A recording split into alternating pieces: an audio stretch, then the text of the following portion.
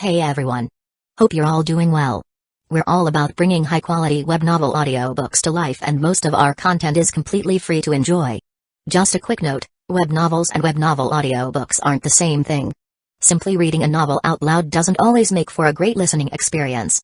That's why I go through multiple rounds of rewriting and careful editing for every chapter to make sure the narration flows naturally and immerses you in the story, just like reading it yourself.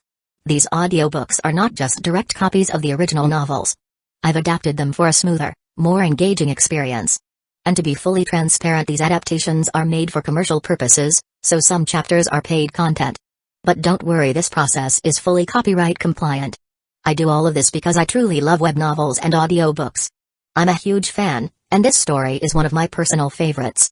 YouTube update: recently, YouTube flagged some of our content for including mature themes, realistic violence, and darker story elements. As a result, we've decided to stop uploading anything that violates YouTube's guidelines. If you'd like access to the full, uncut versions including the more intense or mature content, you can find them on our Patreon page, where we upload everything first. Available now on Patreon: I Am a Legendary Boss audiobook, Versatile Mage starting with the White Tiger Pendant, Naruto the Wind Calamity, the Necromancer is amassing troops like crazy in the apocalypse, the mighty dragons are dead, Naruto, leader of Hidden Grass Village, Naruto Uchiha's Unserious Saga, your lord has a screw loose, Apocalypse I can see the health point bar, killing monsters drops loot, Starsea Fleet Age of the Lord, my monster fuses everything, Naruto, I traveled with a max level account, Fate in Bleach Unlimited Blade Works, killed for 100 years in Hueco Mundo, Aizen invited me to Soul Society, the world conquest giving birth to become a god, my master only breaks through on the edge of death, Bleach the Invincible Slacker from Rukongai, Naruto's Special Shop, One Piece the strongest female pirate cruise, Reborn as Danzō's grandson, must I offend the entire ninja world, Naruto starting with snatching the Mangekyo Sharingan, Naruto Card King, in Hueco Mundo with Shindu template, Naruto the Hidden Danzō, my journey as 4th Kusagakure, Naruto Troublesome Ninja Haruto, Naruto the Hyuga Mastermind, Bleach the strongest Shinigami, Bleach the 5th Division Captain, Fate Ultimate Antagonist, Fate of DXD, Fate I Heard After Death, you can ascend to the throne of heroes, Fate DXD Archer Reborn, Fate beginning with Type Moon, a Berserk Heart, Fate Grand Order Insert, One Piece take the Uchiha clan to the Grand Line, One Piece don't worry, I'm a doctor, building harem and dungeon with monster girls, DXD, Multiverse the day-to-day life of the Sephiroth hero, I'm the bad guy but heroines are obsessed with me, in Naruto, I have an affair with Mikoto and Kushina, many children bring happiness, a shameless start, Naruto Reborn with a Tenseigan, Naruto sleeping Invincible, One Piece, life choice ask me to kiss marine goddess Hina, reborn as the genius son of the richest family, start by eating jacket fruit model, jacket human devil fruit, the days of being the richest man in the ninja world, the Witcher and Madara Uchiha, villain I possess the dragon Yang Dao physique, all saintesses turns into villainesses, all beautiful girls want to stick with me,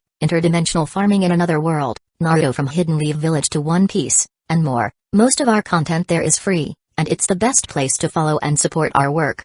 The default audio speed is set to 3x, but if that's too fast for you, just let me know, I'm happy to adjust it. Got a favorite web novel you'd love to hear as an audiobook? Drop a suggestion. I'm always open to new ideas. And don't forget to follow us on Facebook and Twitter, X for the latest updates, new releases, and behind-the-scenes content. Thanks so much for your continued support and happy listening. After that, Super Saiyan Blue Evolution. Relatively, if the power didn't reach a certain level, although the same could comprehend the realm, it would be more or less affected by half-hearted efforts. However, the good thing was that Maayang had a special case. Because he had the dimension of Universe God, and God's dimensional realm was also, in a sense, a manifestation of the realm. Like North K, Grand K, and even the later Supreme K, they were in the Universe God position. The rules naturally gave them the benefits of realm comprehension. Therefore, despite their low power level, their eyesight was quite good. Of course, the half-baked East Supreme K, Shen, was also on a special list, allowing him to be a Supreme Kai trainee in essence. Maayang had only comprehended a little bit of the Unfettered Instinct Foundation and hadn't even seen the shadow of the Ultra Instinct. Now, if he started to think about Ultra Instinct, it was a bit far, and he didn't know how long the road would go. However, after experiencing several breakthroughs in the acceleration world, Maayang vaguely felt that the fragments incorporated into his body each time he broke through the limit and expanded the acceleration world seemed to be a kind of energy to raise his realm. Even the limit could be materialized, why the realm couldn't? In the ring. After moving Dofira out of the arena, Uchiha provoked Maang and Pikan as if declaring war again, followed by a long leap and drifted back to the central area's waiting area. Oh, it looks like Uchiha was also stimulated by the fierce battle and ignited his desire to fight. Grand Kai stroked his white beard and laughed. Over the years, Uchiha had been staying very low profile in heaven. The fact that he came from other galaxies was only known by Grand Kai alone, so his might had been unknown to outsiders. He was considered a hidden trump card of the Grand Kai. Uchiha participated in this martial arts tournament to be able to fight with Pikan, but now it seems that there was also the addition of Maang. When he first met Maang, he was just a young man with 1 or 2 million power levels. It was only a few years ago, but now he had already grown to the point where he could attract the attention of Uchiha. Grand Kai was looking forward to Maang's next growth, especially since Maang seemed to have comprehended some remarkable realm. On the other hand, with the victory of Uchiha, the birth of the top 8 naturally brought the Heaven Martial Arts Tournament to a climax. The audience cheered and shouted with enthusiasm, and the whole venue was filled with people.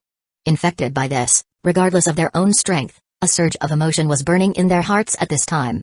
This feeling of being there in person was something that those outside the martial arts arena couldn't experience through the video broadcast. To get to the top 8 in the Heaven Martial Arts Tournament was already outstanding in the entire galaxy, even if it was known as the most pinnacle. 2 people from my north area have entered the top 8. North Kai twisted his body and squeezed his eyebrows at the other KIs. That villainous look made the other KIs gnash their teeth, and they really wanted to go over and grab him and beat him up. I also have 2 people from the east area in the top 8. East Kai snorted coldly. But the number of people who entered the top 16 in east area before was only 3, which is not as many as my north area. No matter how you count, north area is still a little bit more powerful. North Kai was always ridiculed by the other KIs before, and now that he had won back the game, North Kai, of course, wanted to show off properly. East Kai blackened her face and did not speak.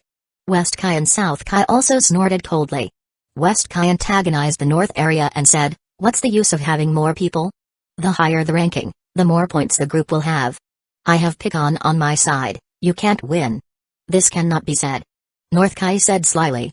Maang and Melissa have to continue to win and let those arrogant people know the power of North area fiercely. North Kai seems to be pulling hatred for us.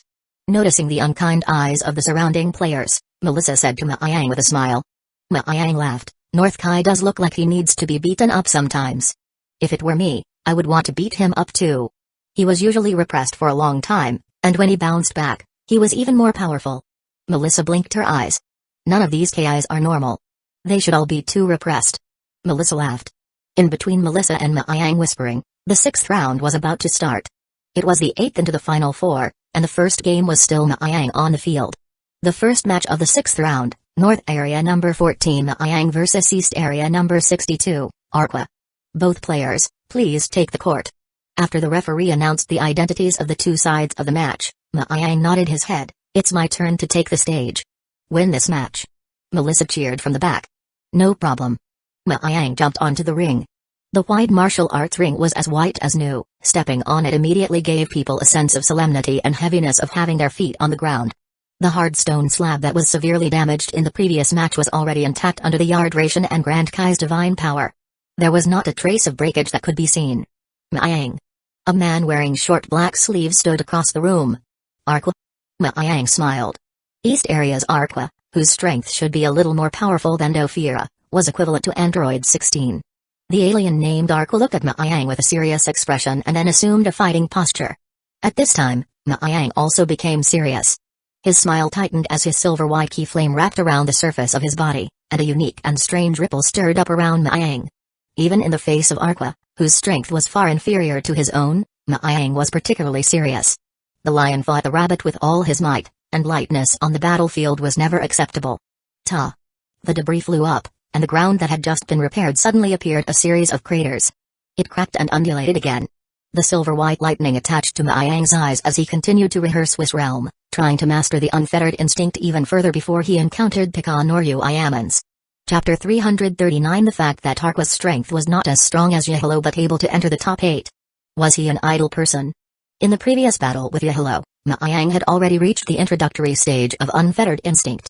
After fighting with Yahilo for 2 hours, he was gradually refining the unfettered instinct, in which now in the battle with Arqua, Maang began to show a calm side. Arqua's attack was full of force. After all, he was one of the best in the East area. However, when facing Maiyang, everything became ineffective. Buzz. A section of distortion appeared in the line of sight. A violent muffled sound accompanied by a flash of light knocked at the door of everyone's heart. Aqua's fist brought up a cold and chilling light. Just a moment before his attack fell in front of Maiyang, Maiyang's body was slightly twisted. A silver-white wave of ki blew up his hair, and Maiyang's face held a smile. His palm wrapped around Aqua's fist as if a swimming snake grabbed at his arm. Your strength is close to that of an android that I know, but if that's all it is, you're no match for me. What a fast speed. Aqua's face changed slightly. His other hand clenched in a hurry, ready to grab Maiyang's body. However, Maiyang's body naturally floated down, diagonally went through to avoid, while the palm of his hand lightly lifted with a fist towards Aqua. This dangerous feeling. Aqua's pupils contracted, and his heartbeat was wild. The lower half of his body shook fiercely, and a huge force poured down to the ground from his legs, causing his body to jump out backward. The terrifying fist wind grazed Aqua's body, causing several scratches to appear on his body. It was as if his clothes had been scratched by the sharp claws of a fierce beast, shattering into a band of cloth. The power of the fist crossed Aqua, blasted him into the distance, making the void cracked. When it hit the audience's full protective shield, it stirred up a ripple of space, which did not recover for a long time. Aqua did not turn around, and cold sweat has sprouted down. He's so strong. Even space is shaking. The audiences sitting in the front row were also a bit scared. Some had even flopped down on their seats and stood up awkwardly for a long time. Hiss, the attack just now, if it weren't for the protective shield blocking us, that powerful force would definitely have torn us apart. What an amazing power. The spirits of heaven all possessed the same flesh as they did before they were born. After being strongly attacked, the flesh will also crumble. In serious cases, such as the attack of Maiyang just now, it could also injure the spirits.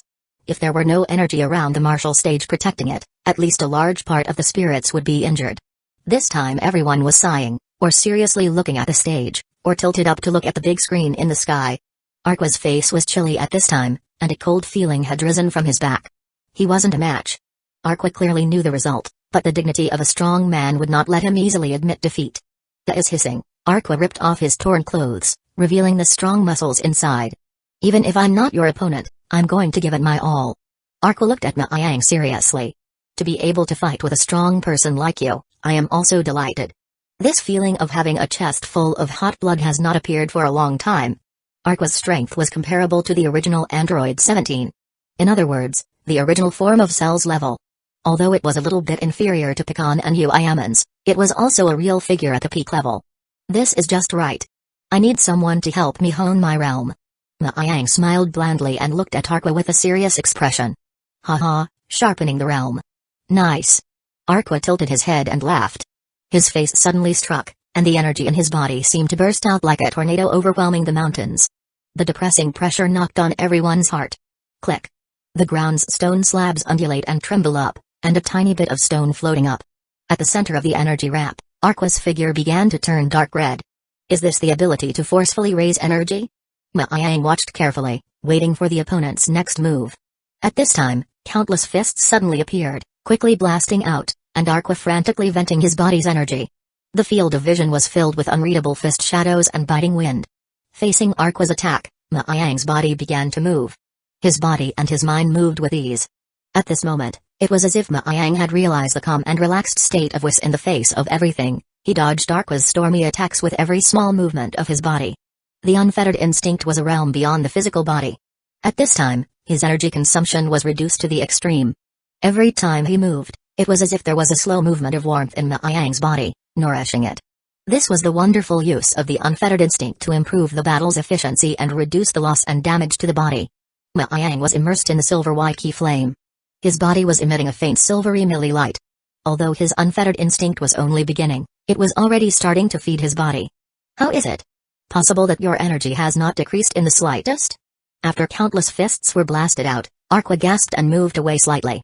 Until retreating more than 100 meters, Aqua gasped slightly. His two eyes gazed deadly at Maiyang. With surprise, he sighed and even showed a hint of disbelief. It was as if not only did his attack not hurt the opponent, it was really creating a training environment for the opponent. Just like the opponent said. What a terrifying opponent. Aqua secretly sighed. His eyes looked in the direction of Carlos. He was not an opponent, perhaps even Carlos was not his opponent. It seems that this time the Heaven Martial Arts Tournament Starsea will lose. Thinking this in his heart, his body didn't pause. Aqua burst out, and the energy light attached to his body surface rose steeply.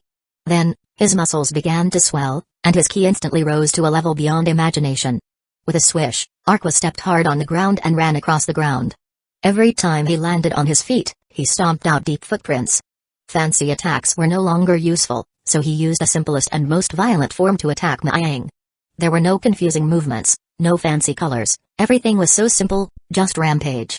For the combat skills, deep into the marrow of Maang, the more simple the action, sometimes more difficult to cope with because the opponent had given up defense, abandoned too much thinking, and immersed all his mind in the attack. Aqua's speed continued to accelerate. When he got close to Maang's body, the tip of his fist gathered the energy of the whole body, and a ball of energy like a spreading plane began to coalesce. With a swish, he came at Maang's chest. The pupils of Maang shrank for a moment. He couldn't help but secretly praise Aqua's attack method. It seemed too late to dodge at this time, so let's carry Aqua's attack head-on. Boom. The energy ball exploded.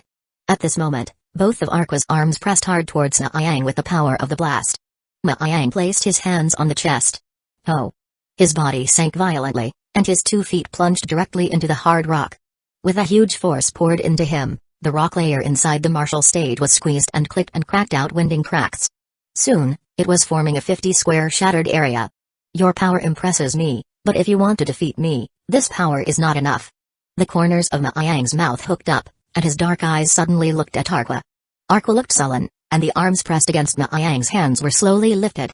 Even if he left out the techniques, Maang's real strength was still far above him. So, if he compared the strength, Aqua was not Maang's opponent. It's over. When Aqua's silhouette turned into a small black dot, Maang sprang up and appeared beside Aqua's body like he was teleporting. Then clasped his hands together and slammed down hard. Swoosh. Aqua fell rapidly in a diagonal line. He crashed a bottomless, deep cave on the outside of the martial arts ring with a boom. Tick. North Area number 14, Maang, wins and enters the Final Four. The Final Four match, also known as the semi-finals. Entering the Final Four meant that the final was getting closer. Chapter 340 Aqua actually lost. On the East Area side, Carlos grabbed her orange hair and kept turning it between her fingers. Her delicate face shifting as she sighed regretfully. Although Aqua's strength was a little weaker than her, to be eliminated easily still made Carlos feel a little uneasy. Is that black-haired man someone from World of the Living? It is said that the North Area was the weakest of the 4 galaxies. How could a man from the World of the Living defeat so many Heaven's Masters who had been training for years? Thinking to herself, Carlos felt that even if she were in the ring, she might not match that person. Carlos' eyes turned to Melissa, who was holding Maang's hand and laughing. She would face that woman next, but after seeing Maang's battle, Carlos started to feel a little worried about the next battle. Maybe, the East Area was going to be wiped out in the next match. At that moment, the referee's voice announcing the second match interrupted Carlos's many thoughts. She shook her head and put her eyes back on the top of the tournament ring. The second match, Central Area number 81 Shaman, versus West Area number 75 Pecan. It's finally time to start. After the referee announced Pecan's entrance into the ring, Maang's spirits lifted. He focused intently on the match together with Melissa. Pecan of West Area and Uchiha of Central Area are probably the most powerful contestants in this Heaven Martial Arts tournament. Melissa observed the match and whispered to discuss it with Maang. Maang's eyes kept following the position of Pecan and smiled lightly. Don't forget there's also East Galaxy's Carlos. She's also a strong opponent. The energy in that woman is indeed very strong, but in terms of explosive power, she is certainly no match for me, the legendary Super Saiyan. Melissa laughed and tilted her head proudly. The legendary Super Saiyan body was Melissa's most proud, plus she had also received training from Whis. Although she didn't comprehend the unfettered instinct like Maang, her battle intent was beyond most people. If the Super Saiyans wanted to comprehend any realm, it was mostly impossible, otherwise, it could really be against the sky. Maang smiled and nodded, not sure whether to agree with Melissa's words. It was reasonable that Melissa was full of wildness and violence. In between the conversation between Maang and Melissa, the martial arts ring was changing. Pecan's opponent was a veteran spirit whose strength could be considered very powerful. However, when facing Pecan, he was still oppressed by the majestic power of Pecan's body. Central Area's player is no match for Pecan. It seems that my next opponent is Pecan. Seeing this, Maang was secretly sure that Pecan's strength would not be easily lost even against the perfect form cell. His power level was at least more than 3 billion, and this combat skill was also quite mature and old. It should be known that Ma Yang's current power level, the full calculation was equivalent to Vegeta when he was just out of the hyperbolic time chamber and reached the level of Ascended Super Saiyan. He wasn't as strong as the full power Super Saiyan level of Son Goku, not to mention the Perfect Cell, who was a little stronger than Son Goku.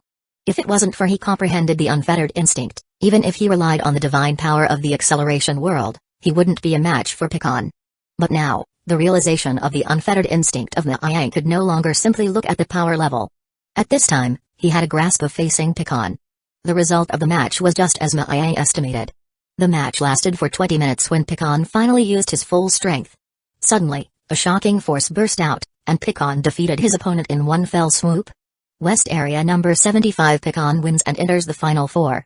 As the result of the match was announced, fierce cheers erupted from the entire venue. Fortunately, West Kai was also relieved as if he was carrying a heavy load. Pikkon was already the only seedling of the West Area to enter the top 8, while his opponent was the Central Area known for its strength. Even though he was confident in Pikkon, he couldn't help but sweat for him. If Pikkon lost this game, their West Area would be wiped out. If that happened, he wouldn't be able to hold his head up in front of North Kai. Luckily, Pikkon's power did not let him down, and he eventually won the game, advancing to the top 4 positions. The next match is between East Area's Carlos and that woman from North Area, a match between 2 women. I'd like to see East Area's side win. If East Area won, then East Area, West Area, and North Area would each have 1 person advancing to the Final 4, and the balance would still be stable. Conversely, if North Area won and took 2 of the top 4 seats at once, there was no telling how pleased the dreaded North Kai would be. However, West Kai's idea was soon to fall flat. Melissa tossed her silky hair, and her figure flashed like a glimpse. She stood in the center of the martial arts ring. Opposite her, the orange-haired Carlos also made her official appearance. Ma Yang has already entered the top 4. I can't be too far behind. Melissa narrowed her eyes. The golden and beautiful luster flashed in her eyes, and a pale green light rose in a flash. Melissa's ki suddenly increased dozens of times. The legendary Super Saiyan's power was extremely violent. If Melissa wanted to comprehend the unfettered instinct, it would not be easy in such a state. However, there was a benefit to being violent, and that was that the battle was particularly fierce. In the true sense of the word, it was won completely by violence. So strong. When she felt the energy from Melissa's body at close range, Carlos's face was astonished, and her body also stirred up a terrifying aura. The two ki collided in the air, forming 2 arc-shaped crushing areas. The brilliant colors split the world into clear-cut sides, the air at the point of contact tumbling continuously like a boiling spring. Carlos, defeat your opponent. Don't let the people of the North Area win. The East Kai shouted.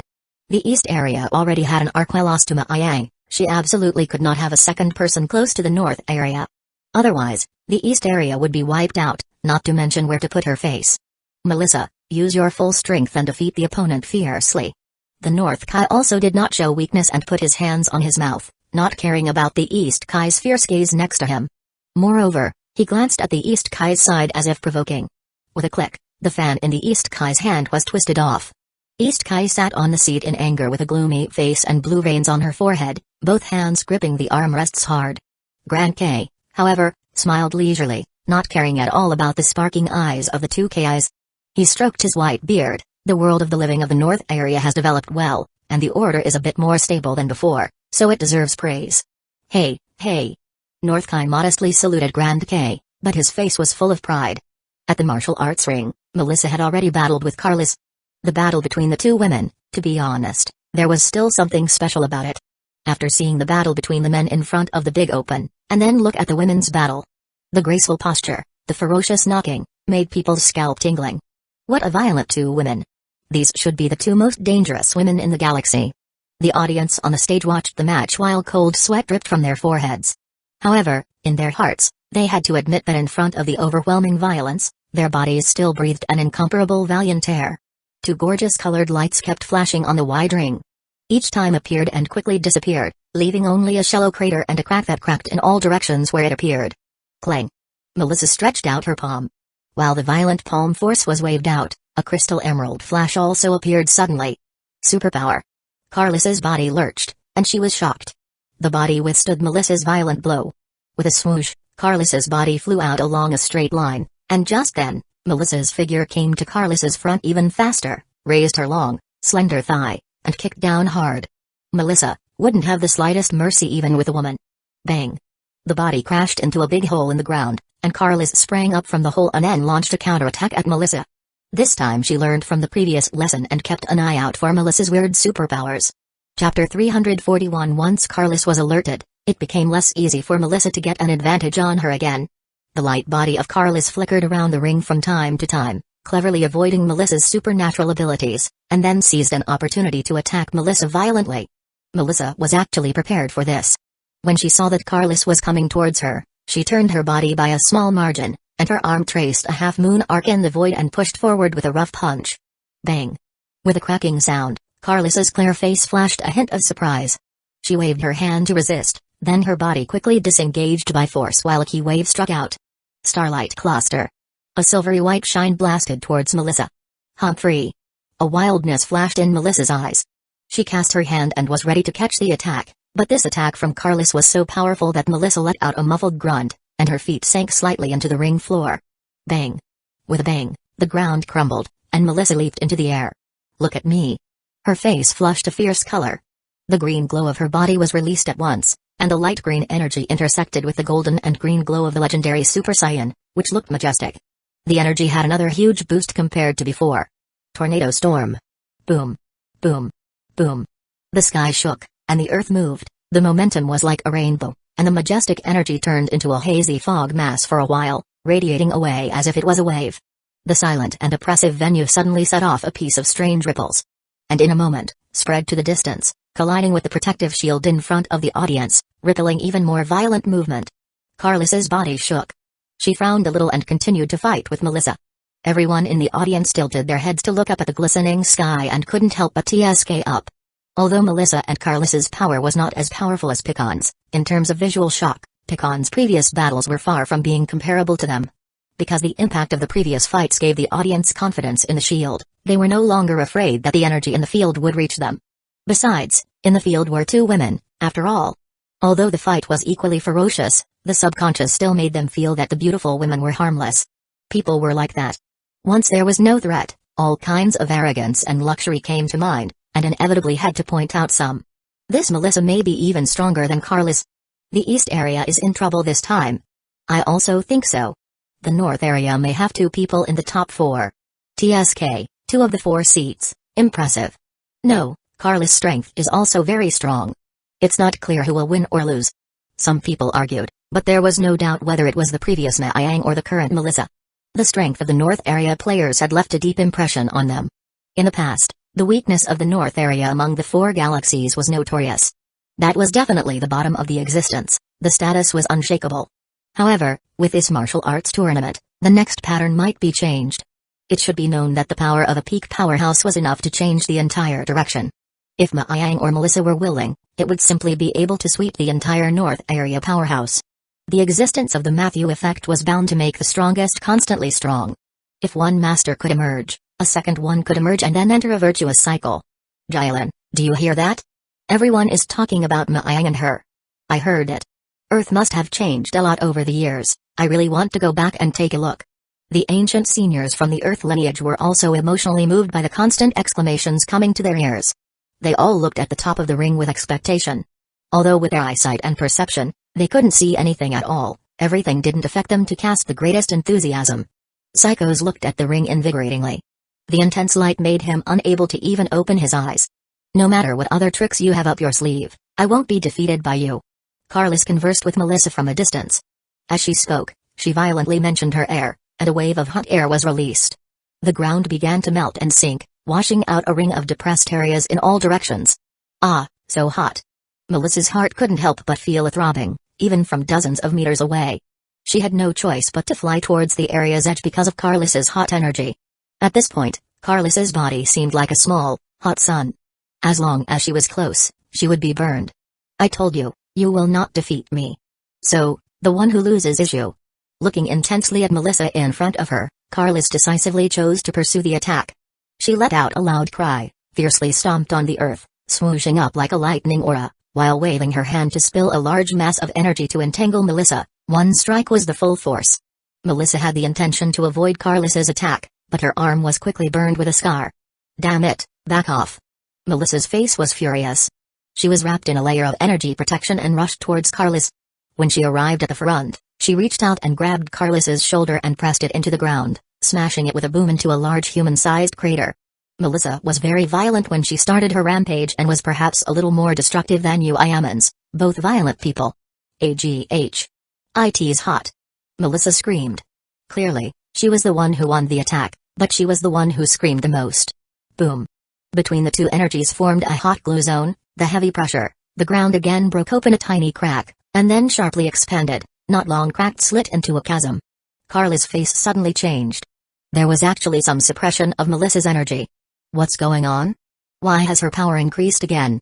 In Carla's line of sight, Melissa's black hair kept fluttering, and her entire body shone with golden and grass-green light as if she had gone off the rails.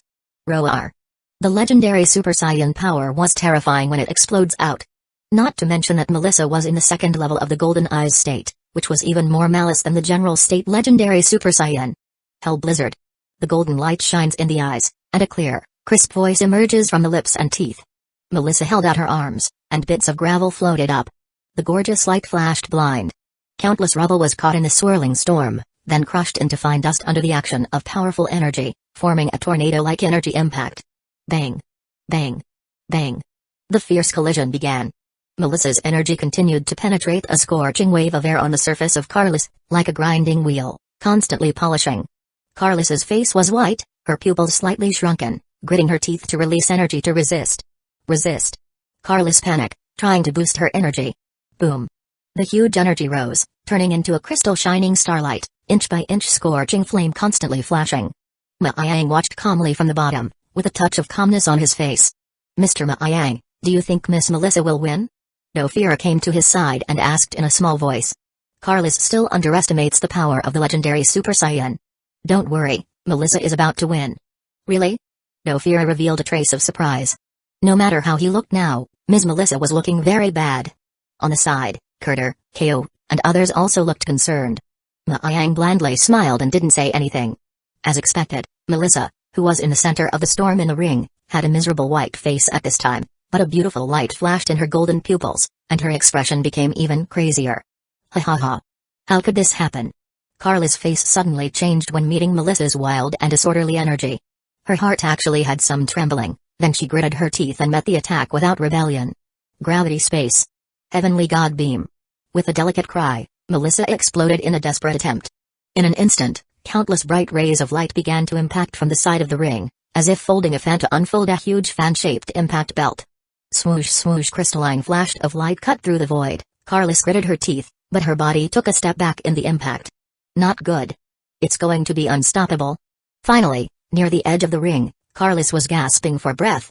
Her feet started to collapse at this time, and with them, Carlos fell off the stage. The scene remained silent for a long time, and it was only after a long time had passed and the light gradually dissipated that the entire audience once again resounded with intense cheers. North Galaxy number 190 Melissa wins and enters the Final Four. The referee said in a final verdict.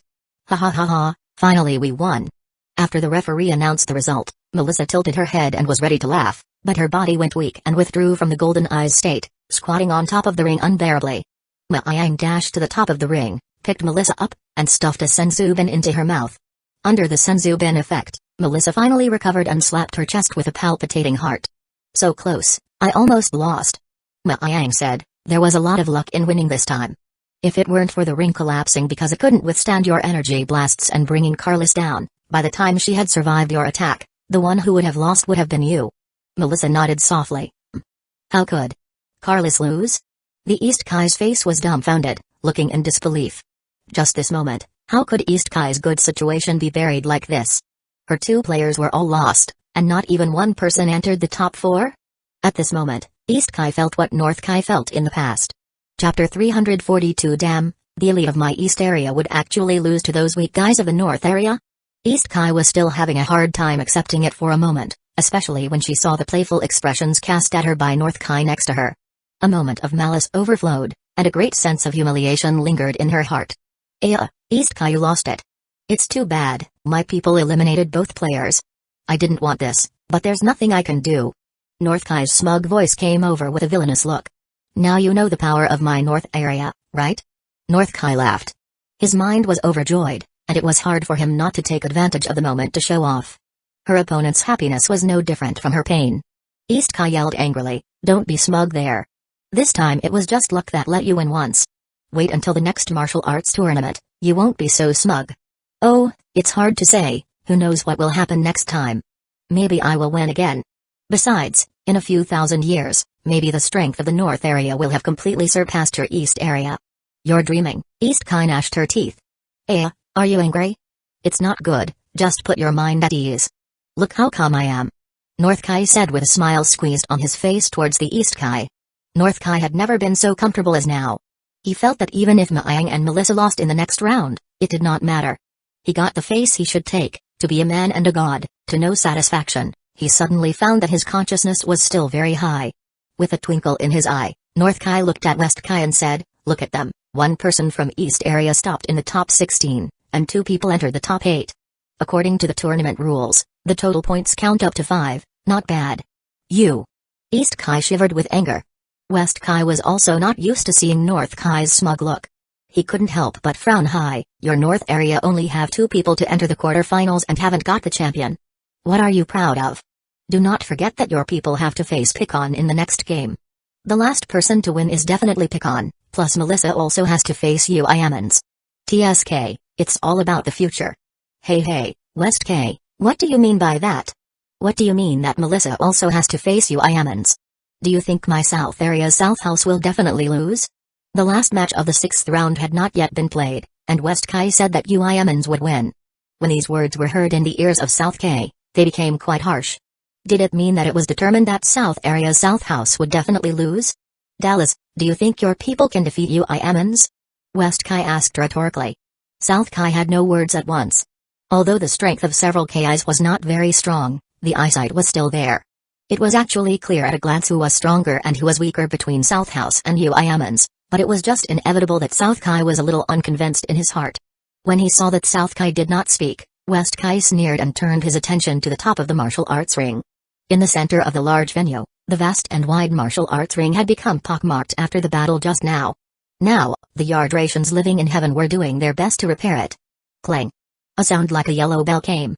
The martial arts tournament proceeded to the 6th round of quarterfinals final match, with South Area's South House taking on Central Area's Uiamans. The final result was obvious. Although South House's strength was very strong and belonged to the South Area's top, there was still a huge gap between him and Uiamans. When the match was roughly 15 minutes long, Uiamans suddenly raised his energy and roared. An invisible energy hand broke the space.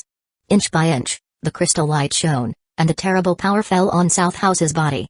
South House's face was pale, and he flew out of the field like a kite with a broken string.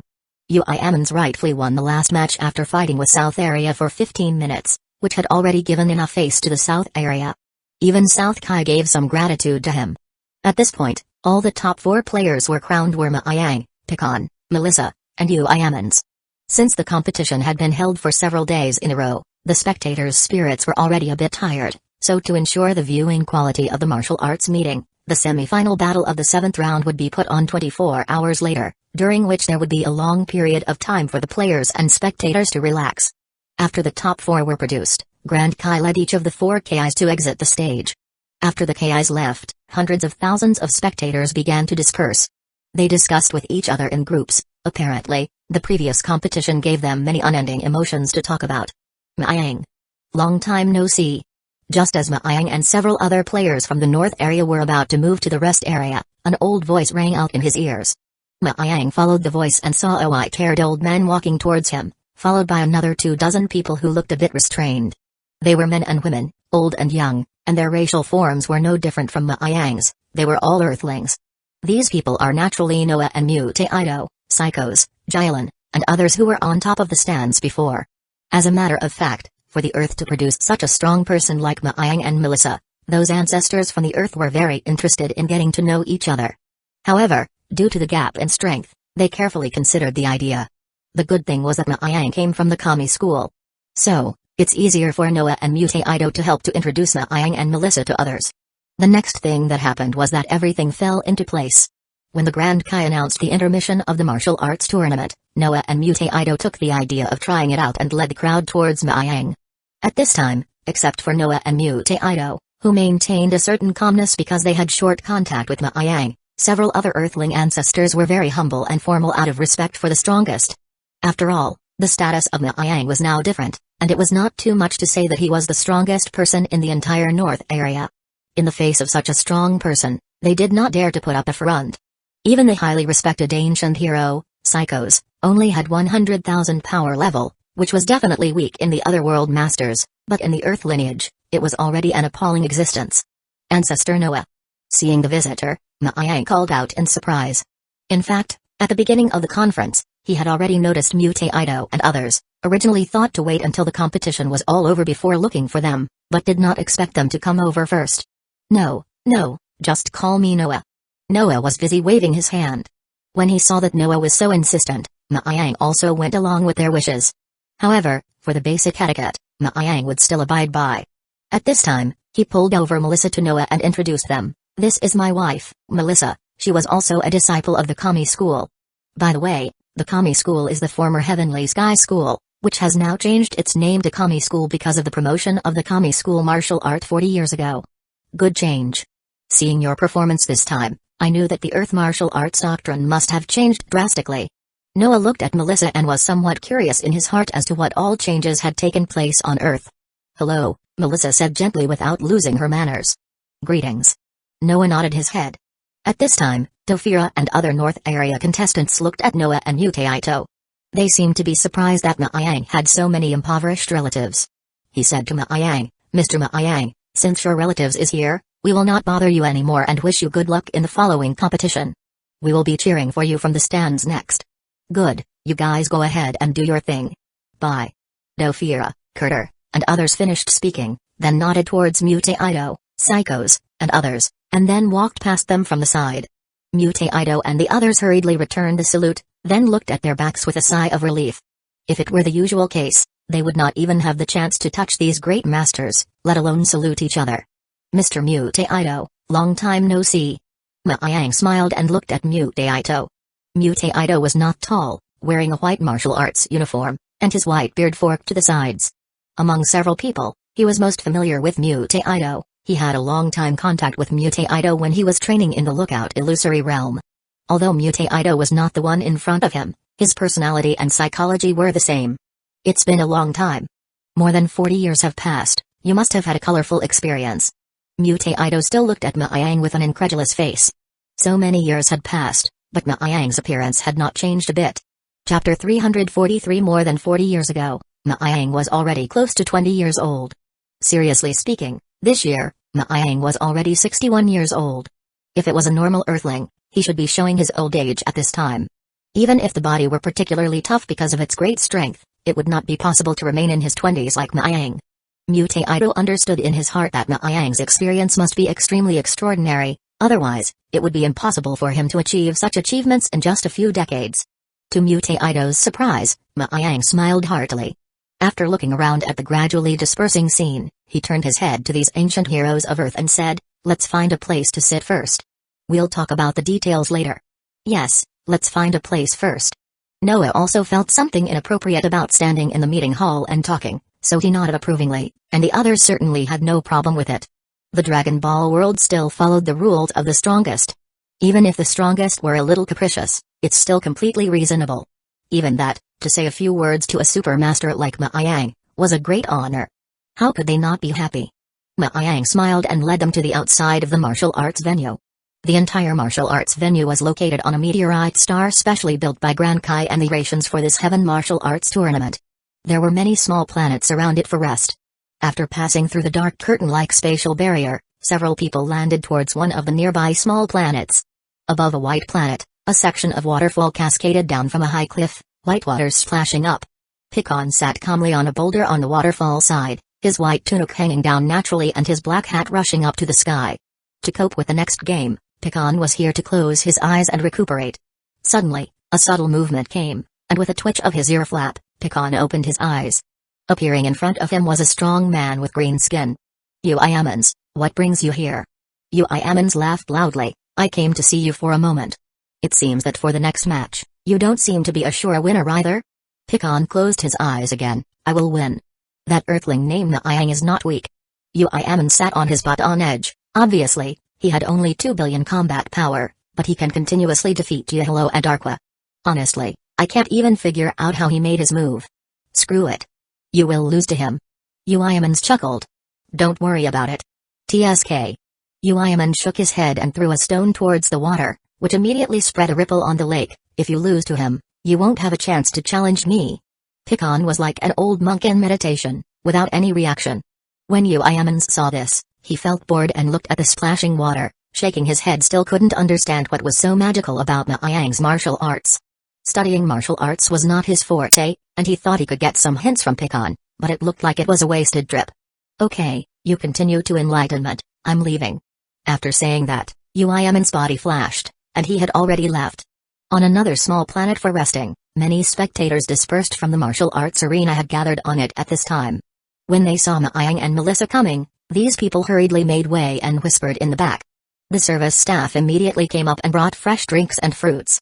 In this heaven, if it weren't for a golden halo above the head, it would really be like being on a planet in the lower realm, with all the available services. Naiyang, this is Teacher Psychos. He is the oldest hero among the Earthlings. Back then, it was he who led the Earthlings to find the Karin Tower and was the first to ascend to the lookout. After taking his seat, Noah introduced Psychos to Naiyang because of his close relationship with him. Ah, so it's the senior. Naiyang was busy greeting him. Too much praise, too much praise. I'm just a bad old man who has lived a few more years in heaven. Psychos hastily stood up and said modestly. Naiyang's attitude towards them was extremely good, so it could be said that he gave them enough face.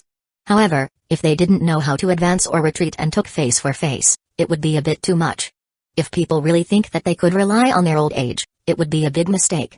At this time, Mutaido said, Teacher Psychos is the source of the Earth's martial arts, but also the first kami of Earth. The Earth's lineage can grow up, thanks to the efforts of Teacher Psychos back then.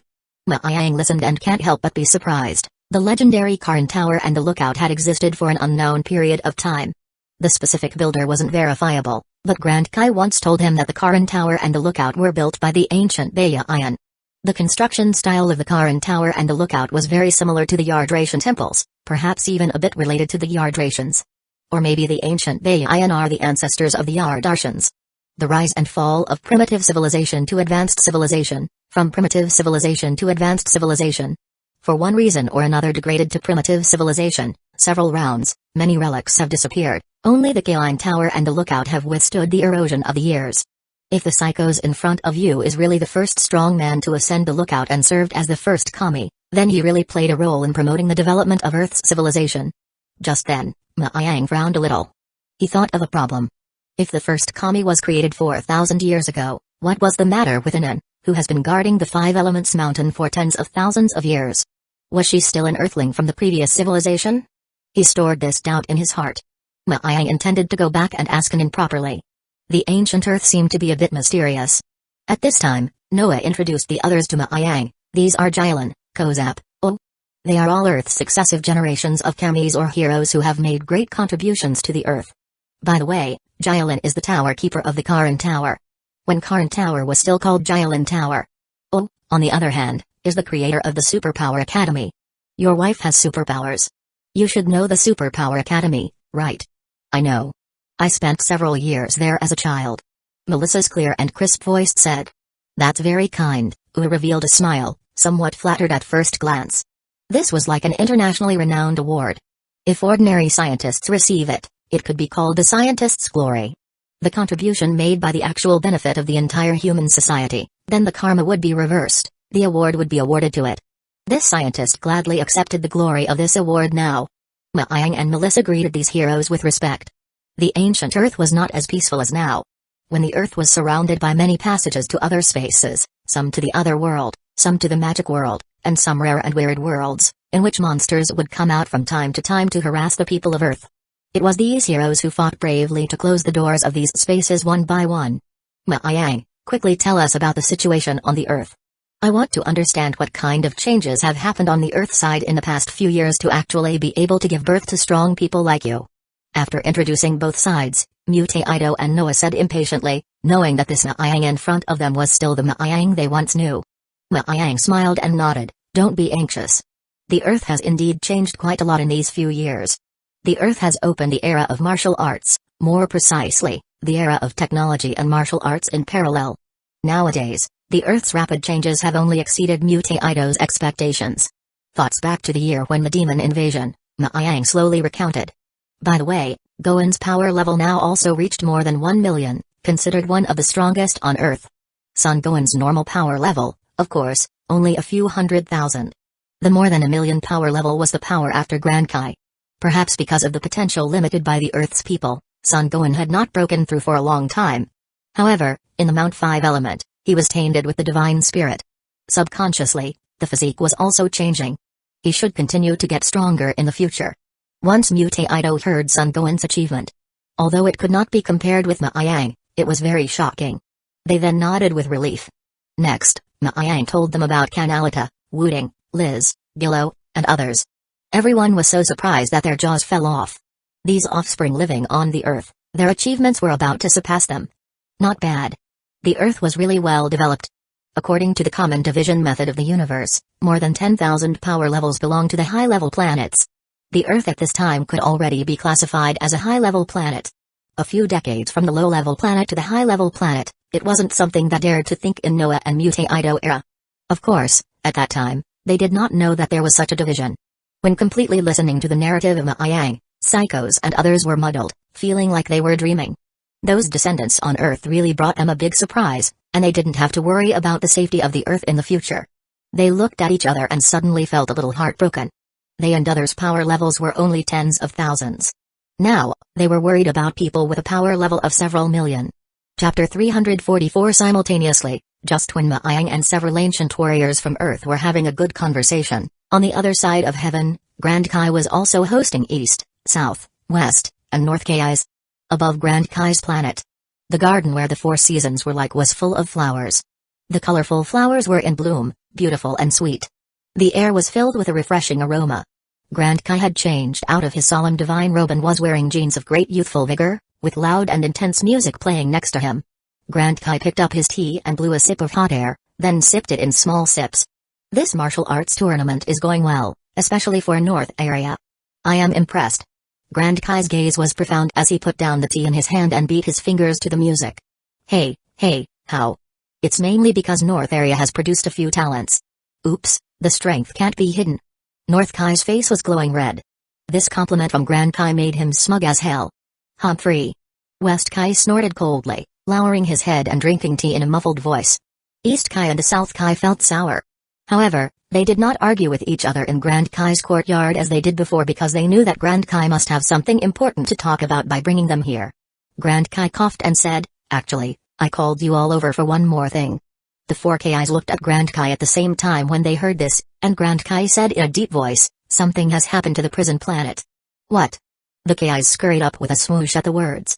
The prison planet was located in a special dimension of the galaxy, specializing in holding criminals with deep sins and those who could not be easily killed. It was the most heavily guarded place in the entire galaxy. In addition to the Galactic Patrol members guarding the periphery, the 4 Kais also had members guarding the periphery, while the ancient Heaven Masters guarded the interior. How could something go wrong in such a bronze-walled defense area?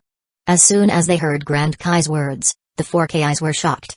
At the same time, they could not hide some worries in their hearts. In addition to the prisoners captured by the Galactic Patrol, many people were imprisoned there after being sealed because they didn't know how to kill them. If these people escape, the devastation caused could be much more serious than Cooler. Although Frieza and Cooler had long harassed the North area, North Kai seemed to be at his wit's end as if he could do nothing. However, in fact, if he really reached the end of his rope, he did not have to ask. The Grand Kai would send people to help him eradicate those people. The key lay in whether the Grand Kai felt to this degree. However, those villains in Prison Planet were different. There were many demons there that were sealed up during the Supreme Kai's period. They were supposed to be regularly destroyed by the God of Destruction, Beerus, but the God of Destruction was dormant for a long time. There was nothing Grand Kai could do at that time. Grand Kai, is the matter of the Prison Planet serious? Grand Kai waved his hand and laughed lightly. Don't worry, it's not as serious as you think. It's just that a hole broke in one corner of the prison, and a few criminals escaped. Many years ago, there was a demon beast who escaped from the prison planet. At that time, Maiyang went to kill it. Probably the loophole already existed at that time, it just did not attract enough attention. Only a few criminals, that's okay. As long as it wasn't those ancient demons, even if the other criminals escaped from the prison planet, the 4Kis would have a way to deal with it. Grand K, who are those criminals who escaped? Oh, I've already had someone count them. A total of 5 people escaped. Grand Kai stroked his beard. They are all guys who are not particularly powerful. The power of heaven is enough for suppression. Their names are Zanya, Bujin, Kogu, Bido, and Lumu. So it's them. South Kai's brow furrowed. Zanya, Bujin, Kogu, Bido, and Lumu were quite impressive. It was said that they were galaxy soldiers from other galaxies who had been causing chaos everywhere after entering their part of the galaxy 300,000 years ago and had once caused a catastrophe that affected the entire galaxy. At that time, heaven was not as strong as it is now. There were not many masters back then, so heaven could only passively retreat when it faced Zanya and other galaxy soldiers. Finally, the masters of heaven united with the masters of the world of the living in a desperate battle, in which their boss, Bojack, was seriously injured and sealed by the 4Kis on a barren planet. Without Bojack, the galaxy soldiers were left leaderless, but the people of heaven were unable to kill the galaxy soldiers, and finally, they could only be imprisoned on the prison planet. Wait, Grand K, you just said that Lumu also escaped? North Kai exclaimed.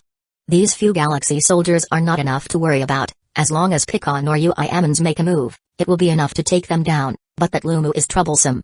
East Kai fanned her fan and said. Yeah, his ability is the biggest headache. What worried several Kis was not Lumu's power level but his mind controls dark magic. He could control people or intelligent creatures, and they would follow his orders. Lumu's power level was not strong, but he was a phantom person himself, without a real entity at all, so it was difficult to kill him. Grand Kai looked at East Kai and said, there is an intelligent life form living on the Big Gate planet in your jurisdiction. Unfortunately, all the life on the Big Gate planet has been controlled by Lumu. How can Lumu move so fast to take control of a race like this? The South Kai said in surprise. The East Kai's face was ugly. The Big Gate planet was a metal planet at the edge of the East area. The intelligent life on it was all metal life. If something went wrong, the harm caused would be too great. Let me detect the location of the Big Gate planet. Do you plan to destroy the Big Gate planet in advance? The West Kai looked at the East Kai. This is the easiest way. The East Kai squeezed out a few words.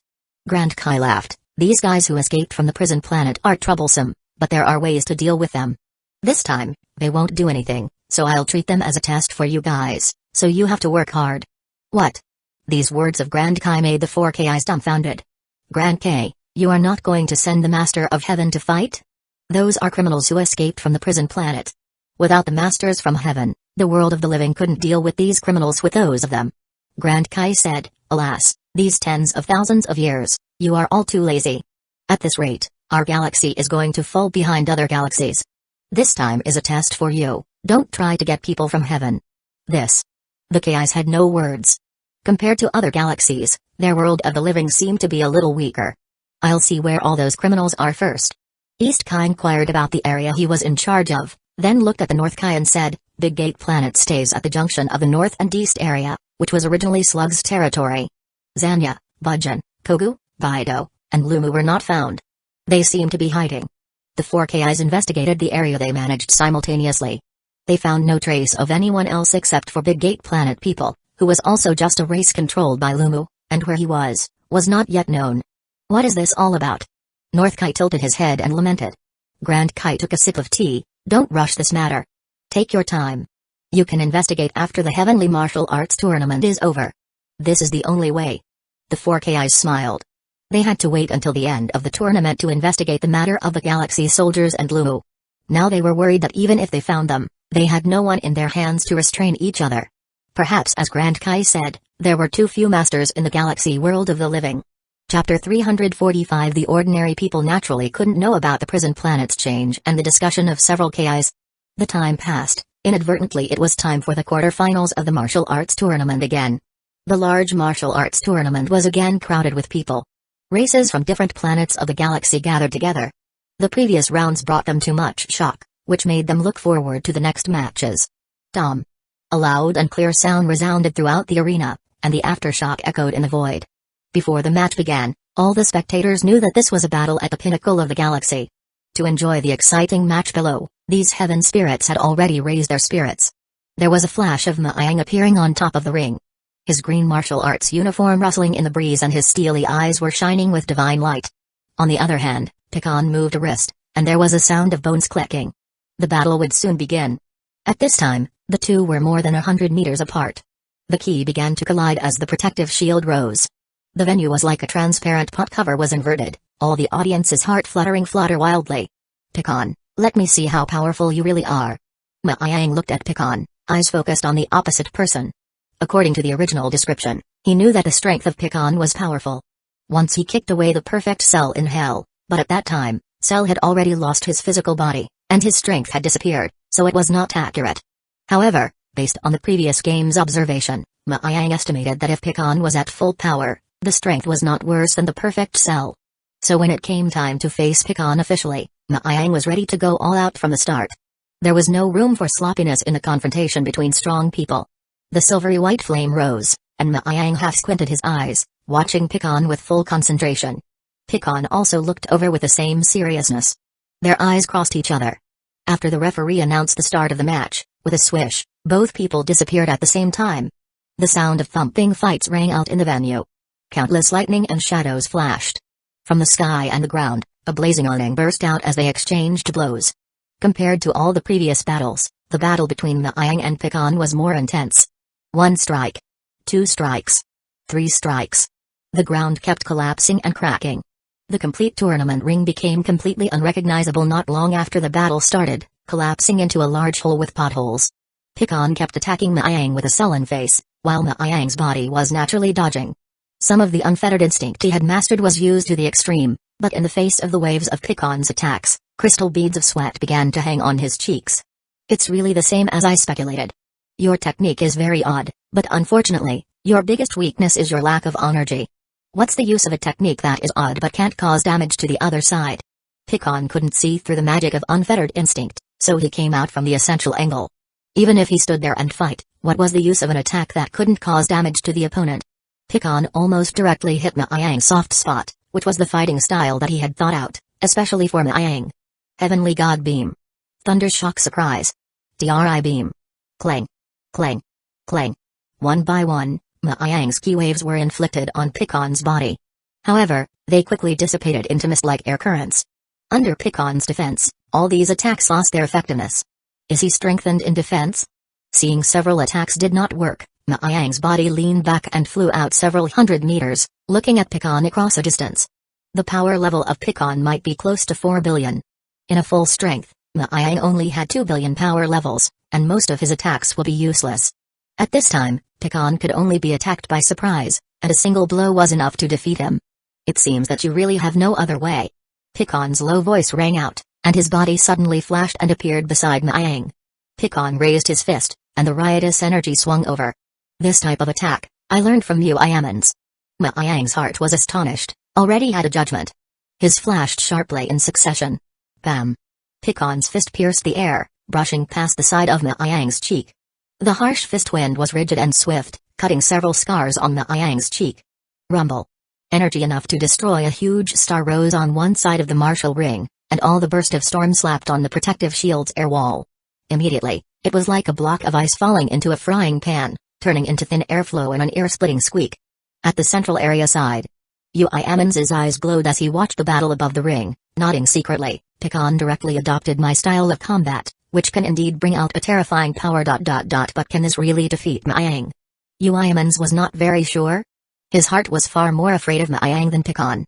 Pecan's strong was okay, but he had been in heaven for so many years and had fought with Pecan. Only this time, he encountered Yang, and it gave him a feeling of brightness. 1 power down. Theoretically, it can cause great oppression to the opponent whose power level is lower than their own. However, the body burden is also extremely heavy, not suitable for long-term use by those who have not been exercised. At first glance, it looks like an advantage is taken, but it may not really be an advantage gained. If a normal fight was to turn on the tap to drain a barrel of water, Uchiha's fight directly lifted the barrel for dumping, which was more powerful. However, the water's capacity in the barrel was limited, and it couldn't support water for too long. By the same means, unless Pecan could finish Yang in a short time, this type of fight would become messed up instead. Under the bleachers, Melissa had some nervousness at first. However, after seeing Yang dodge the early attacks, a faint smile appeared on her bright face.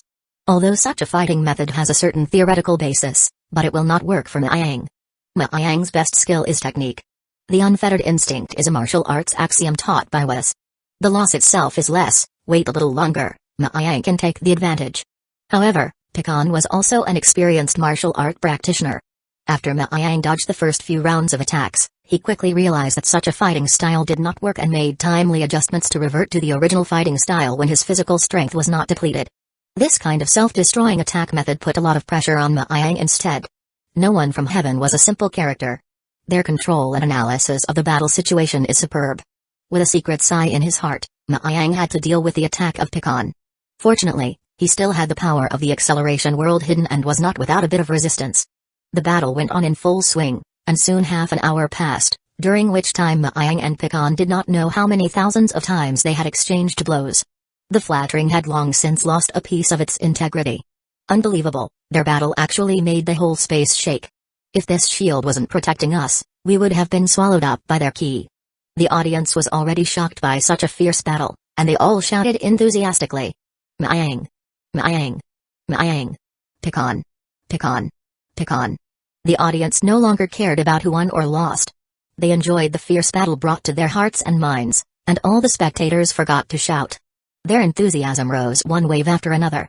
The sound of one voice after another resounded through the venue, pushing the conference to the climax. Chapter 346. Unlike the jubilation on the floor, the martial arts ring's atmosphere was very depressing at this time. With Ma Yang and Pecan facing each other, their bodies' power rolled over in stronger waves. The light appeared strangely distorted by these majestic energies. Swoosh! Like sharp arrows flying, the two people took a moment to stop and fought together once again. All of a sudden, intense energy rays swept in all directions, and the two fighting parties kept releasing terrifying energy waves. Countless regal explosions followed the gorgeous light. Boom boom boom. Even with the shield's barrier, the wave after wave of oppression still greeted the spectators present and immediately pressed down on their hearts like a big drum beating. The slightly weaker audience, such as Mute Ido and others who were tensing their nerves at the moment. They only felt some dryness in their throats and their bodies unconsciously trembling. Mute Ido's voice trembled as he said to Noah, "It's too strong. Even with the shield, their ki is overwhelming me." Noah's face was equally unpleasant as he nodded approvingly, his eyes unblinkingly looking above the ring. Although his eyesight had long been unable to see the changes above the ring, he still did not want to move his gaze away. Psychos and others were also unblinking, unwilling to miss this once-in-a-lifetime battle. On the other side, Melissa's bright eyes kept following the changes in breath, but the intensity of the battle between Ma Yang and Pecan continued to increase. Even she felt the nerves in her eyes starting to soar. Swoosh! Ma Yang dodged Pecan's attack by sidestepping his body. 4 holy punches. 4 figures wrapped in silver light suddenly appeared, then in a flash, made the same action. The 4 Ma Yang attacked from 4 different directions. When they were close to Pecan, the 4 figures put their hands together, and in an instant, a crystal pillar of energy light poured over. DRI beam. 4 sharp pillars of light blocked the front and back of Pecan. Pecan saw the situation, and his pupils snapped. He opened his hands at first to prepare to block the attack of the 4 tri-beam, but Pecan gazed at the attack this time, and the burning energy made his face change. Humphrey! Pecan coldly snorted, gave up resisting strongly, and his body fiercely scurried upwards. At this time, the 4 imaginary figures disappeared again as if they had turned into bubbles, and the next second they came together. SKY splitting fist. The hard fist blasted forward with an incomparable and terrifying force. Back OFF. Pecan roared coldly as his fist collided with Ma Yang's fist in the air. He immediately resembled the star collision, exploding with dazzling light. Both men had given their all, and the whole field was flooded with raging energy. Who will win the battle between Pecan and Ma Yang? The 4 KIs looked down with their eyes wide open on the podium of the martial arts tournament. Truthfully, although the strength of the KIs was not good, their eyesight was good. It was just that when it came to a battle of this magnitude right now, even the KIs could not begin to keep up with the pace. Pecan power level should be similar to the Galaxy Soldier's boss, Bojack. South Kai suddenly said. It shouldn't be as strong as Bojack, but it's much stronger than Bojack's 4 men. Because the mood was disturbed by the matter of the prison planet, the 4 KIs had not been looking at the tournament results as much as before. Compared to who could win the martial arts tournament's final championship, they were more concerned about the whereabouts of the 5 people who escaped from the prison planet. That Ma Yang is not simple. Obviously, the power level is so much lower than Pecan, but he can fight with Pecan to this extent. He may be able to defeat those Galaxy soldiers. Did you guys see what kind of martial arts he actually used? His skill gives a very profound feeling. Several KIs shook their heads. That dimension level is really strange. It seems he's a level 5 dimension like us. The East Kai suddenly said. Ah, I really didn't notice it. South Kai was a little surprised. At this time, North Kai picked up a teacup and took a sip of tea, and the corners of his mouth curled up. Maayang is the ace of the North area. I'm not afraid to scare you by saying it. He is someone who is valued by Lord Beerus, the god of destruction, and had been well-received training in the place where Lord Beerus lives. North Kai already knew that Maayang had received good food and drink in the god of destruction planet. At that time, Maayang's original words were, thanks to the recognition of Beerus and Whis, I was invited to the god of destruction planet to train. In the god of destruction planet, I was treated with good food and drink. Wasn't this the unusual thing about Maayang? To be able to be valued by Lord Beerus was why North Kai especially believed in Maayang. The result also confirmed North Kai's suspicions. Maayang's progress speed was really beyond imagination, worthy of being a person valued by the god of destruction. Several KIs just heard about this for the first time, and when they heard that god of destruction Beerus valued Maayang, they got up from their seats at that time. North Kai, the god of destruction, Lord Beerus, you said, is that the... South Kai couldn't hide the shock in his heart. North Kai nodded with tears in his eyes. It is the god of destruction who destroyed my planet. Hiss. Several KIs could not help but suck in a breath of cold air. The gaze towards Maayang became different. He was a master, simply a godman. No wonder the difference in energy with Pecan was so much. Turned out, he could still fight to this extent because he was taken care of by Lord God of Destruction. The three KIs looked at North Kai enviously.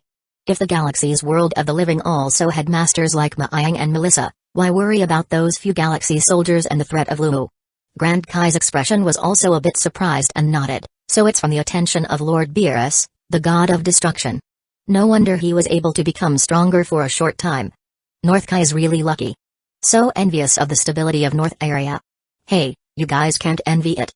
From today onwards, I can rest on my laurels in the North area. North Kai was so pleased by the idea of being able to rest on his laurels. However, if he knew that in a few decades, the terrifying Super Saiyan, androids, Majin Buu, and even God of Destruction Beerus would appear in his North area, could he still be proud of himself? He would be in tears. Back to the topic. When the KIs were considering how to calm the prison planet's storm with the power of Maayang, the spacious martial arts ring was showing through the smoke. At this time, both Maayang and Pecan's bodies were covered with wounds. One of Maayang's arms was hanging down, showing a weird twist, and blood flowed out from the injury. On the other side, Pecan was not in a good state either. His whole body was half kneeling on the ground, half of his body was sunk into the rocks. Cough cough, there is actually a master like you among the world of living. Pecan coughed and wiped the blood from the corner of his mouth. You are not bad either. You will receive my strongest blow next. Maayang forced his body to endure the pain of injuries. His eyes were half open and half closed with difficulty, and his state was even worse than Pecan. Cough. After all, I didn't spend all these years in heaven for nothing. Pecan grinned. He wondered how this guy trained. How could he hone such a strong power in the world of living? Without training in heaven, he was no match for Maayang. This was especially true when the opponent's ki was so much lower than his own, yet he could still beat himself to a draw. If the ki were the same, he was afraid he wouldn't resist a few moves. It seemed that his training was still not enough. I feel excited to meet you. It seems that there is one more opponent that I recognize. Pecan said seriously. I'm honored. Maayang said properly. After thinking for a moment, Pecan did not intend to continue the match. You won this match.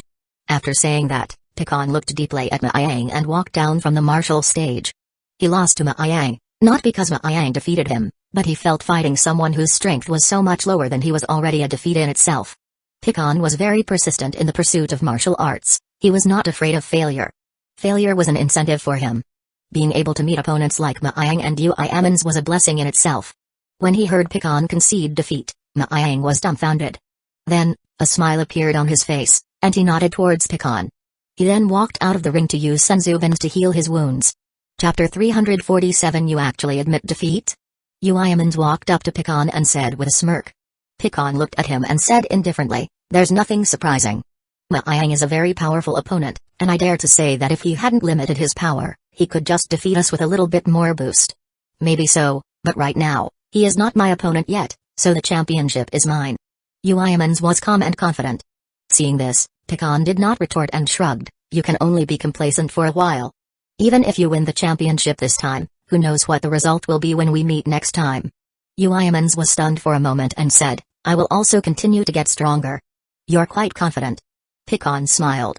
His eyes flicked over Mage and Uchiha's body, and it became steely. Next, he would start a more rigid training until he could defeat the two people in front of him. The following was the second match of the semi-finals, which was the battle between Melissa and Uchiha.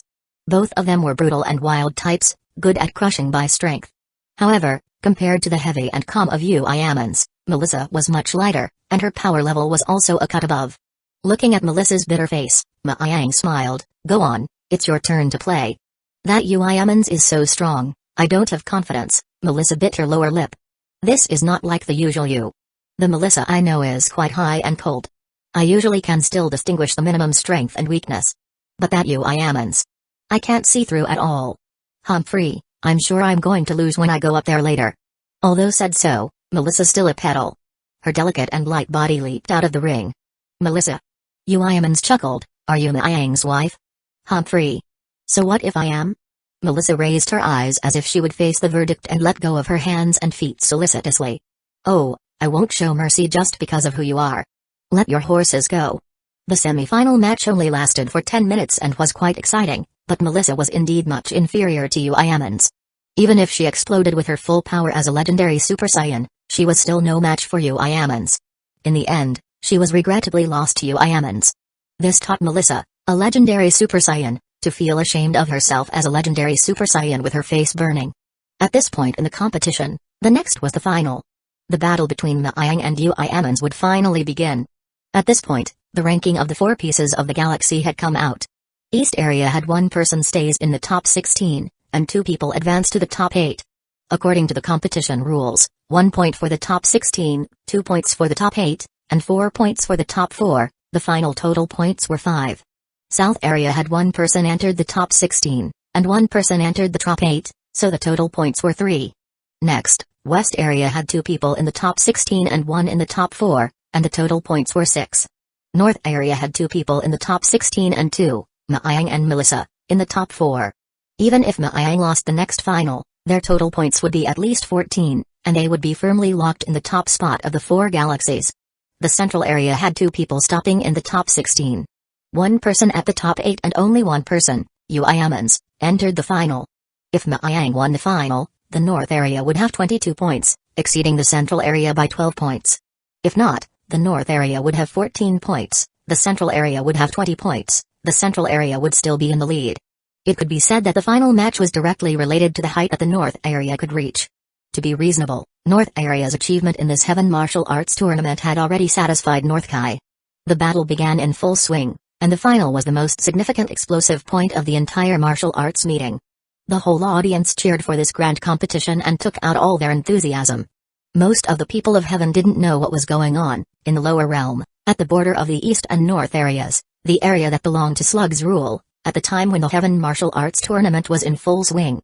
The universe was vast, and the stars were shining.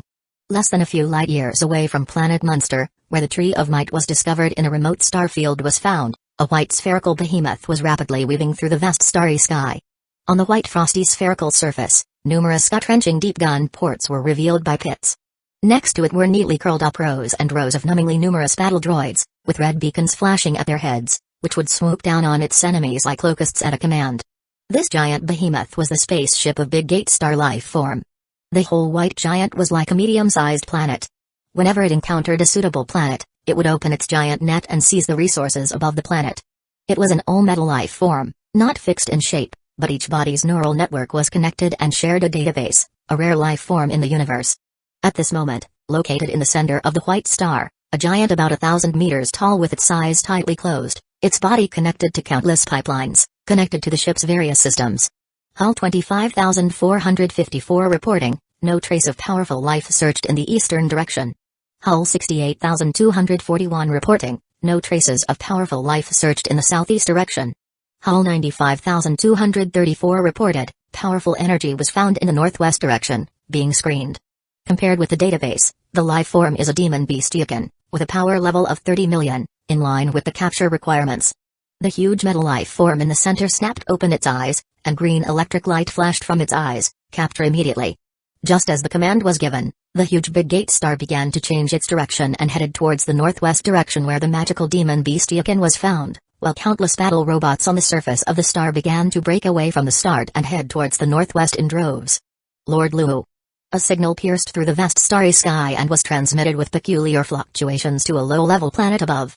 In a cavern on planet Yellowstone, a black phantom sat in front of a campfire. "What's the matter?" The phantom named Lumu said in a low voice. Lumu's race was the phantom race without a specific body. It was not decisive, but it could control others through black magic and was a special kind of life that was extremely difficult to deal with. A powerful life response was found at the north and east areas junction and was determined to be the demon Beastyakin. Demon Beastyakin. Is it a foreign beast from the dark planet that can devour energy light? Lumu passed the signal out with a sullen face. Yes. What is the approximate energy of this demon beast? 30 million. Once Lumu heard it, he stroked his chin and smiled. 30 million power level is not low. Now my men are exactly short of such props. I order you to immediately capture the demon Beastyakin. I allow you to use technology to transform the demon beast. I need more and stronger combatants. Comply with orders. Data adjustment. Begin to develop the demon beast transformation plan. Hearing the voice from the other end of the signal, Lumu coldly smiled. He just escaped from the prison planet, his ability had not yet fully recovered, but the thought that he would soon have a group of powerful men, he could not help but become soothed. If those few galaxy soldiers were willing to cooperate with me, the whole galaxy would be my world. However, they are all hiding somewhere now. Obviously, they escaped from the prison planet together. Thinking of Zanya and the others, Lumu couldn't help but feel a little regretful. If he could get the galaxy soldiers' assistance, why would he need to hide his whereabouts carefully? Chapter 348 The Phantom Lumu had the dark magic of mind control. In terms of real strength, it was far inferior to Zanya. However, in terms of hazards, the two were comparable. Under the control of dark magic, Lumu was soon able to pull together a team that was threatening enough. After leaving the prison planet, Lumu kept a low profile, intending to work with Zanya and the others for greater ambition. However, Zanya and the others did not appreciate him. After leaving the prison planet, they were nowhere to be found, perhaps having gone to their boss, Bojack. Without the cover of these strong men, Lumu naturally had to hide more carefully. Even now that he had taken control of the Big Gate Star, he had no idea of going from behind the scenes to the front. It was only right to develop indecently, slowly build up strength and bide one's time. Like some pretentious and stupid people, who started to wave from the beginning, that was the real self-seeking death and would definitely be eradicated by the gods at the top in the first place. Lumu thought he had enough patience and could wait for his team to grow gradually. When Big Gate Star captures Demon Beastyakin, and combine it with a Big Gate Star technology for transformation, soon we can use the flesh and blood of the Demon Beastyakin to create a powerful demon army. When the army passes, all the places are my territory. Even Kai cannot stop my path of domination. Lumu's face was fierce, and a cold smile surfaced on his face. The bonfire in the cavern was bright and dark. The sparks crackled, and Lyomu's figure gradually became illusory, then lurked into the gloom, absorbing the energy of planet Yellowstone little by little. Meanwhile, on the other side of the distant starry sky, the Big Gate Star Lifeform's giant spaceship quickly traversed the universe. After receiving the instructions from Lumu, the Big Gate Star giant machine began to calculate at high speed. It controlled countless battle droids to track down the demon Beastyakin's whereabouts while building the details of the demon plan with its extremely high computing power processor. After a few astronomical units away, the sky was filled with meshes emitting a metallic glow, as if a metallic cloud was drifting in the universe, surging towards a light red planet. Coordinates have been determined, current location. High-level planet. Demon Beastyakin went away, at a distance of 3,000 kilometers away. Start capturing. A series of commands were given, and swarms of battle robots swarmed to the neatly lined up in column after column with black shadows that blocked almost the entire starry sky. Boom. A blaze of fire shot up into the sky, and the first time the battle robots of the Big Gate Star discovered the traces of the demon beast. They unleashed their energy ball. Thousands of meters in circumference were instantly destroyed, smoke rose, and the blazing heat turned the earth directly into a molten state. The demon Beastyakin, which was previously asleep, was awakened by the great commotion and instinctively shielded its body with energy. When it came to its senses and saw the dense technological creations in front of it, the demon Beastyakin let out an angry roar. Roar. Rolling hot energy was thrown out, dissolving everything in front of it. The energy released by the robot failed to hurt it but instead ignited the anger in its heart. The demon Beastyakin opened its arms like a scythe, and the terrifying energy of up to 30 million was instantly unleashed, destroying hundreds of meshes at the front of the line directly into the powder. Buzz. Warning, high energy response ahead.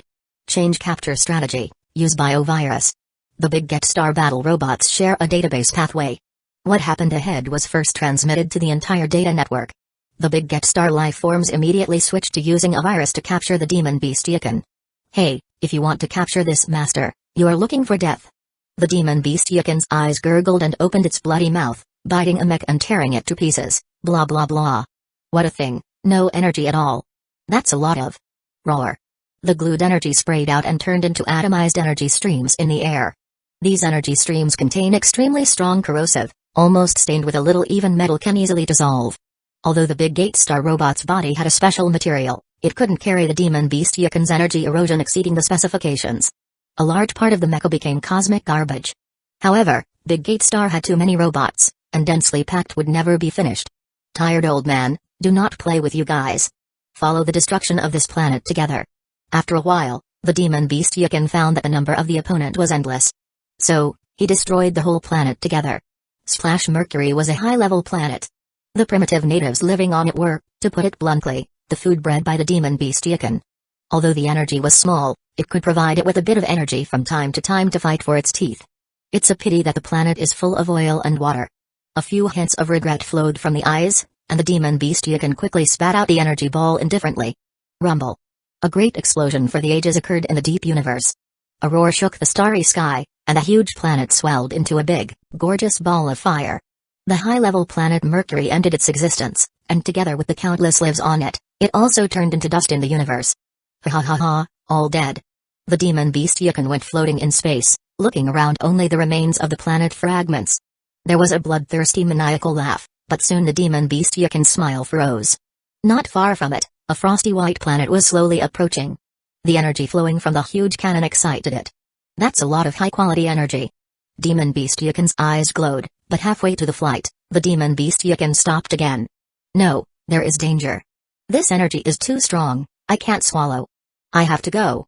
This demon beast Yakan was extremely wise, unlike the original Yakan that rashly lunged towards the energy cannon but chose to retreat halfway. Greed wasn't enough to swallow the elephant, too much energy would kill you. The big Gate Star life form saw that the demon beast Yakan had left the battlefield and naturally pursued closely. Both sides fought and stopped, approaching towards the north area. The demon beast Yakan had destroyed countless big Gate Star meshes along the way, but the greatest feature of technological creations was their ability to replicate on a large scale. A constant stream of meshes pounced on the demon beast Yakan. Over time, even the demon beast Yakan was feeling tired. At this time, the last final match of the Heaven Martial Arts Tournament was nearing its end. On the ring, two figures stand on each other. The breathing was both awe-inspiring and stern. The entire ring was hardly intact, with gullies spreading beneath their feet. At this moment, the surrounding audience knew that the battle had reached the most critical time. They all lowered their shouting voices and held their breath as they watched the ring with rapt attention. You are very strong. You really did not let me down. Uchiha suddenly spoke, looking seriously at his opponent in front of him, but the victory in this match belongs to me. Uchiha grinned and looked at him coldly. Your physical ability is really sick. With such reckless release of energy, your body can actually still carry it. Haha, Pecan once said so. He could see that Uchiha was quite narcissistic. Kid, let's engage in a few more hands to end this fight. Good. Uchiha responded and looked at Uchiha with a grave expression. He was indeed intimidated by that inhuman physique and strength. He had to admit that in terms of strength, Uchiha was indeed not a match for Uchiha. At least at this stage, without using the acceleration world divine power, all his attacks would not greatly affect Uchiha. Uchiha guessed that Uchiha's power might be about to reach the level of Super Perfect Cell. That was already at the level of Super Saiyan 2. Uchiha knew that although he had mastered the use of some unfettered instinct, he was indeed too far behind Uchiha in terms of strength. For the victory of this game, he no longer expects too much. He couldn't always win in life and occasionally lose a few games to see his flaws better. Next, let him put aside the expectation of victory and enjoy the thrill of battle. Phew. Both sides began a new round of battle. The rhythm of their battle has changed. Below the stage, Melissa's eyes widened. It's become sharper, but it also seems become friendlier. I can't figure it out. She shook her head repeatedly. This is... Grand Kai was surprised, then laughed. Uchiha, are you finally getting serious now? Grand Kai, are you saying that before, Uchiha had been holding back? North Kai said in horror. Grand Kai nodded, that's right. It's only now that Uchiha is truly using his full strength. It's actually so terrifying. Several Kais looked at each other. They really could not imagine that Grand Kai actually still had such a trump card pinched in his hand. It turns out that Grand Kai has long held the championship in his hands. How treacherous. Several Kais thought at the same time. Ha ha ha ha. Grand Kai laughed out loud. Is this the real strength of Uchiha? In the audience, Pikon's eyes shone with a sophisticated expression. Bang. Just at this moment, a boom rang out from the ring. Under Uchiha's bold attack, Maiyang's body's energy was gradually depleted, and his face became tired. Heavenly God Beam. Fierce energy erupted out. After another match with Uchiha, Maiyang summoned his whole body energy to condense his attack into a single point. However, in the end, he was unable to match Uchiha and unfortunately lost this last match. Tick. Now I announce that the winner of the final match is Uchiha from Central Area Heaven, and the runner-up is Maiyang from North Area World of the Living. With the referee's whistle sounding, the Heaven Martial Arts Tournament finally came to an end. Chapter 349. After a short period of calm, the scene then broke out into thunderous cheers. Although Maiyang lost and came in second, the result of the competition was a remarkable achievement in the total points. The runner-up could get 8 points, so the final total score of the North Area was 14 points, much higher than the scores of the other 3 galaxies. Despite the defeat, the North Kai's face was already smiling crookedly at this time. Although there is a little pity that Maiyang did not win the championship in the end, such a score is already very good. North Kai sighed in mock regret, but in his heart, he was overjoyed. The remaining 3 Kais didn't know that North Kai was trying to show off himself, so they simply turned around and chatted with each other, ignoring him directly. The topic of conversation was just about the prison planet. The results of the martial arts tournament had already been expected, so they were not surprised. At this point, they were more concerned about the whereabouts of Zanya and Lumu, who had escaped from the prison planet. You are nakedly jealous. Seeing their behavior, North Kai was a bit angry in his heart, but then he thought of something and became smug again. Amid the crowd, Grand Kai stood up from the podium. His majestic figure was standing there, and the whole audience suddenly quieted down, waiting with bated breath for Grand Kai's speech. Everyone, this wonderful martial arts tournament has ended. I think everyone is satisfied with the whole process of the tournament. Now I will honor my previous promise and reward the winners of the tournament. Uchiha. Grand Kai called out. Grand Kai. The stoutly built Uchiha's body flashed and came directly to Grand Kai's heels. Grand Kai revealed a benevolent smile and said, as the champion of this martial arts tournament, you will receive my personal instruction. However, considering your strength, this little reward may be insignificant to you, so I will additionally grant you a separate training planet. If you have any requirements for the training environment of this planet, just say so, and I will mobilize the people of the heaven to satisfy you as much as possible. What Grand Kai was most proud of was those secret chambers for his training. He now decided to create one specifically for Uchiha according to his request. Granting a heaven planet alone, this was a big reward, and Uchiha was certainly satisfied. I just want a planet that can continue to strengthen my body. Uchiha laughed out loud. Well, is that the request? I will discuss with the Yardratians in the heaven afterward and try to meet your request. Thank you, Grand Kai. Uchiha said contentedly. Grand Kai nodded his head, and his eyes turned to Maiyang's body. The champion had already given the necessary reward, the runner-up was naturally no exception. However, considering that Maiyang was not from heaven, it seemed inappropriate to gift the heavenly planet. Wrinkling his brows in thought for a while, Grand Kai suddenly remembered one thing. Maiyang. Grand Kai gave a summons, and Maiyang also teleported to Grand Kai's side. For you, any reward is inappropriate, but I have exactly one thing here, which can be a gift for you. After saying that, Grand Kai's dry and thin palm slashed in the void, and a vast starry sky scene appeared out of thin air. The deep and quiet cosmic starry sky was twinkling with stars, and the disc-shaped spiral star rivers were countless light years apart, but they were like one with each other to form a glorious big picture of the universe. When the line of sight is gradually drawn closer, the spiral galaxy was also gradually enlarged, a giant red or yellow or blue stars from the sides of a flash. Finally, the picture rested on an orange-red planet above. It was a lonely starry sky, empty around, not even much light. However, at this time, there was a wandering planet out of the star system floating there. This planet, could it be?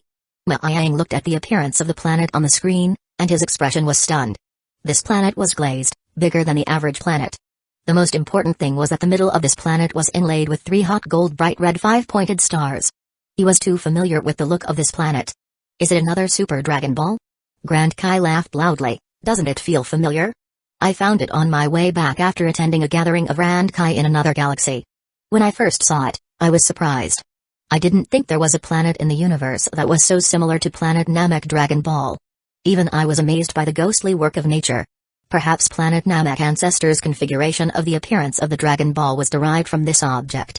It was not the Planet Namek Dragon Ball's appearance outside the configuration of the reference to the Super Dragon Ball, but the entire function was a copy of the Super Dragon Ball. Super Dragon Ball was the original version of the Dragon Ball, followed by the Planet Namek Dragon Ball and the Earth Dragon Ball, all of which were copies of the Super Dragon Ball. Even the ability was downgraded. Grand Kai obviously didn't know this. As a reward for the martial arts tournament, I'll give you this planet. Although this one has no great purpose, it's rare and collectible. Grand Kai said generously. This was a Super Dragon Ball. Only 4 of them existed in the entire Universe 7, and they even treated the Super Dragon Ball as an ornamental object. Yang was stunned in his heart.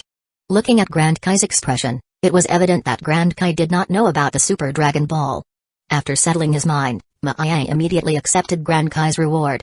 He didn't look for them because there were 3 more in Universe 6, and he couldn't get them together with his current ability, so he didn't search for them. Although this reward was dispensable to him, now, since Grand Kai offered the Super Dragon Ball as a reward, of course, Yang would not refuse it. Many thanks to Grand Kai. No big deal. Do you want me to have someone send this planet to the planet where you live? Grand Kai asked with concern. Yang politely declined Grand Kai's kindness. That's not necessary. Grand Kai, just tell me the coordinates. I will figure it out myself. Grand Kai nodded his head in understanding. Well, to be appreciated by God of Destruction, it is indeed not difficult for you to move a planet? Yang was puzzled. He did not know that North Kai had already shaken out all the information he thought he knew. Next, Grand Kai gave appropriate rewards to those who won the top 4 and top 8. He announced the official end of the Heaven Martial Arts Tournament. Once again, the whole audience resounded with fierce applause. Whether it was Yang or Uchiha, they were all amazingly strong and worthy of their worship and admiration for the audience. The martial arts tournament ended in a lively atmosphere. After everyone left, the whole meteorite was sealed away to await the start of the next martial arts tournament. Grand Kai would actually give you a Super Dragon Ball. Melissa stood with her head cocked at Yang's side, a bright and pretty face dripping with smiles. Yang also found it interesting and laughed. I didn't expect that there was already a 1-star Dragon Ball and a 5-star Dragon Ball in the acceleration world. Together with this 3-star Dragon Ball, we are close to collecting all the Super Dragon Balls in Universe 7. Universe 7 had a 4-star Dragon Ball, located in the middle of a void of space in the universe. The entire Dragon Ball seemed to be like planet Ambra, covered with cosmic dust and particles. The original Universe 7 God of Destruction Beerus and Universe 6 God of Destruction Kompa had held a tournament there. Until the end of the tournament, Super Dragon Ball revealed its true appearance. For the Super Dragon Balls, Yang was not deliberately pursuing them now, but they always seemed to appear in front of him automatically. Could it be that I have the constitution to attract Super Dragon Balls? It was a bit ridiculous to think about it. Yang shook his head and put this absurd thought away. Next, Yang and Melissa did not leave heaven right away but planned to take this time to properly communicate with the Masters of Heaven, especially Uchiha and Picon. He felt he had a lot to communicate with them. This martial arts tournament was an excellent motivation for Yang, especially when he realized the unfettered instinct during the battle. This was a huge leap, meaning that Yang's martial arts had left the stage of pure energy competition and reached a higher realm level. Originally, with a 2 billion power level, it would have been rare for him to enter the top 4 like Melissa. When he met an opponent like Picon, it was unlikely that he would win. However, the unfettered instinct's comprehension allowed him to have a strength comparable to that of Picon. Chapter 350. When they came outside, Kurter, Dofira, and others from the north area had been waiting there for a long time. When they saw Yang and Melissa coming out, they gathered around and said goodbye to them. Yang, Melissa, come and visit my planet sometime in the future. The world of the living contestant, Jeek, issued a request to Yang. Jeek was the ruler of a high-level planet in the north area. Although he had long since stopped meddling in the management affairs of the planet, he was like a guardian on his planet. I will go when I have the chance, Yang said with a smile. After they paid their respects and they left, Mutaido, Noah, Psychos, and others also came forward. After some friendly conversation, they also said goodbye in turn. Next, Yang first took Melissa to visit Picon. After a few days, he found Uchiha with Picon. At this time, Uchiha was inspecting the artificial planet he got from Grand Kai. When he saw that Yang, Melissa, and Picon were all visiting, He was excited to show them the training environment on this planet. Later on, they stayed in heaven for some time. During that time, Ma-Yang, Picon, and Uiamans had an in-depth exchange on training problems. The two of them, who felt that they had gained a lot, were satisfied and planned to leave. Just after leaving Heavenly, a dazzling white light lit up Melissa's body, and her body split into two people, Melia and Melis. This was the longest time that the two of them had been together. From the time they entered heaven to the time they left, a total of several years, which was considered to have pushed the fusion technique's time to a new level. When you think about it, Melissa's body was quite strong. Even if she was pregnant, she should be able to support the child until it was born without any problems. Melia and Melis hadn't been pregnant, so how about trying to get Melissa pregnant? The two women gave him a blank look and said, Ma-Yang is a true daring thinker. Their hearts were quite impressed. When they recovered their spirits, they could try it sometime. They were so old that it was a bit wrong to have no children at all. After frolicking around for a while, Ma-Yang searched for information about the planet where the Super Dragon Ball was located according to the star map given to him by Grand K, but the distance was too far, and Ma-Yang needed to carefully screen the information. When he opened his eyes again, he had already planned the route, followed by finding the right direction, and began to sense the key. You guys hold on to my hand. When Ma-Yang finished speaking, Melia and Melis leaned over. Each person grabbed Ma-Yang's palm with one hand, a refreshing fragrance wafted over, and the spirit was immediately cleared. The three of them were distorted and left the original space. Planet Yardrat's instant transmission was a little bad. Every time you use it, you needed to sense the key in the distance. If you were searching for energy-free objects like the Super Dragon Ball, you could only know the location beforehand and then search for the key nearby to move instantly, which was actually very inconvenient. Earth. In the laboratory filled with green and blue vessels, the indicator lights of the instruments blinked on and off. The central air conditioner whistled, regulating the temperature of the entire laboratory. In front of the test bench, the brown-haired girl in a white lab coat carefully drew a section of solution from the vessel and injected it into another larger container. The large container was filled with green solution, and inside floated an opaque black stone. On it was one of the 3 black stones that April had carried around since she was a child. After the solution was injected, the green liquid in the container suddenly tumbled violently, generating a series of bubbles. April observed the phenomenon in front of her through the instrument and carefully recorded the experimental data. Solution conductivity all normal, found a little discharge phenomenon. The overall system appeared a trace of rise. Spectral analysis, no obvious microwave radiation. The surface temperature is close to the natural temperature. At this time, a wave peak appeared. April looked at it in surprise and hurriedly operated the computer to collect the data. She then recorded the obtained data into her notebook, chewing on a pencil while thinking and making complex calculations. After a long time, April put down a pencil in her hand, sat on top of the soft seat, and closed her eyes to think. How can this be? There's no extra energy added to the system during the experiment, so where did this extra energy calculated by the theory come from? Although it was only a tiny amount of energy, this phenomenon could not be explained by existing theories. Is there a principle of action that I don't know about? April was filled with confusion. Energy could neither arise nor disappear out of thin air.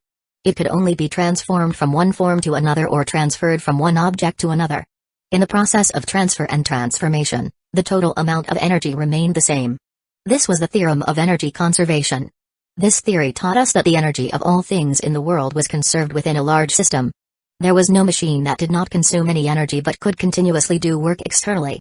However, the current experimental phenomenon violates this law. The output energy was traceably higher than the input energy. No even slight mass loss was observed, so what about perpetual motion? It completely exceeds the first law of thermodynamics. No, this newly generated energy is confined within a very small microscopic scale, beyond which it disappears. There must be a mechanism I do not know that plays a role in the experiment. April's blue eyes lit up, and the appearance of this new energy meant that her experiment had entered uncharted territory. If she continued to experiment, she might be able to make remarkable discoveries that would be a great boost to her further research on cyborgs. Imagine how great it would be if androids were no longer bothered about the source of power, and the function of the organism was no longer limited by energy. Taking off her white lab coat to reveal the tight blue and red dress inside, April grabbed the phone and contacted Jero and Dr. Brief. I have to tell them about this discovery. When April's father left her a total of 3 such black stones, April was alone in the early years of research. Later on, as the research progressed, the research difficulty continued to increase.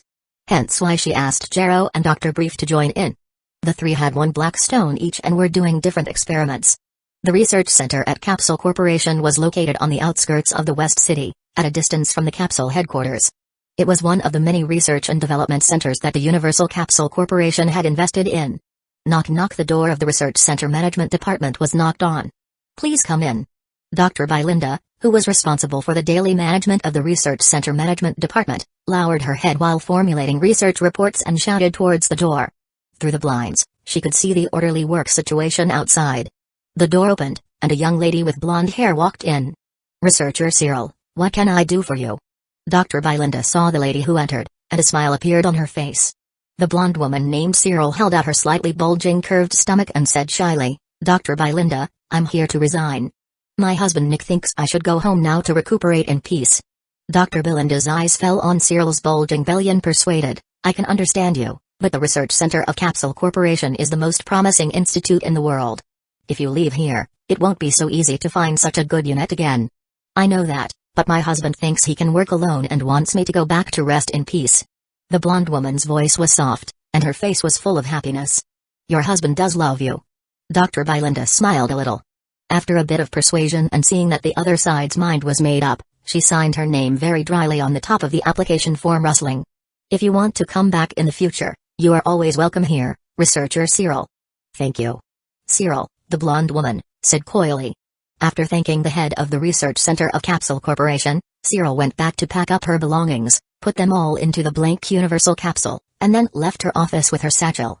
Today, the Capsule Corporation has penetrated into thousands of households, involving hundreds of millions of economically well-off people's clothing, food, and living. Without the Capsule Corporation, life would become inconvenient. Oops. When walking around the corner, she almost collided with a guy with a cigarette across the street. Cyril protected her stomach and retreated to the side. Oh my god, this person. Oops, it's Dr. Brief. Dr. Brief was still pondering the question on his mind when he heard someone call him before he looked up in confusion. Sorry, I was just thinking about a problem and almost bumped into you. No, it's okay. Cyril shook her head. Dr. Brief was a big figure in today's society. The reason why Earthlings' habits had changed was due to the Capsule Corporation technology invented by him, Dr. April, and the others. These people were her idols, and it was usually difficult to see them. Dr. Brief rarely came to this institute, and she did not expect to meet Dr. Brief this time. She actually almost collided with him. It was good that both sides were not injured. She was considering whether to say something to apologize, but she saw that Dr. Brief was actually staring at her face. Cyril was puzzled. Dr. Brief, does something bother you? Brief looked back and shook his head. Nothing, you go ahead and get busy. Cyril nodded, walked past Brief, and quickly took the elevator from another corner to leave the research center management department. Strange. Her face is so familiar, where have I seen it before? Brief stood in the same place and thought for a long time but could not remember. Chapter 351. Dr. Brief had rarely come to the research center. Even if he had any problems, he would conduct research in his own home, so when the researchers of the institute saw Dr. Brief's figure appearing in the institute, they were stunned and greeted him. Pushing open the laboratory door, Brief walked in with a cigarette in his mouth and his hands in his pockets. The other researchers had long been accustomed to his smoking behavior, which did not comply with the laboratory rules. You set up the experimental environment according to this drawing. Dr. Brief took out a stack of drawings and handed them to the other researchers. Okay, we'll get ready right away. Try to be quick. Brief nodded and found an open space in a clean corner of the laboratory, then threw a capsule out. With a bang, a piece of large experimental equipment appeared in white smoke. The whole equipment was about 2 meters high, with an ellipsoidal transparent liquid container in the middle, surrounded by intricately connected complex pipelines. With 2 colors of solution circulating in the pipelines. The researcher wielding the drawing looked at the equipment in front of him and said in surprise, "Ah, are you going to conduct new research again?" "Oh, there are just a few ideas that need to be verified." Without turning his head, Dr. Brief busied himself with debugging the parameters of the instrument. The researchers in the research institute immediately showed their admiration, thinking that Dr. Brief must have some great ideas in mind again. They started to seriously make changes to the experimental environment according to the drawings provided by him so that their negligence would not disrupt the rhythm of his research. On Earth, Dr. Brief, Dr. Jero, and April had long been the idols of all scientists as they worked together to promote the technological progress of the planet. The laboratory was quickly adjusted, and Brief dismissed the surrounding researchers to do their own research while he began to operate the instruments and equipment. The black stone immersed in the solution was lifted up, put into a specific container, and then filled with different trace elements. The tiny bubbles soon appeared in the container, accompanied by a brief discharge phenomenon. This phenomenon was so subtle that it needed to be seen under a high magnification amplifier. Repeatedly operate this experiment several times. Dr. Brief stroked his chin and watched, constantly thinking about the principle inside. Sure enough, just like April's vision. The experiment can be repeated. That rules out accidental phenomena and operational errors of specific people, and this experiment has research value. April? Dr. Brief suddenly frowned and remembered the female researcher he met in the corridor. Just now, he felt that the female researcher's face was a bit familiar, and now when he thinks about it, wasn't it the same as April's appearance? The two of them, in addition to hair color, their faces were surprisingly similar. Could it be that apart from the Panchi family, April had other relatives? April was a distant cousin of Panchi, so if she had any relatives, she might be related to her family. Thinking about it, Dr. Brief shook his head. He turned off the device in front of him and strolled over to the management of the Research and Development Center. Dr. Bylinda, do you have a researcher here who is pregnant? Dr. Bylinda nodded. Yes, there was such a person, but she has just resigned. Dr. Bylinda wondered how a busy person like Dr. Brief could come to a little researcher who was unknown to him. What's her name? Cyril. She and her husband Nick are both researchers at our research center. Cyril. The name is quite similar. Dr. Brief murmured a few words thoughtfully. Do you have any details about their family? Of course, if it's not convenient, then forget it. Dr. Bylinda said, there is no inconvenience. The couple is both talents of our institute, and the detailed files are all here. Dr. Brief, do you have something for her? Nothing much. Dr. Bylinda, don't you feel that Cyril and Dr. April look alike? Dr. Brief said with a light laugh. Dr. Bylinda was stunned for a moment and responded, that's true. I can't believe I didn't notice it before. Although April was a famous scientist in the world, but because she was usually deeply out of the world, except for attending academic conferences, she seldom had private photos out. She always wore a pair of large framed glasses that reflected her intellectuality in her images. For such a famous scientist, it was hard for people to associate her with an ordinary researcher. It was not until after the reminder of Dr. Brief that Dr. Bylinda suddenly realized that Cyril and April really looked alike. Except for hair color and dress, the two had a very high degree of similarity. Give me Cyril's information. I think Dr. April will be interested. Dr. Bylinda laughed. So that's the case, I already know the situation. Dr. Brief, please wait a moment. I'll send you Cyril's information here. Please, send it directly to my email when the time comes. After finishing his sentence, Dr. Brief walked out of the management department. He had to continue to go back to do research and try to figure out that black stone in the meantime. Only a few minutes passed. Beep. The sound of mail received in the computer of Dr. Brief. However, at this time, Dr. Brief had already been immersed in the research. He ignored the email, and when he remembered the email again, it was already several days later. Mount Peizo? Son Goku, senior sister is here to see you. A pretty girl of about 12 or 13 kicked open the door of a room very rudely and grabbed the sleeping boy out of bed with one hand. The boy, who was half asleep, bared his mouth and cried out in pain.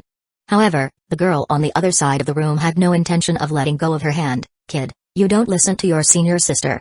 Let's go hunting in the forest. Hunting? Are there good food? Son Goku's eyes snapped up. You just know how to eat. I am training you. Look at your body, you are far worse than Broly. The blonde launch poked Son Goku's thin body. The gap between Son Goku and Broly now is so big. If his strength was not good, she had no face to go out. Hee. Broly is so powerful, I can't beat him. Son Goku giggled and suddenly said seriously, but I can definitely beat him in the future. You are confident. Blonde launch despised. Can we leave now? A wooden voice sounded outside the house, and Broly poked his head out nervously. The blonde launch looked at Broly, and then at Son Goku. She waved her hand and said, let's go, and listen to me after we enter the forest. The blonde launch was 13 years old. She had already grown up, but her rude character had not changed at all. Instead, she had become more aggressive. Her greatest interest now was to take Son Goku and Broly to show off their power everywhere and sometimes sneak out to rob some robbers. Canalita and Landy had corrected her countless times for her bad character, but the results were weak. The blonde launch was still doing what she was doing. Canalita had no choice but to let Broly keep a close eye on her. Launch, take good care of Kikrit after entering the forest. In the courtyard, Jine was drying clothes while smiling tenderly towards them.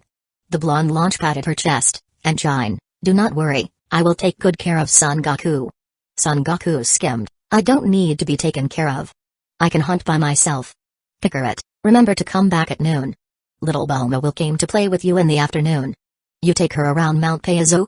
When Son Goku was going into the forest, Son Gohan shouted behind them. "Got it." Son Goku smiled back playfully and waved his arms. His body walked lightly into the forest. Since Tiggs came to Mount Peizo, she came to Jin and Bardock every 3 days to learn about the situation in outer space in the name of fetching materials. Once, to organize the outline of her novel, Tiggs actually brought her sister Bulma along with her. Bulma grew up in the city and never saw such a big forest full of fun. She was soon attracted by the scenery of Mount Peizo and Great Azure Mountain, so she would also come to play with Son Goku and them every now and then. Chapter 352. Deep in the dense forest surrounded by sublime mountains, the trees were towering and upright. The dense branches and leaves were layered on top of each other, the sound of birds passed through the forest, and the whole forest was vibrant. Bang! A cluster of bright ki waves streaked straight through the woods, and a wild boar ambushed in the shrubs in the distance let out a miserable cry. The whole flesh was roasted by the ki waves. "Brawly, this is my prey. You can't grab it." A childish voice rang out in the forest. Son Goku looked at the huge bar that fell to the ground and twitched and shouted to Brawly in dissatisfaction. Brawly looked at Son Goku and said, "Your movements are too slow. I'll help you." Son Goku said, "But you're too cunning if you use ki waves to hit the prey." "You can also use ki waves," Brawly said dully. Son Goku opened his mouth, a little demoralized. "No, Dad and teacher said I cannot perform ki waves with my current power. I secretly tried and could only release a small cloud of light and then disappeared. Then there's nothing I can do." Brawly shook his head. "Son Goku, Brawly, I found a dinosaur here. You guys come over and help me deal with it together." In the distance, the voice of Launch sounded excited. Son Goku and Brawly rushed over, and indeed in the canyon, they saw an earthy dinosaur.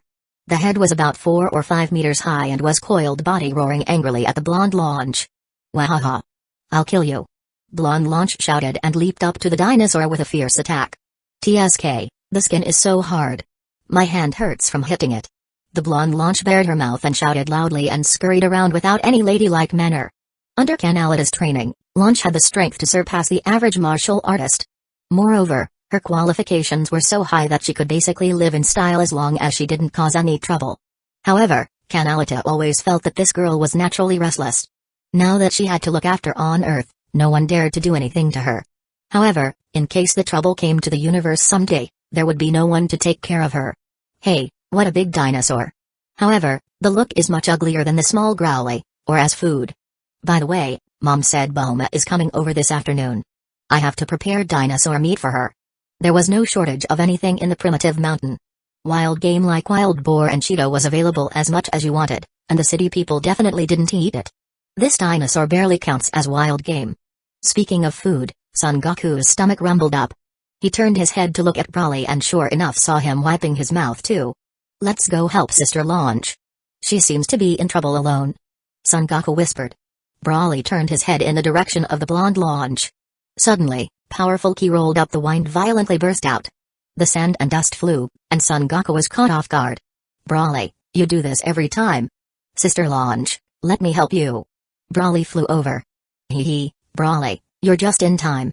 The blonde Launch laughed brightly. She squeezed her fist and launched a fierce attack on the savage dinosaur. A strand of hair floated around her nostrils, and the blonde Launch sneezed with an ache. The hair color directly turned dark blue, and even her strength was reduced several times at once. "Oops, this is the time!" The blue-haired blonde Launch shouted with her hands over the eyes. She did not dare to see. Roar! The dinosaur let out an angry hiss and opened its bloody mouth with a fierce face as it rushed towards the blue-haired Launch, wanting to swallow her in one gulp. "Humphrey, you're looking for death." Brawly's eyes flashed with electricity, and he grunted angrily. His body suddenly turned into a lightning bolt, and the sharp energy blade flashed. The earthy dinosaur's gaze froze for a moment, and the part below his head was directly chopped into 2 pieces. Brawly flashed past where the blue-haired Launch was standing and carried her under the dinosaur's head. "Thank you, Brawly. If it wasn't for you, I would have been in danger again." The blue-haired Launch tenderly patted Brawly's head. "No problem." Brawly smiled. He was in a very happy mood. At this time, Son Goku flew over from the far side of the tree, rubbing his head discontentedly. "It's your fault that my head hit the tree. Does it hurt?" The blue-haired Launch touched Son Goku's head. "A little." "What are we going to do with this dinosaur?" "Eat it?" Brawly pointed to the dinosaur that fell to the ground and lost its head. This dinosaur was more than 4 meters tall and probably weighed several dozen tons. Although it looked like the meat was a little older, it should be able to satisfy his appetite. I'll help you cook. The blue-haired launch happily lifted up her sleeves. The blue-haired launch had always been a bit of a natural nerd and hadn't figured out how much work cooking a 4 or 5 meter long dinosaur would be. Apparently, the blue-haired launch was a hard-working girl, and she was really ready to start helping. She dismemberment of the dinosaur's body with the assistance of Brawly. Shoo shoo shoo, a few key waves were sent out, and the huge-sized dinosaur was turned into a few pieces of meat. You guys wait a minute, the meat above, there's still some meat left on the tail. Son Goku called out. Mom said Bulma is coming over this afternoon, and this is something left for her to eat. The blue-haired launch tapped her palm and said naturally, right. Save some for Bulma. Next, the three began to set up the stove. Brawly released key waves to ignite the wood, and Son Goku sharpened sticks to skewer the dinosaur meat, then set it on top of the fire. Soon, the surface of the meat began to become golden brown, grease dripping from the surface, plus spices after the tantalizing smell began to waft out. After seeing the meat had been grilled to 7 or 8 minutes cooked, Son Goku and Brawly picked up a skewer. They gobbled it up, the blue-haired launch saw it and smiled gently while eating it in small bites. Soon, tens of tons of dinosaurs were eaten by them, leaving only the skeleton. The two Saiyans patted their bellies contentedly, burped, and lay down on the ground to rest up. Near noon, Son Goku and the others came out of the primitive mountain range. When they returned to Mount Payazu, they saw a small jet plane parked above the clearing of Mount Payazu, and a light purple-haired girl in a dress standing by the plane was carrying the luggage on it. Bulma! Son Goku shouted from afar. Hearing someone calling his name, Bulma turned his head just in time to see Son Goku, Brawly, and Launch walking back from the forest trail. Son Goku, Launch. Bulma raised his hand and waved. Bulma was a few years older than Son Goku and the others. She was 12 years old this year, and girls develop earlier than boys. Moreover, Saiyans were particularly short in their early years, so Bulma looked much taller than Son Goku and Brawly at this time. Bulma, this is a gift I prepared for you. Son Goku took out the capsule and handed it over. What is it? Chapter 353. Is this good? Bulma released the capsule, picked up a piece of dinosaur meat, and put it in front of her eyes to see how old the meat looked.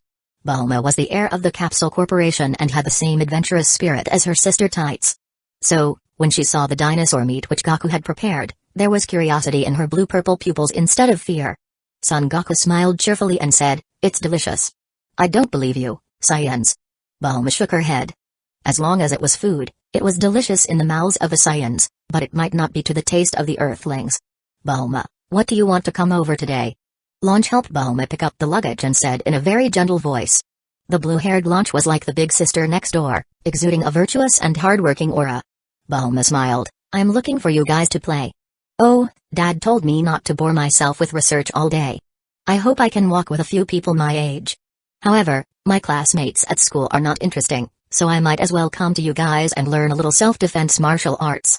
So, I'm going to live in Mount Payazu for a while. Do you want to learn martial arts?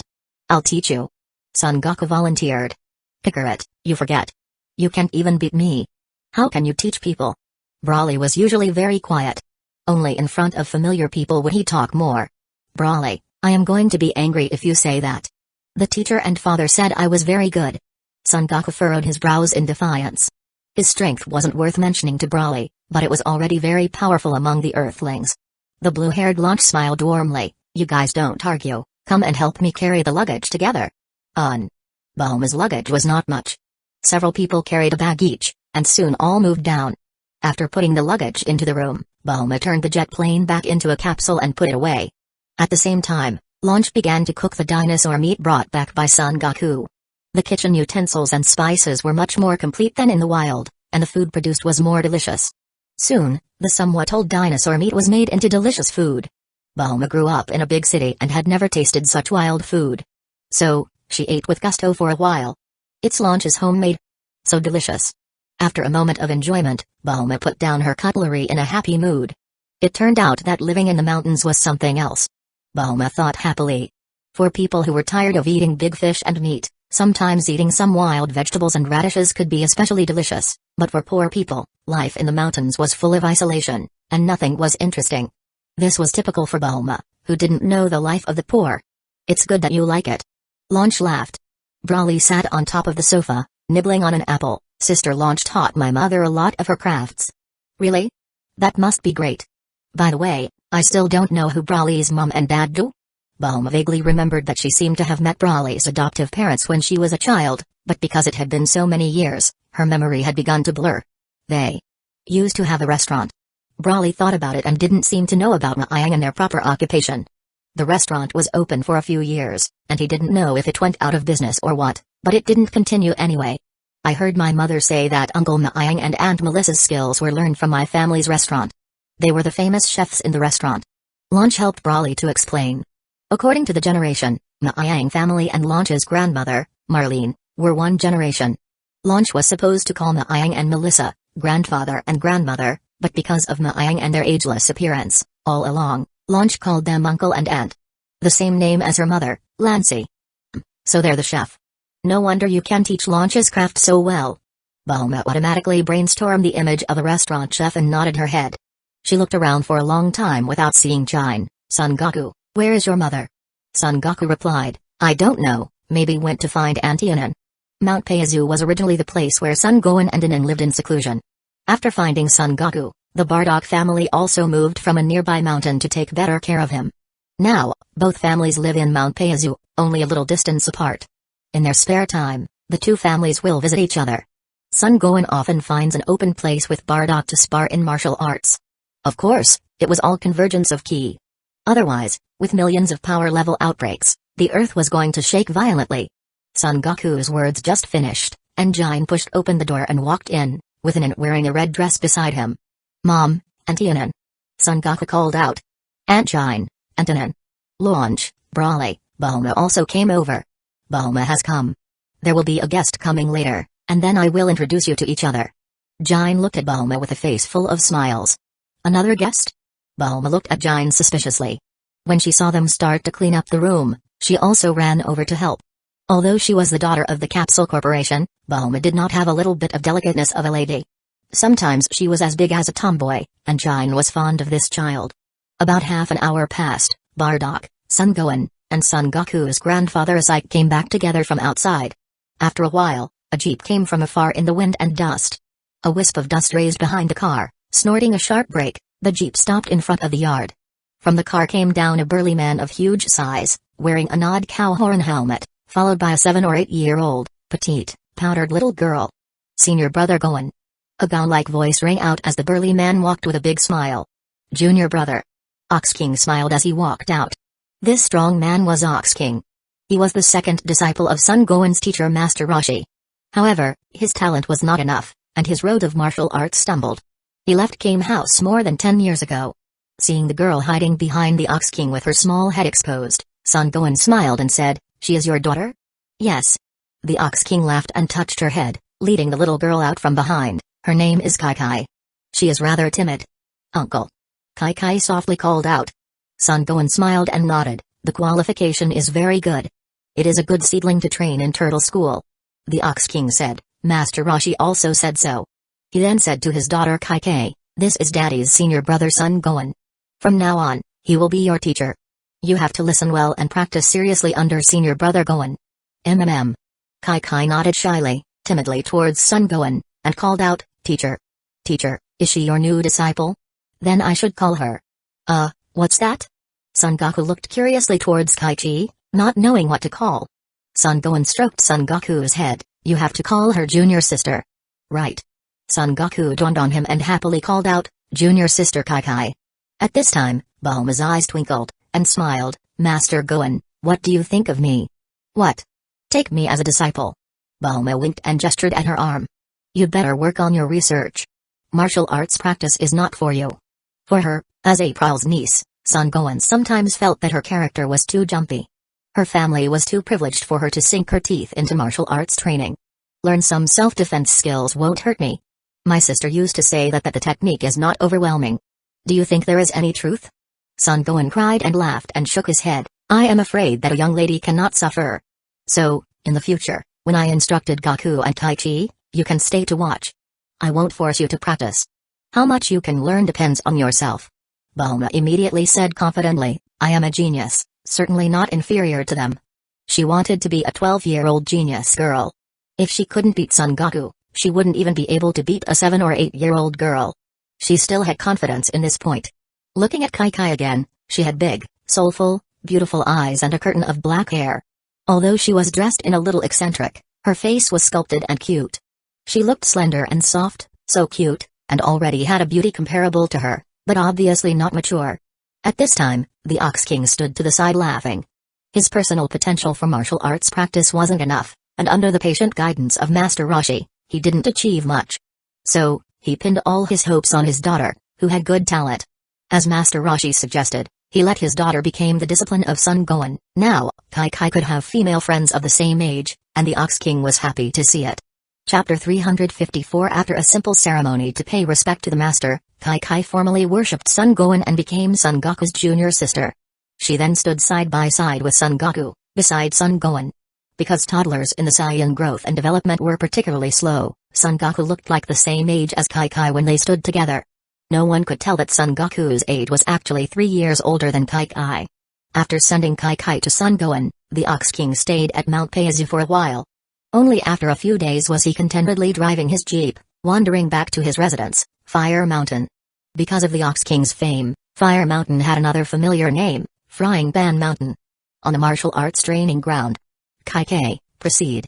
Sun Gohan threw a ball of something at Kai. Huh? Kai caught something Sun Gohan threw. She opened it up, and inside was a white martial arts uniform. The style was very similar to the orange martial arts uniform worn by Son Goku. However, it was a female style. The white martial arts uniform was embellished with blue patterns on the top of the sides, looking more showy. Sun Gohan commissioned this martial arts suit to a nin, made with divine power and had very strong flexibility. Sun Gohan looked at Kai and said, "Change the clothes you are wearing.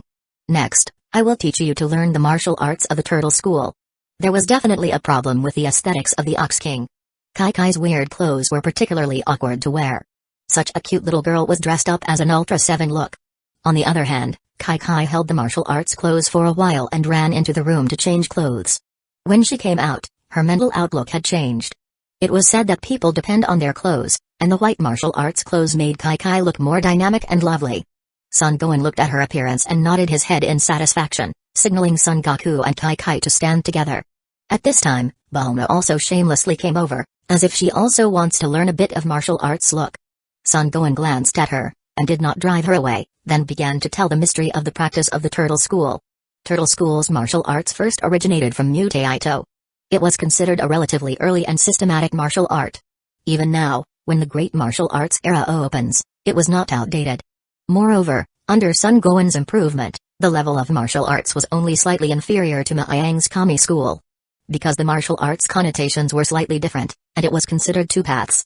Son Gohan taught Son Goku the foundation of their Turtle School. Of course, the first step was still weight-bearing. Son Gohan took out the 2 bracelets made by Anan for Son Goku and Kai to wear. Put these 2 bracelets on. Each bracelet can produce 50 kilograms of weight. After wearing it, you start running around the mountain. I believe that with your current physical condition, you can finish it. Son Goku and Kai sniffed, somewhat curious to put the bracelet on. Immediately, a peculiar gravity field was applied around the body, and Son Goku and Kai felt their bodies sink, and breathing became difficult. Son Goku grinned. His strength would have been strong enough to adapt quickly, but the 7-year-old Kai couldn't. He saw her red face, and his mouth pursed. Bulma looked around and saw Kai's red face and immediately began to beat a retreat. I shouldn't have to wear this kind of bracelet handled too. My body will collapse.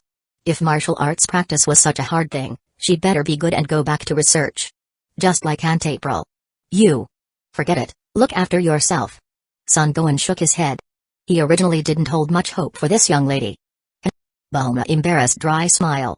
She knew that after seeing the training methods of the martial artists, she simply gave up the path of practicing martial arts. She really was not suitable for this. After Bulma retreated, Son Gohan's eyes suddenly became sharp. His stern gaze swept over Son Goku and Kai. Watching his son and another little girl named Kai training under the high pressure of Son Gohan, Bardock and Asike sat down comfortably and poured a cup of hot tea and drank.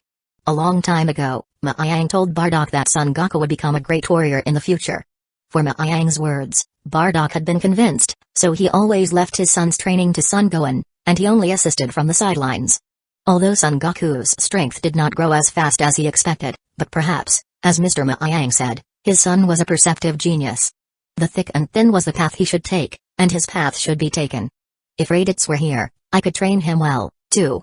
Bardock took a sip of hot tea, and as he looked at Son Goku, he couldn't help but think of his oldest son. Back then, on the eve of the destruction of planet Vegeta, Raditz was sent on a mission with Vegeta. Later on, they sent Son Goku to Earth through the message. He just didn't know why Raditz hadn't came to Earth until now. The boy should be 14 years old, right? Asik had never seen another grandson. He only knew that he was on a mission with Vegeta and lost contact afterward, but thought he was probably in the eastern part of the north area now. Bardock nodded. Raditz's qualifications were a little better than Kakarot's, but not exactly excellent, about 500 power level of combat now according to his age. Low-class warriors Saiyan, without particularly great encounters, only rely on instinctive savage fighting. Perhaps that as an adult would only have more than 1000 power levels. Raditz's qualifications were no better than those of a mid-class warrior. Bardock was worried that his eldest son would miss the golden age of training if he stayed outside for too long. Calvin's group is quietly developing its power in the north area. If there is any news of Raditz, it should come over soon. Asik comforted. Let's hope that's the case, Bardock said with a certain expectation. The Calvin that Asik spoke of was the member of the original Cooler's armored squadron that was ingested into the acceleration world by Maiyang along with the ship. After giving the alien ship to April for research, Maiyang easily subdued them and then instructed them to return to the north area and silently develop their power in the universe, and now had built up a not insignificant team. Although Maiyang didn't have the ambition to dominate the universe, the team was able to help solve a lot of things, such as spying, looking for new technology, and other things, just by giving an order.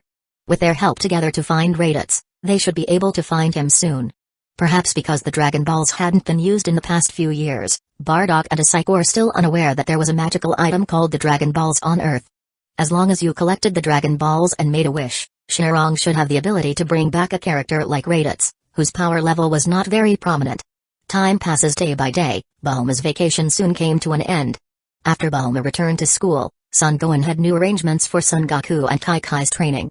Goku, Tai Chi, you probably already know Turtle School's martial arts but the essence of the basic part really depends on Master Roshi. Son Gohan stood at a relatively high level, and he knew especially much about the profound things. On the contrary, there were some basics that he knew but did not know how to teach. Sure enough, the lower level of things was still required Master Roshi to teach. Ding ring ring. April was concentrating on her experiment when the phone next to her rang sharply. Hello, what's the matter? April grabbed the phone and held it between her ear and shoulder while recording the experimental data. From the other end of the phone came Dr. Brief's voice. April, I may have found your sister's whereabouts. What? April froze for a moment, and the phone fell to the floor. Chapter 355. It was a clear and bright summer day, with light clouds and clear. The flawless air and a soft breeze drifting in the sky. The sea was sparkling and shining with mottled crystal glitter under the sunlight. Swoosh! A jet plane quickly crossed sea level. Its fierce tail currents grazed the surface of the sea, cutting a several-meter-wide mouth. A flash of light, and the jet plane disappeared in the vast sea at once. April focused on the control of the jet. A pair of eyes glued to the coordinates displayed on the instrumentation. Dr. Brief, are you sure that Cyril is my sister? April's voice was full of expectation. Quite sure. I investigated. It was just because she looked like you. Maybe she was some kind of relative of yours, but after careful investigation, I found some unusual details. On the other end of the communicator came the voice of Dr. Brief. The lady named Cyril had a rather peculiar origin. It was said that 20 years ago, an ocean-going research vessel found her in a floating block of ice when she was examining a frozen area in the south of the Earth. When a little girl was found in the ice, the ship's people immediately contacted the local hospital. After some careful preparation to save her, the little girl woke up because of the long freeze but completely lost her memory. In addition to stammering out her name, she could not even remember who her parents were and whether there were other relatives. The scientific researcher who found her could not find her relatives, so she was put up for adoption with the help of the locals. During that time, the little girl was not adopted until she grew up and went to university to become a researcher at the Capsule Research Center. At first you said, your family was also shipwrecked in the southern mainland near a certain island. The location is a match, but to make sure she's your sister, further testing is needed. Listening to the other end of the communicator, April was already very excited about the detailed account of what happened. Definitely, it's her. Cyril. Is Cypriel, and that golden hair, she is definitely my sister. Looking at the photo of Cyril passed by Dr. Brief, April confirmed at first glance that the person in the photo was her sister, Cyril. The adult Cyril's face was very similar to April's, And if you put on the glasses, it would be exactly the same as April's. If not twin sisters, how could they be so similar? My sister is actually still alive. April was so excited that she sped up the speed of the airship's voyage again. According to the information transmitted by Dr. Brief, the island where Cyril lived was nearby and not much farther from the mainland, and the airship was already very close. After a wave rolled over, a black dot appeared at the end of the line of sight. An island appeared.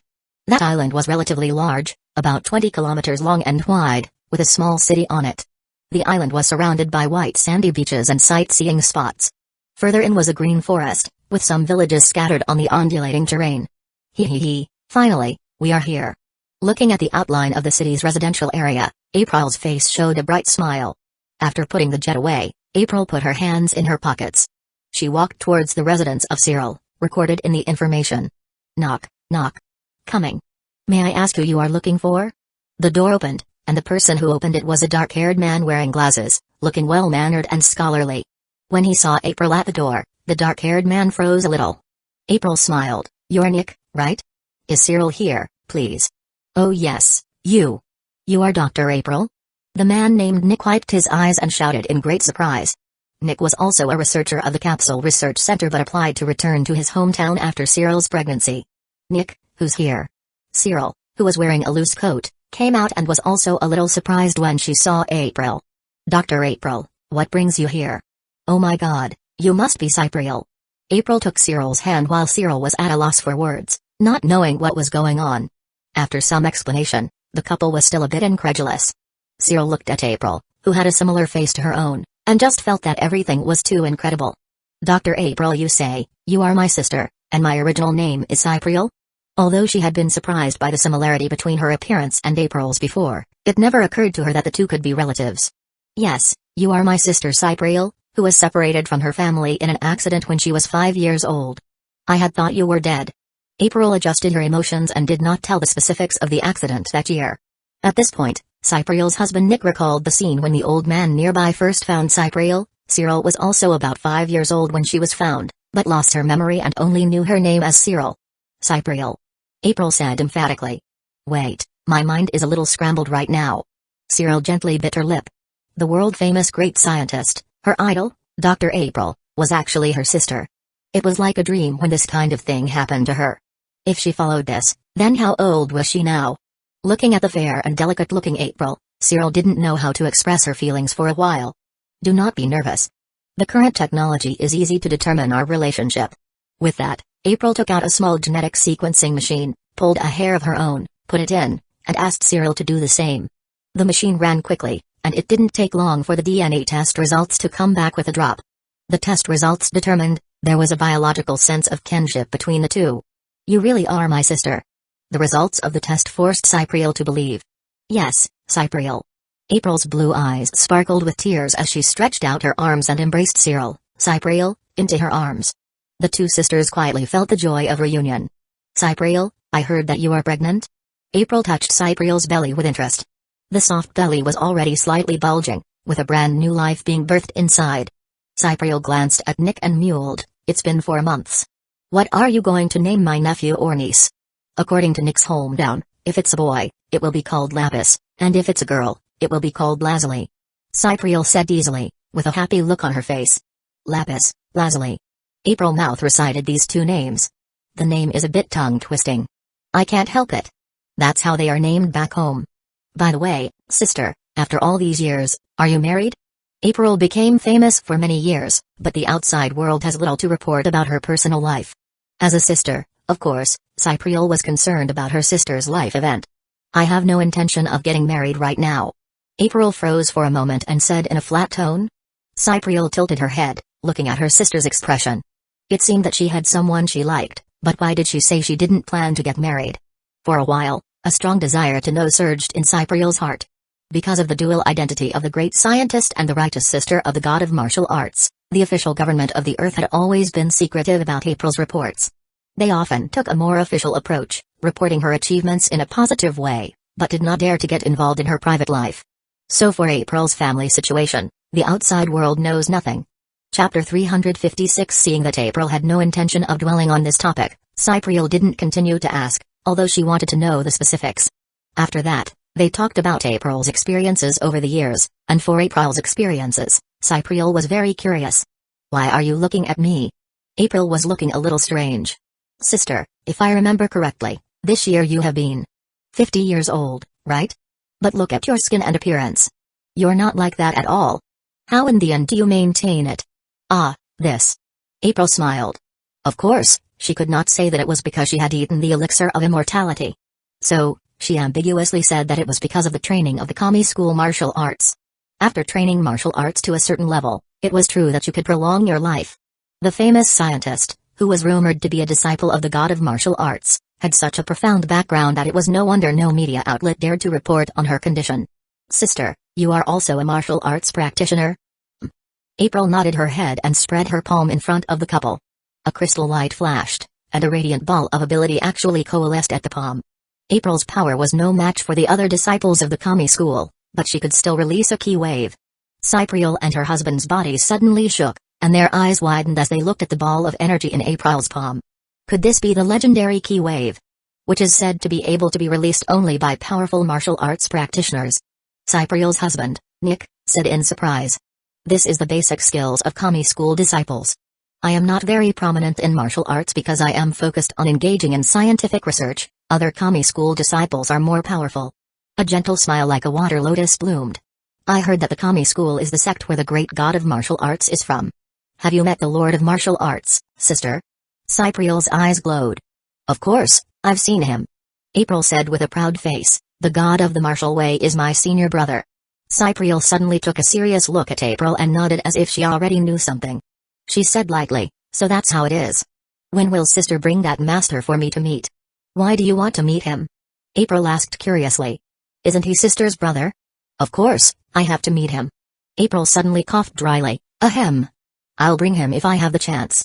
"Go for it, sister." "I know." After leaving Cypriel's residence, April hummed a little song in a happy mood. She then used her connections to adjust her brother-in-law Nick's work so that he could spend more time with her sister. "I left Cypriel with 10 of the latest level Cybermen. The safety of her family is no longer a concern. I need to improve my strength as soon as possible, otherwise, my gap with senior brother will get bigger." The family reunion left April full of energy. After returning to the institute, April put more effort into the research of the Blackstone. With the existing data as the basis, April's mind gradually generated a transformation plan called androids. She studied the Blackstone purpose. Apart from partly to complete her father's last wish, another part was inevitably the use of technology to enhance the power. April knew her potential. If she wanted to keep up with Ma Yang, practicing martial arts in a step-by-step manner was definitely not feasible. The only thing she could rely on was the technology she could use. The universe was popular with all kinds of technology to cyborg, Cybermen, and biochemical people, all of them, so this was a way to become stronger. In addition, the Blackstone micro-level overflow from the energy, so April saw the prospect of developing infinite energy androids.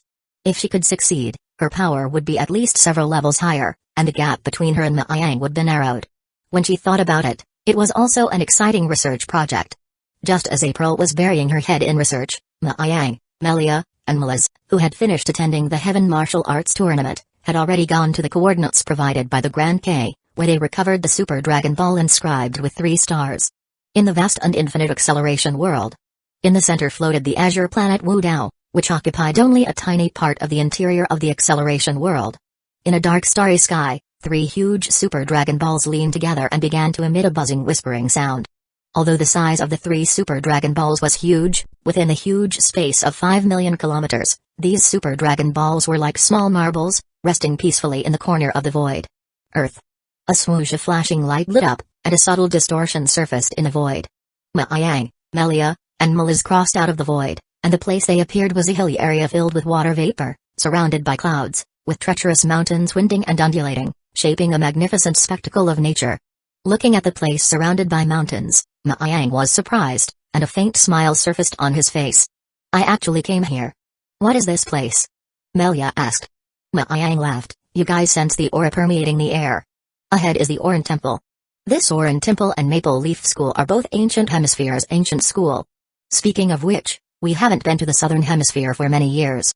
Melia laughed. Kami School was located in the northern hemisphere of the Earth, so Ma Yang, Malaz, and Melia's main activities were in the northern hemisphere.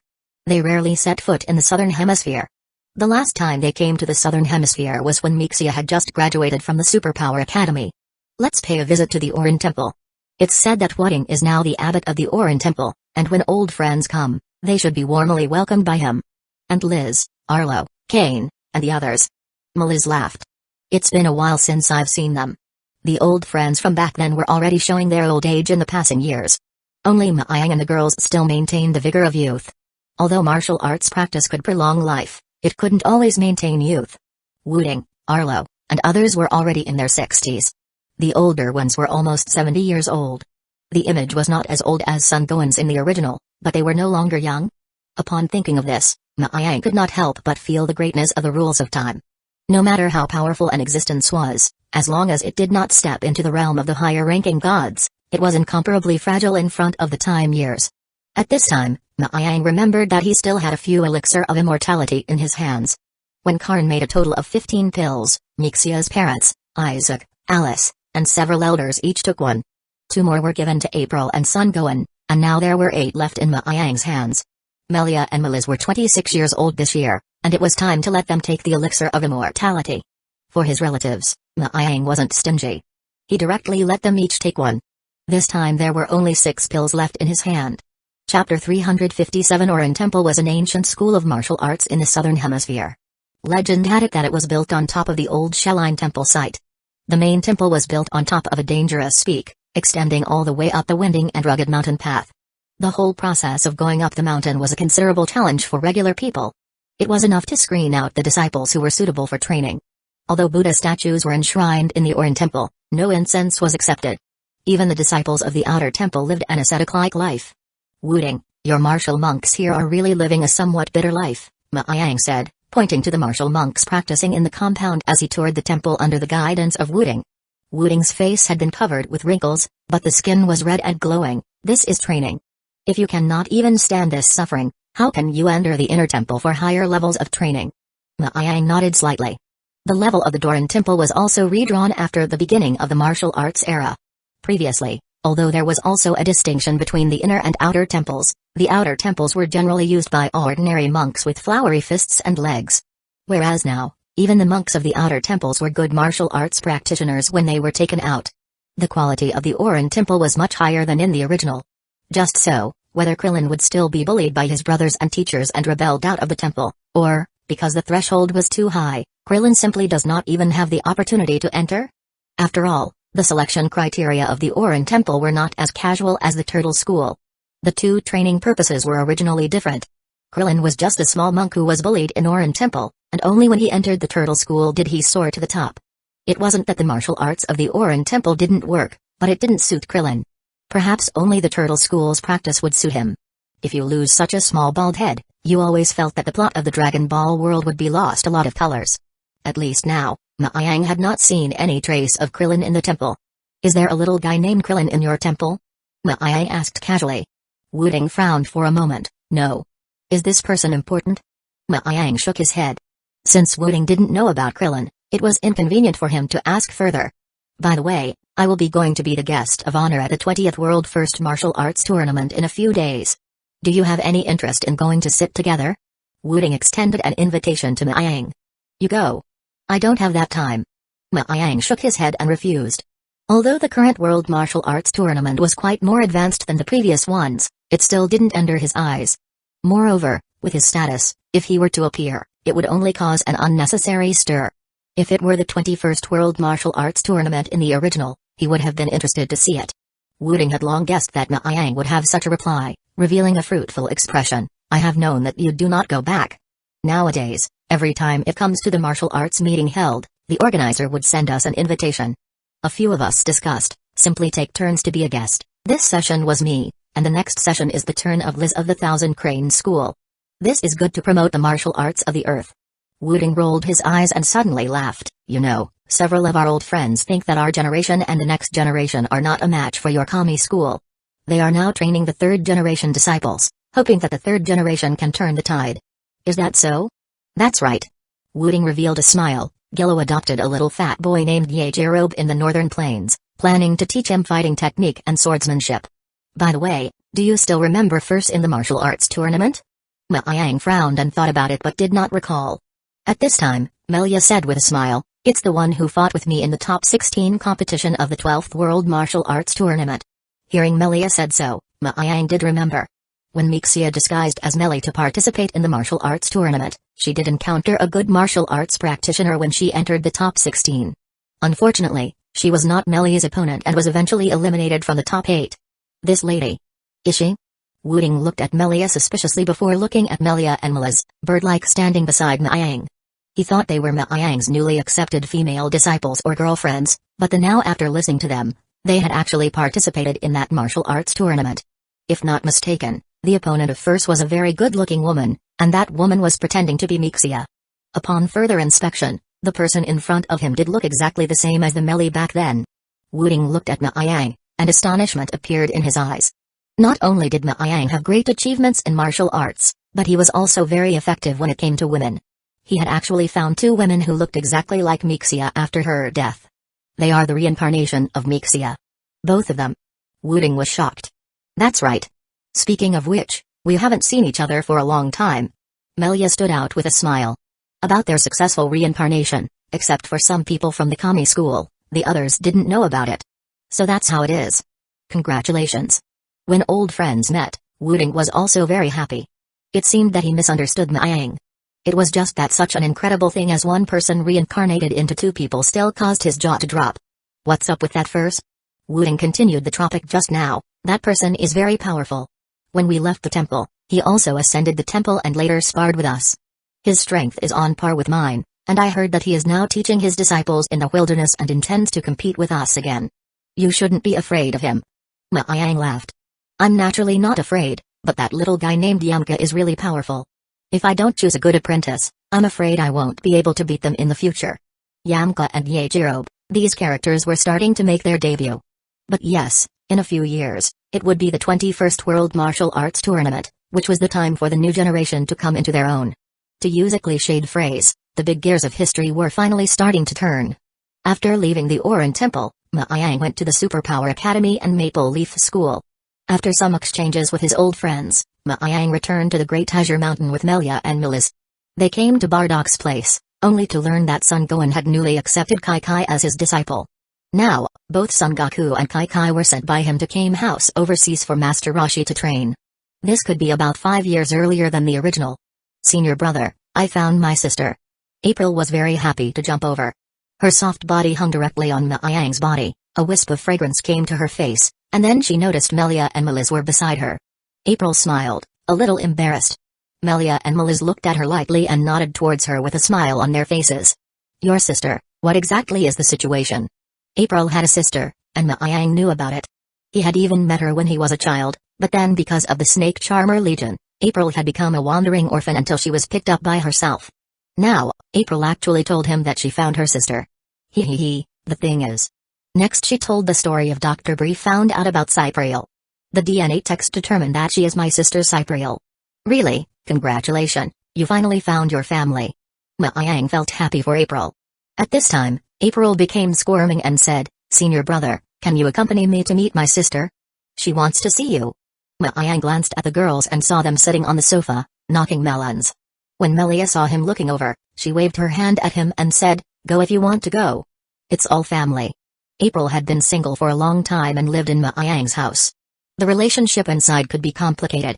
Melia and Melis felt that they were too generous. However, they told April to be very well behaved.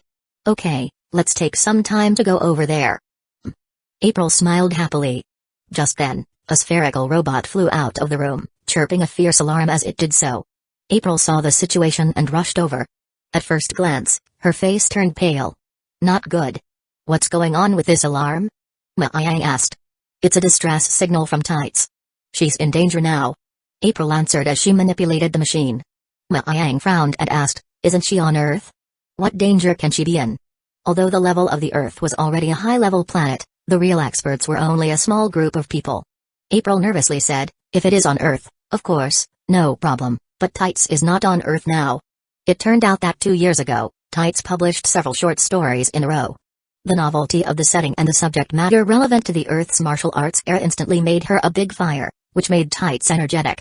Chapter 358. On the east side of the North area, there is a planet called Zell. Planet Zell is a low-level planet, about twice the size of Earth, on which lived an alien life called Zell-Auran, with much more advanced technology than Earth. Planet Zell was originally a peaceful trading planet, but recently, the Zell-Auran living on it have run into big trouble.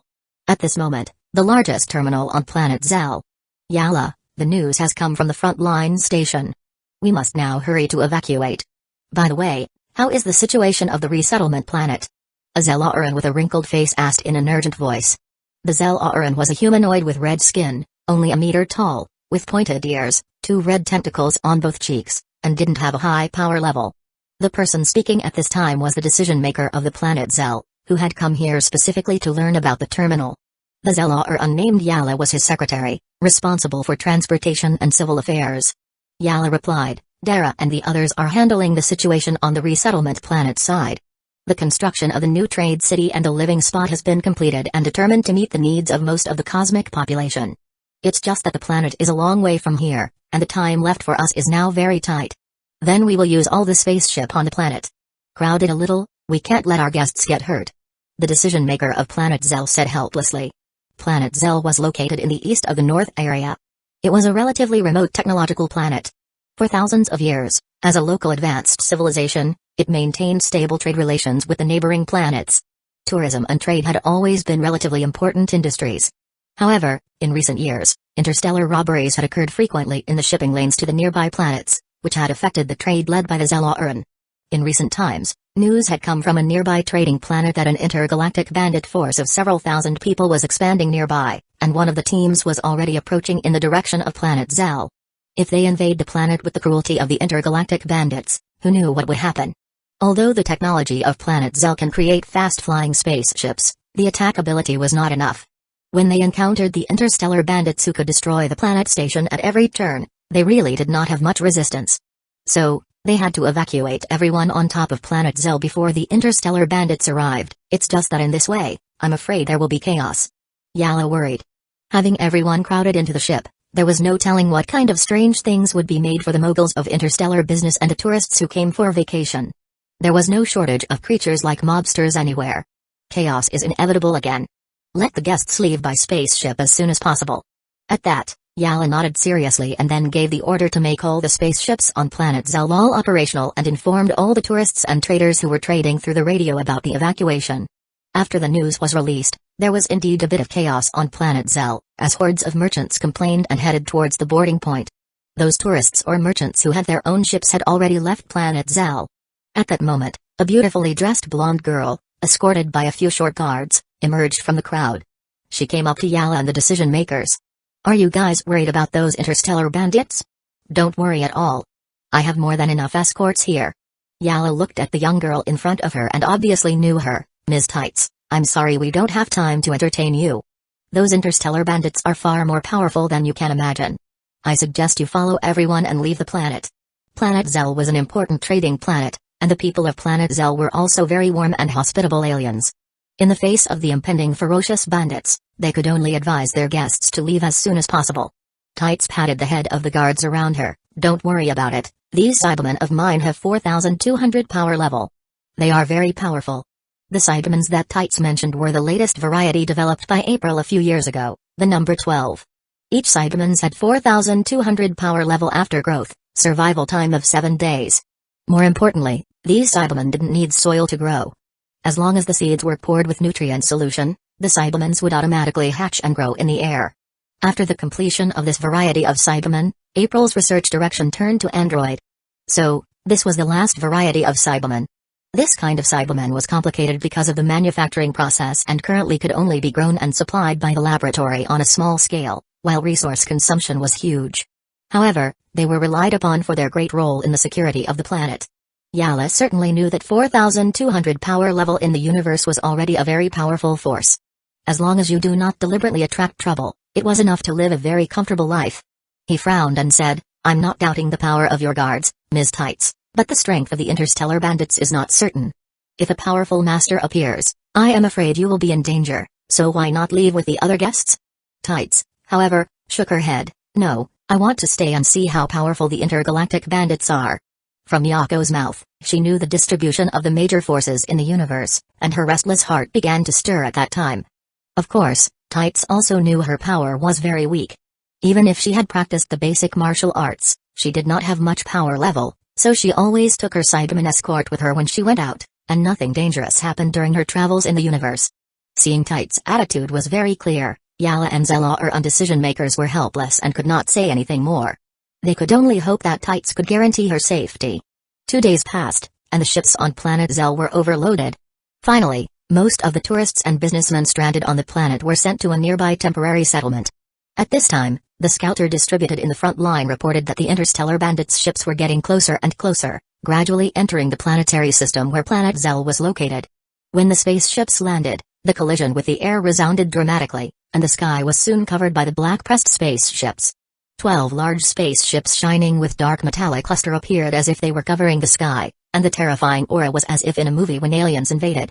The apocalyptic atmosphere came out at once.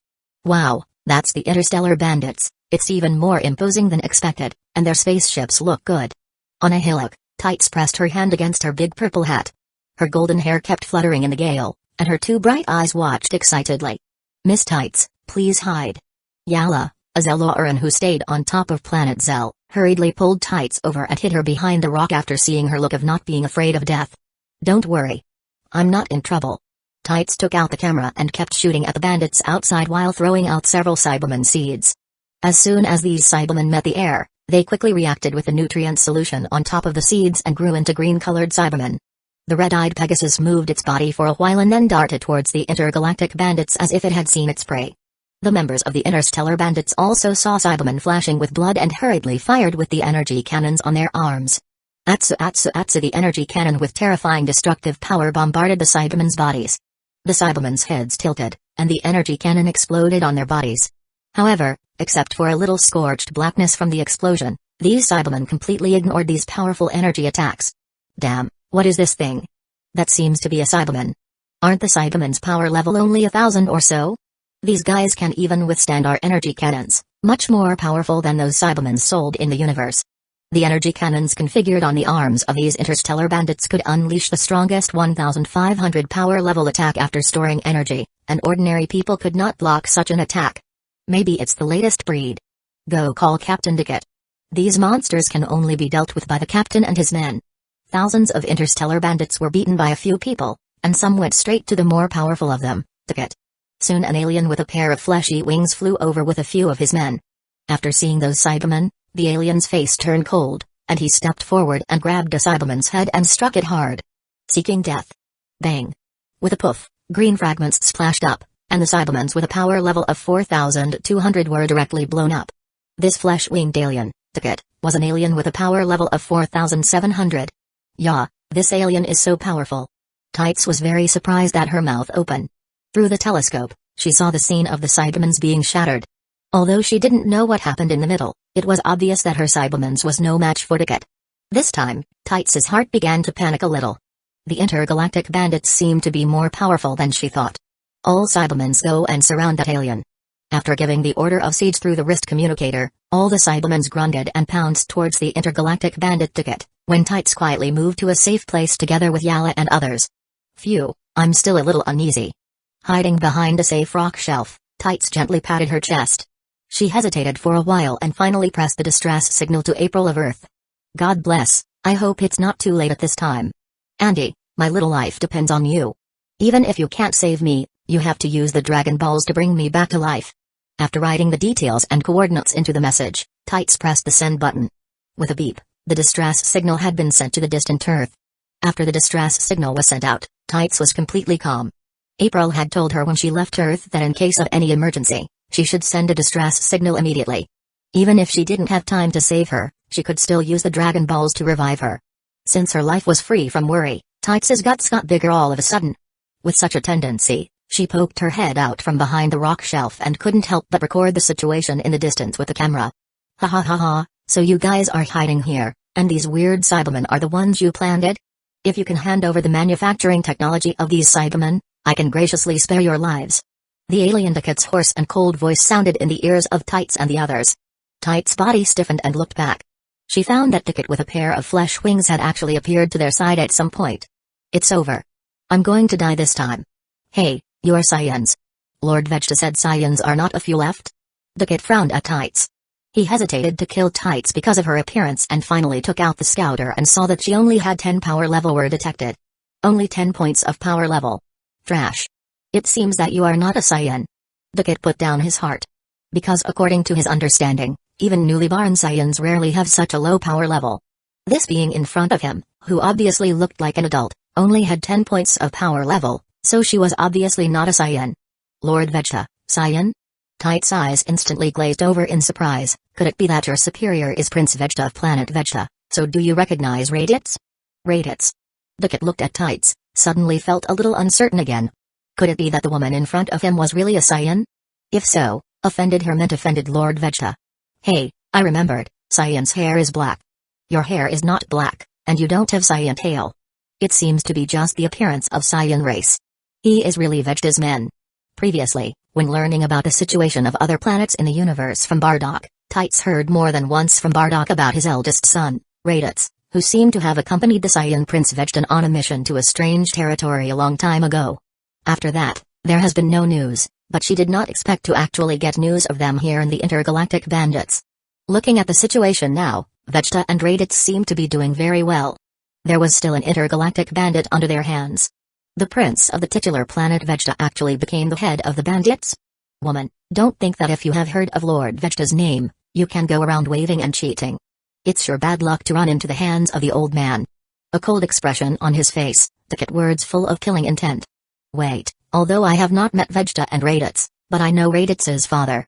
Cut, Raditz, that punk I do not even put in the eye. Even if you know his father is useless. Ticket finished and said no more. A crystal radiant light had coalesced on his terrifying palm. It's over. Tights closed her eyes in fear, thinking that maybe if she opened them again, she would already be on Earth. But after a while, the expected pain did not come. When she opened her eyes, she saw a handsome-looking young man standing in front of her. One hand grasped the wrist of the intergalactic bandit Ticket, who had two red eyes and a look of terror on his face. Tights, you're getting bolder and bolder, daring to run into the universe alone with a single gun. A familiar voice sounded in his ears. Tights looked at Maiyang and said in surprise, Uncle Maiyang. Maiyang looked at Tights. If I hadn't been right next to April when she received the distress signal, you would have been in danger at this moment. Then my luck is still very good. Tights heatedly smiled. After seeing the appearance of Maiyang, Tights became relaxed, then recalled the previous situation. She realized that her back had unknowingly been soaked with sweat. Ticket, who was grabbed by Maiyang, was pulling and tugging his arm in fear. However, no matter how hard he tried, the opponent's big hand was like a hard iron pincer, holding his wrist firmly, making him unable to move. Creak. The sound of broken bones. Maiyang twisted his arm with a little force and then casually threw it back. Ticket's whole body was like being hit by a speeding train, and his body flew uncontrollably into the rocky mountain wall. Boom. The hard stone wall collapsed into a large human-shaped crater, and Ticket's entire body fell into it. Maiyang flashed, about to release a killing move, when Tights shouted at the side, Uncle Maiyang, that man seems to be Vegeta's men. He should know the whereabouts of Raditz. Maiyang heard it, slowed down, and turned back. Raditz? Tights said, yes, he just called Vegeta as Lord Vegeta and also knows Raditz. Maiyang nodded. His body stepped forward to Ticket's heels and grabbed him out of the rocky mountain wall. Tell me the whereabouts of Vegeta and Raditz. Ticket looked a little frightened. I do not know their whereabouts. It has always been our boss to contact Lord Vegeta. Where is your boss? Is he also here? Yes, yes. Ticket didn't know what exactly Maiyang was and was directly scared out of his wits by Maiyang's power. Maiyang's eyes slightly condensed as he released Ki out. Soon, the entire planet Zell entered Maiyang's eyes. In addition to more than 2,000 Ki of a few hundred power level on top of planet Zell, there was also 3 other Ki that wasn't weaker than Ticket. One of which was stronger, about 6,000 power level, probably the boss of this group of interstellar bandits. Found it. Maiyang secretly said and then directly sent the alien in front of him a wave of Ki. You. Drakut's eyes widened, revealing a terrified look. He didn't expect that the opponent would kill him before he told him the whereabouts of his boss. After killing Ticket, Maiyang looked around in the distance, raised his hand, and fired a Ki wave towards the sky. This Ki wave soared to a few thousand meters above the ground, suddenly exploded, scattered into more than 2,000 tiny energy light points, then like fireworks blooming, scattered out in all directions. Swoosh. Swoosh. Swoosh. As if tiny raindrops fell, these raindrop-like points of energy light abruptly appeared all over the world like a rolling projectile, killing all the interstellar bandits that entered planet Zell. Tights and the surrounding Zelauran were shocked by Miang's power, but they didn't know that the hand just now had killed all the bandits. Uncle Miang, if you just kill him like this, won't you be able to find Uncle Bardock's son? Tights said. Their boss is not dead yet.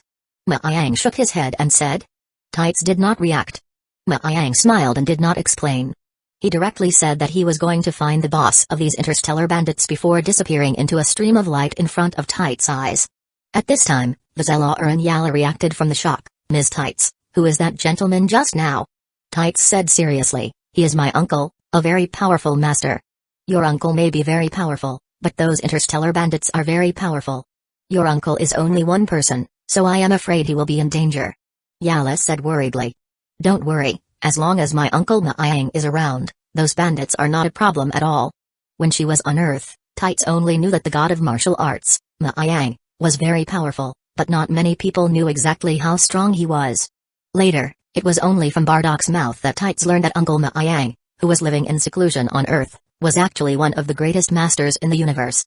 In the past, of course, she was not clear about the meaning of the names Frieza and Cooler, but since she stepped out of the Earth, Tights had learned the intimidating power of these two names in her travels. Would a mere intergalactic bandit be as powerful as Frieza and Cooler? It was completely impossible. Chapter 359. For Tights' almost blind confidence, the Zelauran Yala felt a bit speechless. Although he also felt that Miang's move to kill Ticket just now was very amazing, he had to say that against the whole interstellar bandit group, how could one person's power be enough? That was a bandit group of several thousand people. It was not as if the people of Zelauran hadn't hired powerful masters to go on a crusade, but they all failed without exception. Yala tried to persuade again, but Tights waved her hand with a smile on her face. Uncle Miang is different. He is the god of martial arts.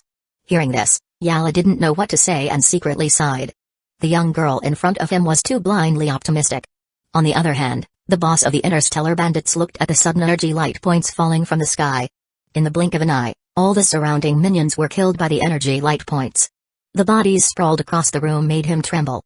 All these minions, without exception, had a deep hole at the brow, blood burning and condensing, all deadly in one blow. What the hell is going on? Donnie's gloomy face was looking at a million bizarre scenes. The scalp felt a tingle, even carefully examined the surrounding, trying to find the perpetrators. Suddenly, a blur of light flashed in front of the eyes, and a black figure appeared beside Donnie. Miang stood 3 meters away from him. Tell me the whereabouts of Vegeta and Raditz. Donnie was startled.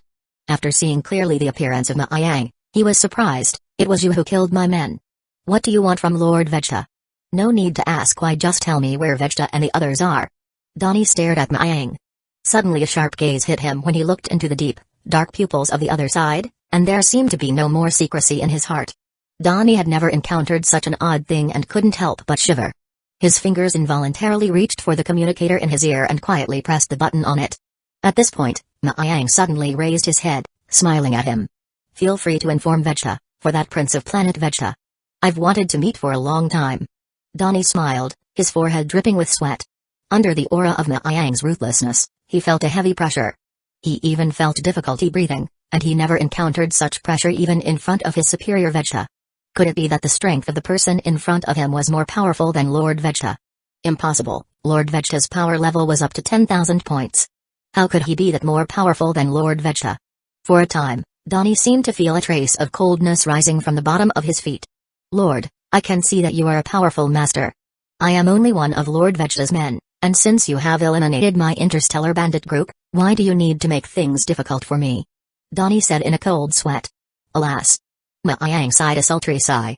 Miang's silhouette suddenly disappeared from Donnie's eyes, and when it reappeared, it had already arrived at the opponent's heels. A finger was slowly extended, and Miang's movements were obviously very slow. However, the strange thing was that Donnie's body and consciousness seemed to be imprisoned at this time. Even the finger did not move. The finger was lightly touched at the center of Donnie's brow, and countless messages were read out. Then, with a snap of his fingers, Donnie only felt a shock, and then consciousness fell into darkness. In just a moment, Donnie's brain had been churned into a mush by the power of Miang. The original Vegeta actually established a small force under the nose of King Colt. But this force is still not on the stage. With the life dimension reaching such a degree as Maiyang, reading the memories of certain people's cerebral cortex had been a very simple matter, which was the ability to appear after the life level was raised. The original Son Goku also slightly understood this skill but not as proficient as Maiyang. Maiyang's figure flashed, once again appeared beside Tights and others. When Tights saw Maiyang return again, she came up very expectantly. "Uncle Maiyang, how are those bandits doing?" Maiyang laughed loudly. "Of course, they were solved." "All of them were killed?" Tights' two curved eyes narrowed. "Yes." The Zela or Unyara, however, was a bit disbelieving and muttered, "This is only a moment, and all of them were taken care of." Yar looked at Maiyang. His eyes flashed with astonishment. As Tights had said, he was an amazing expert. Looking at Tights' excitement, Maiyang said, "Don't be too happy too early. Your situation this time made April very worried. So she asked me to bring you back to Earth." Tights suddenly cried, "No, I still want to travel outside. I feel like my literary thoughts are surging now. As long as I am given some more time, I can definitely create shocking works." Maiyang shrugged his shoulders and said to her, "You'll have to talk to April about that. I'll be responsible for taking you back." After saying that, regardless of Tights' objection, Maiyang directly grabbed her shoulders, then nodded towards Yala, the Zela next to him. With a flicker of emptiness, Maiyang launched instant transmission with Tights and left planet Zell in the blink of an eye. They disappeared in a flash. Looking at the place where the two disappeared, Yala was stunned for a moment. Suddenly remembering something, he quickly checked towards the distance. He only saw the corpses of intergalactic bandits lying on the ground. All those cosmonauts had already died out. Awesome, it turns out that Miss Tight's uncle is really an expert beyond imagination. Yala murmured and bent deeply towards the direction where Maiyang and the others had disappeared. In the east of the north area, above an unknown planet, two figures, a man and a woman, were constantly colliding in the sky as brilliant light flashed up, blurring light and shadow to dazzle the eyes. Those were two stronger silhouettes. The male was about 13 or 14 years old, with spiky hair and a pair of eyes that were cold and arrogant. The female on the other side was 18 or 19 years old, with a fair and delicate face and a delicate and well-proportioned figure, which, although not finely dressed, looked very natural at a glance and had a very alluring beauty. "Oh!" Vegeta pushed with both hands. A massive wave of energy blasted out from between the two palms. Boing, boing, boing. Cicely's body fluttered and dodged skillfully while her fingers kept pointing in vain. Countless bright red inching mangles spread out in an arc and blasted towards the center point. The two released each other key waves in the sky. Several waves of energy sped out, in the open sky intersected with a blue or bright red luster. Vegeta quickly attacked after sending energy waves, but the woman opposite wasn't weak. She saw through Vegeta's moves. Cicely sneered and moved her body to defend. Bang! Cicely pushed Vegeta out, smashed him on the ground. The ground broke out a big hole. Not long after, Vegeta scampered up from the ground. His battlesuit has appeared a little broken. And so has Sashli's battlesuit.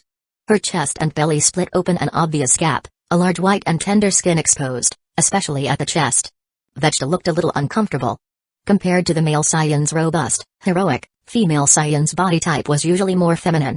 This was the same whether it was a short type or a slender type. Ahem. Vegeta coughed dryly. His eyes averted from Cicely's delicate body. "This is the end of today's practice. You go change your clothes," Vegeta said, pretending to be cold. "Haha, my prince is shy." Cicely did not have the slightest woman's shyness. Instead, she boldly pressed her chest, laughed, and blocked the place where the battlesuit broke open. "You're a rude woman." Vegeta could not see her so arrogant performance, cold voice. "Vegeta, you can look. There are only two of us here, and I will not care." Cicely ignored Vegeta's arrogance and smiled gently. She walked towards Vegeta and then hugged him from behind, with the soft parts of her body pressed against Vegeta's body. The soft touch made the proud prince's face stiffen, and his cheeks redden a bit. Chapter 360 Woman, don't go too far. Don't rush to let go of me. Vegeta was annoyed by this sudden hug from Cicely. His face changed. Haha, don't be shy. Upon feeling Vegeta's unnatural emotions, Cicely laughed delicately. However, she felt a burst of amusement in her heart.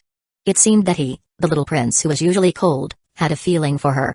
Clack, Vegeta's forehead veins twitched. Cicely's arrogance made him very upset, and there was an urge to beat her up. Okay.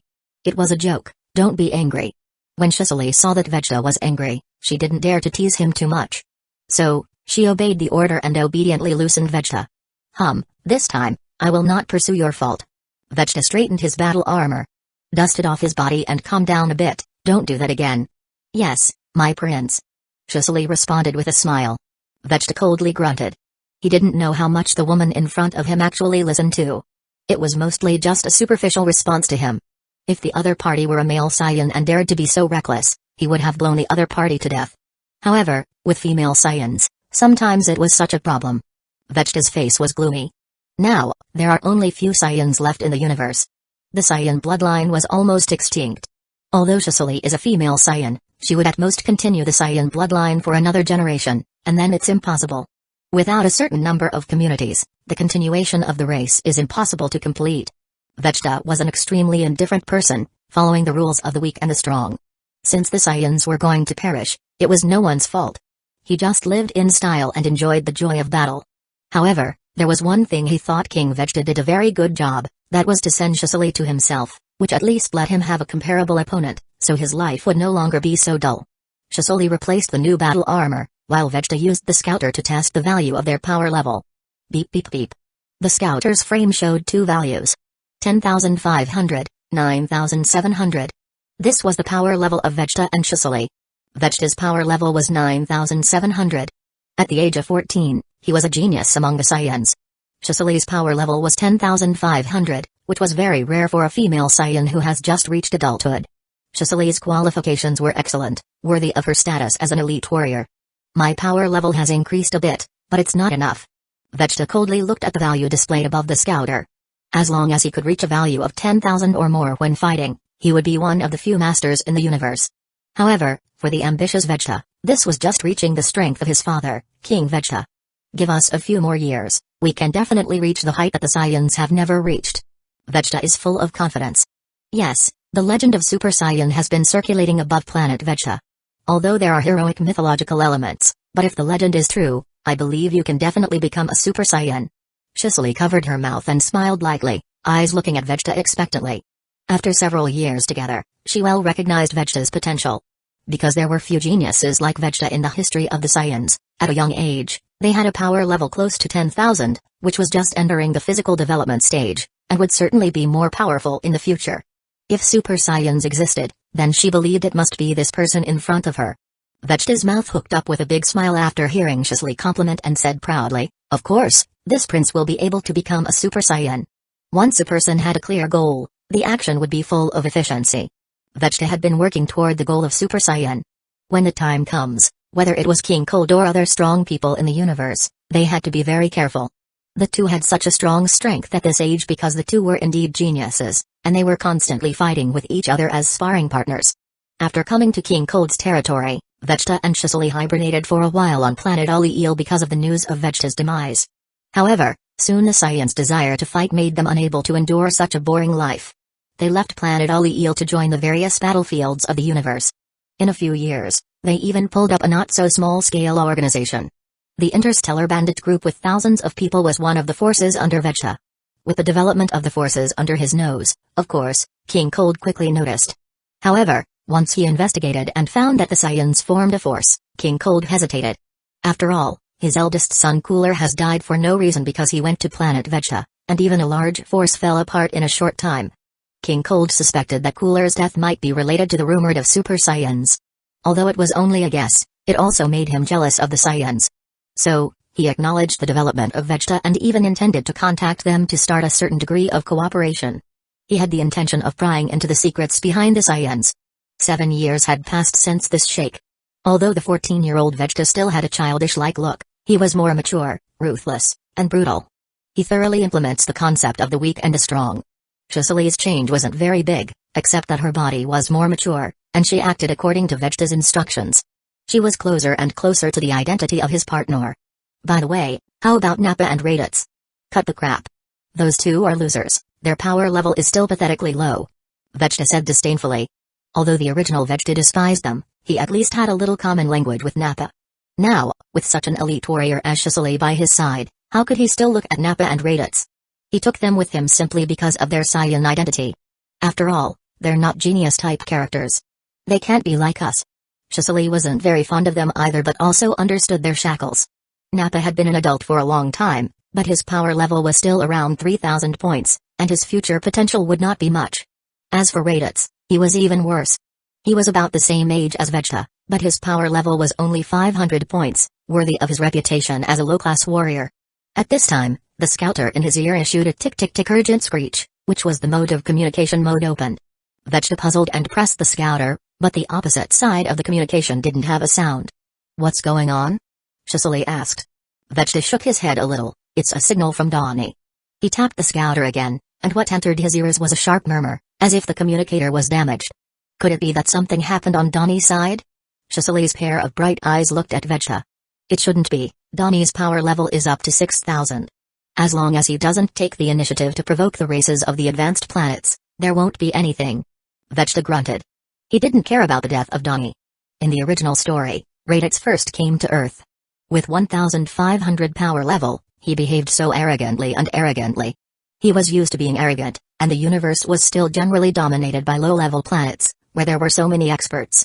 Plus, the interstellar bandits led by Donnie were mainly active in some weak solar systems, so there was no need to worry about life safety. Then don't bother with him. Cicely also didn't care about Donnie's death. She and Vegeta chatted about other things, and then the two of them went to prepare meat. After eating, they started to continue fighting again. Saiyan was keen to fight fully on the side of the complete performance. The rumble echoed in the sky, and the mushroom cloud of terror rose, like the stars exploded. Vegeta and Cicely's power level were up to 10,000. With a single blow, they could explode out like the energy of the end of days, and the ordinary planet could not withstand such a violent energy blast. The tyrannical energy stirred the air. The ground cracked, and hot lava flowing. Soon, thousands of meters of destruction appeared on the ground underfoot. On the other side of the planet, Nappa and Raditz panicked. Upon feeling the ground's increasingly violent tremors, they looked toward the approaching energy storm in the distance, and their eyes filled with envy. "Gee, when will I be able to reach the same power as Vegeta and Cicely?" "No, just half of it is enough." Nappa touched his bald head, and there was a face of astonishment and envy. As he grew older, the hair on Nappa's head became less and less, and now he was bald, but he did not become stronger. Raditz blocked the hurricane with his arm and whispered, "Their fight is getting closer. Let's hurry and leave. If I get caught in the aftermath of their fight, I won't be able to survive." "You're right." Nappa looked at the violent flash that kept appearing, and his heart could not help but shiver. It was a little sad to say that they could not even resist the aftershocks of the battle. Chapter 361. As a Saiyan warrior, Nappa was born as a magnate. His power level was more than 3,000, which wasn't weak, depending on who he was compared to. However, in front of the powerful Vegeta and Cicely, his power was as insignificant as Raditz's. The so-called magnate became cold in front of the top magnates. In the face of Vegeta and Cicely's battle, Nappa and Raditz showed a panic face. They continuously retreated backward more than 200 kilometers but still felt unsafe. They then retreated a few hundred kilometers until the surrounding energy began to decline before stopping. "This up here, it should be a little safer." Raditz gasped and arrived at a relatively safe place. He out the scouter and carefully observed the battle on Vegeta's side. A dark cloud covered the distant sky. It was as dark as ink clouds tumbling. From time to time, it shone with crystal winding lightning, and the whole cloud seemed to be pouring down. That was Vegeta and Cicely battle, triggering the heavenly phenomenon. Alas, Vegeta's power level has exceeded 10,000 so quickly, but I'm still hovering around 3,000. Nappa said. In Planet Vegeta, when it hadn't been destroyed yet, Nappa began to carry out tasks with Vegeta. When he was a little older than Vegeta, Nappa was much more powerful than Vegeta. However, time had passed, and many things had changed. The destruction of Planet Vegeta caused this glory to disappear. Later, Cicely joined the team and directly divided it into two parts, Cicely and Vegeta group, and Nappa and Raditz group. Nappa understood this grouping. After all, Cicely was assigned by King Vegeta to follow Vegeta, so this grouping was natural. However, in recent years, with the gap between the two sides expanding, coupled with the gradual growth of the cosmic forces under the command of Vegeta, Nappa began to feel a touch of unease. Although normally the four lived together, Nappa had clearly felt that their status was declining sharply. In the long run, Nappa fears that sooner or later, his position would be replaced by those aliens. Eventually, he'd fall into the unimportant cannon fodder. There was a crisis and pressure. At this time, Nappa also carried out hard exercises, but the strength of the improvement was not obvious. When Vegeta and Cicely's strength was drifting up, he seemed to have encountered a bottleneck. His power was stuck at 3,000 power level.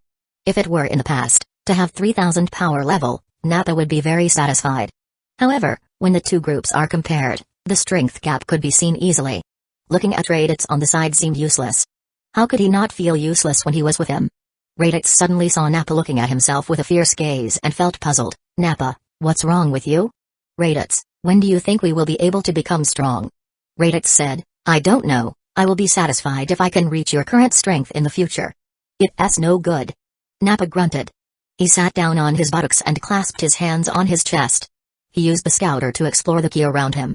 I heard that your father, Bardock, is also a low-class warrior, but his strength seems to be more powerful than those elite warriors? Yeah, I don't know why. Maybe there was an error in the judgment system. Saiyans are born with all their growth, and the usual exercises at most bring out that power in advance. Raditz shook his head. He was always proud of Bardock's power. When he was still young, Bardock would have instilled the theory of training to Raditz, saying that the low-class warriors were not worse than the elite warriors. However, from the bottom of his heart, Raditz did not agree with these words. He later went on missions with Vegeta and was deeply influenced by Vegeta and Nappa, and that concept of hierarchy was even deeper into Raditz's heart. That's right, but Uncle Nappa is not willing to. Nappa crossed his legs and nodded his head. His heart deeply envied Vegeta and Cicely that had such promising talent. If they gave birth to children in the future, the talent must be better. Speaking of having children, Nappa could not help but touch his bald head. Now there were only a few Saiyans left. There was only one female Saiyan, Cicely. He wondered if he would have the opportunity to find a female Saiyan to marry. This thought was a little sad. Tick tick tick. Nappa shook his head to put aside this thought. He took out the scouter to detect the surrounding signal.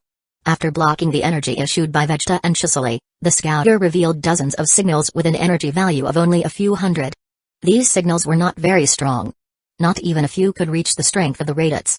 Let's go, Uncle Nappa wants to go exercise. Slapping his palms together, Nappa was ready to get a bit of confidence back from those weak ones. Raditz, what about you, do you want to join me? Raditz shook his head, I'm going to wait here. If later Vegeta cannot find us, they will be angry again. Such a waste. Nappa looked uncomfortable with the weak appearance of Raditz. Then you go find some food. You can do this job, right? Well, leave it to me. Raditz nodded. Nappa nodded, then laughed, and a stream of air rose from the bottom of his feet to carry him up into the air. He turned into a stream of light and sped off in the direction of the scouter. After Nappa left, Raditz stood in the same place for a while. He went to look for a few foods. Saiyans eat a lot, so he needed to prepare enough food in advance. Raditz's power wasn't strong. He wasn't used during the battle, so he was always responsible for this. A few days later, Vegeta had forgotten about Donnie. After enjoying the grilled food with Cicely, the two were ready to exercise as usual. Just then, a spherical ship landed through the atmosphere. That spaceship was about 50 meters high, all black, emitting a metallic luster. When it came close to the ground, a huge shadow was cast down, gliding along the continent from west to east. After that, it swayed in the sky for a while, as if confirming the target, and finally landed on a flat ground a few hundred meters away from Vegeta and Cicely. Click. 8 thick steel pincers from the bottom of the spaceship easily stuck into the rock layer. Notice that the ship landed aside. There was clearly the intention of rushing. Vegeta and Cicely's faces changed a little. What's with this spaceship? Although they secretly controlled a sizable universe legion, they had not revealed their whereabouts, so how could this ship find them? Cicely's dark eyes stared slightly and looked at Vegeta. Isn't his King Cold spaceship? The North Area East was the largest territory of King Cold. If other forces wanted to find them, it wouldn't be easy. Even if they did, Vegeta wasn't afraid. Vegeta's eyes suddenly flashed with a killing machine as he said in a deep voice, it should not be. We and King Cold were good. If he wants to find trouble with us, it will not be this time. King Cold is the father of Frieza and Cooler. As the father of the two who once ruled planet Vegeta, Vegeta heartily disliked him. So, even if there was some contact with King Cold, it was reported as an element of use. King Cold's attitude was the same, solely to investigate the news of the Super Saiyan.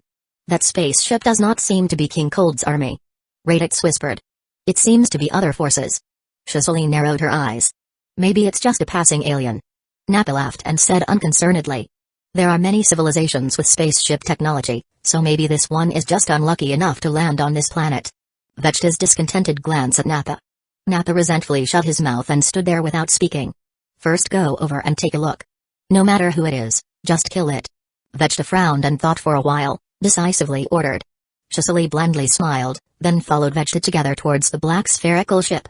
Chapter 362. With a black spaceship docked, the surrounding ground was picked apart by 8 thick steel pincers, cracking out a few meters of broken area in all directions. With a creak, a disc landed under the spaceship, and 3 figures, 1 male and 2 female, came out of the spaceship. The man had black hair, handsome in appearance, and a pair of eyes like a falcon, full of intimidating power. The women stood on either side of the man, one left and one right, with locks of cloud-like hair flowing in the wind and light green clothes tied tightly around their bodies, showing their exquisite figures. The 2 women were beautiful with attractive bodies. Ahem, Vegeta and Raditz are on top of this planet. Well, they've come over. The black-haired man gently covered his mouth, dispelling the sand and dust raised around him, lifting his head with a smile on his face to look at the few people flying in the distance. This man was none other than Ma Yang, and the 2 women were his wife, Melia and Melis. Previously in Planet Zell, Ma Yang read the location of Vegeta from the cerebral cortex of Donnie. After sending Tights back to Earth, Ma Yang took a short break and came towards Vegeta. This time, he was accompanied by 2 women, Melia and Melis. They also showed great interest in the high-minded Prince Vegeta of Planet Vegeta. Of course, they came this time at the commission of Bardock to bring back Raditz. It was just that the address given by Donnie was still rather general, and the range was as big as a star field. So, after Ma Yang came to the nearby planet, it took a while to find, before confirming the location of Vegeta. That short man with spiky hair, is he the Prince of Planet Vegeta? Melia's pair of turquoise eyes faintly glanced at Vegeta. Speaking of which, Melia and Melis were still the princesses of Planet Sala. Planet Sala was the Saiyan planet at its peak, and Vegeta, the down-and-out prince, immediately came up to their level. The strength is still passable. Melis commented flatly. The 10,000 power level in their eyes could only be considered passable. After all, the Saiyans of Planet Sala had at least 100,000 power level when they reach adulthood. If Vegeta were born in Planet Sala, he would probably be a hangover. However, the 2 Saiyan planets were too much difference in quality. The strongest planet Vegeta's Saiyan was only a 10,000 to 20,000 power level, while the strongest planet Sala's Saiyan had more than 50 million power level. Rigidly using the standard of Planet Sala to measure Vegeta was actually unfair to him. Hey, who is that female Saiyan? Her strength is actually more than 10,000 power level? Melia was a little surprised to see that the female Saiyan, who wasn't very old, was actually a little stronger than the Prince of Planet Vegeta. A bit interesting. Ma Yang also unexpectedly looked at Vegeta and his group. The original trio turned out to be 4, with an extra female Saiyan outstanding in strength and appearance. Looking at Vegeta's strength, he was also much more powerful than his contemporaries. It seemed that unconsciously many things changed when he did not know. Unfortunately, that woman is slightly older. Otherwise, she can be Broly's bride. Melia stared hard at Cicely, regretting that the other girl was on the older side. Ma Yang laughed and scolded, "Come on, you guys are not much older than each other, but you are starting to worry about Broly's future." Melia laughed playfully, "Plus in our previous life, we are not young at all." Vegeta saw Ma Yang and the girls. His face could not help but flash a trace of surprise. Then he heard what they said, and Vegeta's face was suddenly gloomy. His black eyes flashed a cold killing machine. "Who the hell are you people?"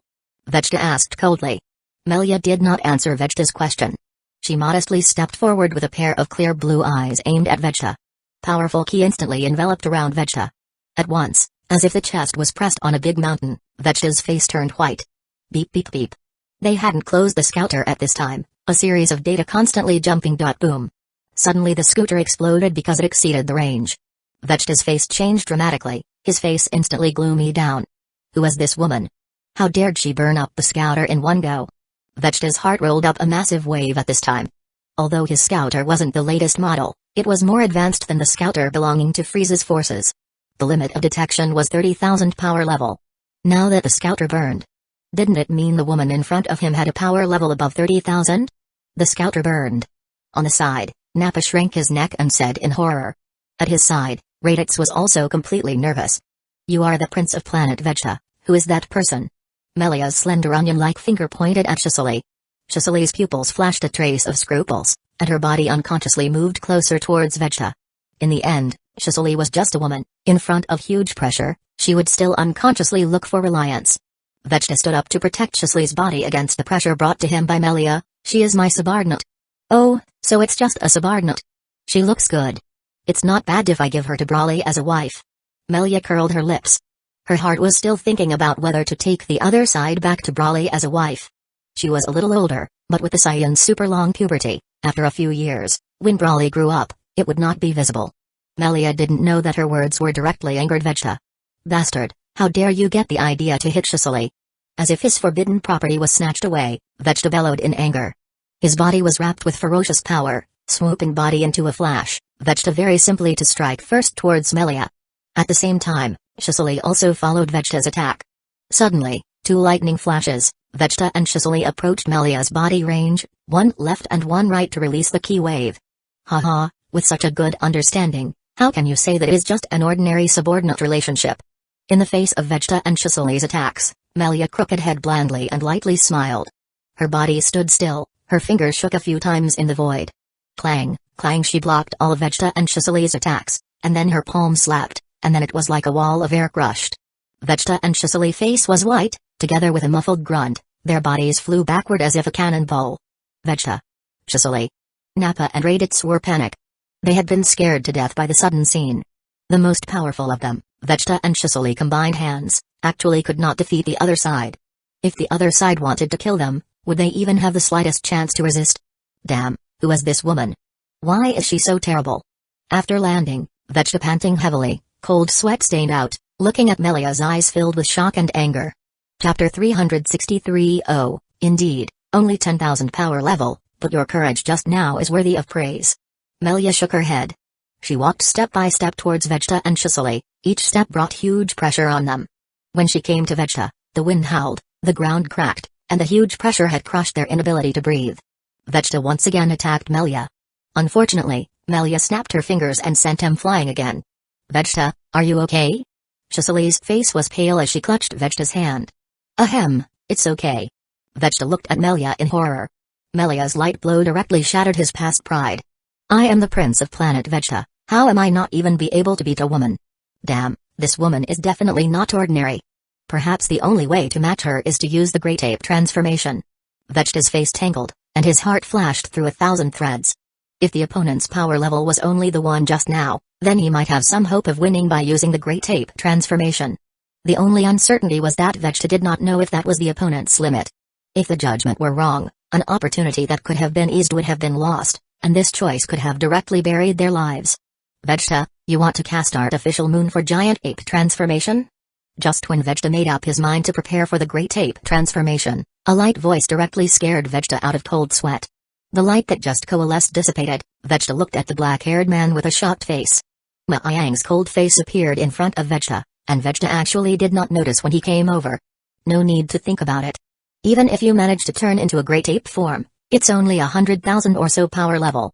You're not a match for Melia at all. Damn, there are still two of them here. So, Melia is the name of the woman just now, and with just one woman, we were defeated without a fight. If there are more of them, we simply couldn't. Thinking of this, Vegeta moved his throat, feeling some bitterness. With a disheveled expression, Vegeta sighed, who are you people? Look at your appearance, you are not Saiyans. Melia's hand just now had made Vegeta feel humble. Maiyang looked at him and laughed, I am indeed not a Saiyan. But my wife is. At this time, Melia also withdrew the pressure shrouded in Vegeta, standing with Meliz to the side of Maiyang. The bird-like appearance wasn't as ferocious as it was just now. However, none of the people present dared to underestimate her.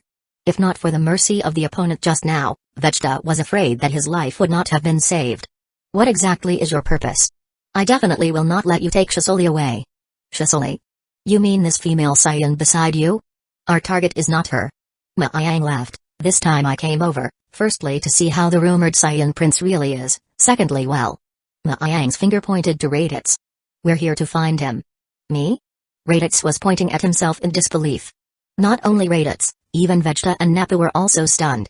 There were several people who were too strong in front of them. But they actually came to find Raditz. How on earth did this guy offend them? You are the son of Bardock. Do you have a grudge against my father? Raditz sniffed. His body took a step backward, and his face turned pale.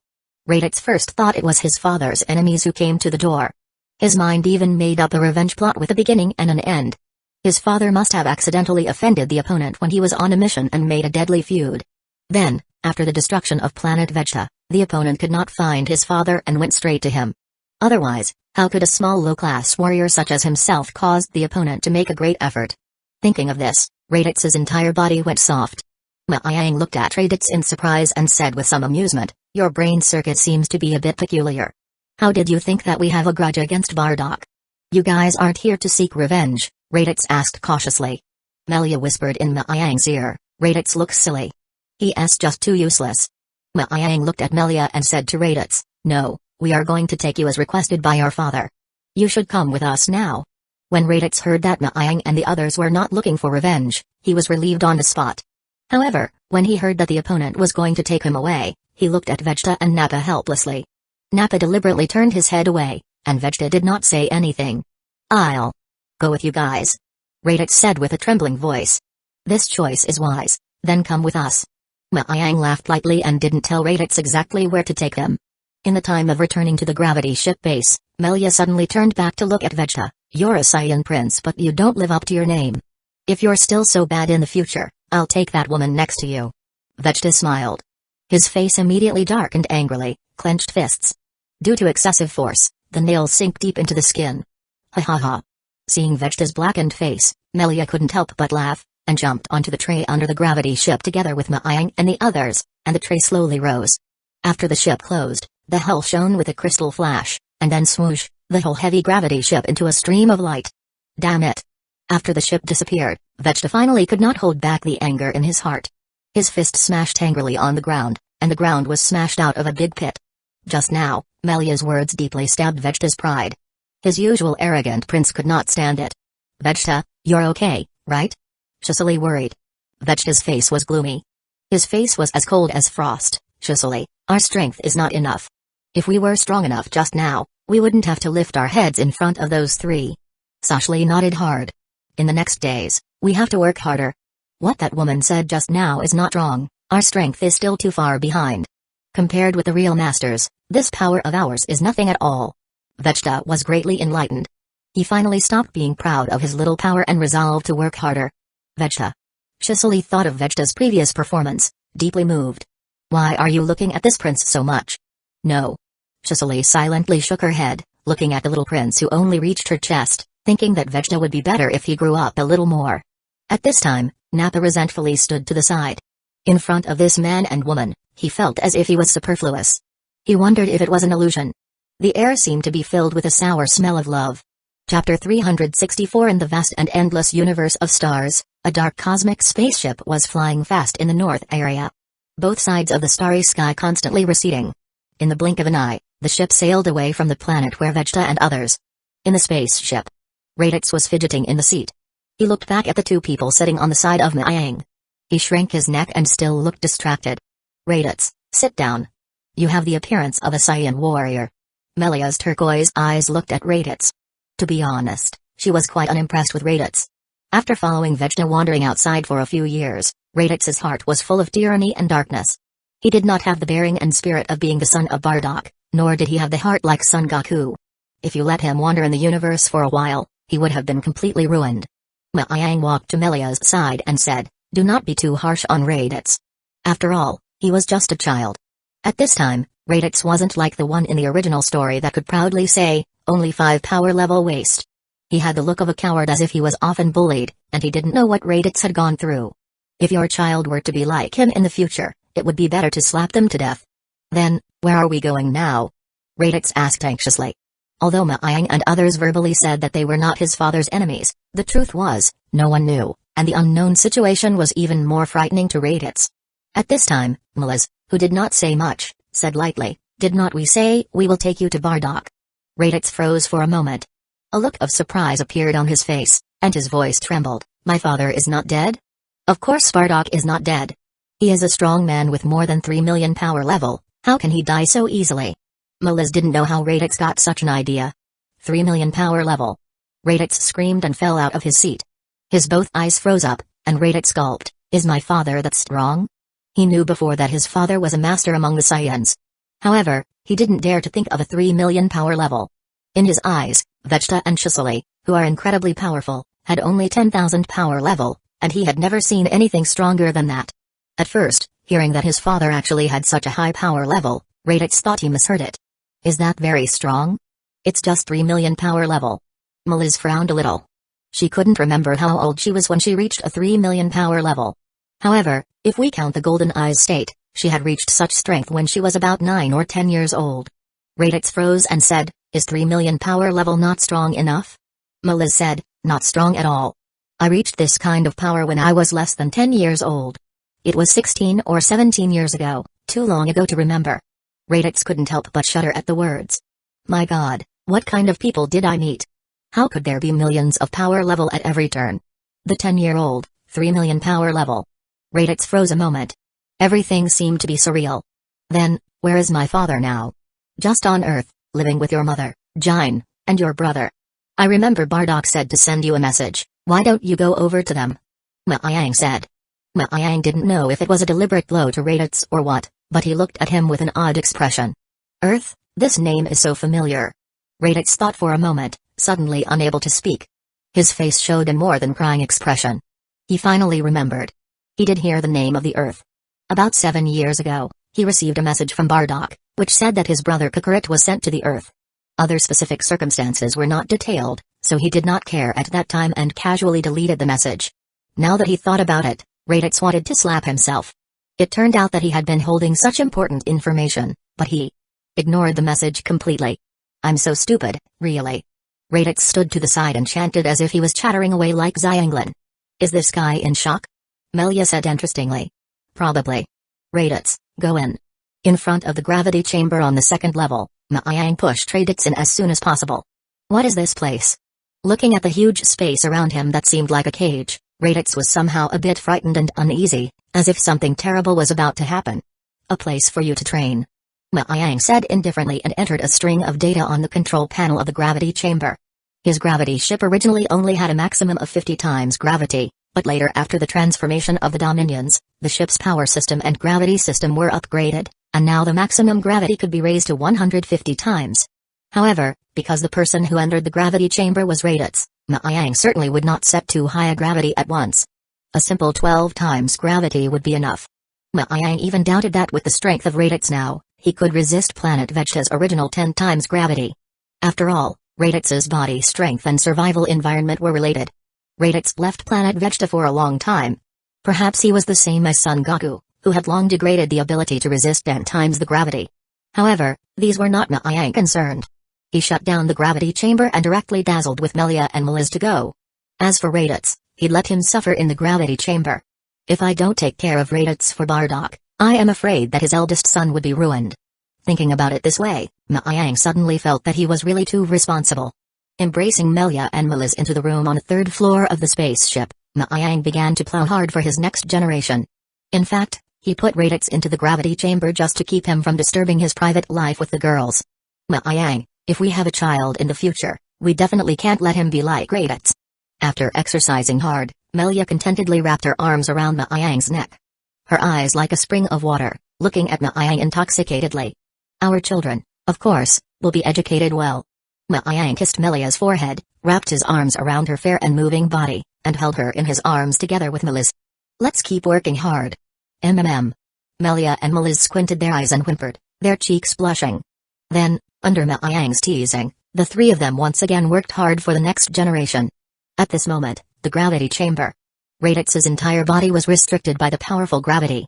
He tried to move, but severe pain struck his body. After a few minutes, Raditz cried sadly. Tears and snot all flowed down. It is too much.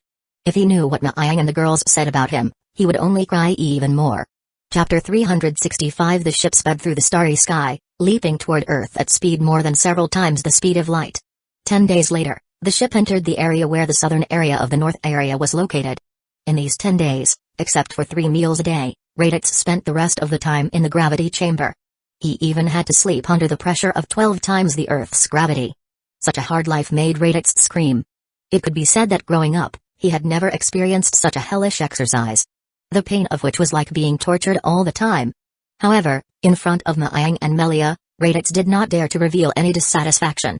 Even if he broke his teeth, he could only swallow the bitterness together with his stomach, hoping to get out of the sea of suffering soon.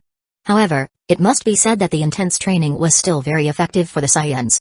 These days, Raditz was not without gain. He had at least recovered his physique when he was in Vegeta, and even under 12 times the gravity, he was able to take a few trembling steps. Snort. The ship's gravity chamber's engine shut down, and Raditz stepped out of the gravity chamber drenched to the skin. Well, not bad, the power level has broken through to 600 values. Maayang looked at Raditz, who walked out. Compared with 10 days ago, Raditz became stronger. 10 days to raise 100 points of power level. As a low-class warrior, Raditz should be snickering. Lord Maiyang, when will we reach Earth? Raditz stumbled and asked. Maiyang looked at him. What, you can't stand the exercise of the gravity chamber now? Raditz gave a jolt. No, I just miss my parents. Maiyang gave him a look. A pair of deep eyes poked Raditz's heart as if to see him through. Raditz's body was cold, and his face turned white. Just when he couldn't bear the pressure and intended to surrender, Maiyang said, there are 2 more days before we reach Earth. There is one thing I told you first, after arriving at the Earth peacefully, do not bring out your style of acting with Vegeta and the others. The Earth is not a low-level planet in your imagination. There are people who have a power level of more than hundreds of thousands and millions. So, do not cause trouble there, or you will have to suffer. Thinking of Raditz's famous power level 5 was trash quote, Maiyang gave him a precautionary shot in advance, giving a warning. The Kami was now his disciple, Kanalita. Kanalita was not the old Kami with weak power. If Raditz dared to copy the old style of acting and make things happen, even if he was the son of Bardock, he would have to suffer severe punishment. I wouldn't dare. I certainly won't cause any trouble. Raditz was so frightened that he hurriedly assured. Boy, there are even hundreds of thousands or millions of people with power level. When Raditz heard this, his face turned white. How could he still dare to treat Earth as a low-level planet? Think about when Planet Vegeta had more than a dozen Saiyans with more than 10,000 power level. They dared to be arrogant and domineering, plundering the planet around. With Earth's heritage, he was afraid of a superb planet. When he got there, he was worried he was still a minion. It was better to be good and not cause trouble. Raditz admonished himself in his heart that he must abide by the rules there. His heart was also cursing those guys who classified the Earth's rank. It was obviously a super powerful planet but was classified as a low-level planet. Those people's heads definitely had pits. Or maybe, this was done specifically for the purpose of the pit of those aliens? Raditz's scalp tingled, not daring to think further. Maiyang faintly glanced at Raditz and saw that he had been frightened. Therefore, he said no more, but in his heart, he secretly shook his head. This son of Bardock, he isn't much good in the end. In the original story, Son Goku quickly raised his power level from less than 1,000 to more than 8,000 under 10 times the gravity of Kai's planet. Under the same conditions, Raditz only raised his power level by 100. When compared the two, the gap was highlighted. However, Raditz couldn't be blamed for this. Although the Saiyans were a warrior race, not every Saiyan was able to become stronger in itself. The power of Saiyan that everyone knew was mainly brought out by Son Goku, Vegeta, and Broly. Raditz, as a low-level warrior, had an inherent lack of strength. Moreover, unlike Son Goku, who focused on the development of the realm during the critical period of growth and had good enlightenment, Raditz could be said to have lost the most important weight in the growth process. In the future, he would be able to reach 5,000 power level, which was already very rare. The specific training should be given to Bardock to go. There might be hope for a breakthrough of 5,000 power level. The southern part of the North area, Earth, the eastern coast. Several small islands converge together. Whenever the seawater recedes, the shallows would show several muddy beaches connecting the islands.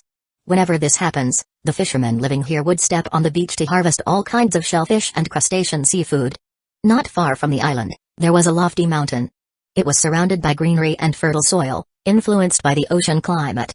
The air here was humid, abundant rainfall, the most suitable for crop growth. One day, on the flat plowed land, two figures in orange martial arts clothing grunting and puffing hard to reclaim the land. The fertile soil was picked up layer by layer, but these two people do not have tools in their hands, picking up the soil by a pair of palms. Sweat dripping from the forehead, Son Goku spit out his tongue, and his stomach grumbled with hunger. He looked at the sun. It was not yet time to eat. Brother Goku, I have a little food here, why don't you eat first? The not-so-old Kai sat down and took out a few steamed buns from the capsule.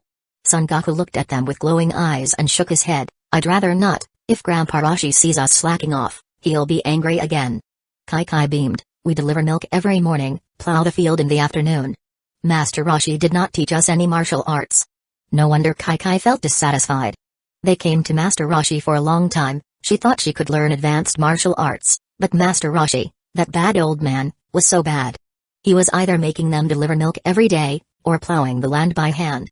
With a thick, ugly turtle shell on his backs, he would promise them to teach martial arts after a long day's work, but their bodies were exhausted. Do not complain. Son Goku said. Teacher Son Gohan said that this is the training mode of Turtle School. Martial arts would have been hidden in life, I cannot figure it out, but it sounds like it's awesome. Is that so? Kai cocked her head in confusion. She was still young enough to be unsure of the connotations within. I don't know. Son Goku playfully laughed. Such a profound thing he could not understand. The two were simple and obedient, good children. Since teacher Son Gohan sent them to Master Roshi, then there must be a reason. They seriously followed Master Roshi's instructions to do as he said. In the distance, Master Roshi was sitting under the shade of a tree, watching Son Goku and Kai young figures in the field constantly busy. Touching the white beard, he couldn't help but nod gratefully. These two children are simple-minded. Indeed, they are good material for practicing the Turtle School. The Turtle School is also considered to have a successor. The training mode of the Turtle School was extremely hard at the beginning, a process of discovering the body's potential, which the average person simply could not bear. In recent decades, Master Roshi had only discovered Son Gohan, and his second disciple, Ox King, failed to meet his requirements and had to give up the martial arts. When Son Gohan brought Son Goku and Tai Chi, Master Roshi was still not ready to receive them. After all, the times were different now. In the present time when martial arts masters were flourishing, old stubborn, old-fashioned people like him somehow had been eliminated by the times. How many people in the martial arts era still knew the god of martial arts, Master Roshi? The fame of Turtle School and Crane School had long been overshadowed by Kami School. Later, after Son Gohan had talked nicely and even took out indescribable things for temptation and gave him a blow to the heart, Master Roshi only reluctantly agreed to accept them. Since the acceptance of the two children, Master Roshi was, of course, serious teaching. Don't look at Master Roshi's usual look of a lecherous old man, he seriously had a few martial arts master's styles. For the two children sent by Son Gohan, one with a strange tale, one was the daughter of the Ox King, Master Roshi was a little interested. Later, in the process of teaching them, Master Roshi knew that he really picked up a treasure. Son Goku and Kai were very simple-minded children. They obeyed his words, and even with many unreasonable training programs, they would obediently implement them. Where could he find such serious and hard-working students? Master Roshi immediately took Son Goku and Tai as a treasure, dutifully instruct them. He also loved them in life and even took out the flying nimbus he begged from Karin as a gift. As expected, the two innocent children could ride on the flying nimbus. Master Roshi seemed to see two new stars of the martial arts rising. He would implement the training method in its entirety so that everyone would know that Master Roshi's ability was not a cover. Chapter 366 Day by day, Master Roshi dutifully instructed Son Goku and Kai's training. The Turtle School of Martial Arts was actually about going with the flow and making sense in life. The feeling of being a former disciple in Ma Yang's life. Although the usual practice was somewhat marginal, either to deliver milk, chased by dinosaurs, open plowing, or encountered granite, which looked like blind nonsense, but in fact, all hide a deep connotation. Only this connotation was not flowing on the surface, and very few people saw through the fog of the spiritual core. Under the guidance of Master Roshi, unknowingly, Son Goku and Kai's body breath began to change. More importantly, Master Roshi had been developing their martial arts philosophy, which was more important than simply teaching martial arts. When the foundation was firmly established, it would help to grow better in the future. Goku, take off the turtle shell on your body and replace it with this bigger one. In a strange rock-filled wasteland, Master Roshi leaning on a wooden staff and told Son Goku to change into a larger and heavier turtle shell. Son Goku did not question, he obediently put on the turtle shell. The huge weight on his body immediately made him bare his mouth, and the veins on his forehead sprang up. Grandpa Roshi, this turtle shell is heavy. Son Goku took a few steps and sat down on the ground, drenched in sweat. Master Roshi nodded and said, that's for sure. This turtle shell weighs 100 kilograms. 100 kilograms. Son Goku was startled. Ha ha ha, is that scary? There will be heavier ones later. Now, Son Goku, wear this turtle shell, and then go push the big stone over there. Master Roshi's finger pointed to the ground not far from the protruding piece of rock, more than 2 meters high. It took 2 or 3 people to be able to ring. Son Goku nodded obediently and really started to push with both hands, using all his strength to make the boulder move a little. Master Roshi, I should not have to train like this, right? Seeing Master Roshi turned his attention, Kai blushed and looked at him. She always felt as if Brother Goku had been fooled. Master Roshi said, Kai-chi, you don't have to. Your age is not as old as Goku. Let's change your training. Master Roshi's training had always been different from person to person. The training method was different for different people, which required a lot of experience to pinch the right balance. Master Roshi was known as the god of martial arts. His strength might not be outstanding, but his ability to read people was extraordinary. That's good. Kai was afraid that Master Roshi would let her push the boulder. She didn't have the power of Son Goku. Just when Kai breathed a sigh of relief, Master Roshi said, "You put on the bracelet that Gohan gave you. The weight of the turtle shell plus the weight of the bracelet should be about the same. Depending on Kai's condition, he would develop other training methods." Kai's face was bitter. She then obediently followed Master Roshi's instructions for the training. Master Roshi nodded and watched the two children steadily train with a faint smile on his face. Just then, the sound of a fluffy airplane engine came from far to near, and a black dot appeared in the sky. When the distance drew closer, it was found to be an earthy yellow ship. Huh, is there a ship coming from this place? Facing the plane propeller rotation scraping up strong air currents, Master Roshi leaning on the wooden staff to stand in place. His eyes were seriously looking at the approaching ship. Bzzz after the ship stopped, a slender, beautifully dressed figure jumped down from the ship.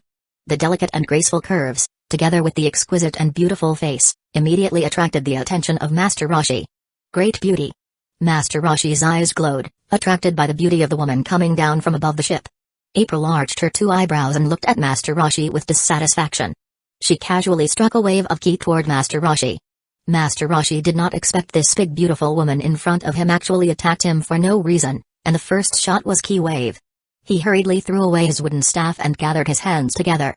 Kamehameha. Master Roshi wiped off a cold sweat. He used his Kamehameha to ward off his opponent's ki wave. What is wrong with martial arts practitioners nowadays? They are too ruthless. Great beauty, you are too unkind.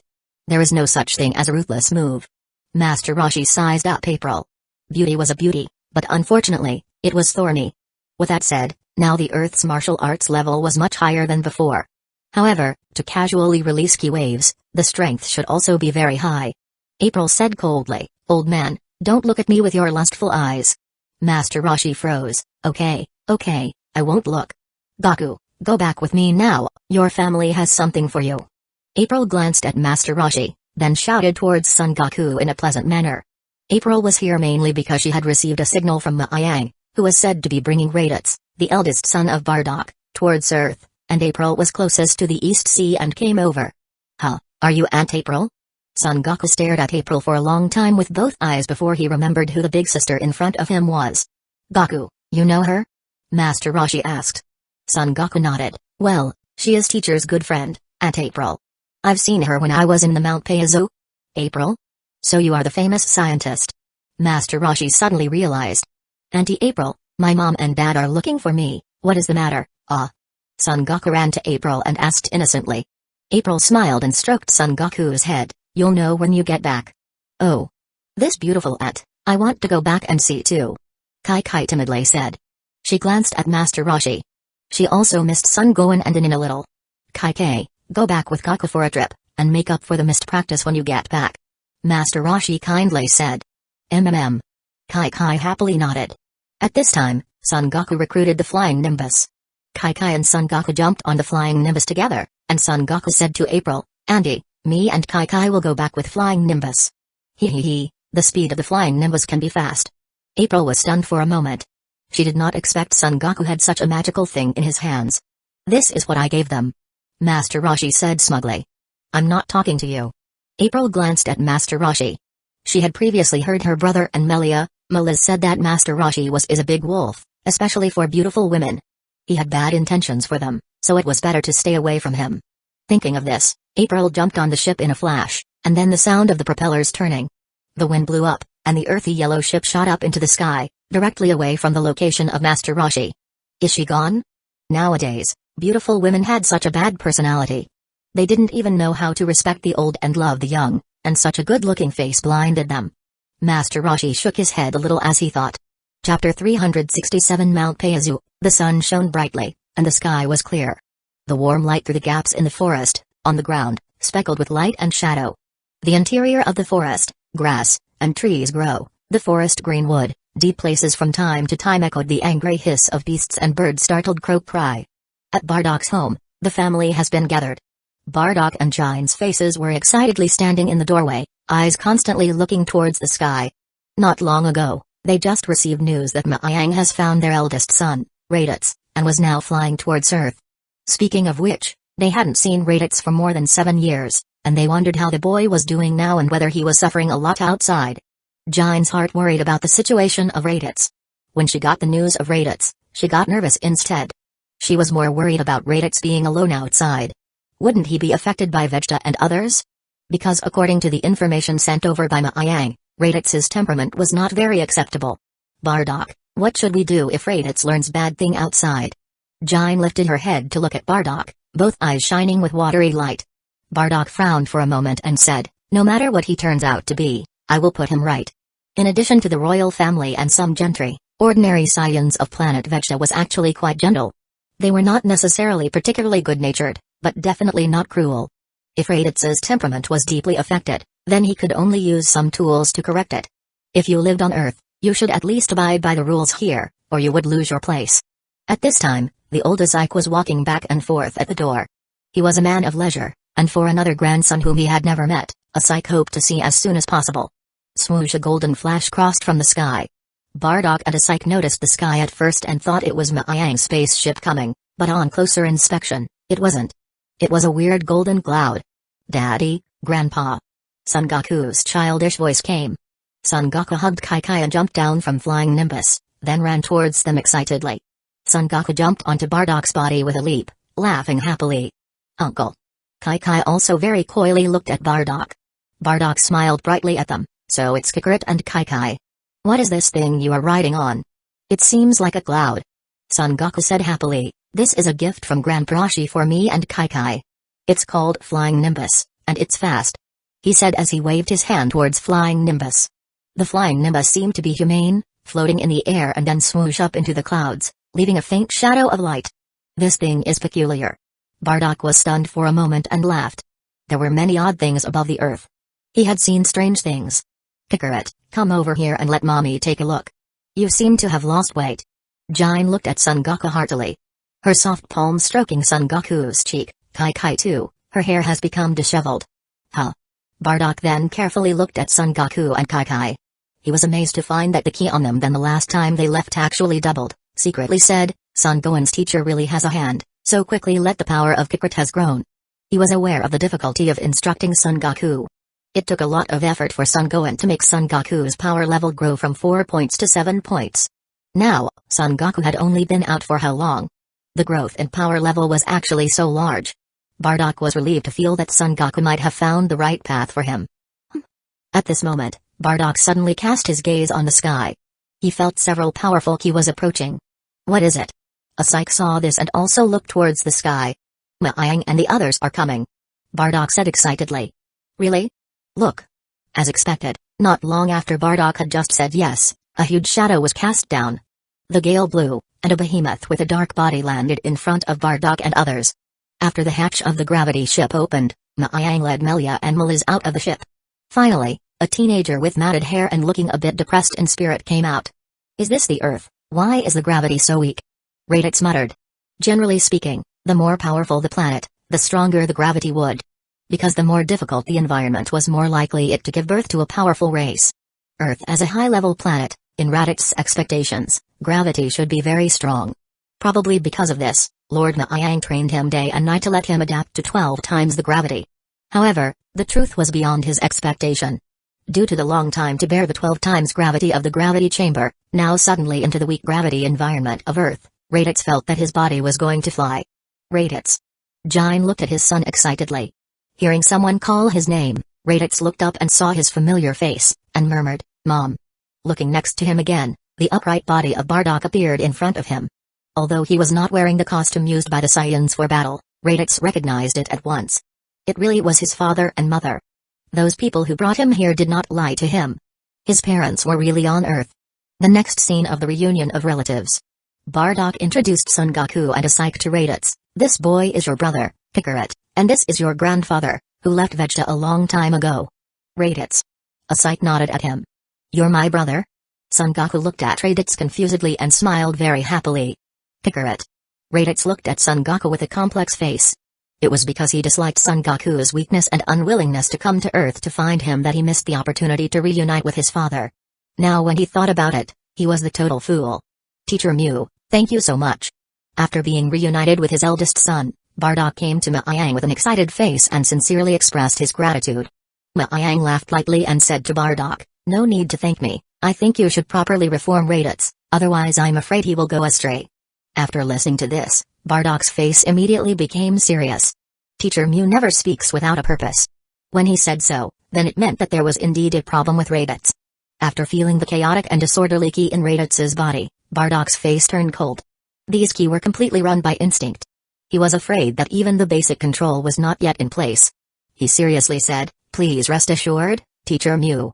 I will be strict with Raditz." Miang laughed. "It is the discipline. I suggest you to throw him to the gravity chamber to be hammered. Jade cannot be cut, and then waste can be really wasted." Bardock nodded his head with deep understanding. Raditz, who was recounting his experiences over the past few years with Jine, suddenly shivered, not knowing what a cruel future awaited him. On the way back, Melia giggled and asked Miang if he was deliberately digging a hole for Raditz. Miang said righteously that he could not be that kind of person, but he did not want to attract Melia and Meliz to laugh. The two women's bodies were so seductive that they were pulled directly into the bedroom for coaching. The next day, Miang woke up refreshed and climbed from between Melia and Meliz's delicate body. He covered their exposed parts with the quilt. After that, he got out of bed and entered the bathroom, took a shower with cool water. He looked at his still young appearance in the mirror and smiled in satisfaction. After that, Miang went to the living room. There he saw April.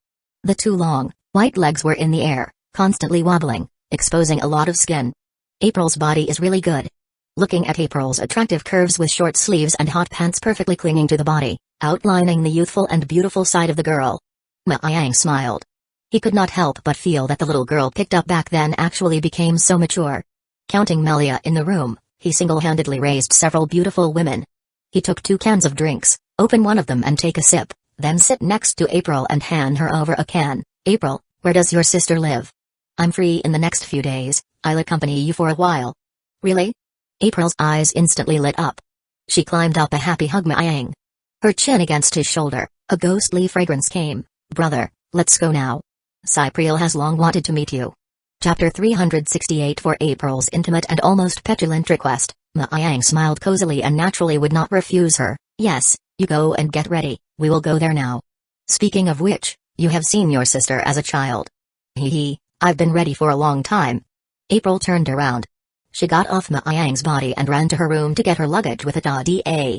Seeing this, Miang shook his head in surprise. It turned out that she had prepared all the things a long time ago.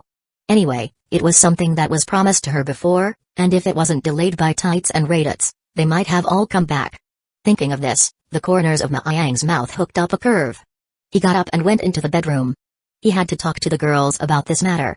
"Go. I think April has been looking forward to it for a long time." Melia lazily huddled under the covers, peeking out only one head.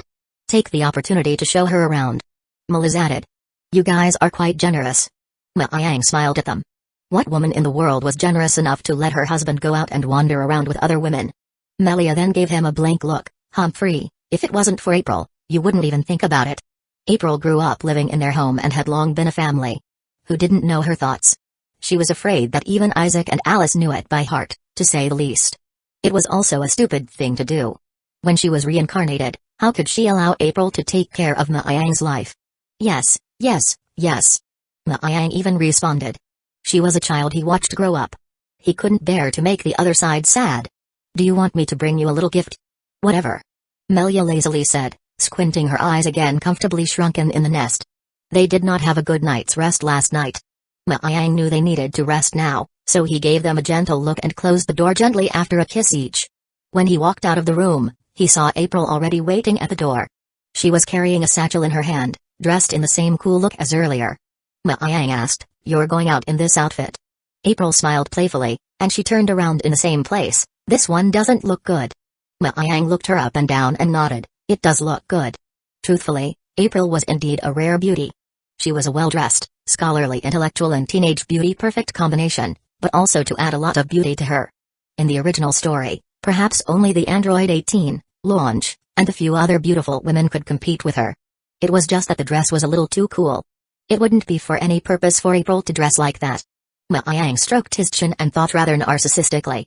The actual fact was that he'd been influenced by Melia and the others. April didn't know what was going on in Miang's mind and smiled very excitedly. "Brother, let's fly the ship there, I'll be the pilot. Then I will sit next to you." Miang nodded and said.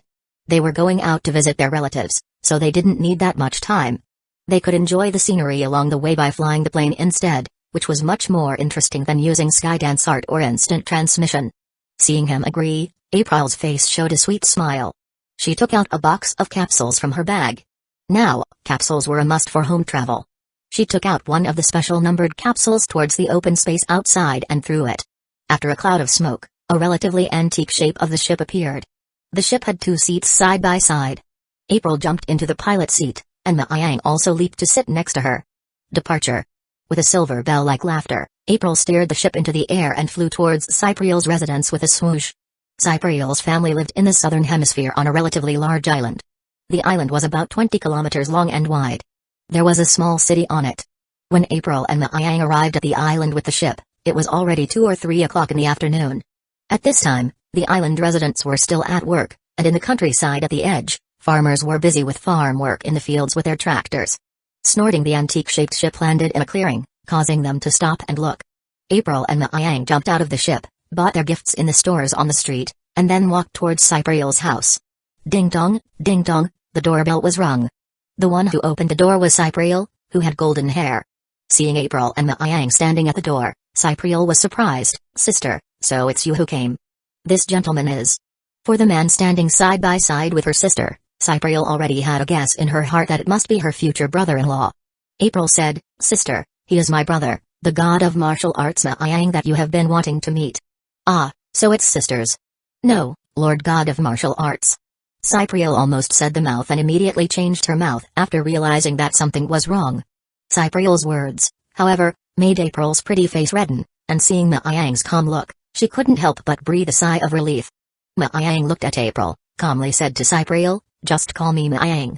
You are April's sister, you really look like April when we met as children." Cypriel said, "Sorry, I can't remember anything from before." Maayang laughed, "It's not your fault." After warmly greeting April and Maayang into the house, Cypriel began to bring tea and snacks. At this time, Maayang noticed Cypriel's slightly bulging stomach, probably several months old. A light suddenly flashed in his mind, and Maayang then carefully looked at Cypriel and then at April on the side. He asked, "Your child, what is the name you plan to call it in the future?" By this time, April had regained her usual lightness. She answered for Cypriel, according to the way Cypriel's husband's family was named. If it's a boy, it will be called Lapis, and if it's a girl, it will be called Lazuli. Of course. Maayang secretly thought.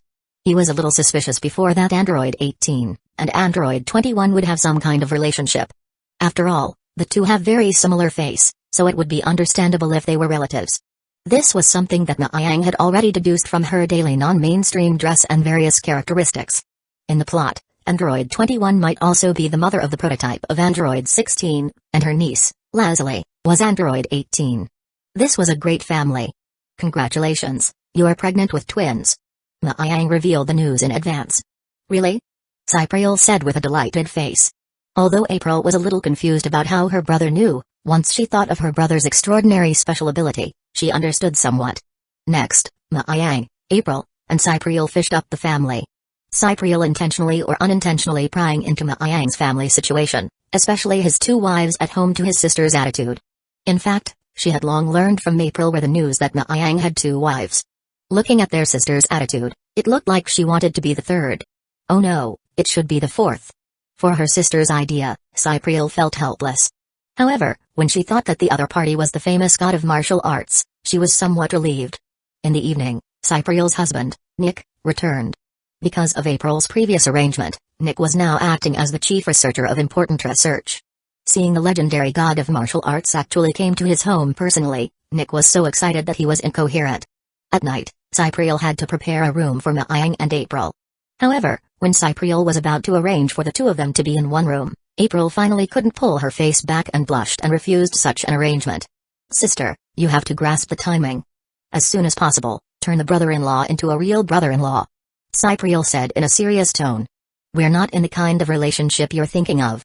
April's cheeks blushed scarlet. "Don't be sophomoric. It's such a good opportunity, why don't you take advantage of it? Brother-in-law surely won't mind." Cypriel gave her sister a white glance with the implication of hating iron. Since they usually were rotten to the family, such an obvious intention was feared that even a blind man could taste something. Now that she helped create such a good opportunity, how could her sister not take advantage of it? In the end, April couldn't pull her face off and coyly put off such an arrangement. However, at night, when she was lying alone in bed, April blamed herself for being too timid and missing such a good opportunity for nothing. Sister Melia and Sister Meliz please silently approved. April murmured in a small voice. Chapter 369. The next day, the sun was shining. Maiyang got up early in the morning, then moved his fists and feet in the courtyard at the entrance for a while. This was a habit he had developed over the years. Although this exercise had long since failed to give him any effect, he felt somewhat inadequate with fewer words and could only say that it was a habit that made him do it. After a hatchet, April walked out with a depressed spirit. When seeing Maiyang's robust body, she didn't know what came to mind. April suddenly felt her cheeks burning, which was not that obvious before. April, did you rest well last night? Maiyang went up and touched April's forehead and asked with concern. April was touched by Maiyang. Maybe because it's not my familiar bed, I didn't sleep very well. Maiyang listened without thinking too much. Some people might indeed not sleep well in the first few nights of moving into a new room, probably because they were not used to it. The morning air on this island is very fresh, why don't we go for a walk together? Pointed to the faraway place that hadn't yet been hit by the sun, the dense forest foliage filled with thin fog. The surrounding sunlight shining reflected crystal light points, looking like a dream. Yes. For Maiyang's invitation, April reported a sweet smile. As the two strolled side by side along the countryside path, Maiyang asked April about her recent research, and April chattered to him about her latest discoveries. She had been studying those black stones in particular for many years. She had finally gotten something out of them recently. After my research, the black stones contain a wonderful energy factor, a power that is even more magical than the energy in Senior Brother's acceleration world. If I could apply this energy to the human body at the microscopic level, I think I will be able to create android whose energy will never fail. April carefully described her plan. After a pause, the gem-like crystal blue eyes looked at Maiyang. April said, when the research is mature, I plan to transform myself. You want to gain great power? April nodded her head forcefully. Maiyang looked at April, who was half a head shorter than him, and he was not surprised by April's plan. Because in the original, April was the one who would become Android 21. The only difference was that the original Android 21 seemed to be due to the accidental death of the original body and the transformation by Dr. Gero. However, because of the slow transformation process, it continued by computer after the death of Dr. Gero for many years before becoming the super androids of Ascended Cell. The original body of Android 21 had something to do with Dr. Gero. Maiyang wasn't interested in counting because, in his time and space, April was fundamentally different from the original body of Android 21. What he was concerned about was whether the transformation process would be dangerous. In that case, I support your plan, but in order to ensure that your plan is carried out safely, when the time comes, your transformation will be placed in the acceleration world. In the acceleration world, Maiyang could monitor April's body changes in all aspects. As a result, he could also greatly save the time spent on the transformation. April was slightly stunned by the fact that she thought she would be stopped by Maiyang, but she didn't expect Maiyang to agree so simply. I know, when the time comes, I still have to rely on my brother to guard my safety. April showed two cute little tiger teeth. She was very familiar with the acceleration world. When she was researching the previous generations of Cybermen, she lived with Maiyang in the acceleration world for many years. When she thought about it now, that time was really good and comfortable. After that, the two walked together along the country road to the far side. They soon stepped into the edge of the city's suburbs, where there were many stores open. The wide range of goods could meet the daily needs of the island's residents. Some merchants with brains also drew in goods from developed cities, and the sales were always very good. Remembering that he said before to bring gifts to Melia and Meliz, Maiyang and April entered the store and bought them some jewelry. When passing by the clothing store, April hit on a set of plush animal pajamas that looked like a large white rabbit with two long ears on the hood, which looked very cute. Maiyang thought it was pretty good, so he bought 3 sets directly and prepared 1 set each for Melia and Meliz. When they returned to Cypriel's house, Cypriel's husband Nick had already gone to work. Maiyang and April sat in her house for a few more moments before offering to say goodbye. When they left, Cypriel made a cheering gesture towards April, who curled her delicate lips and nodded vigorously. It was already more than 10 days after returning to Big Azure Mountain. During this period of time, Maiyang took April around the world, except for the research institute. April, who seldom went far away from home, had a great time this time. In the Foothills Villa, a 3-story small building. Maiyang, come and see. Soon after Maiyang and the others returned, Melia's giddy voice came from the bathroom. What's happening? What make you so excited? Yang had just put down his luggage when he was pestered by Melia.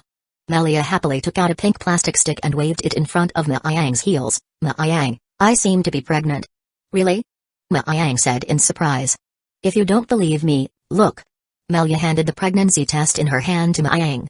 It showed 2 vertical bars, and if the test was correct, Melia was indeed pregnant. It wasn't easy to get Melia pregnant, which meant she would be a mother soon. At this moment, Yang actually had a feeling that the old cow had finally plowed the fruit. "When did you find out?" Yang asked excitedly.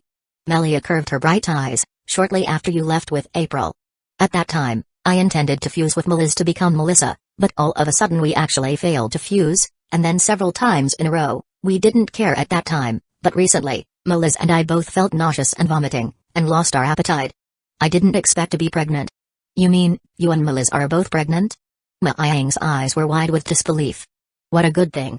In the past, after reclaiming for so long, both Melia's and Melissa's bellies did not respond, and now both were actually pregnant at the same time. Haha, worthy of being twin sisters, they even got pregnant together. Yang couldn't help but wonder if the reason why the two didn't succeed in getting pregnant in the past was because both sisters were the reincarnation of Mixia, so they needed everything to be synchronized before they could get pregnant. Alas, no matter, anyway, he was about to become a father. Well, he had to learn how to take care of the child the next time. At this time, April also helped Melissa come out of the bathroom, and from Melissa's expression, she was also expecting. "Brother, you're going to be a father." April's voice was clear. Yang laughed out loud. "We should go tell Isaac and the others about such good news." The elders had waited for decades for Mixia to be reincarnated before waiting for the next generation of Yang and Mixia, which was too difficult. "There is also Wayne of planet Sala to inform as well." Melia laughed. Right. Yang nodded his head repeatedly. Wayne was the brother of the girls, the leader of the Saiyans of planet Sala. It was a shame to say that after he brought the 2 sisters out, he only went back when he got married. This time when the girls were pregnant, he should really be notified. After all, he was a big brother-in-law. Chapter 370. That night, the Big Azure Mountain hosted a grand banquet, Isaac and several elders all drunk. Although in the bloodline, the girls were no longer their daughter, the feelings were unchanged. Alice carefully instructed the girls to take care of themselves. They must not hurt the child in their bellies, and then they were not sure and educated April. "April, during this time life depends on you to carry more." Alice grabbed April's hand, making April look embarrassed. Reasonably, she also knew nothing about the care of life. Several of Yang's senior siblings, Yia, Lida, Aso, and Ness, celebrated together, and Kanalita, who was a kami, also rushed back from the lookout. "Congratulations teacher, you and your wife finally have a child." Kanalita came forward to congratulate. A younger brother or sister, Brawley smiled innocently next to her. "There can be a new little brother again." The blonde launch hemmed and hawed. The blonde launch was getting older and older, while the gangliness was getting stronger and stronger. Now, he was thinking of taking new little brothers. "Go to the side. The future children of the teacher will not be your turn to take." Kanalita stared at her apprentice with disgust. How did she take this guy as her apprentice in the first place? The blonde launch grunted twice, knowing that she was disliked again. This night, Yang was so drunk that he only returned to his room with the help of April and Melia. "April, I'm not convenient with Melissa tonight, so I'll leave Yang to your care." After sending Yang to his room, Melia and Melissa stood at the door, leaving the care of Yang to April. He then unlocked the door and went directly to the next room. April was dumbfounded for a moment, looking at Yang, who was being supported by herself and did not come back to her senses for a moment. What did it mean to leave it to his care? Was it a hint to herself? Shouldn't she be a little more bold? The first thing she needed to do was to get into bed, and April stood at the edge of the bed and stared at the drunken Yang. Her face changed for a moment, and she finally mustered up the courage to quietly remove her clothes through the strength of her drink. Her white, silky body was immediately revealed. The dazed Yang turned over and directly pressed April underneath. The water bones were tender, the jade mountain rose, and the mandarin duck coverlet held the spring breeze. This night was a dream come true for April. The next day, Yang woke up from the haze. After the palm of his hand grabbed the soft breasts of the girl in his arms, he frowned and woke up with a start. The size wasn't right. He opened his eyes and looked at the scattered clothes on the bed and the sheets that had half fallen to the floor.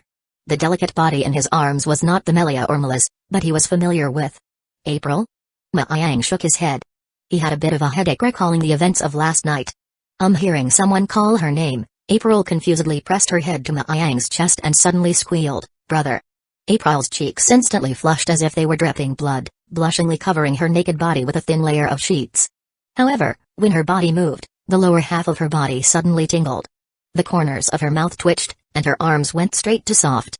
Last night, she had suffered a lot. Don't move for now. Yang wrapped his arms around April's body and held her in his arms, then used the divine power of the acceleration world to alleviate the pain in her body. A cool energy flowed through her body, and April acted surprisingly calm, quietly enjoying the warmth of the other party's embrace.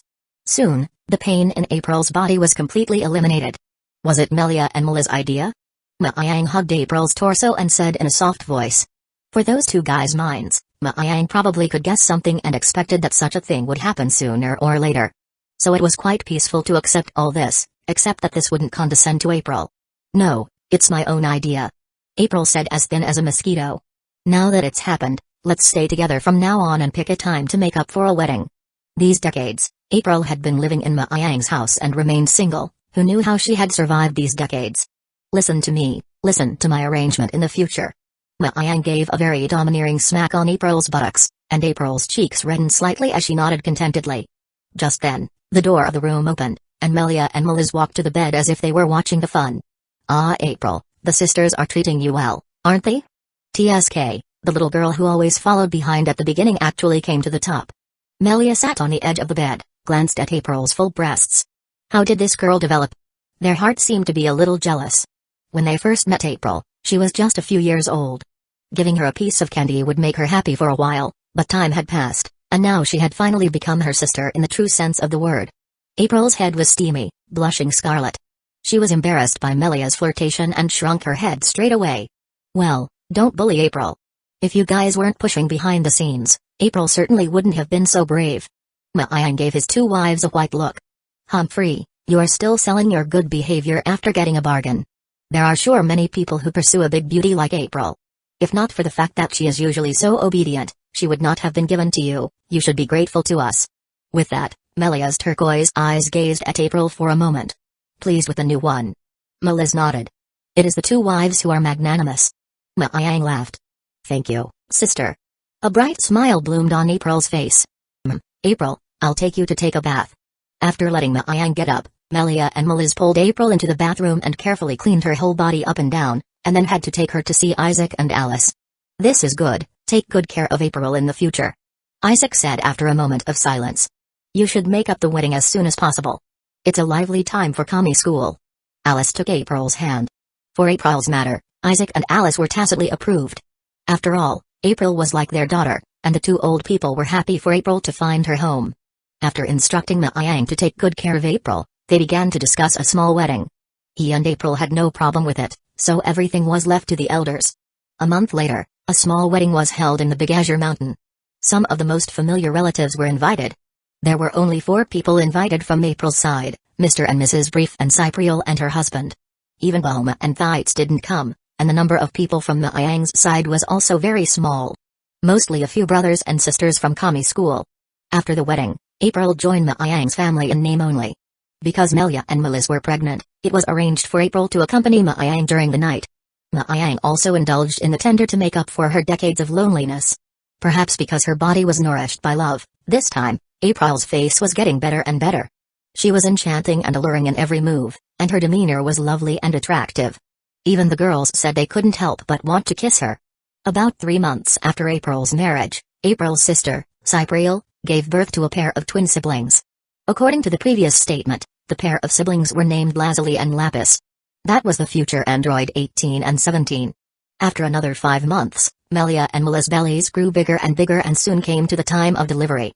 Chapter 371. On this day, people who got the news gathered at the entrance of the delivery room. Yang walked around the corridor with an anxious look. He looked towards the inside of the delivery room from time to time, and a ray of his intention penetrated in. Melia and Melis hadn't given birth yet. Nothing is wrong, Alice said softly and comfortingly. It's been a long time. It wasn't even that long when Cypriel gave birth to the twins before. Yang's expression showed some concern. Melia and Melis were legendary Super Saiyans. They should not have any problems when giving birth, right? The remaining light fixed on the side of the Brawly. His mind recalled the appearance of the legendary Super Saiyan when it was out of control. He hoped that there would be no accidents. But obviously, Maiyang's worries were somewhat superfluous. When he was still distracted and worried about certain accidents, the sound of a baby crying came from the delivery room. Melia gave birth to a boy first, and soon after Melia gave birth to a child, Melis also gave birth to a child, a girl. Perhaps because the genes of the two parents were too good, as a hybrid child, they were born with an energy value of nearly 1000 power level. The powerful energy whipped up a whirlwind, almost overturning the entire room, and people with weaker strengths avoided to the side. Ha ha ha ha, worthy of my children. They're remarkable. Maiyang smiled and put the two children into the pre-prepared nurturing capsule. The Saiyan toddlers could only grow more robust in the future if they continued to be nurtured outside the body for some time. The nutrient solution in this nurturing capsule wasn't a simple item, which added the life essence produced by Gaia in addition to the nutrient solution carefully prepared by April. For the growth of the two children, Maiyang was using his greatest resources. Senior brother, what name do you plan to give these two children? Because of the habits formed since childhood, April still called Maiyang senior brother even after marriage. Maiyang pressed against the nurturing capsule and looked at the bubbling children inside. I have long thought of a name. The brother will be called Mukyu, and the sister will be called Amelia. Mukyu and Amelia. The name is very nice. April softly read a few times. I think so too. In fact, Mukyu means autumn. There was no connotation, just because it was born in autumn. On the other hand, Amelia was taken by Maiyang from the anime character Amelia in his previous life. He hoped that his daughter would grow up to be as dignified and beautiful as she was. Of course, with a mother's good foundation, he believed his daughter's future would not be bad. Brawley, they are your brother and sister, take good care of them. Pointing to the two young babies in the nurturing capsule, Maiyang educated Brawley. As for the blonde lounge, it was better for her to stay away so that she would not bring his children down. Brawley nodded vigorously. His simple eyes were full of seriousness. Melia and Melis soon came out of the delivery room. The recovery ability of the Saiyans on Earth was too strong. It was only a short while before the body basically recovered. However, it would take some time to recover to the peak. Maiyang wasn't worried about them, so he took out Senzubins and Tree of Might's fruit for them to eat. The Senzubins restored their physical strength, while the Tree of Might's fruit restored their lost spirit. A few days later, Melia and Melis returned to their exercise routine. In addition to nursing their two children at regular intervals every day, the rest of the time was spent recovering their fallen training. Because of the 10-month delay in pregnancy, the two sisters' strength didn't improve and was in some decline. This was not something they could accept. In their words, they were already going to be unable to catch up with Maiyang. If they didn't work harder, wouldn't they even lose sight of the shadow? So the sisters trained very hard. Late at night, the birds were singing, and the mountains were quiet. After 10 months of absence from the conjugal life, Maiyang once again landed on the sisters. This time, they were even more frantic, vowing to add back the missing months. It was so intense that Maiyang had to worry about whether he would be drained by them. The good thing was that Maiyang's physical strength was still very good, and he gave the most severe punishment to the damned provocateurs. This time, after being satisfied with the nourishment, Melis laid comfortably in Maiyang's arms while Melia, on the other side, was holding April. Her palms were roaming around April's body in an unfaithful manner. What's going on with April's body? It's too tempting. Melia had a face of envy and jealousy. How could that soft body not be touched enough? April had a hard time breaking free from Melia's clutches and said with a blushing face, Sister, I like older men, I don't do lilies. Originally, the three of them were serving Maiyang together, which already made her, a particularly thin-skinned woman, ashamed. Now, Melia was actually still being dishonest on her body, which was too much. She didn't know before that the girls' minds were so dirty, thanks to their usual holy appearance. Maiyang looked at them. Actually, I don't mind. Melia said smugly, Look, Maiyang doesn't even mind. April. Maiyang laughed, just kidding. You guys can just mess around by yourselves, don't say anything. The pressure on the three wives was indeed very great. Maiyang was overwhelmed, but the joke was a joke, he would not really let them go lily, or there would really be nothing to do with him. Melia was also shallow. After taking advantage of a little on April, she soon crawled to Maiyang's side and exchanged the great joy of life with him. At this time, April was sitting beside with a sultry face. She actually could look on openly. It was said that women were particularly dirty after marriage, and she felt that her thoughts were being affected after she joined this family. Obviously, she was as pure as a small white flower before. The joyful time passed quietly, at this time, in the north area near the east area. A quick flash crossed the deep starry sky, and a small scout wandered through space. The red and green lights flashed a few times as if it was emitting some kind of signal. Soon after, There was a fluctuation in the void, and a giant white planet emerged from the void. The big gate star quietly approached an advanced blue planet, and a fierce alarm sounded from a probe inside the planet. Not star body found in outer space, danger level SSS. Repeat. Not star body found in outer space, danger level SSS. After receiving the alert, the warriors of the advanced planet all acted. Tens of thousands of high-ranked warriors, led by several powerful warriors with a power level of over 10,000, rushed out of the planet and confronted the white planet that was getting closer and closer.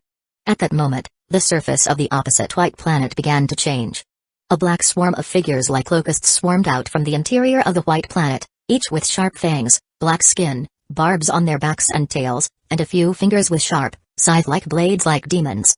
What is that thing? It's disgusting. Be careful, the number of enemies is too much. Everyone keep in good formation. Beep beep beep. The energy alarm sounded sharply and then burned out one after another. The foremost warriors burst into color. After taking a closer look at the appearance of the opposite monster, they all sucked in a breath of cold air. That is the demon beast Yikan. No, Yikan does not look like this. Also, the number will definitely not be that many. This is the artificially modified Yikan. Everyone's face became pale. Demon beast Yikan was living on the dark planet above the rare species. The power was strong, but the number was definitely not many. These Yikan appeared in groups, at least 1,000. If each one was as strong as the adult Yikan, their planet would be in danger. No, not only their planet, even the entire universe, was in danger. Quickly, retreat. Immediately arrange for the planet's clansmen to evacuate the planet. The chaotic voices began to pass, and the commanders on the scene made the first decision. Immediately thereafter, the most frontline warriors went forward, ready to delay the enemy's arrival at the home planet. However, all resistance was in vain. The demon beast Yikan was too terrifying. Before long, the entire planet's life was slaughtered before they had time to evacuate. At that moment, the white big gate star bent its shape. It opened its bloody mouth like a giant beast from the ancient flood. Several thick tentacles stretched out and swallowed the advanced planet a little. Chapter 372. There was a huge boom. There was a violent jet of energy, and the huge planet was compressed into a very small point in the process of being swallowed. Then the big gate star bent its shape and swallowed it wolfishly. After eating the high-level planet, the whole planet emitted a crystal light and stopped quietly in space. It seemed to be digesting the energy brought to it by the high-level planet. After calming down in the silent starry sky for a while, the big gate star spat out some worthless planet remnants and then swaggered off to find its next target. Report. A total of Zonk's metal Yikan 2 were deployed on this hunt. The number of breakage is 0, the breakage rate is 0%, the energy gained is 1562 degrees, and it is expected to make 500 level 2 biotic Yago. Find the next target. The central life form ordered. This command was sent down to every metal body through countless pipelines, and the core computer of the big gate star ran. The high-powered bioradar scanned the nearby starry sky. Search completed. Scan 3 nearby star areas, found 7 high-level planets, 48 middle-level planet, 370 low-level planet, exclude low-energy signals, redefine the target. Besides probing the intensity of the energy contained in the planet itself, the bioradar of the big gate star could also detect the life energy above the planet. After a series of complex calculations, Big Gate Star identified the next planets to be devoured from hundreds of planets, all of which were invariably high-level planets or planets with high-level energy reactions. Tick. Target locked, rerouting. Route planning is complete. The new route order is, to Soak Star, Planet Tagart, Planet Huangping, Planet Namek, Planet Yardrat. Following the results of the computer's calculations, a series of green data flashed through the eyes of the giant metal life form in the center of the Big Gate Star. All the instructions were transmitted to all the metal bodies for the first time. The white Big Gate Star turned its direction and headed for its first target, Planet Tisoke Star. Planet Yellowstone, in the grotto. After a long hibernation, the Black Phantom Lumu finally had a powerful legion in his hands. The number of level 2 metal Yikan has reached 5,000, each with 30-degree energy value, which is not a small power level. Lumu sorted out his plan in a happy mood. But it's not enough. Although the energy of the level 2 metal Yikan is very high, compared to the more famous powerful people in the universe, it's still a long way off. Degree was a measurement of energy standards in ancient times. 1 degree was converted into today's universal standard of about 100,000 energy values, which meant that each of the level 2 metal Yikan in Lumu's hands had a power level of 3 million. This was a terrifying army of demon beast Yikan. However, in Lumu's eyes, these were far from enough. The adult Yikan has about 8 million power level. These level 2 metal Yikan, though numerous, are actually not even comparable to the adult Yukon, not to mention the original Yukon that was captured. Lumu calculated in his heart and shook his head slightly. The demon beast Yukon by the Big Gate Star some time ago had about 30 million power level, which was considered very rare and powerful Yukon. However, the individual powerhouses in the universe sometimes had frighteningly high energy levels. The power he had at his disposal was obviously not enough to allow him to dominate the universe. I can't go out yet until Big Gate Star has been able to create powerful warriors with a power level of more than 1 billion. After thinking about it, Lumu gave an order to the distant Big Gate Star. First, postpone the manufacturing plan of the level 2 Yukon and level 1 Yukon, and fully develop the metal body warriors. I need super warriors that can suppress the entire universe. As ordered. An electronic synthesized voice came from the Big Gate Star life form. With the current technological capacity of the Big Gate Star, the energy tolerance of the general biochemical transformation body was limited. Even the level 1 Yukon could only withstand 100 million power level, and Lumu needed super warriors, so he needed to use all the energy and materials saved by the Big Gate Star to create the most perfect metal body warriors. After disconnecting from Big Gate Star, Phantom Man Lumu's eyes squinting at the bonfire in front of him. His eyes are a bit fascinating. On the other hand, 4 light blue figures sat on a giant tree in the north area southern part starry sky. These figures had the same image. They all have orange hair, their skin is light blue, and they have copper-colored earrings hanging from their ears. If North Kai and others were here, they would have recognized these people as the galaxy soldiers who had escaped from Prison Planet. Each of them possessed the ability to turn the galaxy upside down. Budgeon, where exactly is the boss sealed? How come we haven't found it after searching for so long? The one who spoke was a woman with orange curly hair. The woman was short, and her face was childish, but her eyes had a chilling coldness in them. The short man named Budgeon craned his neck. Be patient. We have waited for 300,000 years, what do we care about this little time? Sooner or later, we will find the boss. Zanya is just so eager. A big tall man sneered. Zanya showed a cold light and stared at the big man. Bido, do you want to get into trouble, or shall we fight? The big man named Bido's gaze was steeply cold. His body energy rolled over, and the whole planet began to shake in a moment. Zanya also did not show weakness, and her gaze collided with it. Just as they were about to make a move, the man who had been sitting next to them carrying a sword appeared beside them and stopped the conflict. Don't mess around until you find the boss. Do you want to be put in jail if you attract the attention of those Kai? Zanya and Bido smiled, grunted coldly, and continued to sit on the tree trunk. Maybe we should work with that phantom man. Maybe he has a way to find out where the boss is. The galaxy soldier holding the sword was named Kogu, the more powerful of the few. That phantom man has that ability? Zanya looked suspicious. When they escaped from Prison Planet, the phantom man Lumu had to ask them to join. Only at that time, the self-proclaimed strong Zanya and others simply could not see Lumu's ability. Now, if they looked for it again, they would not be able to save face. The ability of the phantom man is there. After all, to be able to be locked up in Prison Planet, I'm afraid it is not a simple character. The phantom man Lumu had the mind control's dark magic. Even Kai was extremely afraid. If not for his lack of strength, the entire galaxy might have fallen into his hands. After listening to Kogu's words, Zanya, Bido, Budgeon fell silent. Relying on their power to find a sealed place in the entire galaxy was like looking for a needle in a haystack, and using the power of others seemed to be necessary. Then we will go over and try to find him. He should also enter the north area. But I'm afraid it's troublesome to find him. No need to worry. If we are looking for him, he must be looking for us too. Watch out for the north area, he will make something happen sooner or later. Without need, Zanya and others should not reveal their identity, otherwise attracting the attention of Kami and other people, which would only cause complications and affect their plan to rescue Bojack. As for when Bojack was released, the whole galaxy could not be peaceful. They decided on a plan and then began to move. 4 streams of light quickly fly out of the planet and soon disappeared into the vast sea of stars. Chapter 373. Going out and about. Time passed quietly in the quiet sea of stars. During this period, the Phantom Man Lumu, Zanya, and others were busy with their respective plans. In North Area, Big Gate Star swallowed the high-level planet along the route according to the established route step by step. Of course, it did not let go of the low-level planets in the way. Gradually, the energy accumulated inside the metal planet grew more and more.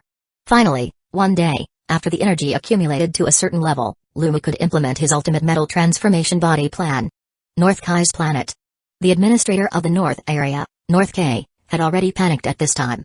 Seeing a planet being mercilessly swallowed, North Kai was so anxious that he was sweating profusely, constantly spinning in place.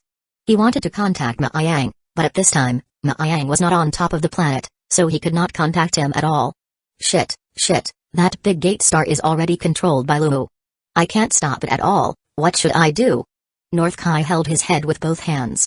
He was at his wit's end, wanting to send powerful warriors to stop it, but he didn't have the right people on hand. Grand Kaiser said he would leave the task of cleaning up to them, and heaven would definitely not intervene. Now, the only victim was him, the north area. The other Kai would certainly not risk sending people.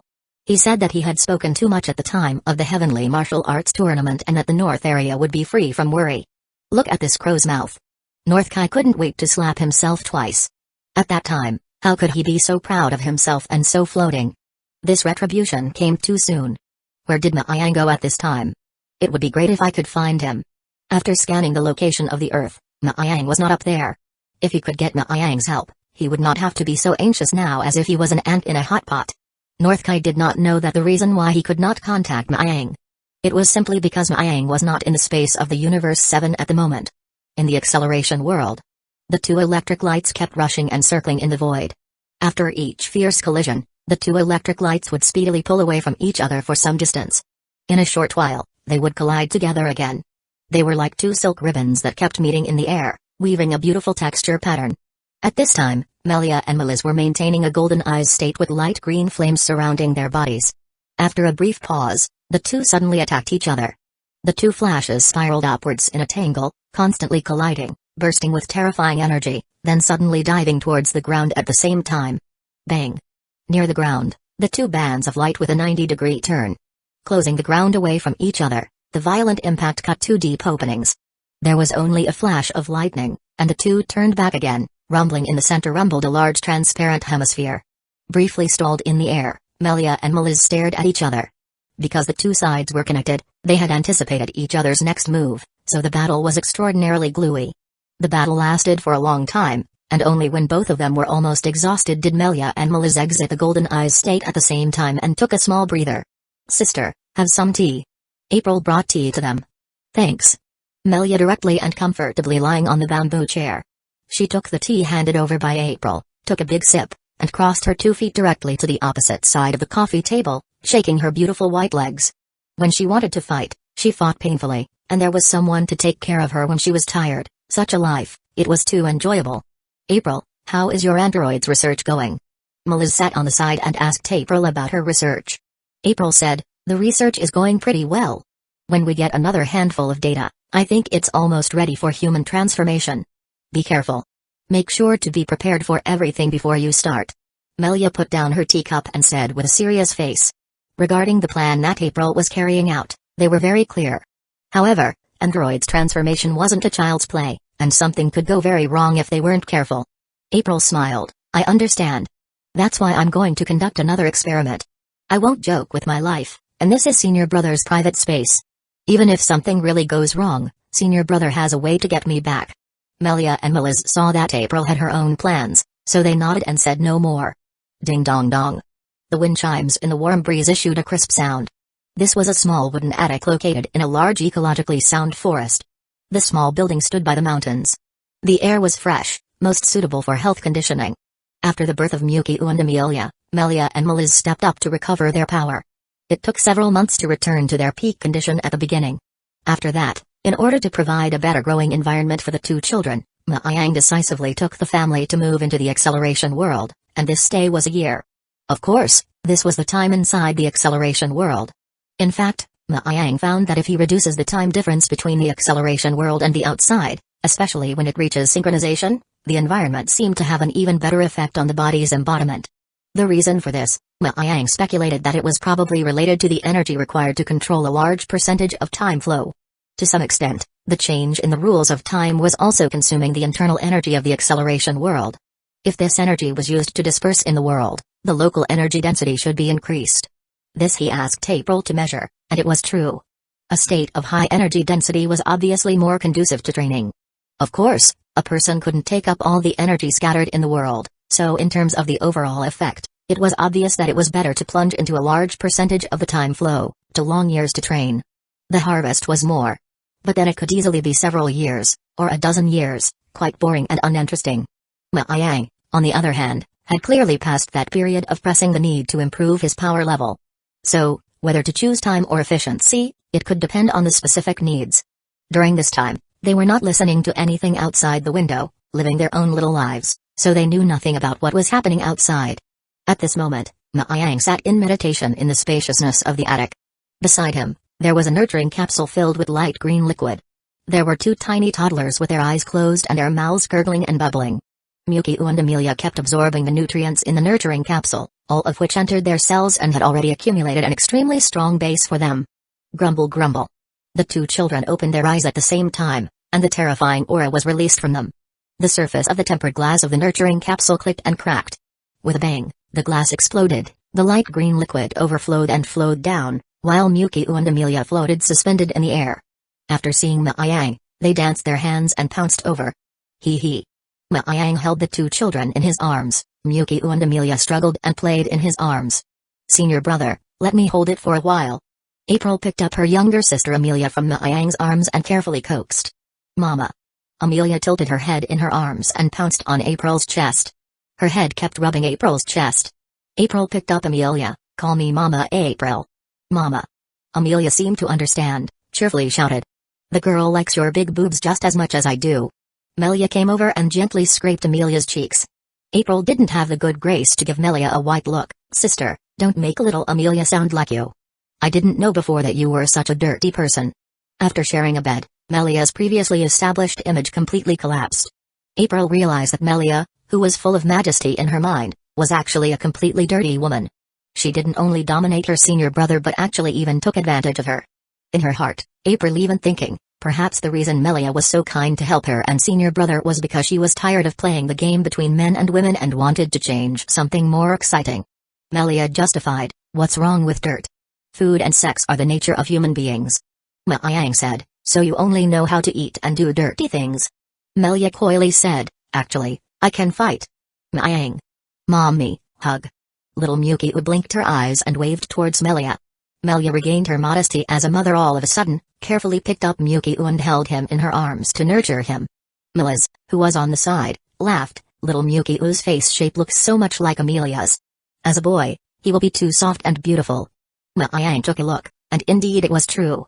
He laughed, boys and girls, there's nothing wrong with being pretty. It was natural for them to look alike when they were children, as they were siblings and their mothers were twins. Besides, it was true that before the development of boys and girls, you could not see much difference. However, in the future, it would surely become different slowly. By the way, both Mukyu and Amelia's nurturing period is over, shouldn't we go out for a walk? Meliz asked. Yes, Calvin Group is still quietly developing their power in the north area. Bardock and the others have already gone over to fight, there is no point for us to stay on Earth or in the acceleration world. Why don't we go over there? Meliz, whose strength had improved, began to feel itchy again, looking forward to the opportunity to show off her skills. Meliz said, just think of it as a tour. Maiyang pondered for a moment and nodded in agreement, yes, then go over there and see what's going on there. By the way, Calvin and the others were a group of aliens collected after the elimination of Cooler. Now, they are working on Maiyang's orders to develop their power in the north area. As a Saiyan, Bardock was a natural warrior and naturally could not be idle on Earth, so he had already taken Raditz to go on a training trip not long ago. Maiyang thought he should also go out and walk around. Chapter 374 God Mu Force. Between the north area southern part and the northern part, there was a settled area. Silver shining metal corridors hovered in the outer space of the planet. The two corridors, one large and one small, intertwined with each other. One was along the direction of the planet's meridian, and the other was located over the equator. The two space corridors were connected to the planet by dozens of super elevators. The overall appearance was full of technology. Lord Maiyang, this is the central planet of our God Mu Force. Those two space corridors coalesce the vast majority of technology, with countless high-energy emitters deployed on them, sufficient to block any situation of invasion. The person who led the introduction was called Calvin. He was an alien with a pointed mouth like a pterodactyl, who had been a researcher of the Cooler Force. Maiyang looked up at the technological space corridor and nodded but had reservations about Calvin's claim of being able to resist any attack. There was no equipment in the world that could defend against any attack, it could only resist because the energy of the attack did not reach the upper limit of the equipment. Describe the rest of the situation. Okay. Calvin sniffed and excitedly introduced the recent gains of the God Mu Force. After these recent years of development, The God Mu Force now control a total of 2 star domains with a total of 324 planets. Because of the addition of Lord Bardock, we have even surpassed the original Cooler's reign in terms of high-end battle power. The preliminary development of the pastoral forces was not smooth, mainly because this group of personnel was only the unofficial troops left over from the Cooler Legion back then, lacking a large number of high-ranking combatants. Not only lacked the appeal but also had the same danger of being surrounded by wolves. However, the good thing was that the Cooler forces and Frieza forces had long since fallen apart, leaving a large number of unknown planets in the north area, southern part and northern part, which allowed the God Mu Force to have the most basic prototype. Later, under the collusion of a soldier named Raymer, many members of the original scattered Cooler Legion reunited and formed the current Pastor Expeditionary Force, which had a certain power in the north area. Even when this force had been extremely weak compared to the original Frieza Force or Cooler Force. However, in line with the principle of lack rather than indiscriminate, Calvin didn't dare to rashly recruit hired warriors wandering in the universe. Thus, the development speed was limited. Before Bardock arrived from the Earth, the strongest combatant of the God Mu Force was only 14,000 power level. There were not many people close to 10,000 power level downwards, completely unable to compare with the Cooler's era. So, the occupied were some low and medium level planets. They didn't dare to touch those high level planets. In that case, doesn't that soldier named Raymer get a lot of credit? Where is he now? Maayang became a little interested in this Raymer. If he was trained a little, he should be a good administrative staff. Does Lord Maayang want to see him? I'll go and get him immediately. Calvin understood what Maayang meant and sent someone to bring Raymer over. Soon, a skinny orange-skinned alien came out of the electronic door, an alien who did not look very strong in combat. Greetings to all the lords, Lord Maayang. Raymer saluted everyone in the room very respectfully, finally fixing his gaze on Maayang and bending down respectfully. There were 6 people in the room besides Calvin. The other black and one brown-haired woman and the 2 children they were holding in their arms should be Lord Maayang's wife and children. Melia and Melissa, who have now fused into Melissa, held Mukyu and Amelia with April 1 each. Raymer had seen Maayang as well as her wife from afar during the great battle on Vegeta. He knew that they were terrifyingly strong people capable of defeating Cooler, so he put his posture quite low as soon as he entered. Maayang also surveyed Raymer after he entered. His body was relatively thin and weak, his power level was not very high, and he wore an orange woolen hat on his head.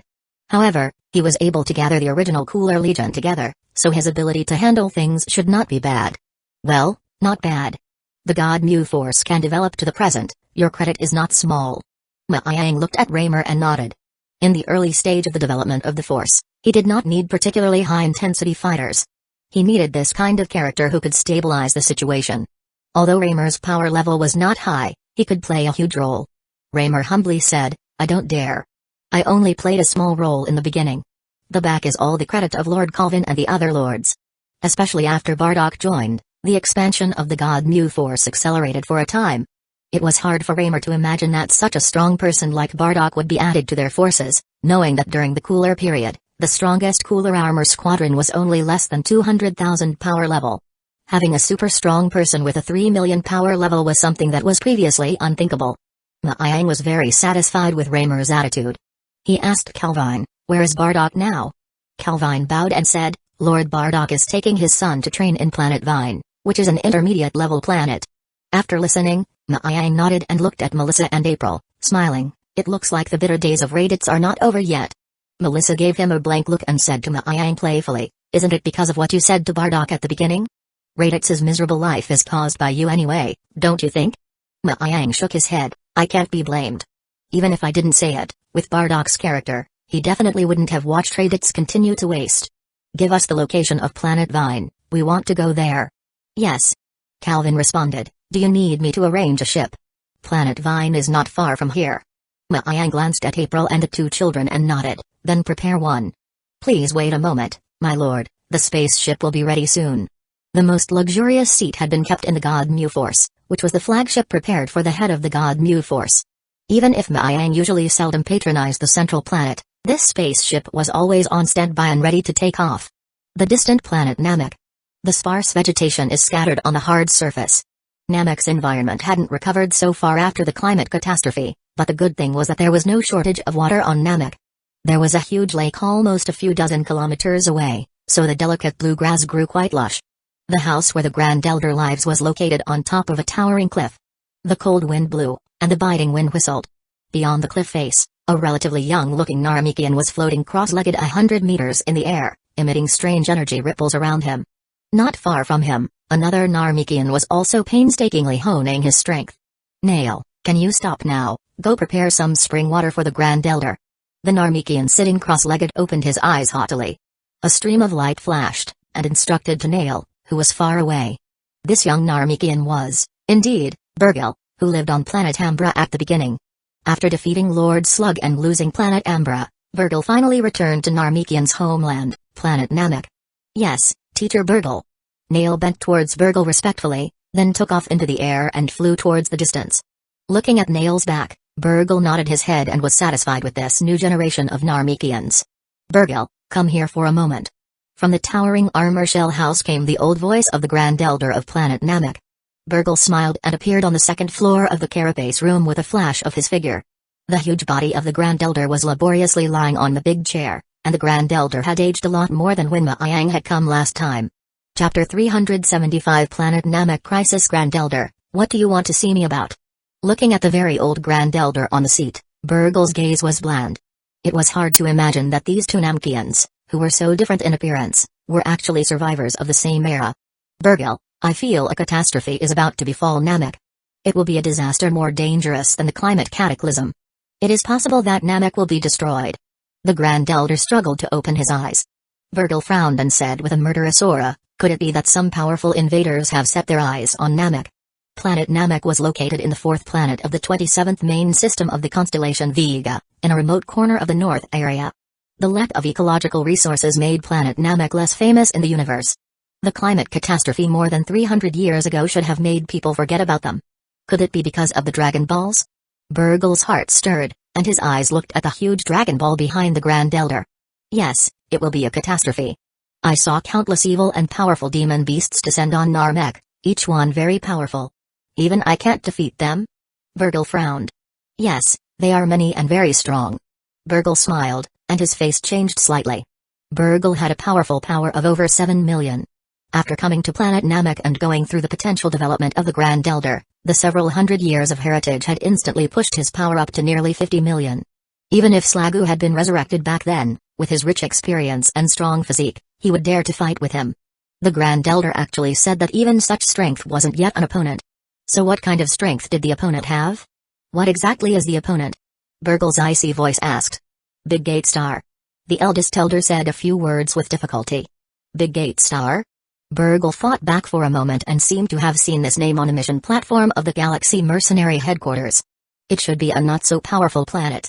However, the Grand Elder was a Narmikian with special abilities and possessed part of the ability of prophecy himself.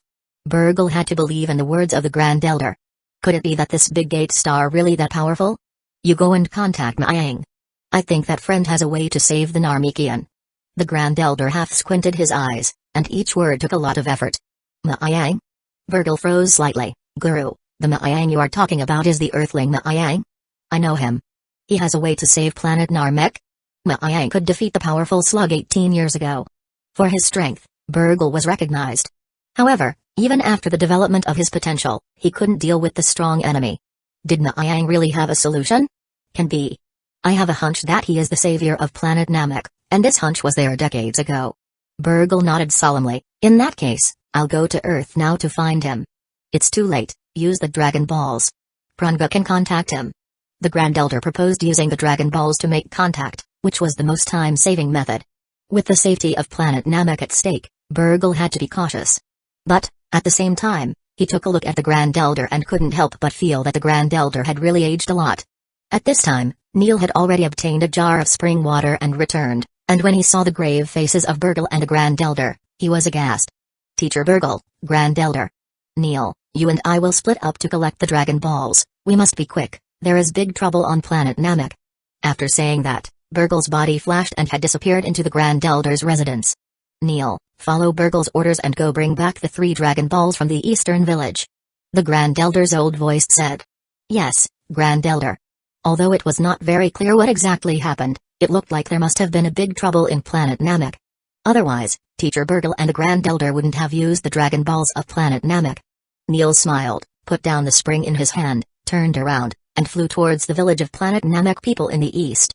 In these years, Neil had been trained by Burgle, and his power level had been raised to 180,000, so naturally, his speed was extremely fast. After about 10 minutes, Burgle returned to the place where the Grand Elder lived with 3 Dragon Balls. After a few more minutes, Neil also returned with the Dragon Balls, and together with the Dragon Balls here in the Grand Elder, all 7 football-sized Dragon Balls were gathered. Let's start summoning Prunga, hopefully it can bring the news to Miang. Shortly after, the sky of planet Namek darkened, and in the northern hemisphere where the Grand Elder was, a golden light that communicated between the world appeared. These lights combined together and finally transformed into a robust figure several thousand meters tall. The divine dragon Prunga, in the language of the Narmikians, means god of dreams. Meanwhile, on the medium-sized planet called Planet Vine. Bang! The fierce beast crashed into the body of Raditz, and Raditz let out a painful scream. His body flew out like a cannonball, and he landed on the ground and got up with great difficulty. Ahem!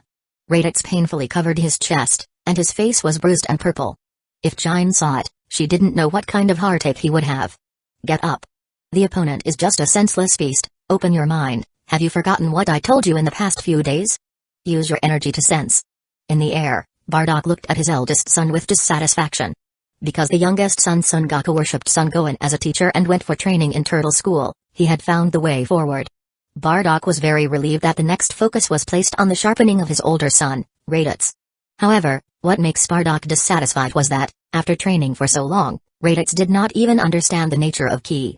Therefore, the battle still relied on the brute force of the past. The teacher was not wrong. If he did not put a little pressure on Raditz, his son would be ruined entirely. Use Ki to sense.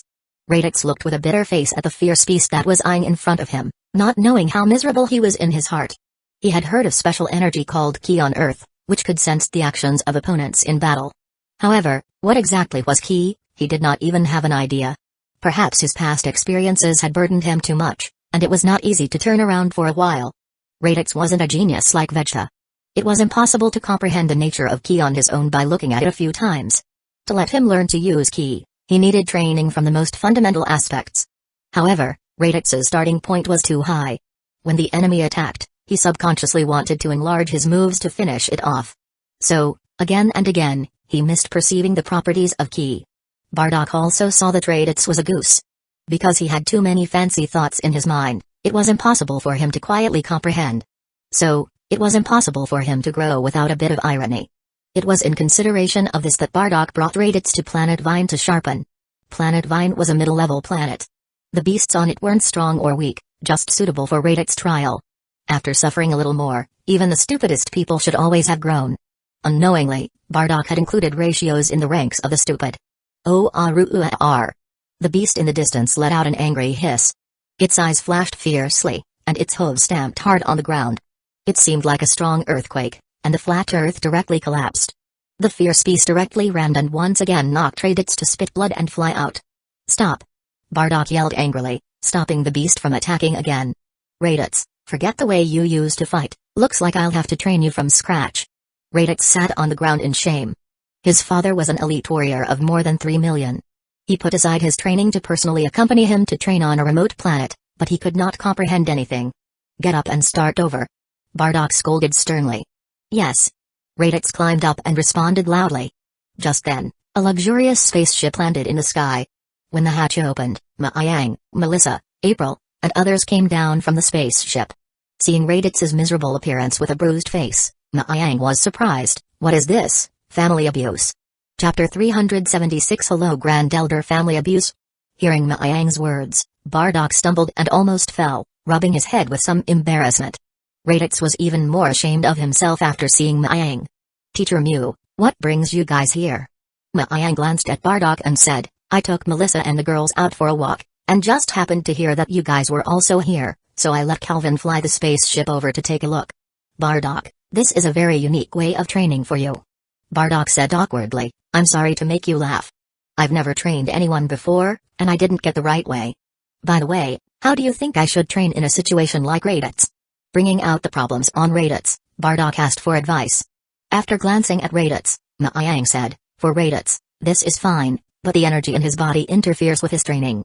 Glancing at Melissa beside him, Melissa walked forward with a smile, hey, let me give you a hand. The words just fell, and they heard a swoosh. A light green light fell into Raditz's body. Raditz's face turned white, and suddenly felt that all the energy in his body had disappeared. What's going on? Where's my power? Don't scream, your power is blocked by me. This blockade couldn't be lifted until you master ki or practice a new energy. Of course you can try to break through my blockade and see if you can succeed. Melissa's tone was bland. Melissa used her superpower to seal his power, and now Raditz had an empty strong body, but he could not even release a basic energy wave. The advantage of this was also there. At least in the battle, he wouldn't be reflexively releasing energy waves indiscriminately. Raditz smiled, and his face turned pale. This woman was so cruel, he could imagine his next miserable days. Bardock, on the other hand, was bright, and felt that such a training method was unique. Hastily instructed Raditz to hurry up and practice. Seeing Bardock couldn't wait to take Raditz to practice, Mayang couldn't help but shake his head. He looked around the scenery of Planet Vine, let Calvin and others find a place to set up the camp, and he started basic education for Miyuki and Amelia. Education should start from a child. The two children had already accumulated a deep energy base in their bodies while in the training cabin, and they needed to channel this potential step by step. Under the patient education of Mayang, Miyuki and Amelia were gradually able to control the power in their bodies. This genius-like qualification was envied by Raditz, who, frankly speaking, was not as powerful in power level as the newborn siblings. Some time later, suddenly, Mayang frowned, as if he had received some information. His expression was out of focus, looking in a direction. "What's wrong with you, Mayang?" Melissa asked with a blink of her eyes. Mayang came back to his senses and said to Melissa, "I just received a transmission from the divine dragon Pranga of Planet Namek. Something bad has happened over there in Planet Namek. The Grand Elder and Burgle are summoning us over. What can happen to the Namekian?" Melissa's eyes stared. It is not clear, Pranga did not explicitly say so, but to be able to make the Grand Elder and Burgle use the Dragon Balls to summon us, I think it is a matter of great urgency. The Grand Elder had provided great help in restoring the soul of your former life Mixia, and if he had not provided the Dragon Balls, your consciousness might have sunk back then. Then we must go there. Melissa's expression was serious. 38 years ago, when Melissa was still Mixia, her soul was struggling in hell because she was infested with the power of the demons. If it wasn't for the generous lending of the Dragon Balls to Mayang by the Grand Elder of Planet Namek at that time, there might not have been the current Melissa. Mayang once promised to help when Planet Namek was in crisis, and now for good reason, Mayang should go to Planet Namek to fulfill his promise back then. After entrusting the two children to April, Mayang took Melissa's hand. "April, you take care of Miyuki and Amelia, I will go to Planet Namek with Melissa." April's expression was serious. "Brother, don't worry, I will take care of them." Mayang nodded towards her, signaling that she should also take care of herself. His finger was placed on his eyebrow, and he used instant transmission to lock the direction of Planet Namek. With a swoosh, the blurred light and shadow disappeared before his eyes. April took a look at the area where she had lost Mayang's figure, and then took the two children for a simple training session. Planet Namek. On a windy and sunny afternoon, the place where Mayang and Melissa appeared was an endless grassland. What caught the eye was blue-colored grass everywhere. When the wind blew, the grass rolled up in waves, and the air was filled with the fresh smell of nature. "The Grand Elder's residence is on the north side of the planet, let's go straight there." "Huh, there's a very powerful key on Planet Namek. It's Burgle, he's become so powerful." Breathing in the fragrant air, Melissa sensed the powerful key of Burgle. With an energy value of about 50 million in strength, it was far beyond her norm. Mayang looked at her and said to Melissa, "It must be the Grand Elder's ability that has opened up Burgle's potential." Melissa brightened up and said, "You said the Grand Elder's ability is so amazing, is there any way to open up my potential?" Mayang smiled and fell into thought. Melissa was the legendary Super Saiyan. As a rule, the potential was unfathomable. The Grand Elder had the ability to raise Burgle's strength to nearly 50 million, which was certainly because Burgle was strong enough and his body contained great potential, but the Grand Elder's guidance was also crucial. With Melissa's current state, there might really be room for improvement. "You can try it, but boosting the potential is still rather physically demanding. I'll prepare a meet and greet gift for the Grand Elder first." After saying that, with a twist of his wrist, a small vial of emerald green liquid appeared in his hand, which was clearly the life essence produced by Gaia, which could greatly enhance the life element. Holding the life essence in his hand, Mayang and Melissa leaped in the air and disappeared directly into two shadows of light in the sky. After a burst of floating light, Mayang and Melissa landed at the Grand Elder's residence. The gullies and rocks were staggered together, and among them was a towering rocky mountain with a beetle-like building lying on top. By this time, Burgle and Nail were already waiting at the entrance. After seeing Mayang and Melissa, Burgle greeted them. "Maayang, you guys are finally here." Burgle had seen Melia and Melissa, but it was the first time he saw Melissa. After the explanation, he realized that this rather cold and beautiful woman was actually a fusion of Melia and Melissa. He was surprised, and then led them to the second floor together to meet the Grand Elder of Planet Namek. "It's been a long time, Maayang, and this beautiful lady. Well, it's Planet Metamer's fusion technique, and it seems to be a little different." The Grand Elder leaned back wearily on the white bone-like seat and roughly put Melissa's situation into perspective. Maayang was amazed at the Grand Elder's eyesight, and also sighed that the Grand Elder had aged a lot more compared to before, even talking was very tired. "Grand Elder, long time no see." The Grand Elder looked at Maayang and was shocked by his overriding dimension and laughed. "It seems my premonition was correct. You are indeed the one who saved Planet Namek." Maayang asked, "What kind of trouble has Planet Namek encountered?" Burgle said, "The Grand Elder has a premonition that a group of terrifying beasts will descend on Namek, and I'm afraid I'm no match for them, so I asked you to come." "Demon beasts?" Maayang slightly frowned. In the original story, it seemed that such a thing did not happen. Sure enough, as he entered, the waves of incitement grew, and even things that would not have happened before appeared. "Maayang, you come here." The Grand Elder called out. After Maayang walked over, the Grand Elder placed his hand on Maayang's head and a picture representing the future surfaced in Maayang's mind. That was the herd of black demon beasts. The number was at least a few thousand, each with sharp fangs, sharp barbs on their backs and tails, and a few fingers as sharp as scythes. Maayang saw, behind the group of demon beasts was the shadow of a white-as-snow planet existing. Maayang opened his eyes. His heart was greatly shocked. That demon beast seems to be Iken, but what is that white planet? Chapter 377, Destroying Everything Big Gate Star. For some reason, this term suddenly appeared in his mind. It was a message transmitted by the Grand Elder. After receiving the signal, Maayang nodded slightly. In the original anime, it was possible to use cooler as a blueprint to create countless metal cooler, so it was a small matter to create a demon beast now. Although this artificial Yukin was not as strong as the metal cooler, it was also an extremely powerful monster. It was important to know that even ants in abundance could gnaw an elephant to death, not to mention Yukin. "Grand Elder, I have understood the general situation. The most urgent thing is to please gather all the people of Planet Namek. Planet Namek is no longer safe." The Grand Elder sighed. "I understand, I have asked Nail to inform. Those children of mine will be gathered to a safe place." "That's good." Seeing that the Grand Elder had already made arrangements, Maayang nodded. "I have one more unrequited request." "Say it." "As long as it is within my power, I will definitely grant you." "It's..." Maayang pulled Melissa and pushed her in front of the Grand Elder. "I would like to ask the Grand Elder to help see if I can develop my wife's potential." "Ha ha ha ha, that's easy, come on, little girl, step forward." The Grand Elder said amiably, and raised his big hand as he spoke. He then covered Melissa's head. Although Nail, who was at the side, was somewhat reluctant to see this, he did not speak out against it because of the Grand Elder and Burgle's face. "Grand Elder, please wait." Of course, Maayang would not let the Grand Elder overexert his strength, so he brought out a small bottle of life essence. "This thing." The Grand Elder's drooping eyelids opened for a moment, revealing an astonished glow. "This is the life essence. I think it is the thing that the Grand Elder needs the most at the moment. It's really amazing. I don't know why I see the shadow of the Dragon God's power in this essence. Could it be related to the legendary Dragon God?" After taking the life essence, the Great Elder's mental state was instantly much better, and the wrinkles on his forehead had also decreased significantly. The Grand Elder lamented and found that his energy was restored to what it was decades ago. Burgle was well aware of the power of life essence. That was the magical liquid produced by Gaia. Speaking of Gaia, Burgle remembered Planet Ambra again, which was actually a super huge Dragon Ball. Gaia was the life on top of the Super Dragon Ball, and it was normal to have a bit of the Dragon God's key on it. In the end, whether it was Maayang or Burgle, neither of them had figured out what species Gaia actually was. After recovering his spirit, the Grand Elder smiled and said to Melissa, "Child, you come over here, let me give a test to see if I can open your potential." Melissa had been looking forward to it for a long time, and as soon as she heard the Grand Elder say so, she hurriedly went to the Grand Elder.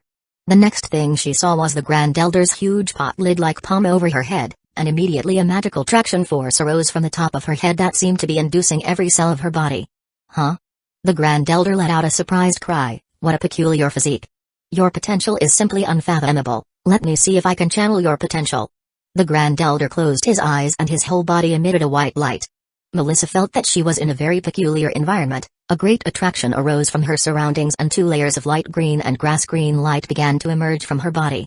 These two lights seemed to be fighting against the power of the Grand Elder. In a short while, beads of sweat popped up on the Grand Elder's forehead. So strong. It may take days if you want to channel your potential. Now, it wasn't a good time to develop Melissa's potential.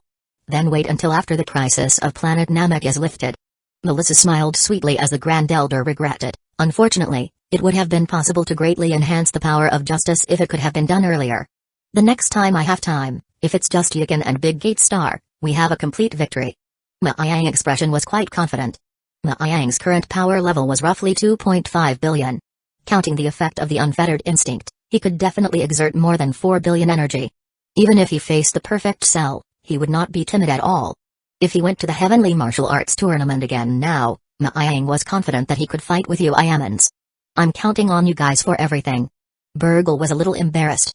This was already the second time he asked Ma Yang to save the planet. The first time was when Slug invaded planet Ambra, and the second time was now. Ma Yang waved his hand. No need to be polite, it's a small thing. Burgle was about to say something else, when suddenly a rumbling vibration suddenly occurred above planet Namek, followed by the ground began to shake violently, and a sound of fierce beasts hissing sounded in the ears. The shrill sound was like the stinging sound of a kettle boiling, and a large, dazzling patch of light rose from the surface of the emerald green planet. This is not good. The attack of the Big Gate Star has begun. When Ma Yang and the others walked out of the Grand Elder's residence and looked up to the sky, they saw a large white image of the Big Gate Star suspended in the air, as if it was a huge moon. At this moment, a pitch-black demon beast was also spreading out from that moon. They were gulping the light and were continuously eating away at planet Namek. That's the demon beast Yikan. The transformed Yikan is not only able to devour energy light, but even matter as well.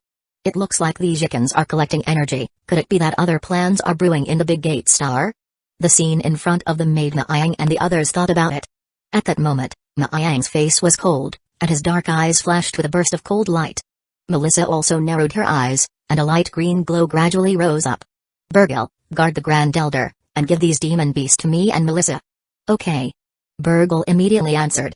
With 50 million power level, if he wanted to guard the Grand Elder, no one could get close to him. Melissa, let's show off our skills. After saying that, Ma Yang shortened his body and leaped up rapidly. Due to the excessive force, the ground beneath his feet haughtily appeared 100 meters range of collapsed. The broken area extended all the way to 1,000 meters away. Melissa clenched her fist, her mouth babbling, and also took off after her.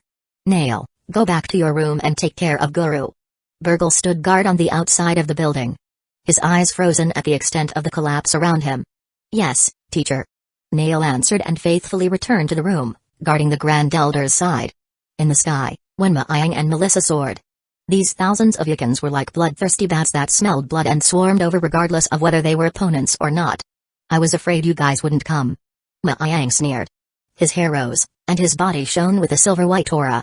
Ma Yang, we'll each have half, and I'll take care of the thousands on the left. To deal with these millions and tens of millions of power-level Yikan, Melissa showed great enthusiasm. Probably because she had been suffocating in recent years, wanting to painfully strike. Ma Yang couldn't help himself. Then you take care of yourself. I know. Boom. The two exploded together.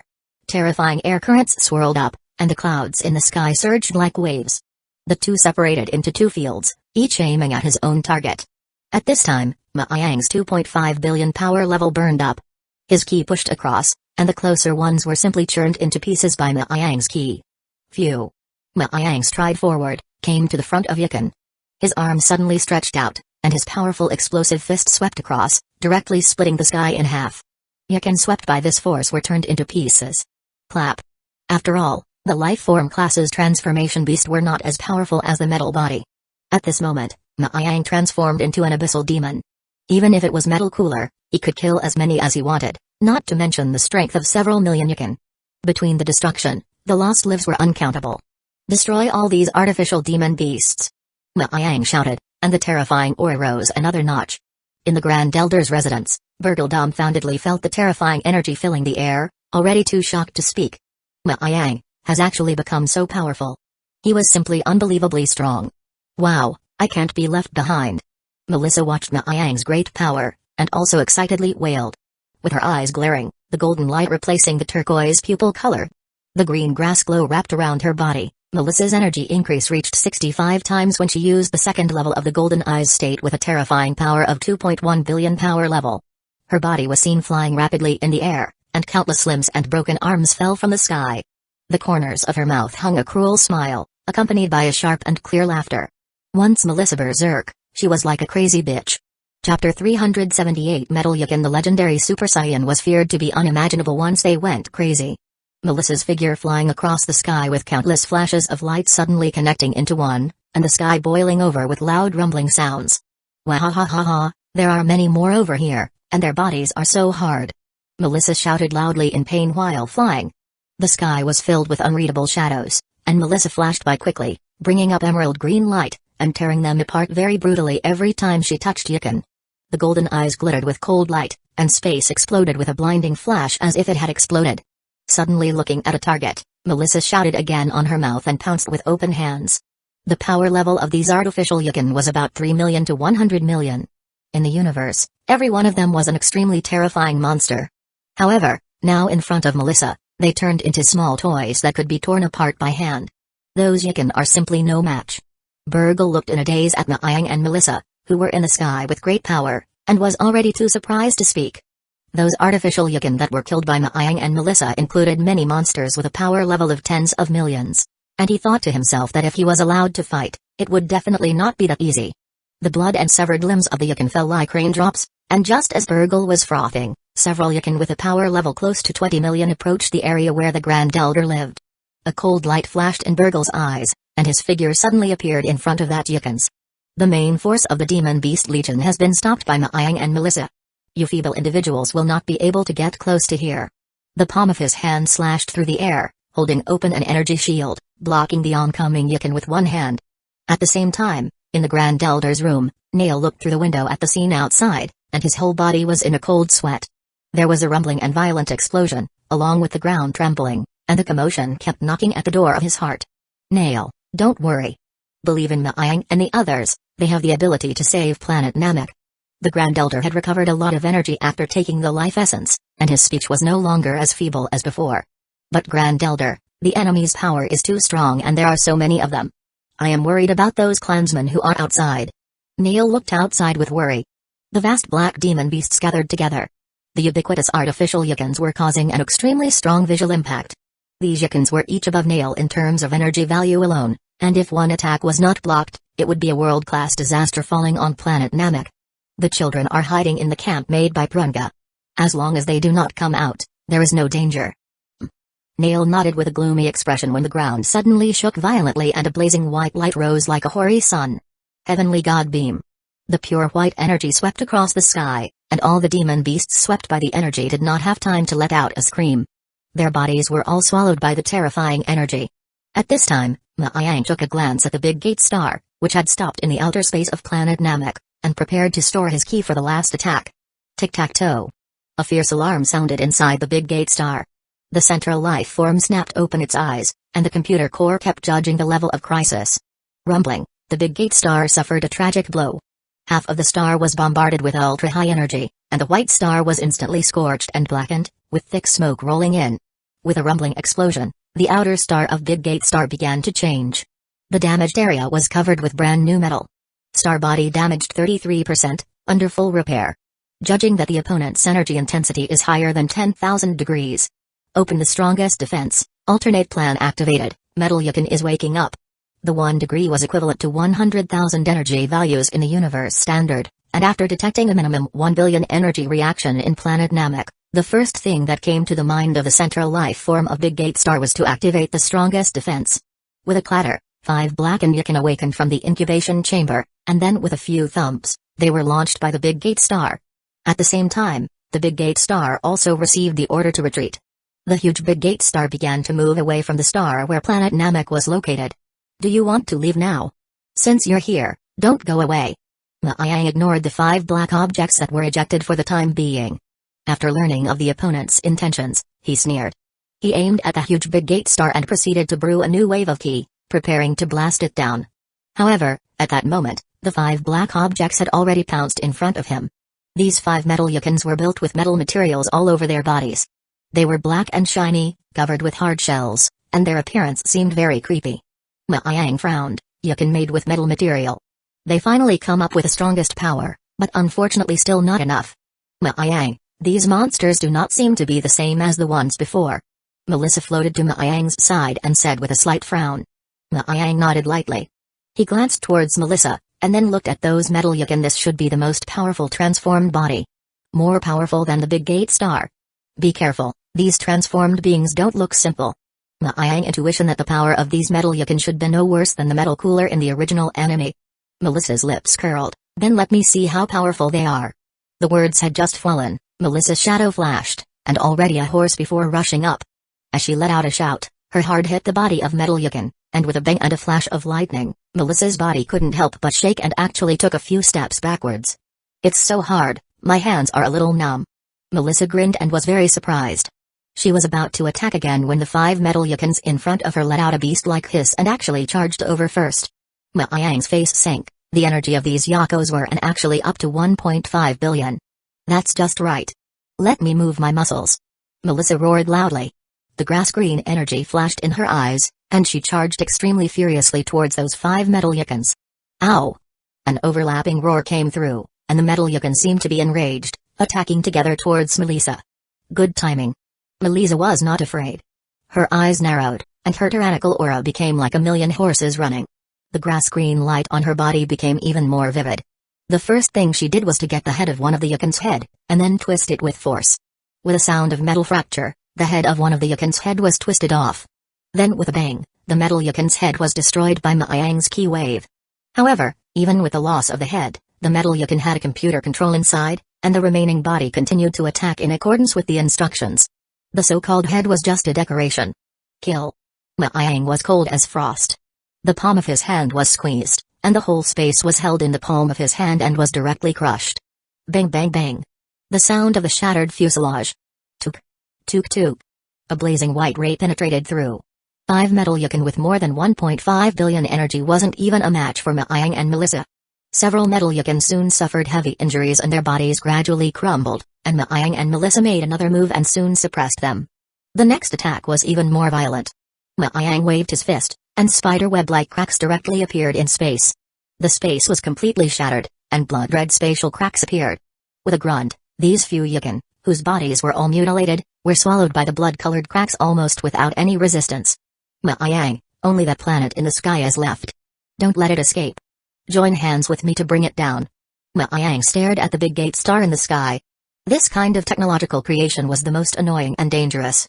As long as the big gate star was still there, they could make such as a modified body like metal Yukin as many as they wanted, and the consequences would be endless. Okay. Melissa nodded knowingly, and together with Maayang, they aimed at the big gate star. Chapter 379 Trading with you. Beep beep beep. The danger signal sounded again, and it was even more violent than before. After the last defenses had lost their effectiveness, the metal life form inside Big Gate Star had already sensed that their lives were in danger. Almost instantly, an emergency command was sent. The next second, the huge planet, which was the size of planet Namek, actually began to disintegrate after receiving the command. Like a planetary explosion, the planet instantly exploded and automatically disintegrated into billions of small parts with a diameter of 1,000 meters, each of which hit one or a few of its bodies. Rumble. The vast and surging energy attack swept through the entire starry sky. The combined power of Maayang and Melissa was very powerful. Even Picon or Uiamans did not dare to take it hard. All the areas swept by the energy rose in a ball of flame, and the material that Big Gate Star accumulated for a long time was completely destroyed. At the same time, the explosion erupted a fan-shaped energy ray, and endless energy instantly spread, rushed to planet Namek. When Melissa saw this, she opened her arms and used her superpowers to form a protective net in the outer atmosphere of planet Namek. The light green protective layer blocked all the energy blasts, and the sky was dyed blood red at this moment. However, the speed of the disintegration of the planet was too fast. Even though a large area of the star was covered by high energy, some individuals still managed to escape, including the Big Gate Star's central life form. On planet Namek. The moment a large crimson fireball exploded, Maayang frowned and sensed the changes in outer space. However, the metal individuals of the Big Gate Star did not have much energy reaction, and Maayang was not sure if he had wiped out all of them or not. After gazing quietly for a long time, until the energy of outer space calmed down, Maayang still did not capture the signal of the Big Gate Star. He said, "It looks like the Big Gate Star has been repelled, and the crisis of planet Namek should be lifted. That's the end? Melissa was not satisfied. Aizen clanked Melissa on the head and scolded with a smile. What else do you want? Do you want to see the big gate star landing on planet Namek? I just think this battle is too easy. Melissa laughed heartedly, rubbing the place where she was hit by Aizen. In fact, Aizen also felt that this battle was a bit of a tiger's head. He wasn't sure whether the enemy was too weak and was easily solved by himself, or the other side was hiding and had another purpose. After thinking about it, Aizen shook his head and pulled Melissa's figure in a flash and flew towards Burgle's side. Aizen, Melissa, thanks to you guys this time. Burgle greeted them. He looked at Aizen and his wife with eyes still full of shock. Aizen waved his hand. You're welcome. Melissa's spirits were particularly lifted after she regained her normal state. It's time for me to develop my potential next. Burgle said, please follow me, Guru is ready. Following along with Burgle, Aizen and Melissa re-entered the Grand Elder's residence. On the second floor, the Grand Elder was in good spirits, and this time Neil did not mean to stop the Grand Elder from developing the potential for Melissa again from the bottom of his heart. Ms. Melissa, please step forward. The Grand Elder said. I'll trouble the Grand Elder. Melissa curved her crescent-shaped eyes and excitedly walked up to the Great Elder's heels. The Grand Elder smiled and placed his large hand on Melissa's head, and instantly, a huge potential was channeled out. Planet Yellowstone. In the gloomy grotto, Lumu sat on top of the stone with a gloomy face. He had been informed by the intelligence, and he was furious inside. Where on earth did those two people above planet Namek appear from? He wanted to seize the energy above planet Namek, but he didn't expect not to get the energy, but also lost all the materials he had collected before. That's a whole 5,000 level 1 Yukin and level 2 Yukin. The battle power of the level 1 Yukin was close to 100 million, the level 2 Yukin had 3 million energy. It was so much loss of power level that Lumu's heart was dripping blood. Especially what Lumu deplores was the metal Yukins.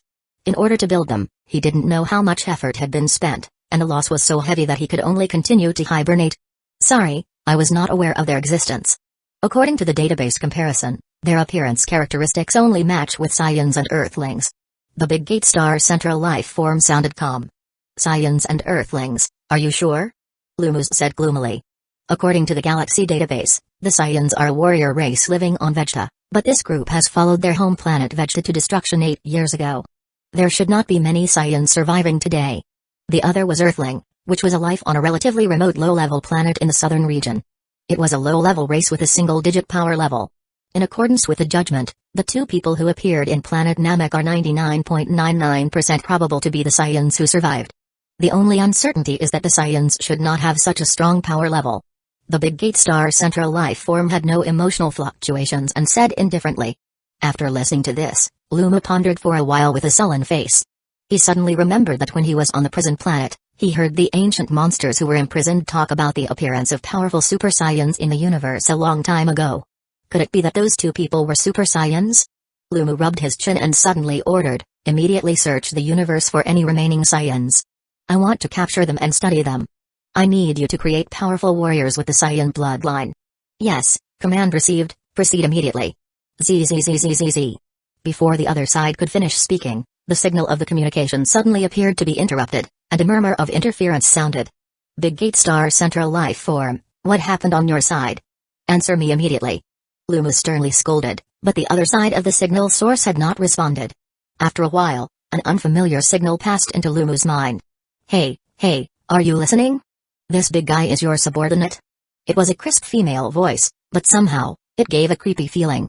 Lumu's face changed and he stood up from the stone at once and said gloomily, who are you? Lumu, aren't you the one who was looking for us? Now we came by ourselves. I'm Zanya. Zanya? Who was that? Lumu looked stunned, then quickly realized that this woman named Zanya was one of the Galaxy soldiers he had been trying to ally with. They actually came to him, he was surprised. How did you find me? Ha, you made such a big fuss, of course it was easy to find you. In order to find Lumu's whereabouts, the four of them spread out and searched all the way along the area where the big thing happened in the north area, which led them to find the Big Gate Star Central life form near planet Namek. Galaxy soldier, have you finally changed your minds and decided to join forces with me? Some distance away from planet Namek, Zanya, who had orange curly hair, blocked in front of the Big Gate Star Central life form, and pressed one hand on the Big Gate Star Central life form's eyebrow, sizing up this particular life form curiously. Join hands? No, I just trade with you. Lumu was silent for a moment and asked, How do you plan to trade? You help us find the sealing place of our boss, Bojack, and we help you rule this part of the galaxy. Zanya narrowed her eyes and showed a charming smile, but as to whether her words were credible, no one knew. Lumu wasn't a foolish person, naturally he wouldn't believe Zanya's side of the story. He sneered. When I help them find the boss, perhaps I'll be the first one to be left out. However, even if Lumu didn't distrust Zanya and the others, he wouldn't show it at this time. As a phantom people, he was best at mind control.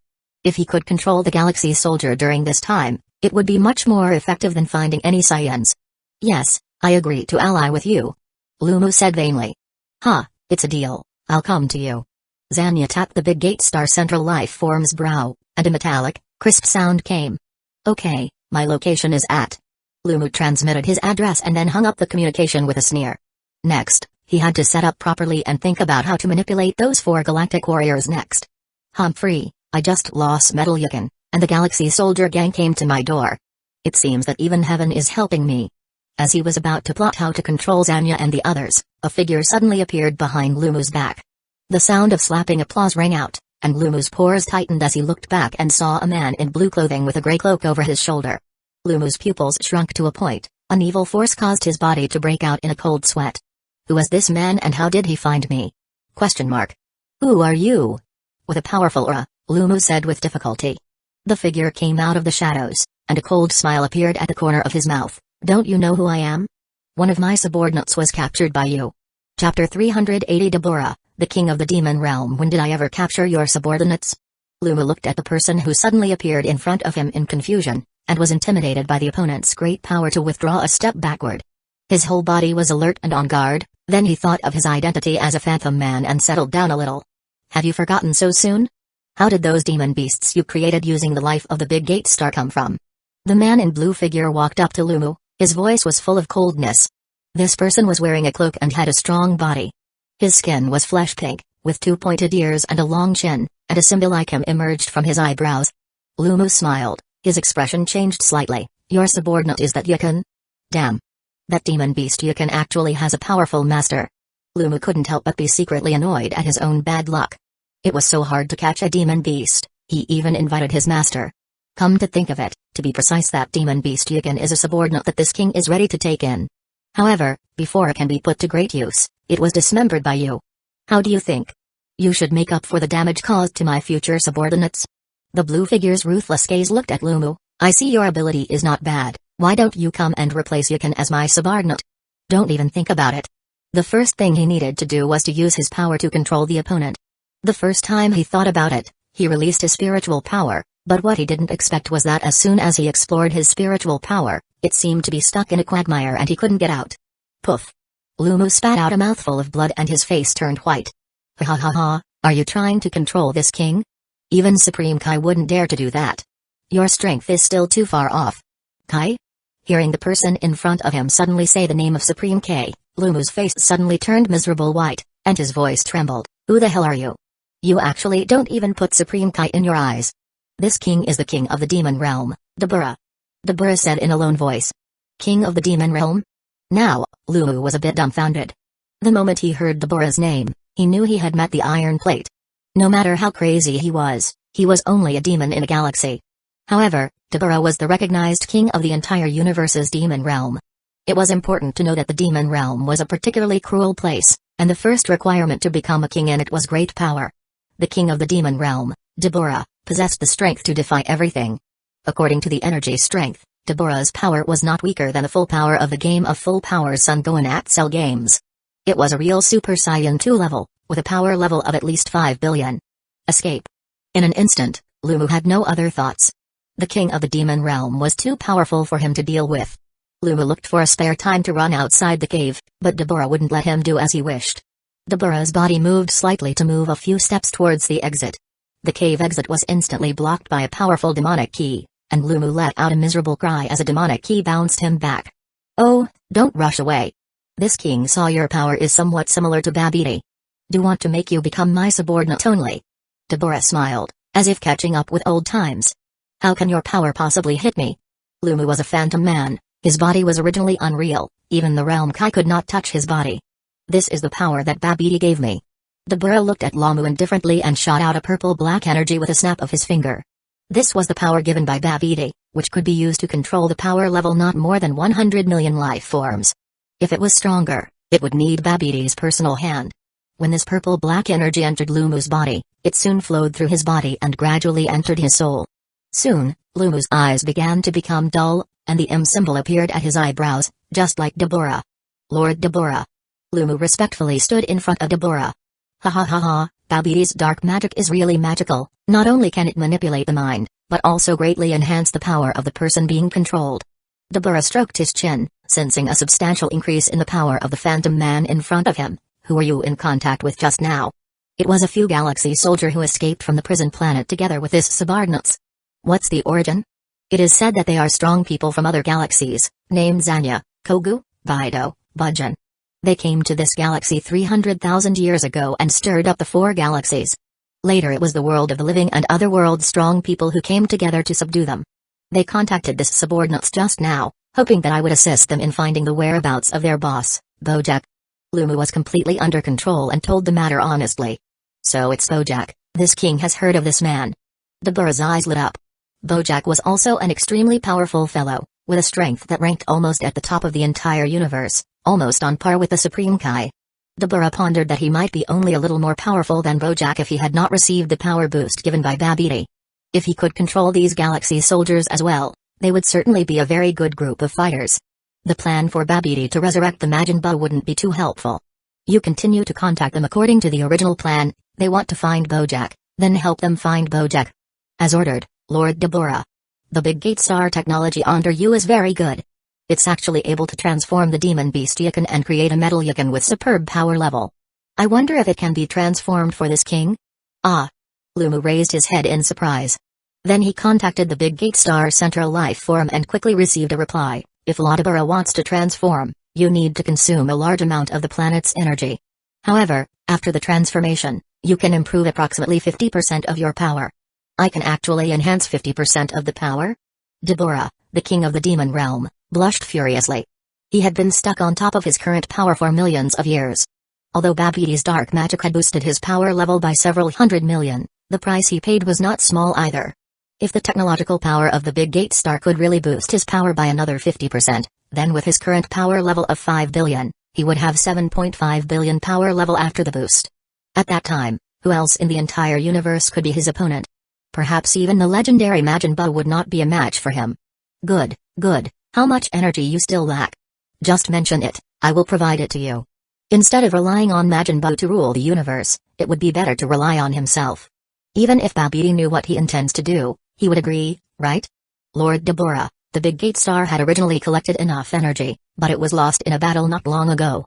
If you want to transform your body for your lord, you will need the energy of at least 50 high-level planets or life races, plus hundreds of rare metals.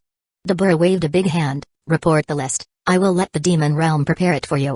I have only one request, and it must be fast. I can put in a few good words to Babidi for you when the time comes.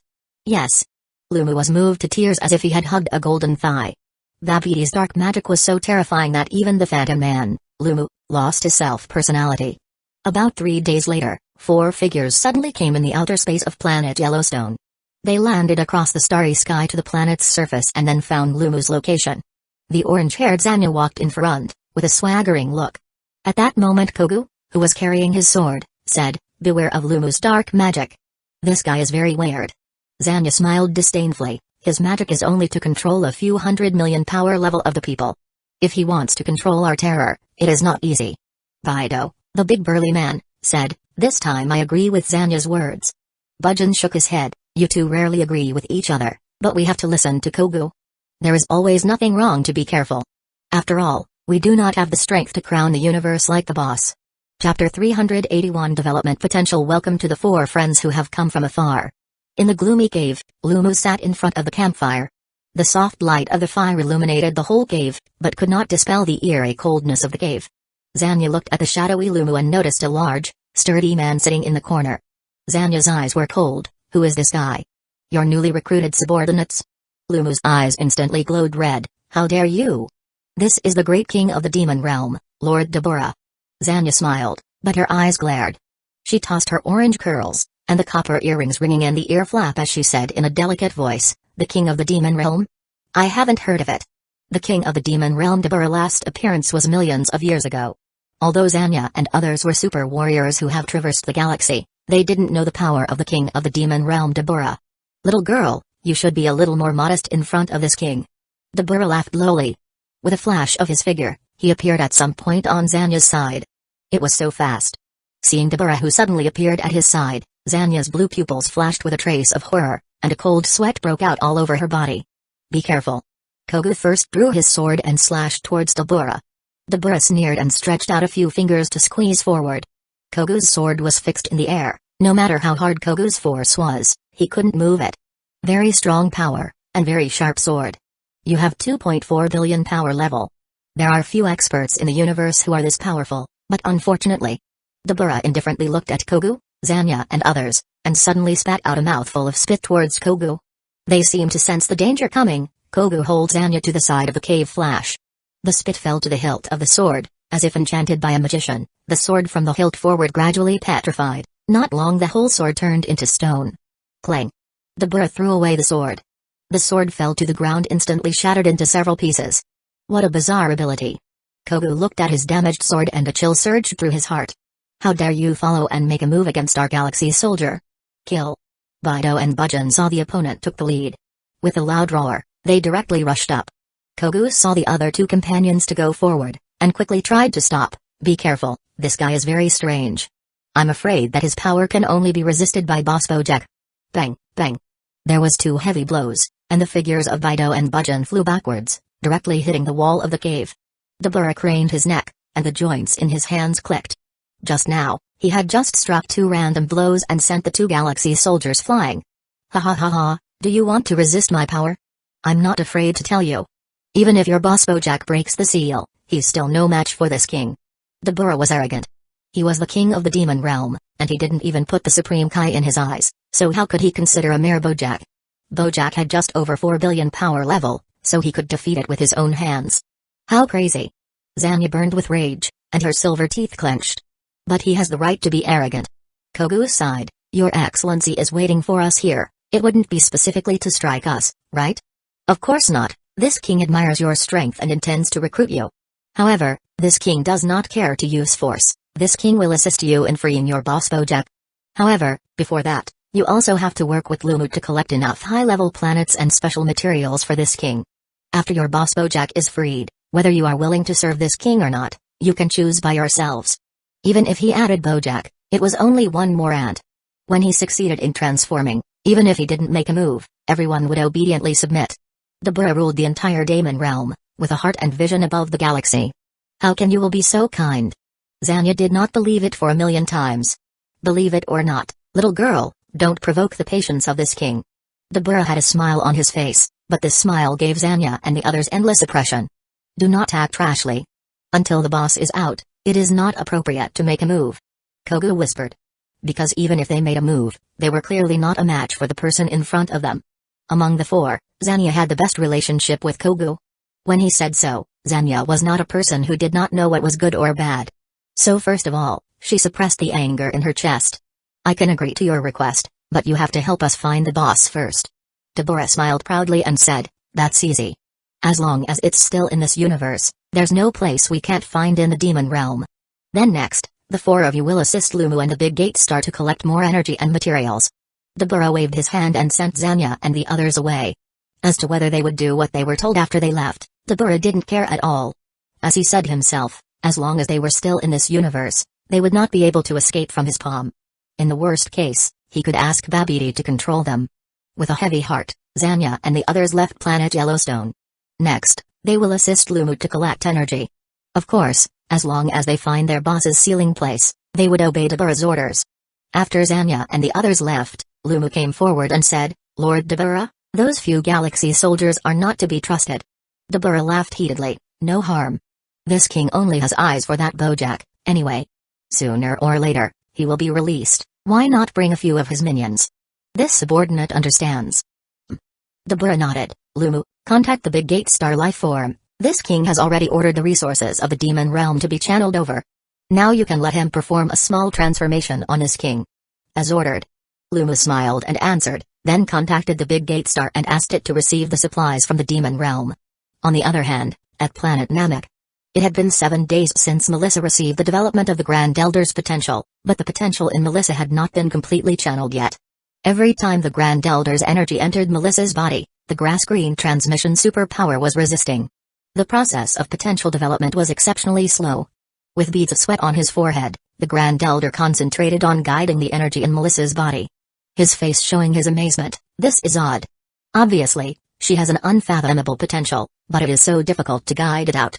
This situation was only encountered by the Grand Elder decades ago in the body of Maiyang. At that time, the potential in Maiyang's body was also uncertain, but compared to Maiyang, the potential in Melissa's body was a little more stable.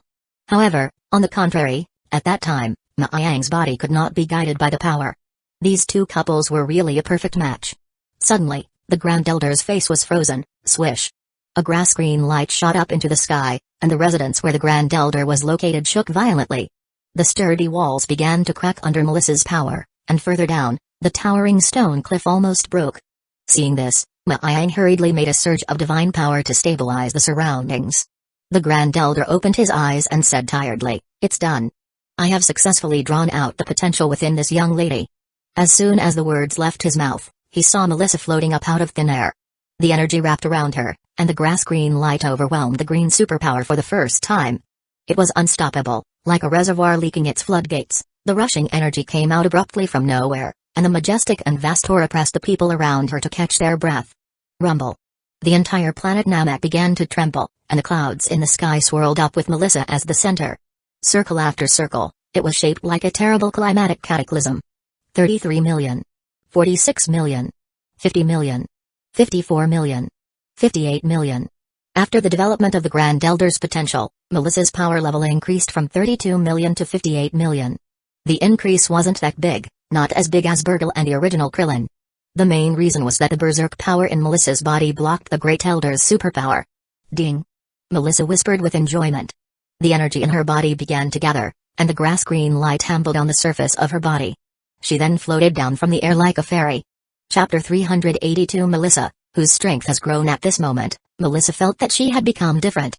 Her every move carried great power, with every muscle and every cell of her body was vibrant. So powerful, the energy in my body has been raised nearly twice. Melissa grinned contentedly, and her expression became somewhat untamed. It was not an exaggeration to say that she was transformed. By moving her body, she felt an unprecedented powerful force filling her body. The level of power was significantly higher, which was completely different from the transformed state. The power was completely and utterly in the normal state. The potential development was not simply to enhance power level, but even the ability to control and react with the power to follow up to a synchronized state. Therefore, there was no situation where the power was too strong and not effectively controlled. In short, the ability of the Grand Elder was to directly save countless years of hard work by the developers, and the effect achieved was the same as hard work. Melissa, whose ability had been enhanced, clearly felt that even if she split into Melia and Meliz, her power was only slightly weaker than Melissa's before she developed her potential. "Melissa, show your full strength." Looking at Melissa started to show the arrogance of the Saiyan again. Maiyang raised his eyebrows and said lightly, "Okay."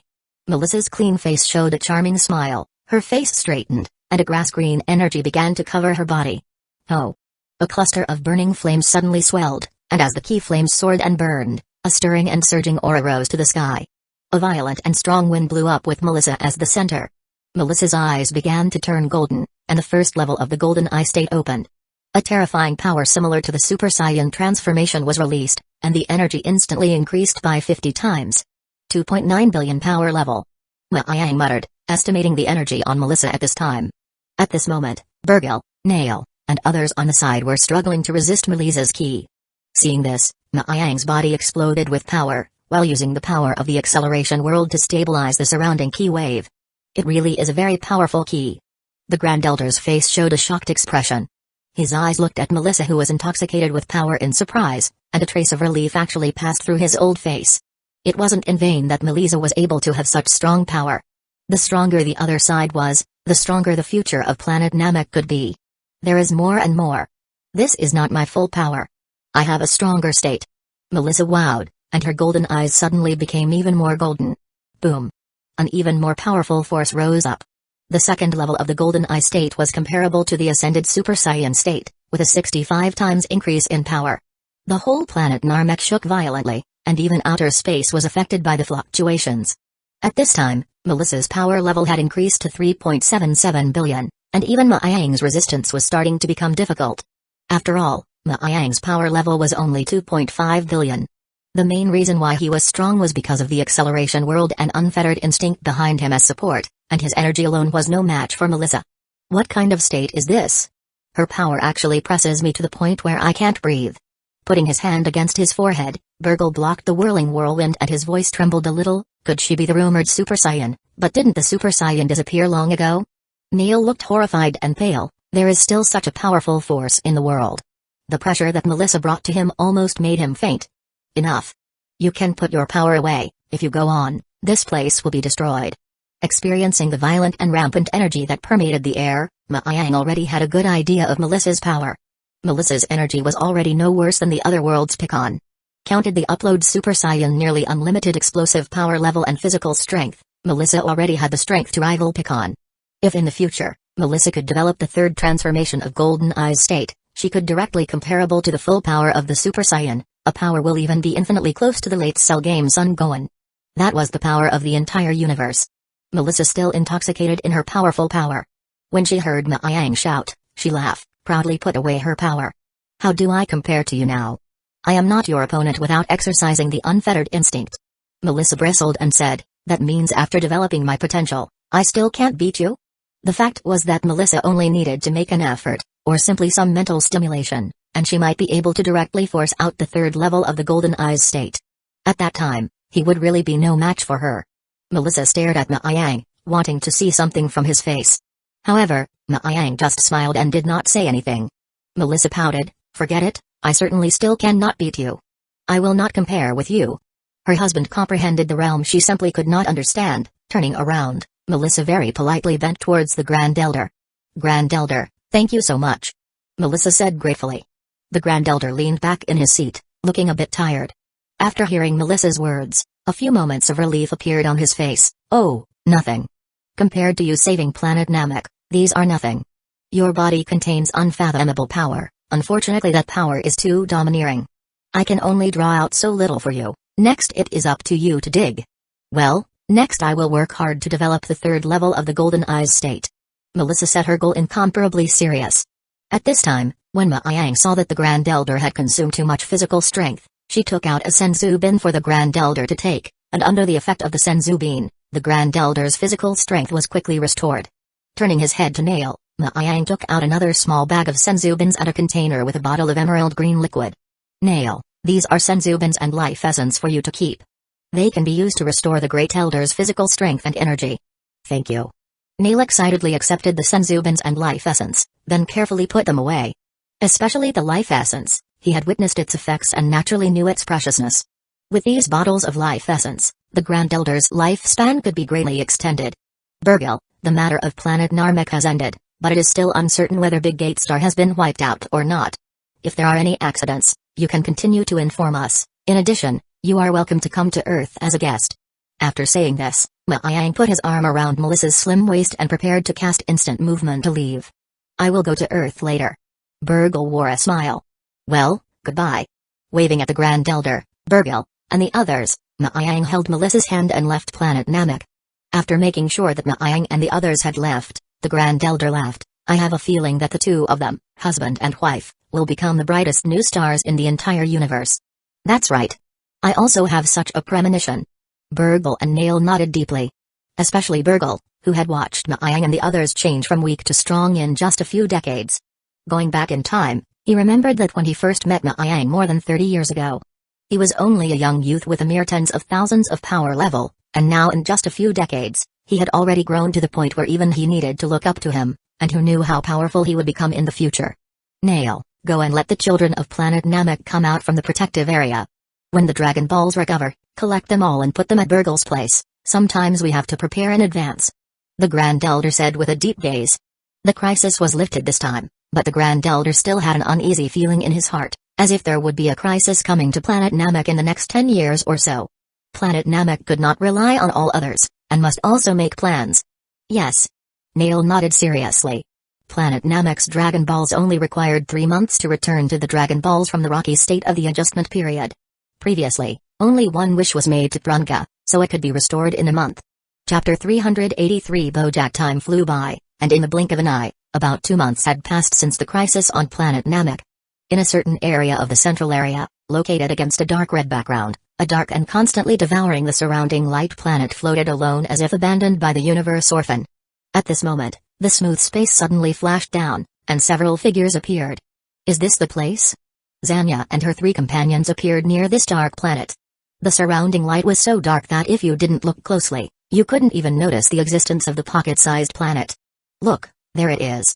Looking far into the distance at the planet locked by various forces, Zanya laughed out loud. That's right. That king of the demon realm has kept his promise to help us find the planet that sealed the boss, and I have sensed the boss's summons, and he is sealed on top of that planet. To say that this time, Zanya and the others were a bit unhappy. The reason was, of course, the threat of the king of the demon realm, Deborah, to find many high-quality planets for him.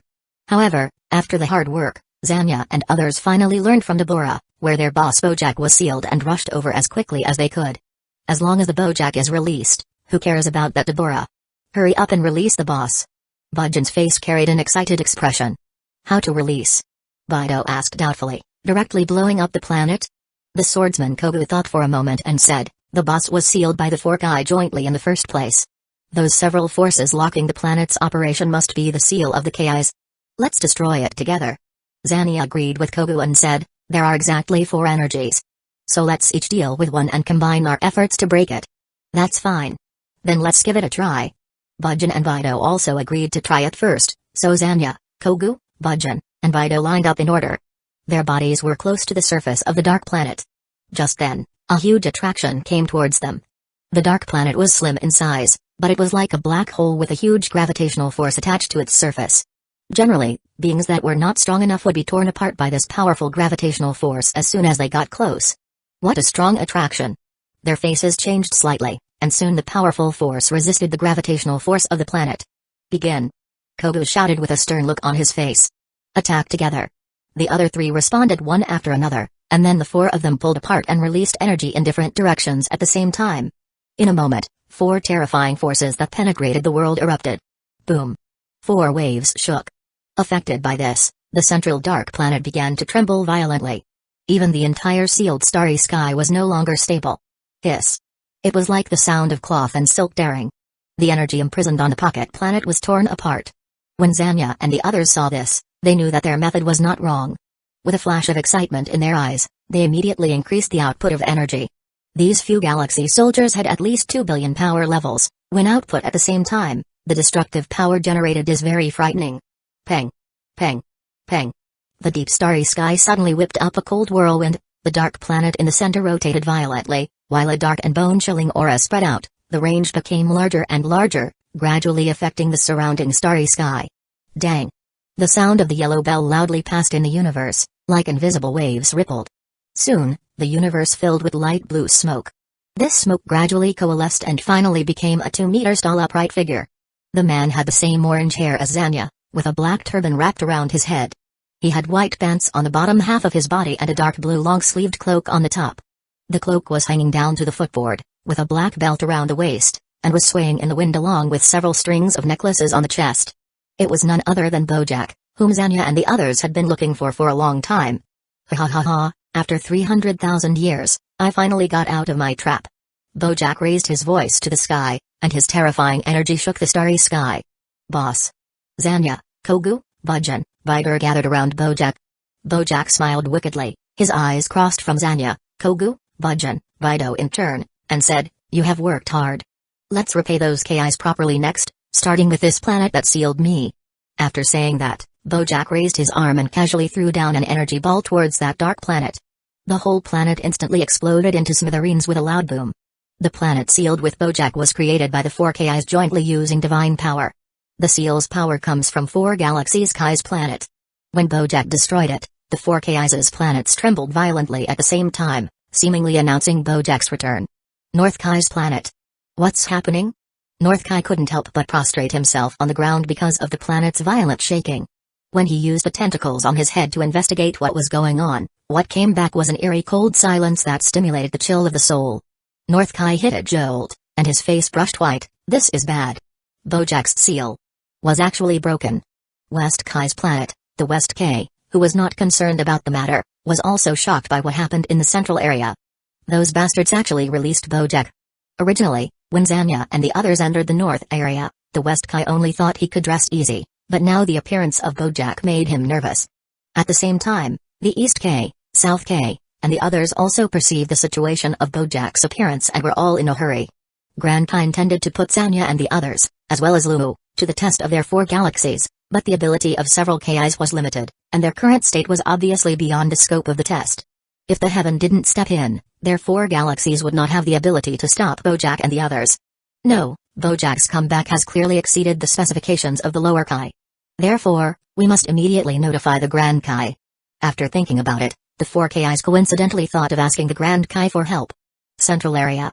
5 light streams crossed the starry sky as Bojack and the others stepped toward the distant stars. Kogu, tell me what happened after I was sealed so I can surprise those KIs. Okay, boss. Kogu listened then explained in detail what happened after Bojack was sealed.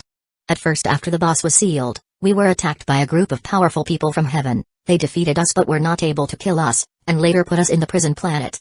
300,000 years ago in the galaxy, neither the world of the living nor heaven was as strong as it was now. At that time, even the strong people that could completely kill Zanya and the others did not exist. Bojack nodded seriously and continued to listen to Kogu's account of what happened after getting out of the prison planet. Boss, we ran into Deborah, the king of the demon realm, on planet Yellowstone, and that guy wants us to serve him. Zanya, with an unhappy face, told Bojack about the aggression. The king of the demon realm? What is going on? You guys tell me the situation carefully. Bojack's face got serious. Bojack's knowledge was richer than Zanya and other people's.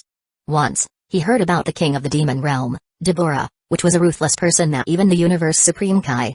Bojack boasted that he was powerful, but he did not dare say that he could definitely win against Deborah. The thing is this. Kogu nodded and told what happened on planet Yellowstone. Bojack listened to it with a cloudy face, not knowing what was in his mind. The king of the demon realm, Deborah, and the Babidi you talked about, could it be the rumored dark wizard in Bigman? The technology of the Big Gate star is quite interesting. Shall we leave this galaxy? Zanya suggested, biting her lower lip.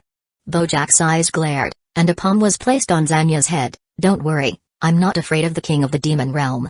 However, just as soon as Bojack finished his words, a blue figure suddenly appeared beside them. Bojack, are you really not afraid of this king? Deborah appeared like a ghost, and an intimidating pressure that made the soul tremble spread out. Feeling the pressure from Deborah's body, Bojack's face changed, and he was on guard. The power of the person in front of him was even above his own. Chapter 384 The Stormy Grand Kai. You are the legendary king of the demon realm? Bojack narrowed his eyes and resisted the pressure from Deborah. His face was very ugly, while Zanya, Kogu, and others on the side were even worse, each with a pale face, unable to even stand up. Compared with a few months ago, Deborah's chest had a few more pieces of emerald green metal. Although the appearance hadn't changed much, the power had gone up a lot. The power level was at least 5.5 billion. How Deborah became so powerful all of a sudden? Zanya thought inwardly timidly with an incredulous face. My king, your strength is very good. I would like to invite you, together with your subordinates, to join my camp and serve the great Lord Babidi together. Deborah proudly stood in front of Bojack with a pair of eyes that defied the pale. Bojack closed his eyes for a moment in thought, opened them, and smiled. It would be an honor for us Galaxy soldiers to work together with King Deborah. Ha ha ha, it hurts. Not expecting Bojack to agree so crisply, Deborah laughed loudly, then wait for the good news from the king. After Lord Babidi has dealt with the matter at hand, he will come to see you soon. Before that, you should liaise well with Lumu. No problem, Bojack promised very quickly. Deborah took a deep look at the smiling Bojack, and his figure gradually became illusory. After Deborah disappeared, Bojack's face was as frosty and gloomy as if it was going to drip ink. Are we really going to cooperate with Deborah? It's too dangerous. Kogu was worried in his heart. I know, but the power of that king of the demon realm exceeds me by a lot. Bojack's somewhat darkened cheeks became even darker. According to what you guys said before, even if Deborah is strong, he shouldn't be so much more powerful than me. Yeah, compared to before, Deborah's chest has some more special metal. It wasn't like this before, said Zanya. Those metals are artificially modified. It seems that Deborah has modified his body, Only it looks like the transformation is not yet complete. Bojack pondered for a moment and then understood. Then, he sneered, maybe we should get that Lumu to talk it over and take advantage of the technology of Big Gate Star. Bojack's people were originally reformed people from other galaxies. So, they naturally would want to know and get whatever they could hear. Once the idea was told to everyone, Zanya, Budgeon, and others thought it was feasible, but only Kogu was a little worried. Bojack's power level was about 4.5 billion, which was a lot less than the power Dabura had just shown. Such an act was just like seeking skin with a tiger. One mistake would lead to a big heal. Speaking his concerns out, Bojack laughed out loud, thinking that Kogu was a little too conservative. In response, Kogu shrugged. He was not angry but a little unsettled in his heart. On the other hand, Dabura arrived inside Big Gate Star. My lord, have those galaxy soldiers been subdued?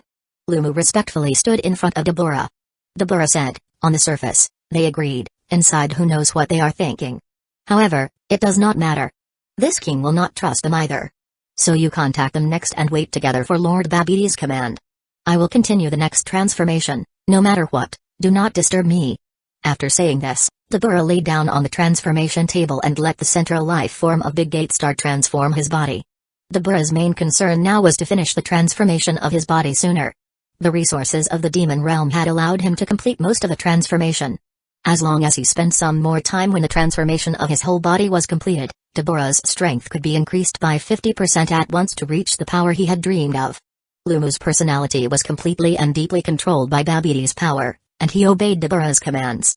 After Dabura laid down on the transformation table, Lumu bent respectfully and then exited Big Gate Star. Hello, Mr. Bojack, I am Lumu.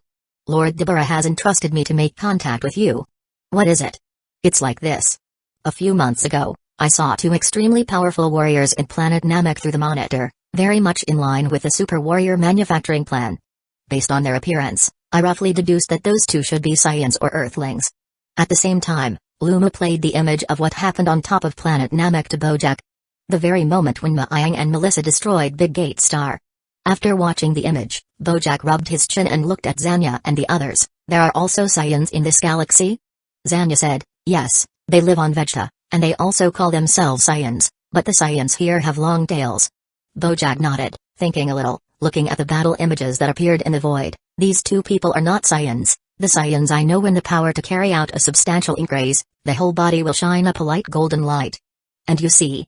Pointing to the picture of Maayang and Melissa, one of these two people has a silvery white glow, and the other has a grass green glow, neither of which is consistent with the state of the Saiyans. Lumu was taken aback. In that case, could they be Earthlings?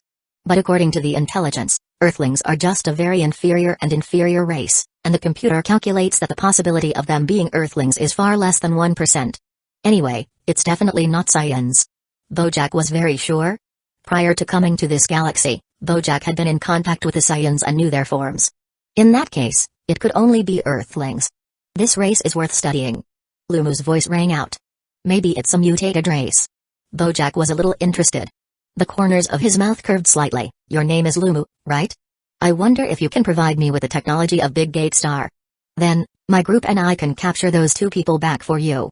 Lumu said with great joy, of course, no problem. He was worried about the lack of good experimental specimens, and Bojack's words were like a pillow just as he was going to sleep. Although Bojack decided that the two people who appeared in planet Namek weren't Saiyans, there was a possibility of error. He should have been prepared for both. Those stray Saiyans also couldn't be spared because they could become next-level warriors. In this way, Lumu and Bojack ended the conversation. Next, Bojack led Zanya and others to Earth, while Lumu sent his few remaining level 2 Yukon on a massive search for surviving Saiyans. Grand Kai's planet. Fierce music resounded in the garden as the 4 Kais joined hands, each with a sad, weepy face. What's going on, you guys? Grand Kai turned off the stereo and looked at them in confusion. The North Kai howled, Lord Grand Kai, you have to save us. The galaxy in my territory is about to suffer. Grand Kai picked up a teacup and sipped the hot tea while asking, after so many days, haven't the few of you managed to get rid of the regional galaxy soldiers and phantom men? The North Kai blushed and said, it's not just about a few galaxy soldiers anymore. They just released Bojack. Poof, the tea in Grand Kai's mouth spurted out, splashing all over the North Kai's face. Cough cough. Grand Kai coughed violently. You guys said that Bojack was released? What have you all been doing for the past year or so? Not only Bojack, but we also saw Dabura, the king of the demon realm, who also appeared in the galaxy. East Kai whispered. Grand Kai's expression completely stiffened and then stormed out, King of the Demon Realm, Dabura. Bastard, how are you four guys doing your work? The universe-level Great Demon King Dabura entered our galaxy, and you only reported to me now. If he had the power, he would really like to revoke all these KIs. It's not that we didn't find out before. We didn't know about it until Dabura made contact with Bojack. The North Kai looked at the Grand Kai cautiously. They made contact? Grand Kai mechanically turned his head. Well, they just made contact. Bastard, I really shouldn't have left the matter of the galaxy's soldiers to you guys. Look what has been done. Grand Kai was furious, his heart attack was coming out of his chest. Look what happened. One Bojack is still somewhat secure in dealing with for heaven, but with the words of the King of the Demon Realm, Dabura, this is going to ruin his entire galaxy. Go find someone and bring Picon, you Iamans, and Carlos. Something big is going to happen. Chapter 385 Vegeta's Crisis. The report of several KIs could be said to have made the whole Grand Kai's planet and heaven in a panic mode.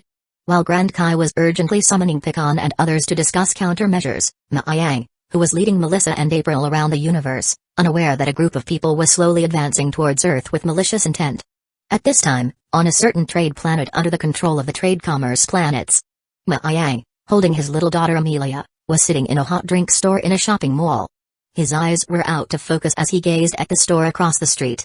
At this time, Melissa and April were out shopping, and all the work of taking care of the two children were left to Ma-Yang, so Ma-Yang had no choice but to become a baby daddy for the time being. Fortunately, although the two children were young, they were very well behaved, unlike other bear children who cried and fussed. Amelia and Yukio, this is the best milk drink in this store. You guys try it. Ma-Yang handed 2 cups of steaming milk type to the children. 1 cup was about 2 liters. Amelia and Yukio blinked and held the big cup in their little hands, gurgled and drank, yelling loudly for more when they were done. With a cheerful smile, Ma-Yang shouted, "Waiter, a few more of these drinks, plus some desserts."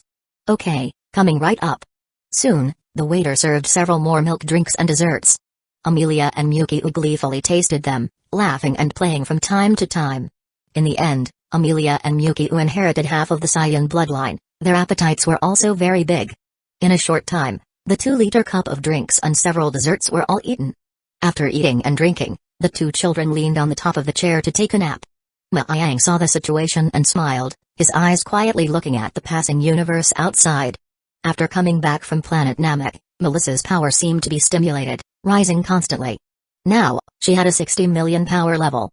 This rapid increase in state was the envy of even Ma-Yang. On the other hand, Ma-Yang deeply experienced pressure from Melissa. If he didn't hurry to break through, he might be overtaken by her soon. However, practice wasn't something that could be rushed. It would be half-hearted to be too impatient and even stagnant, so the mind should be a bit more stable. With his fingers tapping on the table, Ma-Yang fell into thinking. My 5th limit should be just around the corner. After the breakthrough, there will be a period of rapid growth in strength. At this stage, I should still focus on continuing to accumulate and prepare for future breakthroughs. In fact, with a power level of 2.5 billion, Ma-Yang's actual power level was about 4 billion, and he was actually quite content with his power level. So it just feels strange to be surpassed by Melissa, probably because he had been ahead of Melissa and formed a habit psychologically. Ma-Yang tasted a mouthful of tea and sighed with emotion in his heart. Just at this moment, 2 familiar figures suddenly appeared at the entrance of the opposite mall. When Ma-Yang saw them, he couldn't help but give a light eek. Huh? He saw a young girl with golden hair strutting at the mall entrance across the street, kicking open the glass door of the mall, carrying an energy launcher in her hand, and constantly sweeping towards the sky. All of you get down. Now I declare that you have been robbed. Hurry up and hand over the valuable things on your body. The blonde girl shouted loudly. Her pretty face was fierce and vicious at the moment. On this girl's side, there was a short black-haired teenager, as if a bodyguard an inch away. After seeing clearly the appearance of these two, Ma-Yang had a feeling that there were countless black lines on his forehead. Launch and Brawley. He hadn't seen them on Earth recently, and they had gone to an alien planet to become bandits. Impressive. He had been feeling that this little girl would not settle down and was also thinking about which line of work Launch would be in the future after learning martial arts. However, he never thought that he would meet them on other planets in the universe. The blonde Launch had gone from being a bandit on Earth to be a bandit in the universe. When we get back, let's see how Canalita will clean you up. The blonde Launch was Canalita's disciple. At the age of 10, she now had several hundred power levels, which was really quite outstanding. Of course, this power on Earth was not bad, but it was not so up in the universe. Therefore, Brawley followed her, acting as a bodyguard. Brawley's strength could ensure the safety of launch. However, if Calamity knew about these things, her disciple actually became a bandit in the universe, he wondered how dark her face would be. Alas, Marlene, Landy, your descendants SS really something. Speaking of which, wasn't this trade commerce planet seem to be in the hands of the forces under him? The robbery actually came to his forces. Just as Maiyang was considering whether to go over and stop Launch and the others, a dramatic scene appeared. He heard a boom, and the blonde Launch's slender body was thrown out. When Brawley saw this, he held Launch in his arms and was angry to rush in to avenge Launch. But when two women came out of the mall, Brawley, who was angry, instantly settled down. The two women who came out of the mall were Melissa and April. Little Launch, you've grown up. Melissa looked at Launch in Brawley's arms with a smirk. Yeah, Aunt Melissa, what a fate to be able to run into each other from such a faraway place. The blonde Launch looked stiff and squeezed out a smile, not to mention how embarrassed she was. At the same time, sweat flowed down from her forehead. Mom. Brawley was dumbfounded. He scratched his head. Brawley, keep Launch company fooling around, but don't follow Launch's bad example, Melissa said in a serious tone, a light tone, but the intention of reproach was quite obvious. Brawley bowed his head in shame. In front of his mother, his character had been very simple. You're going to be surrounded if you don't leave. At that moment, April pointed to a series of guards running at the end of the street. These guards quickly came to Launch and Brawley's side and pointed a tube of black hole energy cannon at Launch and Brawley.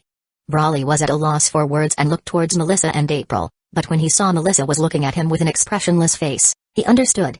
He hastily embraced the still unresponsive blonde Launch. Then, he flew up to the sky and disappeared. These two little guys. We have to educate them properly when we go back. Melissa came in front of Maiyang, shook her head, and said, if we talk to Calamity about this, do you think she will be so angry that she will run out of the earth? It seems quite interesting. Melissa thought about it. Why don't you contact her now and see? The corners of Maiyang's mouth curved slightly, and he took out his communicator to get in touch with Calamity on Earth. Sure enough, when Calamity heard that her disciple had become a bandit in the universe and was so angry that she said she would expel the blonde Launch. East of the North area, on a certain planet, Vegeta and Cicely were practicing on top of the planet. Since Maiyang, Melia, and Melissa appeared a year ago and forcefully took Raditz away, the two seemed to be stimulated to practice like crazy. After the loss of the Scouter, the two vaguely fumbled to a whole new comprehension. It seemed that the Scouter did not necessarily require a detector. If Raditz were here, he would be surprised. Vegeta and Cicely vaguely groped. It was the way he practiced day and night to master the control of the gas. Rumbling, the raging energy began to calm down. Vegeta and Cicely sat together, his face finally regained confidence once again. This prince's power level has been raised to 18,000. As long as I am given some more time, I will definitely make the whole universe shake. Definitely will. Cicely looked at Vegeta with a smile. The adult Cicely had grown more mature, and she now only thought that Vegeta could grow up quickly. Hey, yes, this time will not be far away. Vegeta sneered. Only when facing Cicely, his heart would have a trace of warmth that even he did not notice. Not far away, Nappa smelled that sour smell in the air and felt uncomfortable all over. Is this the way between men and women? It is too bright blind, but it is a pity that Vegeta has not grown up now. Cicely will have to wait for a few years. At this time, the outer space suddenly came several particularly powerful energy reactions. The planet began to shake, the sea rolled up huge waves, Vegeta and Cicely scampered up. Vegeta looked at the sky with a gloomy face and said in horror, what the hell is going on? Those shuddering energy. If converted into energy values, there were probably several million power levels. So terrifying, even if we become a giant ape form is far from an opponent. Cicely held Vegeta's hand, and Vegeta was cold as frost, maybe even more powerful than the woman a year ago. He, who had seen the greatness of Melia, had long ago not scorned everything as before. Nevertheless, he knew that he still had a long way to go from the strongest in the universe. Just those strands of energy were not too powerful. 1, 2, 3, 4. There are 4 strands of energy in total, each with several million power levels. The corners of Cicely's mouth dried up, and she looked at Vegeta with a worried face. Vegeta, Cicely, what's wrong with you guys? After seeing Vegeta and Cicely look like a big enemy, Nappa touched his head and asked in confusion. Vegeta did not answer Nappa's question but pulled up Cicely and flew in a direction. Hurry up and get off this planet. Hey, wait for me. Nappa had never seen Vegeta had such an expression. Realized that things were not right, hit a jolt, and rushed to follow Vegeta and their pace. Chapter 386 Surrendering to King Cold. Vegeta and others flew all the way and soon came to the front of a small spaceship. Click, the hatch opened, and several people quickly entered the spaceship. Vegeta hurriedly started the spaceship engine. Vegeta's gloomy face relaxed a little when the ship gradually lifted off away from the current planet. Vegeta, what happened? Why do we have to leave the planet just now? Vegeta's face was cold all the way. Only until the spaceship was launched that Nappa had the opportunity to ask. Shut up. Vegeta reprimanded. He closed his eyes to sense the energy reaction around the spaceship without having time to answer Nappa's question. On the other hand, Shisoli looked at Nappa and explained, just now on top of the planet suddenly appeared several energy reactions of up to millions of power levels. If we had not left quickly, what would have happened as a result should not be difficult for you to imagine. Millions of power level? Nappa screamed, could not help but shiver. No wonder even Vegeta and Shisoli had to run away. Great, if it weren't for Vegeta and his reaction in time, they would have been in trouble by now. Nappa asked carefully, good reason, how can there be such a master appeared on our planet above? And several of them came? Shisoli shook her head, I don't know. Not good, those guys are targeting us. They are coming after us. Just then, Vegeta snapped open his eyes and shouted with an ugly face. When Shisoli heard it, she immediately sensed the energy around them, and her face followed the ugly look. 4 powerful aura as if fixed on the target was chasing them. What's going on? Can it be that they are targeting us? Shisoli forced herself to calm down. I do not know. Right now, even their intention is not clear. Vegeta shook his head. Could it be that he had inadvertently offended someone? However, where in the universe were there so many powerful people for him to offend? Damn. Where did all these masters appear? Vegeta wasn't an adult after all. But, in the face of such a matter of life and death, he had his hands full. Vegeta, what to do? Nappa's voice trembled. Vegeta took a deep breath. Speed up spaceship, let's run to the east. There is the territory of King Cold. No matter what, we have to go to him. After the death of Frieza and Cooler, now the largest power in the north area belonged to King Cold. He was in charge of the entire east area of the north area, and the small forces created by Vegeta had been in contact with King Cold. Now defected to the past, King Cold was likely to receive them, but the cost would be greater. However, the cost didn't matter right now. What mattered was to save lives first. Then go and defect to King Cold. Shisoli went up and put her arms around Vegeta's neck. She was buried in his chest and gave a little comfort. At that moment, Nappa went forward to turn on the spaceship's engine to the maximum power. Then, after resetting the direction of flight, the flight accelerated violently. At the same time, Vegeta also began to get in touch with King Cold. Hurry up. Cold sweat gradually slipped down from Vegeta's forehead. In his sense, the 4 strange and powerful energy always bite, maintaining a distance of not too far, not too close. Meanwhile, in the east of the north area, at King Cold's headquarters planet. Hey, Vegeta. Actually think of defecting to this king. It seems that he has encountered big trouble. In the luxurious palace, King Cold leaned back in his seat with pleasure, and his huge body brought endless pressure next to his minions. Does the king want to subdue them? The subordinate next to him asked. King Cold stood up haughtily, and a cold wind swept away. Take them in, why not? This king is worried about not being able to draw out that rumored Super Saiyan. The destruction of the past Vegeta planet could be said to be suspicious. A small Saiyan for King Cold would not have been a concern, but Cooler's death made King Cold interested in the Saiyan. Maybe there was a secret hidden in the Saiyan's body. So for Vegeta's defection, King Cold showed a welcome attitude. A month later, Vegeta's spaceship approached King Cold's headquarters planet. We are almost here. Vegeta maneuvered the spaceship, and his palms are already breaking out in cold sweat. After a month of continuous chasing, the 4 energies behind them were getting closer and closer to them. At that moment, a disc-shaped spaceship appeared in front of Vegeta and the others. King Cold came. For some reason, Vegeta's heart was relieved, followed by an endless humiliation. Vegeta looked grimly at the unknown creatures behind him who kept chasing him. His heart was full of resentment and anger. Vegeta, the East forces welcome you to join. The cold and arrogant voice of King Cold came from the call channel. Please, King Cold, hold back the monsters behind us. Vegeta suppressed the anger in his heart. His tone of voice showed as calm as possible. Ho ho ho ho, let me see what it is that actually makes even Prince Vegeta can only run for his life. King Cold grinned and ordered someone to open the big scouter. At once, the spaceship buzzed, and a series of jumping data appeared on the screen. 3 million, 3 million, 3 million. A clear, bright red number surfaced on the screen. Surprisingly, it was for 3 million energy. Huh, there is actually such a powerful energy reaction. King Cold was slightly surprised.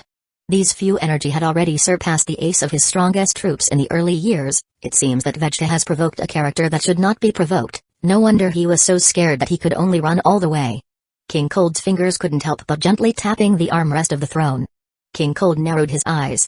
A few million level energy naturally didn't scare him. However, to deal with them, King Cold himself was needed. Well, if you hadn't shown strength for decades, it was a good idea to do something. King Cold got up and floated out of the spaceship, and a huge body of more than 3 meters floated in the universe. After a few moments, he saw 4 figures emerged from the area behind the Vegeta ship. It was covered in black, with the scythe-like arms of the monster. When King Cold saw this, he recognized that the 4 figures were somewhat similar to Demon Beast Yakin. Ha ha ha ha, it turns out to be Demon Beast Yakin. 4 appear at the same time at once. Is rare. Vegeta, I'll eliminate these guys for you, and you will obediently serve this king in the future. King Cold turned his head, and the corners of his mouth slightly curved. Then, he said to Vegeta, who was not far away, through the voice transmission device. Vegeta lowered his head and struggled to say, "We are willing to serve King Cold." Ha ha ha ha, good. King Cold laughed, and his body flew toward the 4 Demon Beast Yakin. Next, a few bolts of lightning appeared in the universe, followed by the sound of a few sharp chopping sounds. After all, it was only Demon Beast Yakin with 3 million power levels. It was easy for King Cold to deal with. Soon, the 4 Demon Beast Yakin were smashed into pieces by King Cold. After finishing all this, a smug smile appeared on King Cold's face. Awesome. Vegeta and Cicely's stunned eyes were wide open. They were shocked by the power of King Cold. In addition to Maang and others that they encountered a year ago, King Cold was the strongest. It turned out that there were actually so many strong people in the universe. King Cold was able to rule the entire east of the north area, not by those subordinates, but by his powerful strength. At this moment, Vegeta could hardly describe his mood, but he deeply felt that he was really weak. Chapter 387 A strong enemy arrives. Vegeta and Cicely were still the same, and Nappa was still their faithful follower, needless to say. So powerful. We will be considered to join the power of King Cold? Witnessing King Cold with no difficulty to destroy 4 Demon Beast Yakin, Nappa swallowed and was overwhelmed. Enough talk. Vegeta's face was cold, fiercely glared at Nappa. This unproductive guy. Is joining someone else's forces something to be happy about?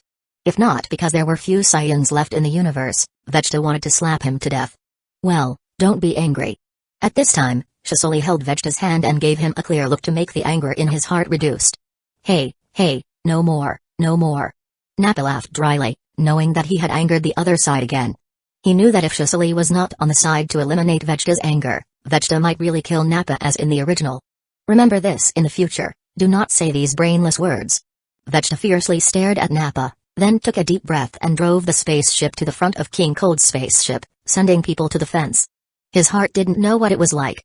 Just when Vegeta had no choice but to temporarily join King Cold's banner, the Earth side also encountered big trouble. Bojack and his group finally appeared in a star space where the Earth was located after a long voyage. Earth, the lookout. Canalita personally chased the blonde launch out of Earth a few days ago and brought her back, and was now giving her a hard time at the lookout. Launch, on the other hand, was suffering like a frosted eggplant, lethargic and weak. At this time, several cold and powerful auras suddenly appeared in outer space beyond the Earth. The vast aura directly shook everyone's soul. Because the lookout was located in the middle of the highest dimension of the Earth, so it could directly sense the breath outside the solar system.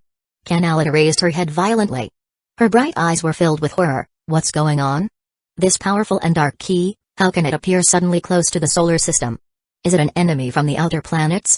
Mr. Papu stood by Canalita's side and said uneasily, "Kami, the opponent will reach Earth in a few minutes."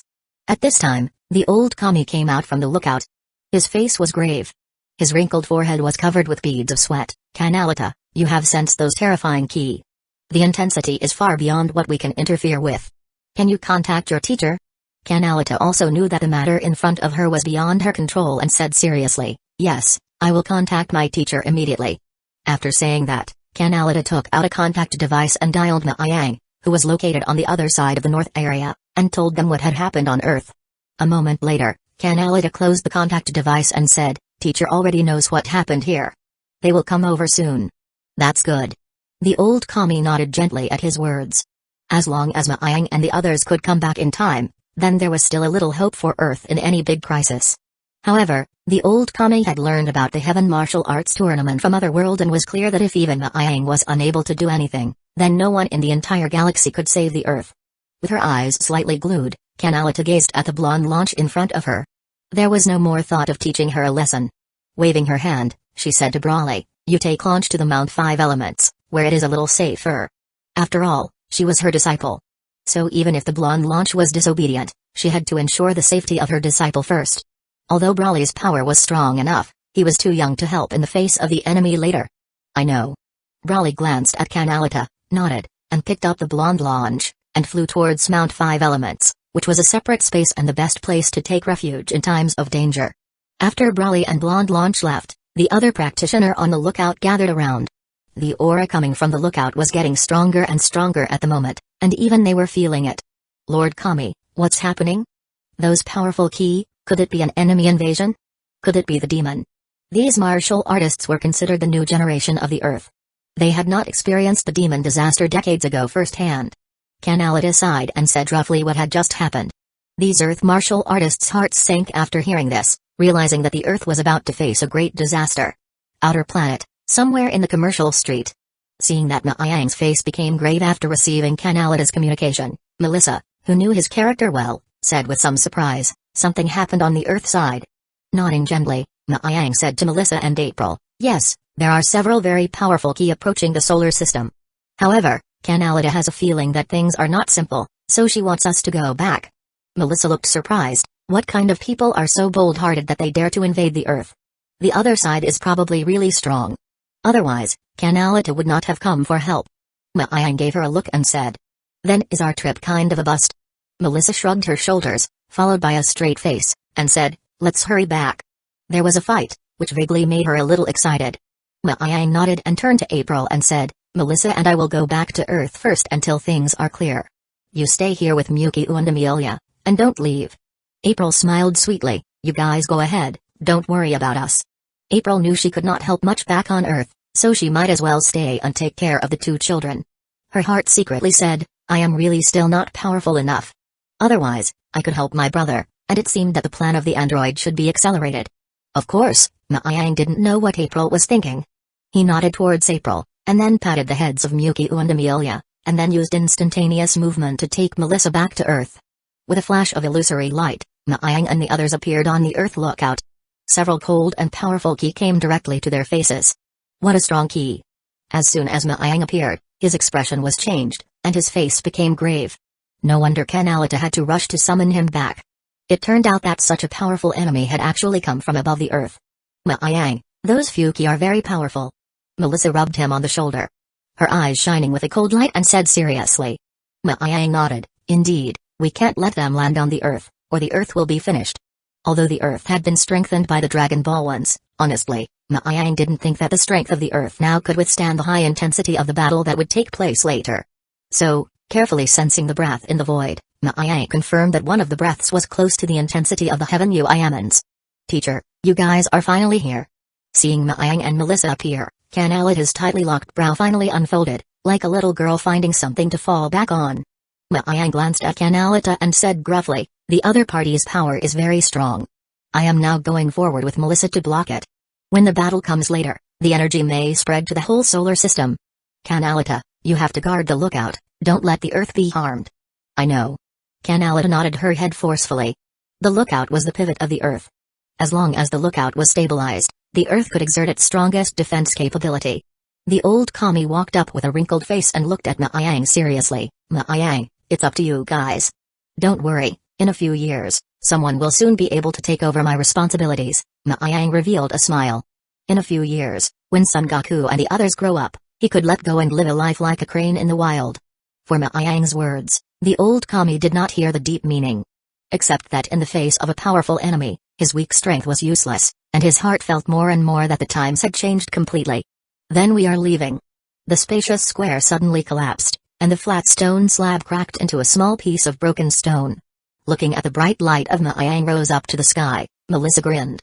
Her turquoise eyes immediately turned golden, and then followed by also rushed into the sky. Another burst of energy spread in all directions, and all the martial artists in the lookout were shocked and made a move to resist. However, the two strong winds came too suddenly, and before the martial artists could react, they were blown by the severe storm. This was the first time they felt the powerful power of the couple. After stabilizing their bodies, they could not help but drip with sweat. Canalita opened her mouth. Teacher and his wife, what a mess. However, looking at the lookout square that became completely unrecognizable, her heart was surging with endless confidence. Chapter 388 Strong Enemy Bojack. A place close to the solar system, surrounded by a vast, dark starry sky. The vast universe was empty, without many traces of planets. On the large scale of the entire universe, the distance between planets was very far. Even in the area close to the solar system, there were only a few stray meteorites compared to the dark void outside. In the periphery of the solar system, Bojack, Zanya, and others went through a long trek to finally approach the area where the Earth was located. The galaxy's soldiers' physique surpassed the ordinary aliens and could directly physically travel through the Star River. Boss, that yellow-orange star in the distance is the galaxy where the Earth is located. It is said that the Earth is a beautiful azure planet. Zanya recounted the information he had received. Bojack glanced at her with a pair of hawk-like eyes with a cold light. It looks quite beautiful. I heard that the Earthlings living there look exactly like the Saiyans. Do you think it is particularly interesting? Could it be that planet Sala has something to do with it? Back then, the Baiyan seemed to have transferred certain people to the outer galaxy. Zanya's tender face wrinkled slightly. Zanya was a transformer from other galaxies, dating back to a long time ago. When they were created, for some reason, Zanya seemed to be playing some very important role, but as time went by, they were eventually abandoned by their maker. When they awoke again, it was hundreds of thousands of years ago.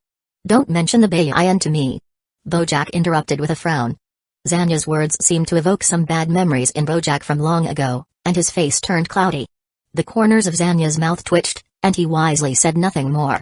Bojack pulled gaze in the direction of the Earth, and the corners of the mouth condensed a cold smile. That Earth should not have anything to do with planet Sala.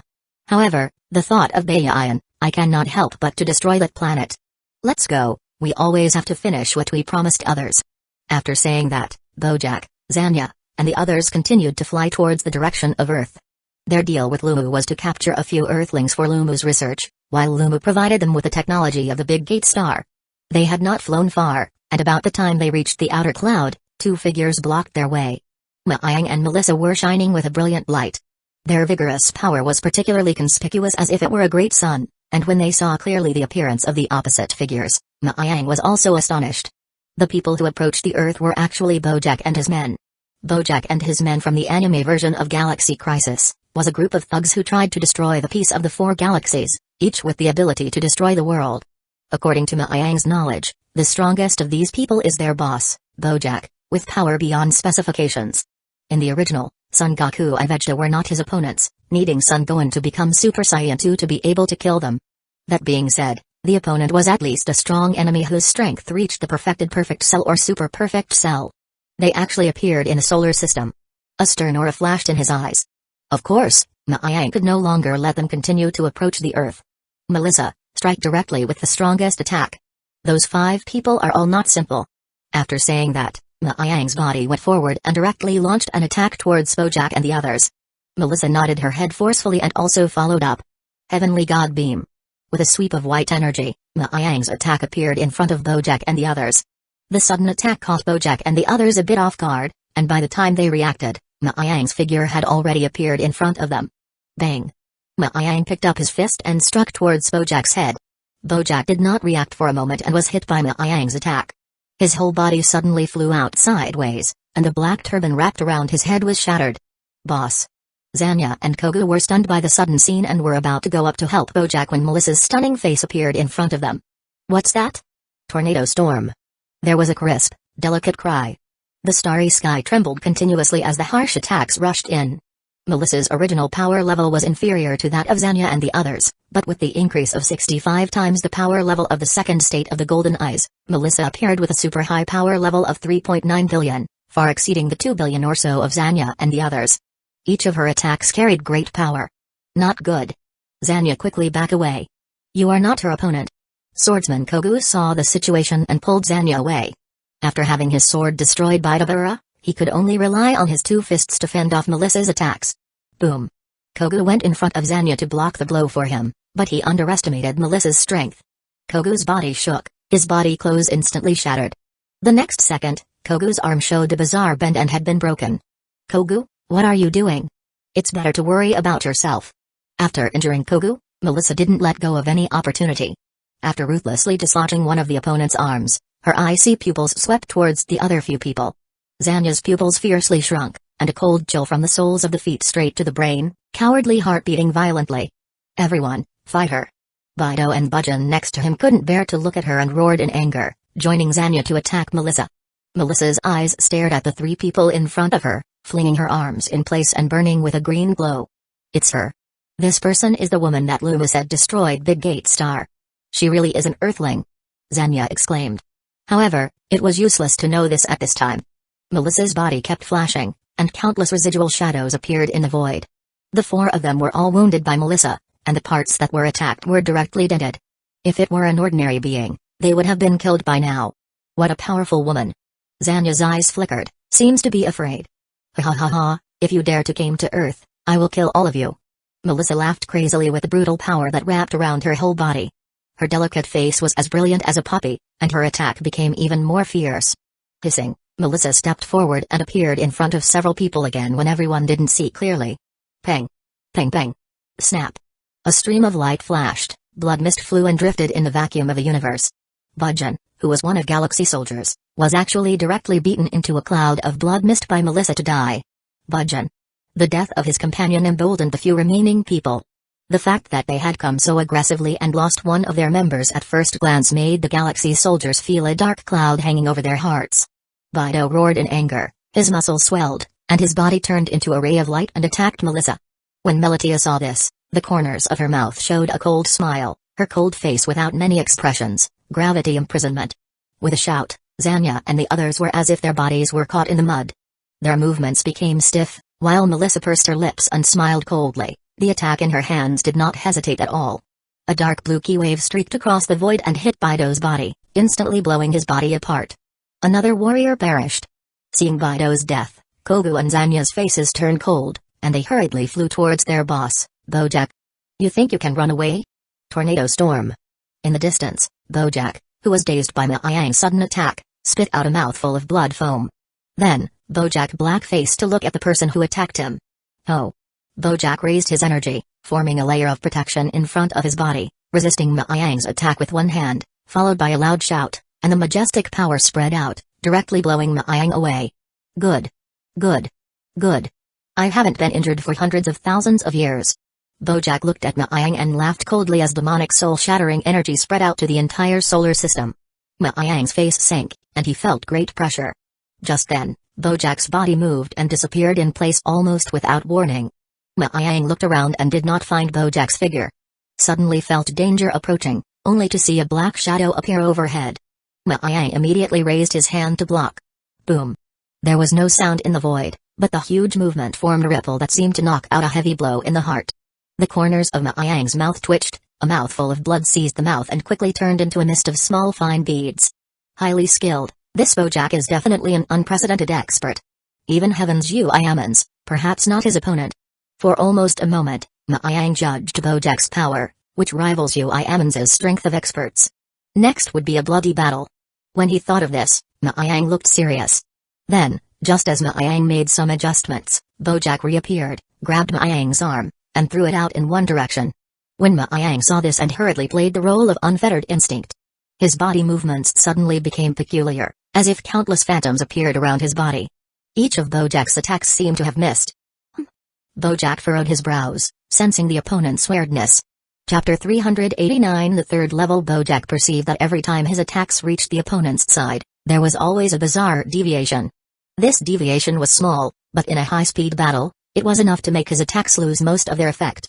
It was not like the opponent automatically dodged, but rather like the space around the distortion. So it was a trick to distort space. Thinking about this, Bojack showed a cold smile, and his eyes were even more severe. Even if the space was distorted, as long as the power of the attack was strong enough, it could still cause terrifying damage. Suddenly Bojack's body moved at high speed.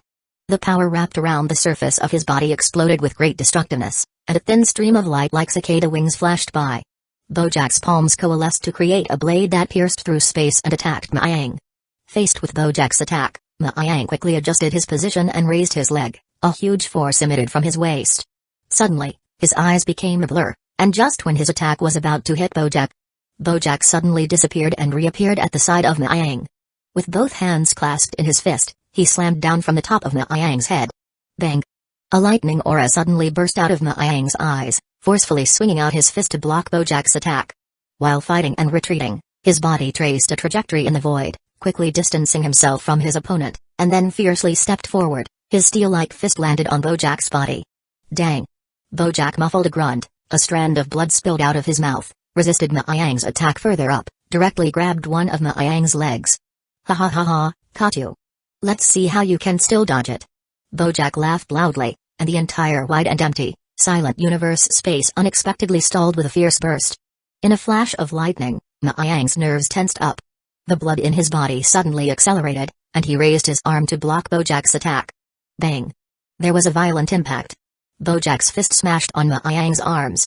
Suddenly, as if two pieces of steel slammed together at ultra-high speed, bursting out dazzling sparks in the vacuum, time stopped at this moment, the terrifying energy spread out, the whole solar system was born again a brilliant sun.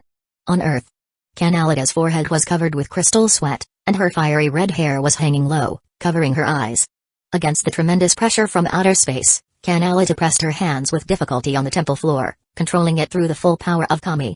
The lookout was the control center of the entire planet and was operating at full power as if a pump was constantly extracting energy from the planet's interior to resist the energy impact from outer space. As a result, the whole lookout was trembling violently as if it was about to disintegrate. What a powerful force. Just the aftermath of the battle makes the whole planet tremble continuously. Lord Kami, is the enemy being held back? Some martial artists who were practicing at the lookout were pressed down to the ground by the tremendous pressure. It's about to be impossible to breathe. Could this be the power of the powerful alien? It's too powerful. There was an incredulous look in their eyes, and their speech became very difficult. This was just the aftermath of the battle in outer space, so they could not resist. If this had happened on Earth, they would have fainted. Was there really such a big gap between Earthlings and the strongest people on the outer planets? Don't worry, Teacher Maang and his wife Melissa are blocking the enemy's attack in outer space. I believe in Teacher. They will definitely succeed. Canalida bit her lower lip and controlled the energy output of the lookout with all her might. Her face showed a hint of gloom. Yes, the god of martial arts can definitely save the world. Speaking of Maang, the martial artists in the lookout regained their confidence. Maang's might was the last straw in their hearts, and they simply couldn't imagine that if even Maang failed, what else on Earth could resist the enemy's attack? In outer space, the battle continued for a long time again. Boom! Received a fierce blow from Bojack. Maang's face suddenly turned pale, and his body flew backward as fast as a meteor. Bojack would not let go of such a good opportunity to attack. He quickly went forward, chasing after him, and added another blow on Maang's body. Peng! Peng! Peng! In a very short moment, Bojack's attack caused heavy damage to Maang's body. So powerful. Bojack's strength is not much different from Muayaman's. The same rough and tumble fighting style, but Bojack's attack is even more brutal. Even if with unfettered instinct, when it encounters absolute violence, it still seems a bit overwhelmed. Maang was fighting back with all his might. The unfettered instinct had been used to his limit, but because of the disparity between his own power level and his opponent, Maang had been in passive defense. Cog! A large mouthful of blood seized out of his mouth, and his face became even paler. Ha ha ha ha, in the end, I can't resist. I really wonder. Earth is obviously just a very low-level backward planet.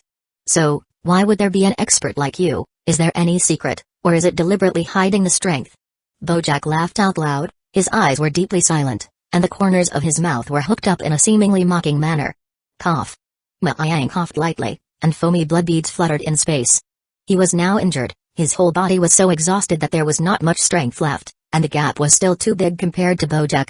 Unless he could break the limit, making the power level increase again, he was simply not capable of resisting Bojack's attack. That's all. It doesn't matter if you don't answer, I will directly kill you and then take your corpse back to study it properly. Then, maybe I can get the secrets in your body. Bojack looked at Maang's body and greedily said. Bojack himself was a transformer of other galaxies, born with great power. His greatness could not become stronger by way of cultivation but only by further transformation, which was why they peeped at the technology of the Bighorn. With a cold smile on his lips, Bojack's arm condensed a sharp blade. Then, just as Bojack coldly wanted to end the opponent completely, a large grass-green glow suddenly rose in the cosmic sky, followed by countless thin energy blades that seemed to attack like a storm. Bastard, You dare to hurt Maang? An angry cold voice resounded through the starry sky. Under the powerful key wrapping, the vacuum environment also showed the same huge ripples as in the inner atmosphere. Bojack suddenly felt his whole body was tangled with countless wet ribbons. His body felt chills, and countless terrifying attacks came down. Each of these attacks was wrapped with thunderous fury as if to tear his body apart completely. With his eyes wide open, that moment just now actually gave him an overwhelmingly mysterious feeling. Examining the surroundings, a dangerous omen actually rose up. Melissa's anger-filled face appeared in front of Bojack. With a pair of golden eyes that were green and gold, the ki on her body was extremely riotous. Golden eyes state 3rd level. In extreme anger, Melissa's power break through the limit. Boosted to a stronger state, Melissa's body was wrapped in a grass-green light, a power that reached the absolute peak. With the golden eyes state 3rd level, the multiplier was comparable to Super Saiyan's strongest Super Saiyan transformation at full power. With a full 80 times increase, Melissa had a 60 million power level at the bottom and a 4.8 billion power level in her heyday. This combat power had been comparable to Bojack. Bojack hastily gave up the idea of killing Maang and Melissa. The more he looked, the more frightened he was. This sudden surge in power level was simply exactly the same as Super Saiyan. You are actually so strong. Where are those subordinates of mine? Those few trash, of course, they are already dead. Melissa's face was cold, and her body was filled with an oppressively frenzied aura. How could Zanya, Kogu, Baido, and Bujin, who were her opponents, had, of course, been destroyed to powder by her? Bojack sniffed angrily and contacted his subordinates, but it could be true that their signals had all disappeared, as Melissa had said. Chapter 390. He will come to you sooner or later. At this moment, what Bojack still didn't understand is that what the woman in front of him said was true. The death of Zanya and others had cast a shadow over Bojack's heart. Although the strength of Zanya and others was not good, they were still his followers for countless years. Now that they were all killed by the woman in front of him, his heart was naturally full of anger. In particular, the contact with the woman in front of him just now made Bojack throb for no reason. This woman seems to be a little different than before. Bojack frowned, his face instantly became gloomy. His body tumbled up a steaming wave of ki. However, just when Bojack was considering a way to kill the woman in front of him and avenge his subordinates, Melissa had already moved first. He saw Melissa's slightly gathered ki, her eyes shining forward, grass-green flame attached to her arm, her body a short, agile through the void. Bojack's face suddenly changed, and his pupils shrink. The girl's delicate figure had already appeared, and a slender arm reached towards him. With 5 fingers gathered together, an iron fist came crashing towards him. After a flash of white light, Bojack's whole face became stiff. He felt that he had been hit by a huge force. His body came to a sudden halt, and then, like a cannonball, he turned into a beautiful straight line in the vast silence of the starry sky. Boom. Boom. Boom. A tragic visual effect blossomed in the universe. Along the way of the meteorite was Bojack, hit by a series of sparks with a bright sea of fire linked into a straight line. In front of it was a meteorite with a diameter of tens of thousands of meters. Bojack hit it head-on, and the meteorite suddenly scattered like loose wood chips. By the force of the meteorite, Bojack finally stopped the impact. However, this time Bojack's face was no longer the previous indifference. Instead, it was full of shock, seemingly stunned by the other party's powerful combat power. "Maang, are you okay?" Melissa's worried face appeared beside Maang's, looking at him seriously. Maang shook his head, took out a senzu bean, and ate it. His body quickly recovered. "Don't mind me. Melissa, you actually broke through." The current state of Melissa was similar to the full power of the Super Saiyan, covered with grass-green light and twined. In addition, the Golden Eyes state was developed to the 3rd level, and the strength advantages of the legendary Super Saiyan had been highlighted. Unknowingly, my mind broke through. Melissa showed a dumb expression, confused about how she broke through. Maang's expression was stunned, remembering all the strange things about Saiyans, and nodded. The legendary Super Saiyan seems to be like this. You have to control your emotions well, don't lose control. I know, now let me deal with that guy before. Seeing that Maang was no longer seriously injured, Melissa breathed a sigh of relief. But, immediately afterward, her face became cold, and she looked at Bojack with a face full of anger. The first thing she wanted to do was to kill Bojack. In a very short moment, Melissa's lithe figure disappeared from Maang's sight. Suddenly, a violent energy fluctuation exploded, and Maang turned his head to look at Bojack's side, but he saw Bojack's figure constantly bobbing up and down in place as if he was constantly under heavy attack. Upon taking a closer look at his surroundings, there was a wisp of unreadable residual shadow around him, constantly launching attacks. At this moment, Melissa's body emanated a supreme and moving aura. The ground around him was caved in by the powerful energy. Yang was amazed at Melissa's powerful appearance and could not help but say that the Saiyans are really a desperate race. The intense mood swings could directly stimulate the power of the Saiyan. He was only seriously injured and caused Melissa to break through the current state of anger. If he was more severely injured and was sacrificed to heaven, would she directly become a Super Saiyan state? In the original work, Son Goku became Super Saiyan because of Krillin's death. Yang said in his heart. Of course, this was just a thought in his mind. Looking at the battle between Melissa and Bojack, he already knew that the scales of victory had tipped to his side. At that moment, 3 more shadows appeared in the void and soon appeared beside Yang. These 3 people, each with a golden halo on their heads, were Picon, Uchiha, and Carlos from heaven. Receiving the emergency notification from Grand K, the 3 of them teleported down directly through the divine platform of heaven's Grand Kai's planet, but what happened in front of them was a scene that they never expected. It seems that there's no need for us to come over here. As soon as Uchiha appeared, he was stunned by the power displayed by Melissa. Picon looked at Melissa, who was fighting with Bojack in the distance, and was also very surprised. That is Miss Melissa. When did she become so fierce? She broke through just now. Yang came to their side and said. Compared to the time of the Heaven Martial Arts Tournament, it's completely different. Even Bojack was actually suppressed by her. It's simply incredible. Carlos was so surprised that she couldn't speak. 2 years ago, at the Heaven Martial Arts Tournament, Melissa was still only a little bit more powerful than her. Still, judging from her performance now, she was already completely no match for her. Then the question arose in Yang's heart. Grand Kai was in a hurry to have them rush over. What exactly was the purpose? Yang looked at them and said, aren't you guys in the heaven? How come you came to the solar system? Uchiha said, it is the instruction of the Grand K, but now it seems that it does not matter whether we come or not. Ms. Melissa is enough to deal with it. Yang shook his head and said, how can it not be necessary? But, since you are here, please also guard the solar system. I am worried that their battle will affect the Earth. In case certain key waves accidentally swept to the Earth, then the Earth could cease to exist. Of course. Picon, Uchiha, and Carlos were all very righteous characters in their lifetime, and they certainly didn't hesitate to agree after hearing Yang's request. So, they flew to the front of the Earth, casting a very strong protective net between the Earth and Bojack so that the pressure on Calamity on the Earth was instantly relieved.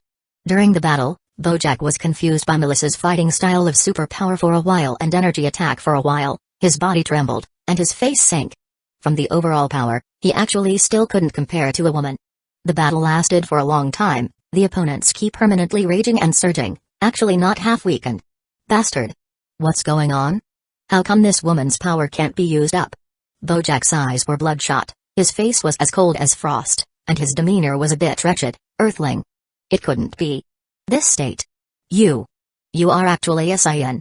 Looking at Melissa's hair up, surrounded by the glowing appearance, suddenly, Bojack woke up. He had always thought that the identity of the opponent was an Earthling. The reason was that in his memory, Saiyans emitted light all over the body when fighting, but it should be golden. Until now, he was shocked to realize that the opponent was not at all what he thought of other the race and the root were the Saiyans. Probably some kind of mutated Saiyan. You just know that now. Melissa's face was cold. Her eyebrows raised slightly. Bastards, so it really is you guys. The anger made Bojack lost his reason. As if a mad bull, he tensed his muscles, the piercing murderous aura like a wave of rage. This guy, did he suffer a defeat at the hands of the Saiyans? Melissa had some surprise, and her yellow-green pupils looked at Bojack. Suddenly, a mental oppression swept over. Bojack grunted the spirit suddenly a pause and then grinned widely. At this time, with a sudden change, his chest suddenly cracked, and a piece of an azure cube from the chest of the mouth to fly out. The cube was like a soft-body creature that kept changing its shape, and in a short while, it was plated with a layer of azure on the surface of Bojack's skin. What's this guy doing, transforming? Doubtfully scanning Bojack's change, Yang's heart had some doubts. Had the original Bojack have this ability? However, in the next battle, he found that Bojack's power did not show any change and was still suppressed by Melissa. Strange. There was some surprise in his heart, but Yang knew that Bojack was definitely finished. Boom. With her black hair tinged with a layer of grass-green color, Melissa's hair fluttered up, followed by a cluster of black shadows flashing, sneering and lightly coming forward. Bang. Thousands of huge forces swung out. Tornado storm. Hell blizzard. The terrifying attack descended on Bojack's body, and immediately the skin opened up, the void exploded. Click the dwarf planets around the solar system disintegrated with a bang. The broken wreckage splashed in the starry sky. The whole solar system was all in chaos. Shit, there was no way to escape. Bojack wretchedly shielded his body. His face was extremely ugly. Die. Melissa braced her arms, all the energy of her body crazy convergence to one place. The gorgeous crystal corona scattered glittering light. This blow condenses the power of Melissa's whole body. As long as a blow down, Bojack won't die but also take off a layer of skin. Already not an opponent. Bojack's pupils bubbling with blood, the heart was extremely unwilling. His eyes swept a glance at the distant Niang, Picon, Uiamans, each possessing a strong power, and finally rested on Melissa's body. Science, you think you are going to win? I tell you. Even if you kill me, there will be no good results, or rather, my death will instead unleash an even more terrifying monster. I don't care what you're talking about. Melissa cried out loudly. Hell blizzard. Vault of heaven. The soul-stirring energy fluctuations radiated outward, covered with starlight. Countless white flashes of light, like a group of stars shining fascinating, the core contains a breathtakingly huge power. Then, with a long hissing chirp, the vast whirlwind of energy towards Bojack crushed over. At this time, Bojack's expression was stagnant. A trace of shock emerged from the crazy, cruel smile, then quickly swallowed by the terrifying energy. Ahem, you wait, the real monster will soon come out. Whether you are scions of planet Sala or scions of other planets, he will find you sooner or later. Bojack's face was twisted. The azure substance on his body emitted a creepy cold light. Soon, with the energy storm gradually disappeared. When the last glimmer of light disappeared, the whole space seemed to have something wrong, just this wrong, no one could say. Boom. The whole silent starry sky was calm for a while. Then, with a strong cyclone from a high-altitude swooping attack, the solar system erupted the most intense storm since the beginning of recorded history. If it wasn't for Uiamans and Picon, who was in front of the Earth, this storm alone could have destroyed all life on Earth. Chapter 391. An ancient being that was reviving the battle was finally over, but Bojack died inexplicably. It seemed like Melissa killed him, but the process of it was a bit odd. The strange way Bojack died at the end made Niang's heart feel a little uneasy. In the original, Bojack didn't seem to be able to change the color of his body, so where did it go wrong? However, it was difficult to say. In the anime version, Bojack did not seem to have the time to show his full power. He was killed by Sun Gohan, who transformed into Super Saiyan 2, so maybe there was something that did not show. Niang thought for a while and still didn't figure out what Bojack's actions before he died were. Finally, he shook his head, put these thoughts to the back of his mind, and looked at the distant Melissa, Uiamans, and others. Swoosh! Melissa came through the space to the side of Niang. When she saw Uiamans and the others, a trace of surprise flashed through her beautiful eyes. Why are you guys here? They were sent down by Grand Kite to deal with Bojack, but they didn't cross paths with Bojack on this trip. Niang stretched out his hand and touched Melissa's head, sighing, Melissa, you're getting more and more powerful. I just defeated Bojack. Saying so, her head was raised proudly. You just be proud of yourself, Niang laughed. Ha ha ha ha, this is a very remarkable thing. If we had known that you were able to defeat Bojack, we wouldn't have had to rush over from the heaven with so much worry and anxiety. Uiamans joked and laughed, sighing and lamenting between his words. Yes, it was simply a wasted trip. Carlos laughed lightly. You guys didn't come for nothing. Niang shook his head. If you guys hadn't blocked the shockwave of the battle just now, I don't even know what the Earth would have become. To be reasonable, Bojack and Melissa fought ruthlessly until the end. The power of the last few rushes was heaven-destroying. If not for the Uiamans who blocked it with a protective net, perhaps Niang alone would not have been able to defend the entire Earth. Looking around the chaotic cosmic space, the entire solar system periphery was comparable to a purgatory. The Oort cloud near the wrong meteorites everywhere, colliding with each other, constantly broken. Those small meteorites were changed orbit in the future for a long time will not calm down. Suddenly, Niang's eyes faintly stared, looked twice more in a certain direction, and seemed to feel that someone was hiding and peering there. Huh, was it an illusion? Niang's heart secretly said. But, when he went to look again, he did not find any figure. No, the feeling just now is not wrong. There must be someone else hiding in the dark. Niang believed his own feeling. He sneered at the thought, and the divine power of the accelerated world instantly condensed in the palm of his hand and suddenly grabbed towards somewhere in the void. An invisible hand reached over and actually grabbed a shadowy figure. The figure was short, without much power level, and was struggling continuously. Bastard, how did you find me? Lumu? Picon shouted in surprise after seeing clearly the figure caught out by Niang. It's really Lumu. He's actually hiding in the void. Uiamans and Carlos reacted, and they carefully surveyed the figure framed in the void by Maayang and were surprised to find that this dark black shadow was exactly the same as the image given to them by Grankai. This person must have been uneasy about Bojack, so he followed behind to Earth. Do you guys know who this guy is? Maayang frowned and asked. Of course I know. He is also one of our targets this time over. Picon said. This Lumu is a phantom man who escaped from the prison planet together with Bojack's gang, with the ability to control people's hearts. Because he is a phantom man himself, so, ordinary methods can't harm him at all. Speaking of which, Picon also felt strange. How did Maayang capture him? It seems to be an important person as well. Maayang rubbed his chin, still imprisoning Lumu with the power of the accelerated world. The most powerful thing about this guy is his ability to control people's hearts. A while ago, he controlled Big Gate Star all the way to devour the surrounding planets, causing a very bad impact on the whole galaxy. So Big Gate Star is under his control? Hearing this, Maayang remembered the attack on planet Namek a while ago and immediately understood that it was also the work of this Lumu in front of him. This guy, can we just kill him? Melissa narrowed her turquoise pupils, and her lake-like eyes shone with killing intent. Carlos said, the problem is that Lumu is not that easy to kill. Halfway through the sentence, Carlos paused and looked at Maayang with a strange gaze. Since he could even catch Lumu, it seems that killing him was also possible, right? Can we really kill? Carlos asked in a small voice. There's definitely no problem. Melissa, on the other hand, smiled. She knew that Maayang still had an accelerated world. As long as he sent people in, what couldn't be killed by the rules there was definitely possible. Even for Lumu. Maayang looked at Lumu and said, can try.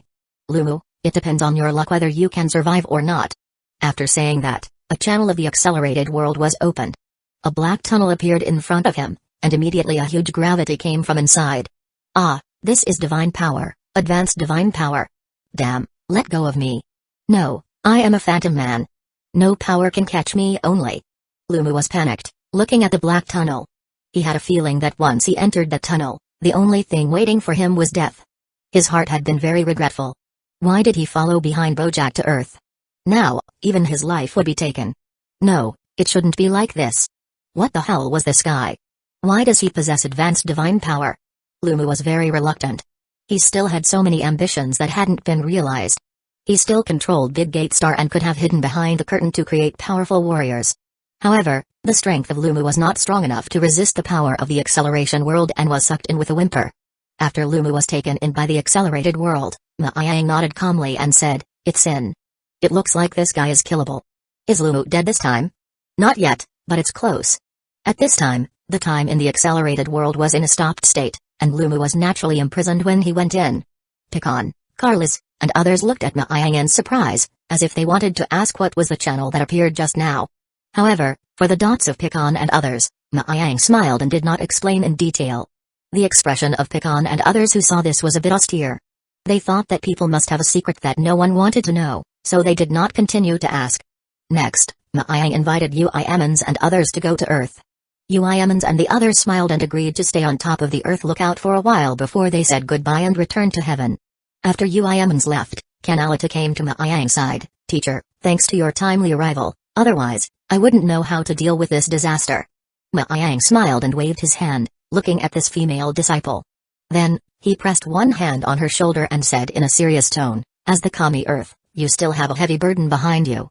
Degrees vertical bar, what did you mean? Calamity suddenly felt a hint of something bad. Maayang looked up at the sky. The plot was about to start. This was really just an appetizer. Wait until the androids, Majin and even God of Destruction Beerus appeared. The Earth would simply become the center of Universe 7. All kinds of demons and monsters would look at this place. When the time came, he was afraid that Canalita was going to be exhausted. Looking at Canalita's dumb expression, Maayang laughed. It wasn't good to hit her with the future. He said goodbye, turned into the acceleration world to take care of Lumu. He would like to see what the so-called Phantom Man had. Maayang and Melissa did not know that at the same time when Bojack died, a certain ancient existence was gradually reviving in another galaxy far away. Planet Sala. As the residence of the Saiyans, Planet Sala was a rare strong planet in Universe 7. At this time, in an extremely ancient desert in the western part of Planet Sala, the climate conditions with high temperature and little rain all year round made the rocks in this area weathered. When the wind blew, there was sand rolling down. Bang! Bang! Bang! Like the beating of the heart, a sound suddenly rang out in the depths of this rare desert. The ground suddenly cracked more and more widely, gradually extending out thousands of meters. Then, slowly, from the deep cracks floated out a wisp of light green gas. If one stood at the height of 10,000 meters to look down, one would find that this cracked area was no more and no less than forming a circular area. Chapter 392 Ancient Seals. The changes that occurred on planet Sala initially did not attract the attention of others, but as the deep cracks became more and more, the light green gas gradually coalesced. The science living on planet Sala finally discovered the anomaly. The intelligence summed up to the Saiyan Palace and learned that planet Sala as the home base of the alien change actually occurred. This situation soon attracted the attention of Saiyan King Wayne, who immediately rushed to the scene personally with his escort. When he arrived at the desert and observed the ground shattered into chunks, as well as the restlessness emanating from the air, he instinctively felt a hint of gloom. Wayne immediately ordered people to block off the whole desert, not allowing anyone to enter or leave, while he personally led a group of the most powerful warriors above planet Sala to guard the vicinity of the desert. King, this should be the remains of the ancient royal capital of the Saiyans. My subordinates have looked through the ancient tomes in the palace's library. According to the tomes, there was an exceptionally fierce war here in ancient times, but the specifics are so old that many records have disappeared. A few days later, a sturdy Saiyan warrior finished investigating the surrounding ruins and came back to report. Wayne was in his middle age, when the Saiyans were at their strongest, and his power level had reached the peak of the Saiyans of planet Sala. In addition, Maiyang had left him a few bottles of the Spring of Life, so Wayne's body maintains a strong vitality. After listening to the report of his subordinates, Wayne flew in the air to a height of 1,000 meters. He stood in the air overlooking the entire land. In the desert, the winding fracture zone forming a complete circular area because the circle was too full, rather than like a natural formation. Imperial capital ruins. Ancient battlefield? Suddenly, Wayne recalled a piece of information that he occasionally saw in the collection decades ago, and his face suddenly changed down. Legend had it that in the distant ancient times, there was a very tragic battle above planet Sala.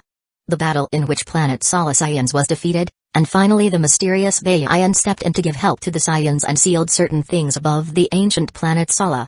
Could it be that on planet Sala, there really is an ancient seal? Such a thought flashed in his heart, and glancing at the desert below, Wayne immediately ordered the escort of planet Sala to guard the area and himself returned to the palace alone to investigate the previous documents. In the palace's library, Wayne found a yellowed paper among the mountains of ancient documents, on which some ancient matters were scattered. Because the era was too long, many records had long been lost or drowned in the sea of books. The scattered descriptions on the top of the document showed that the ancient Baiyan did seal some very powerful monsters on planet Sala. In order to prevent the monsters from reappearing, the Baiyan created 5 transformers with extraordinary power to guard them and placed the most critical core of the seal inside the boss of the transformers. Bojack, Zanya, Kogu, Bido, Budgeon. Looking at the names of the transformers recorded in the literature, Wayne's brain ached. The names of these 5 people are a bit familiar, as if they were guys who messed up on top of planet Sala hundreds of thousands of years ago and were later expelled from planet Sala as invaders by the strongest warriors of the time. So these guys are actually the janitors of the ancient seal? Wayne was dumbfounded. It turned out that in another document, there was indeed an account of Bojack and others 300,000 years ago. It was recorded that the 5 men woke up from their slumber and caused trouble on planet Sala, behaving arrogantly and recklessly, and were eventually expelled from planet Sala by the strongest Saiyan warriors of the time. What kind of thing was this? Wayne rubbed the vague pain of the brain. Things seemed to be a little out of his expectation. However, now was not the time to think about Bojack things. The desert above the piece of seal still haunted him. If the document above was correct, the ground must be really sealed with some extremely terrible monsters. Wayne first realized that he absolutely couldn't let the seal break open. However, how exactly should it be done? Wayne's brain was bruised, and he had no clue. Helplessly, he could only mobilize the most powerful group of warriors on planet Sala to guard their day and night. Big Gate Star. Several days had passed since Bojack incident. Lumu was sent into the acceleration world by Maiyang and was directly wiped out by the rules of the acceleration world without the slightest accident. After Lumu's death, the Big Gate Star also got rid of Lumu's control to regain self-awareness. Ultra-high energy beings found, threat level X, with research value. With a click, the sharp energy knife went without a pause, directly under the control of the mechanical arm. The Burr's head was instantly separated from his body and then preserved in a single copy by Big Gate Star for further research. Maiyang naturally did not know that. Because of his wipe command, not only the Phantom Man Lumu died, even the king of the demon world Deborah, far beyond the stars, also died in the process of transformation. He died a very suffocating death. On the Pantheon, Maiyang went to outer space again and brought back April, Mukyu, and Amelia. At this time, the two children were playing in the lookout square. Melia and Melissa were sitting beside Calamity with a smile on their face, watching the two children chasing after the few martial artists who were practicing in the lookout to play. Don't look at Mukyu and Amelia's young age because the starting point was really too high. Those martial artists practicing on the lookout were not their opponents. Mukyu, Amelia, don't disturb other people's practice, Melia shouted from afar. Mom, the key waves of those uncles and sisters are so beautiful and colorful. I want to learn key waves too. The two children smiled and flew around the circle in the air a few times and then cheekily swooped towards the girls. Mukyu was lying on Melia's body, tilting her head up to look at her. Mukyu's face looks very clean, like Amelia's. People who didn't know would think he was a girl. I want to learn too. Amelia followed the example and shouted after Mukyu. Melia looked at them tenderly with eyes full of love. Her palm covered their heads. I'll teach you key waves when you grow up a little more. Now practice the basics first. We still have to practice? I have been practicing for a long time. Mukyu looked listless. To be honest, with the physical quality of Mukyu and Amelia, releasing key waves was as easy as drinking water. However, because they were too young, Maiyang and Melissa were worried that they would not control themselves well and hurt others, so they had been forbidden to release the key from their bodies. Melia put up her face and educated, you be good and obedient. I will take you to Lazuli and Lapis to play with them later. We will definitely be obedient. Hearing that they can find children to play with, the two little ones immediately obeyed. Looking at the two little ones, Calamity said to Melia with a smile, the two brothers and sisters are quite funny. Melia gave her a blank look. If you were to take them, you would know if it is fun or not. Canality's mouth burst, and she shook her head. Then forget it, I can't cope with children. She was tired of taking care of Launch in the first place and really did not want to experience such trouble again. Melia and Calamity were laughing and joking, and April was looking at Maiyang with a serious expression. Brother, I plan to carry out androids in the near future. Maiyang said with a serious expression. Have you decided? April nodded. Well, the experimental data has gone through several rounds of simulation, absolutely foolproof. Maiyang pondered for a moment and said, then, the transformation will be placed in the middle of the acceleration world. Melissa and I will be at your side. April revealed a sweet smile and nodded her head forcefully. As she followed Maiyang's side, she saw more and more powerful strength. Compared to that, the little power she had could not help, and the desire to become stronger in her heart became more urgent. Before you carry out the transformation, I first need to borrow the Dragon Balls from Calamity. When Garlic Jr. entered the Earth from the demon world, it made the old Kami and others realize that the strength of the Earth could not cope with future battles, so they used the Dragon Balls to strengthen the Earth once. After wishing to make the Earth stronger, the 7 Dragon Balls had been placed on a lookout. Although they had been a few times scattered down to the world, now the 7 Dragon Balls were on the lookout. Speaking to Calamity about April's intentions, although April's transformation process would take place in the acceleration world and there should be no problem in terms of safety, to be on the safe side, Maiyang still intended to use the power of the Dragon Balls to give April extra protection like he used to guard Mixia's soul. Calamity, of course, has no problem on her side. After all, April was her teacher's wife and elder and quickly took out the 7 Dragon Balls. Next, they summoned Shinran. The sky suddenly became dark, and Maiyang made a wish to Shinran to use the power of the Dragon Balls to guard April. Chapter 393 Where the plot begins. After completing this necessary guarding, Maiyang thought about whether there was anything left out. After determining that there was no oversight, he took April into the acceleration world and came to the quiet place specially opened up for her for transformation. There was a sturdy experimental building already established here, which was prepared by April in advance, with all the internal facilities, which could be considered the set essence of current Earth technology. The acceleration world's time flow rate adjusted to more than 30 times. The preparations had been properly done, and the next depends on April's skills. There wasn't much that Maiyang could help with. There was a variety of instruments flashing colorful lights, running steadily. April stood next to a container filled with the spring of life, carefully setting the parameters of the instruments. After some debugging, to make sure that there was no problem, she took out 3 black and unpleasant stones, and sent the largest of them into the instrument to crush. These crystalline particles fused with the spring of life and immediately seemed to react in a wonderful way, turning into smaller particles. Brother, my transformation may take a long time, so I'll trouble you next. April finished everything before the transformation and her blue eyes looked at Maiyang. Maiyang gave her a reassuring look and said to April, we should not be so polite with each other. Besides, this is an acceleration world, the flow of time is originally under my control, so you can carry out the transformation in peace. When you come out you will be an android. April spread her face towards Naiyang with a slight smile. Her smile was like a flower, captivating. After unbuttoning her hands and removing her clothes, she handed the clothes she took off to Naiyang and then dipped her naked body in the light green solution. The entire jar container was hermetically sealed. April blinked in it. Her breathing became increasingly long and gradually entered dormancy, while the black stone particles and fine nanomaterials dissolved in the spring of life began to enter April's body through her skin and breathing under the control of the computer, slowly transforming every cell in her body. Looking at April, who had already entered the transformation state, Naiyang sat in the hall of the laboratory and closed his eyes to enter the cultivation state. The next few years, Naiyang had been accompanying April for training. As a result of this, his strength had reached a peak. If he wanted to continue to get stronger, he could only break the fifth limit, but this was not an easy task. In addition, April was still in the acceleration world, and it was not good for him to break the limit violently, so he brought in Melia and Melis, and lived and meditated with them in the acceleration world. The two of them benefited from Melissa's breakthrough and naturally mastered the third level of the Golden Eyes transformation during this time. Once they transformed, their power level reached half of what it was in Melissa's heyday. It was about 2.4 billion power level.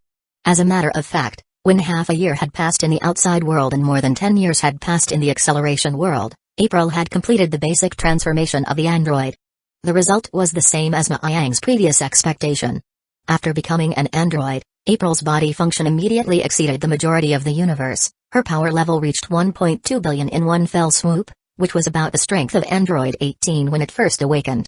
After that, April did not immediately come out of the conversion chamber. Instead, she continued with the in-depth transformation. Because April chose the bigger size of the black stone, so the energy boost was still going on. At this time, of course, Naiyang did not stint to continue to input energy into the green solution. The only pity was that April's transformation time was a bit early, and did not fuse the cells of Majinbuu as in the plot, so that the power did not reach the level of Majinbuu. But spare this, compared to the original Android 18, she was a lot stronger, about the power of Android 16. Although it did not become Android 21, which was a bit of a pity, with April's smart brain, Naiyang believed that she would have other ways to become stronger in the future. Seeing with his own eyes the previously weak April leap to become one of the universe's few masters through transformation, Naiyang could not help but sigh. The android technology was simply an amazing technology. Of course, only through the integration of the eternal type of android could be born, and currently there were 2 smaller black stones in April's hands. Time flew, the years passed. In the blink of an eye, 4 years had passed in the outside world, and 12 years had passed since the destruction of planet Vegeta. If there was no Naiyang, the butterfly and the deadly fan hurricane, then the original plot should have begun. Just now, who knew what kind of plot there would be? After April truly became an android, Naiyang also began to sprint with all his might to the 5th limit. However, the limit was the limit. Of course, it was not easy to break through. After experiencing 2 failures, Naiyang calmed down, understanding more deeply the truth that speed was not enough, and no longer pursuing breakthroughs so much. In the 3rd time, Naiyang went all out, finally succeeded in breaking the limit. His power level reached 4 billion in one fell swoop. The space and ability of the acceleration world rightfully went up. The spatial range was expanded to 20 million kilometers, and the speed of time flow increased to 64 times. So far, the 4 people all obtained a breakthrough. April also officially joined the vast army of training. In terms of strength, she was higher than the normal state of Melissa by an unknown amount. Earth, Mount Payazu. Mount Payazu was backed by the primitive mountain range, adjacent to the Great Azure Mountain. Because Bardock and Sun Gohan used to live here in seclusion, despite being at the edge of the dense primeval forest, the mountain had been a long-rumored sacred place in the outside world. The wind of training in the vicinity was no less than the sacred land of Karin. However, now only Son Goku and Tai Kai lived in Mount Payazu. Bardock and his wife, and Son Gohan, and even some of Naiyang's brothers and sisters, were entrusted by Naiyang to the outer planets to suppress a party of rebellious forces. After these years of development, the expansion of the God Mu force could be said to be very rapid. Under the acquiescence of North K, the southern part of the North area and some northern part areas have been fully controlled by God Mu force. The scope of power far beyond the heyday of Frieza force. Of course, with the expansion of the territory, the friction with the eastern part's King Cold influence was getting worse, so it needed to Bardock and Son Gohan to press their side. Even the young Broly was also assigned by Naiyang to go out to participate in the battle. As for the senior brothers and sisters, as well as some of the outstanding martial artists on Earth who had reached the standard, They served more as the role of pickets within the forces, and had found their niche. On this day, the clouds were light and the sun was shining brightly. In the open space, a young man in an orange and red martial arts uniform was fighting with a young girl in a dark blue cheongsam. The two of them were going back and forth, fighting with each other, moving extremely fast. Only blurred residual shadows appeared in the sky and the ground from time to time, and a burst of thumping sounds rang out continuously. The cold hurricane wind spread in all directions, the trees were bent by the strong wind, falling leaves everywhere. Son Goku stepped out on the ground, a deep footprint, his body swooshed like a cannonball out of the firing line. When Kai saw this, she turned around and dodged, but at this time Son Goku quickly changed direction again and stopped in front of Kai's body. His palm launched forward, directly to the chest of Kiki. Clack, Kai missed and was hit by Son Goku. Her body staggered back more than 10 meters with one hand protecting her chest and one hand raised to admit defeat. Brother, I lost, that's it for today, let's go hunting, I'll make you something delicious. Good. Son Goku said happily. After his parents and teachers left Peozi Mountain, Son Goku's 3 meals a day were taken care of by Kai Ch. Sometimes Bulma would come over to play with them and bring delicious food by the way, but Bulma was still a student after all, and was only free during the winter and summer holidays. Usually Son Goku was like a wild child, and needed to go into the mountains with Kai Ch to hunt. Don't look at Son Goku, who was only 15 years old. He was very short and looked a little smaller than the 12-year-old Kai. Go hunting. Son Goku happily entered the primitive forest with Kai. The beasts in the forest were in trouble, and a brown bear several meters tall unfortunately became their food under the combined attack of 2 powerful martial artists. After lighting a bonfire and feasting on the food, Son Goku smilingly returned with Kai to Mount Peozo. When he came to the mountain road, he saw a lavender-haired young girl standing next to a bright jeep looking around from afar. Bulma, what brings you here today? Son Goku laughed and ran towards Bulma. Seeing Son Goku and Taichi, with a head of lavender hair, Bulma happy waving his hand, this is the summer vacation. I thought it would be fun to come to you guys to play. Goku, look, this is a good thing I bought from the store. Bulma said from the backpack took out 2 orange-red Dragon Balls. What is this thing? It's called the Dragon Balls. I used to hear Aunt April say that if you collect 7 of them you will be able to summon the Shinron. Shinron can fulfill a wish within our reach. Goku, Taichi, how about we go together to find the Dragon Balls?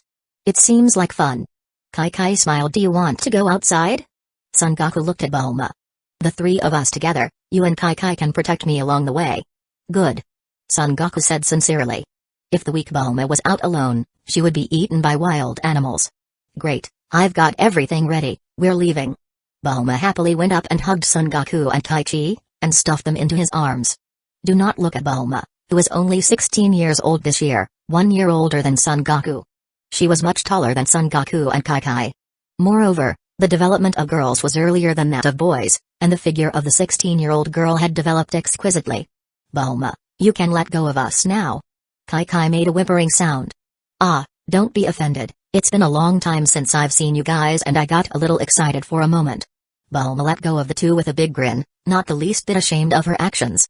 Son Goku was 3 years old at the time of Vegeta's destruction, and 4 years old when he arrived on Earth, and Bulma was 5 years old. Chapter 394. The journey begins. In the original story, Bulma and Son Goku met Kai at the start of the Dragon Ball adventure story, but now they were familiar with each other since childhood. For the older Bulma, Son Goku and Kai were like her younger brother and sister. So for them, the personality of the big-hearted Bulma was not at all taboo. Since the decision to embark on the adventure, Bulma was a little impatient. Letting go of the 2, Bulma started the jeep and drove Son Goku and Kiki up the mountain road. When they arrived at Son Goku's place, they were urged to pack their bags. Kai laughed and said, Bulma, don't be in such a hurry, you haven't been in Mount Peozi for a long time, why don't you stay here for one night first, and we'll leave tomorrow morning. Bulma thought about it and said, okay, it just so happens that I'm also tired. So have a good night's rest. With that said, she untied the satchel, and Bulma looked like she had returned to her home, casually threw the satchel to the side, and then lay down very comfortably on the sofa in the living room. At this time, Son Goku took out 2 orange-red dragon beads from the bag and asked, can this kind of balls really make people's wishes come true? Of course it can, I specifically investigated the information, and the result is just like what Aunt April said. Bulma, immediately interested, mysteriously said, have you heard of the incident of the invasion of the demon realm? Son Goku was a little surprised. What demon invasion? This. I think I heard Dad talk about it. Kai-Kai's beautiful eyebrows frowned slightly. I heard that before the era of martial arts had opened, there was a very serious disaster on Earth. At that time, the martial artists on Earth did not have the current strength, so the whole Earth was almost finished. Ah, there's still such a thing. I didn't even know. Son Goku expressed his surprise. It's true. Aunt April was the one who experienced it, and she described the situation to me in detail. Bulma said, frowning, as if personally experienced it. The demons were ferocious, many cities were razed by energy cannons, and many people died on Earth, and then it was Uncle Mayang who saved the planet. Wait, I have the information here at that time. After saying that, Bulma showily took out a projection device and shared the rare information she had downloaded from the library. These materials were taken a little early, and the picture quality is not clear enough. But they are all very precious historical information. These materials had both photos and short videos, and as Bulma said, the clarity couldn't match the current technological achievements, but the desolate scenes of ruined walls and billowing smoke presented in the images gave a sense of the brutal, dilapidated history of the war period. Awesome. Son Goku and Kai-Kai opened their mouths wide. The large craters, which were thousands of meters wide, simply shocked them when they looked down from high altitude. Of course, they are the god of martial arts. Bulma curled her lips. So Uncle Mayang has such an amazing past. Kai-Kai's small mouth opened slightly in surprise. She had met with Mayang many times and really didn't know that the very handsome-looking uncle actually had such an amazing achievement. That's not the point. Bulma threw a mysterious look towards Son Goku. Do you know how those people who died at that time were finally resurrected? Could it be the Dragon Balls? Kai-Kai said incredulously. It is the Dragon Balls. Aunt April said that Uncle Mayang's first wife also died in that battle. So it was Uncle Mayang who found the Dragon Balls to bring the people on Earth back to life. Bulma said smugly. After April married Mayang and she were considered relatives, and she could get some credit for Mayang's achievements. It actually can even resurrect the dead people? Kai-Kai said in surprise. In that case, that Dragon Ball was really remarkable. Bulma, do you want to fulfill any wishes too? Son Goku asked, holding the Dragon Ball. Bulma's cheeks emerged a smile, embarrassed. I want to find a handsome boyfriend. When Kai-Kai and Son Goku listened, they were dumbfounded. They looked at each other, and the corners of their mouths twitched slightly. This wish was in line with Bulma's character, but when it came to handsome people, Bulma could not help but turn her head to look at Son Goku, which seems to have nothing to do with it. Obviously, he is a few years younger than me, but why did his size not grow taller? What a short runt. In the future, he would not be able to find a wife. So poor. In the evening, Bulma tidied up in the room with Kai-Kai and then squeezed in a nest with Kai-Kai.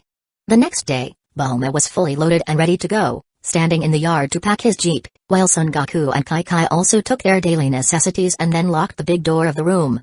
Bulma, how do we know where the rest of the Dragon Balls are? Kai-Kai asked. I invented the radar that can specifically detect the signal of the Dragon Balls.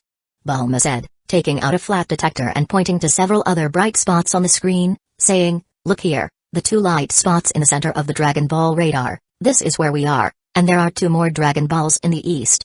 Really? It'll be easy to find with this thing.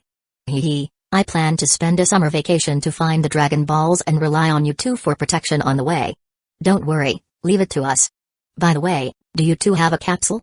It will be very inconvenient outside without a capsule.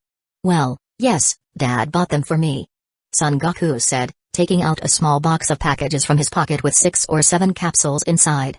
I have them too, Kai-Kai said. Good, let's go now. Bulma clapped her hands very happily, then pressed the Dragon Ball radar and determined the next destination. The next Dragon Ball is 700 kilometers to the east. We'll go along the mountain road. Unfortunately, the jeep won't be suitable at this time. After thinking about it, Bulma received the jeep into the capsule and took out a more sci-fi looking motorcycle from the capsule. Goku, you sit in the middle and hold on to me. Kai-Kai sits in the back. Bulma, with a helmet, straddled the motorcycle. Son Goku sat behind Bulma, his hands around Bulma's body. Well, Bulma's body is very unstable and needs to lose weight. Bulma, on the other hand, blushed a little oddly. She blushed and whispered, idiot, put your hand down a little. I can't let boys just touch this part. Oh, Bulma, your chest is too soft, same as Kai-Kai's. Son Goku did not think and thought Bulma was shy because of the lack of solid muscles, so he put his hand around Bulma's waist. Bulma's waist was so thin that his hand could just encircle it. Brother, do not talk nonsense. Listening to Son Goku's words that obviously lacked common sense, Kai-Kai was embarrassed. Bulma was stunned for a moment and asked curiously, Are you guys really only 1 year younger than me? Hasn't Auntie Jine taught you some common sense? Son Goku rubbed his head and laughed. Mom said. She only said that Bulma and Kai Kai are not the same. We are good friends. Not even if they're good friends. Bulma yelled at Son Goku in exasperation. After yelling, Bulma speechlessly glared at Son Goku, thinking what Auntie Jine had taught Goku. Never mind, she wouldn't not bother with him. After finished thinking, Bulma fiercely twists the throttle. The whole motorcycle will be asmoke fast and furiously, soon disappearing in the winding mountain road. Compared to the original story, the location of the Dragon Balls had changed a lot. Such as the 2 Dragon Balls in Bulma's hand, it was originally should be found in her warehouse and nearby mountains, but in fact, it was Bulma got in the auction house. Despite the many changes, the journey was as much fun as the original. In the mountains near Mount Payazu, they encountered a pterodactyl attack, after which they encountered bandits. However, under the protection of the Son Goku and Taichi, these bandits were naturally all destroyed. Day by day, they collected 4 Dragon Balls and met Oolong, Yamcha, and his party. Yamcha was now a disciple of the martial artist Verse, a lot stronger than the original. Because there was a Dragon Ball that somehow fell into the hands of Yamcha, in order to get the Dragon Ball, Son Goku and Yamcha had a fierce battle. At the same time, the vast and boundless universe, a novel-shaped spaceship, just got rid of the interstellar bandits. Although the surface of the ship was some scorched black, one could know that a fierce battle had occurred before. In the ship, a young girl with blonde hair was watching the radar response, and when the radar showed that it had gotten rid of the opponent's pursuit, the blonde girl stroked her chest and breathed a sigh of relief. So close. I almost gave up my life here. Aunt April was right. It's really dangerous out there. Tights had originally called April as Aunt, but since Cypriel was found, it was no longer appropriate to call her Aunt. So she couldn't call Cypriel Little Aunt. Shouldn't I go get a bodyguard? Tights blinked her dark eyes, spread out the map body ambled up to check it out. Suddenly, Tights' eyes lit up, and she clapped her palm hard. Right, in front is Uncle Miang's territory. I can go to him and hire a bodyguard. Chapter 395 I want a bodyguard to say that God Mu Force was the most massive force in the northern area. After so many years of development, God Mu Force had spread from the original area of a few hundred planets to the entire southern and a few northern region of the North area. The number of experts was stronger than the original God Mu Force. Tights' nature was similar to her sister Bulma, who was not very stable by nature. Several years ago, because of the universe as the background of the hegemony of the novel hit her, now Tights was a famous writer. In order to create more excellent science fiction, Tights had to take the lead and drive a spaceship wandering in outer space. However, the area where she traveled was in control of God Mu Force. Here was relatively safe. However, when you walked by the river, there were inevitably times when you got wet shoes. When passing through a trading planet, she was actually attacked by nearby interstellar bandits. After a fierce battle, all her Cybermen were killed in the line of duty. If not for the excellent performance of her spaceship, she might have been taken away by the bandits. Now, Ties really began to consider whether it was safe to travel alone. But, unfortunately, even the latest generation of Cybermen was not 100% safe. After thinking about it, she decided to go to Uncle Miang's territory and hire a full-time bodyguard. Tick. Tights' ship entered the outer space of the Makigami Central Star. Suddenly, a spatial fence that spanned the void and was unknown in length appeared in outer space. Affected by this, Tights' ship began to unconsciously slow down. This space fence used the latest optical technology of Planet Domini and had the function of blocking the airspace. Embedded broadcast. This is the domain of the Makigami Central Star. Extraneous persons, please stay away as soon as possible. Please show your pass if you want to enter the central domain. If you don't have a pass, please check your identity first and then proceed. Needs approve or apply for pass service, please press confirm for operation. The voice of the system broadcast sounded in the public channel, and a big confirm button was displayed on the screen at the same time. Tights immediately pressed the confirm button without any hesitation. Then she saw a long path of light stretching from afar, and soon a cosmonaut wearing the uniform of God Mu Force stopped in front of Tights' ship with flames spewing from the soles of his feet. I want to enter the central domain. Tights looked at the uniformed man outside in amazement and hurriedly flipped through the protocol manual, passing her image through the communicator. The cosmonaut held a tablet in his hand, looking at Tights, and said, "If you want to enter the central domain, please show your pass." "Oh, I have a pass." Tights nodded and fumbled around on her body, finally pulling out a jade tablet-like object from her neck. The cosmonaut opposite took a look at the jade token and then scanned it with a special instrument. Beep. With a crisp beep, the basic information of the owner of the token was quickly displayed on the tablet. Name, Tights. Gender, Female passage level, A. She was actually an A-class authority. Seeing the passage level displayed on the tablet, the cosmonaut in charge of the inspection was astonished to see the grade A. Grade A access was the highest access issued to the public by God Mu Force. As long as one held this jade token, they could pass through most of the places on the central domain without any obstruction. Of course, there weren't many people with this kind of access in God Mu Force. The woman with blonde hair in front of him actually had A-grade access, so it seemed that she was not an ordinary traveler. Upon closer inspection of God Mu Force's appearance, she was actually the same as those Earthling warrior at the top. Could it be an aristocratic lady from Earth? After Ma Yang had drawn a large number of Earthling warrior into God Mu Force for training, the Earthling's appearance was still very recognizable around the central domain. Because of Ma Yang's special care and their own good strength, every one of these warriors who came from Earth was quite honorable. Ms. Tights, your information has been checked. You can now pass. Please understand the trouble caused for this. After the cosmonaut in charge of the inspection checked the information, he hurriedly gave Tights a release. No problem. Tights put away the jade token and casually asked, by the way, where is your chief? I have something for him. Ms. Tights, what is your relationship with our chief? The other party asked cautiously. I am his niece. Ah, Lord Ma Yang is in the air courtyard to the west of the central domain. Thank you. Tights thanked politely and then piloted the airship through the atmosphere towards the air courtyard to the west. High in the sky to the west of the God Mu Force central domain, at the height of 10,000 meters above the ground, there was a huge structure of about 1,000 meters in length and width. The entire behemoth was emitting a shiny metallic luster. Its color was silvery white like the two metal corridors in the outer space of the central domain. This very new shape of the behemoth was said to be the air courtyard, but in fact, it was the latest type of spaceship, created by all the technology of Calvine. Not to mention its own attack power, the outer defense network alone could resist all attacks below 100,000 power level. It was a well-deserved fortress in the air. The process of entering the air courtyard, of course, also requires a series of checks. After Tights revealed their identity, she was naturally all unhindered. Under the guidance of a special guidance robot, Tights met Ma Yang and others whom she had not seen for a long time. Uncle Ma Yang, Aunt April. Seeing April and others in the greenhouse garden, Tights' two eyes narrowed together and slightly curved, happily waving towards them. At this time, the temperature inside the garden was suitable. The garden was full of beautiful purple and red blooming flowers, and the crisp leaves were covered with crystal drops of water, which looked crystal clear. Ma Yang closed his eyes and floated in the air to practice. His whole body was wrapped in a layer of light chi flame while Melia and Meliz were talking and laughing with their two children on the side. On the side, April, dressed in a decent outfit, was slowly watering the flowers with a watering can. Hearing Tights' voice, April couldn't help but look up at her in surprise. Tights, why did you come to the central domain? Andy, I miss you guys. Tell me, instead of writing your novel in the universe, did you run here? To encounter some kind of trouble? Wouldn't I have come if there wasn't something? Humphrey. April's blue eyes were looking at Tights. Her niece had a big nerve, just like Bulma. She didn't know how to get in or out without making some trouble.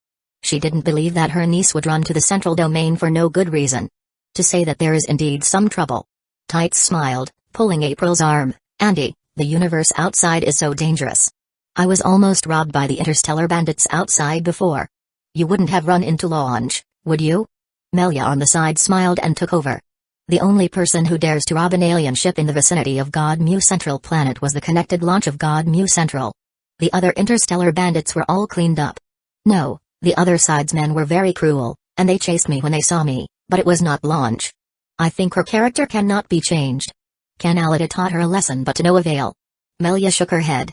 In her opinion, Launch's practice is just a small fight, only in the vicinity of the God Mu planet to present the prestige. Launch's martial arts in the universe could barely protect herself.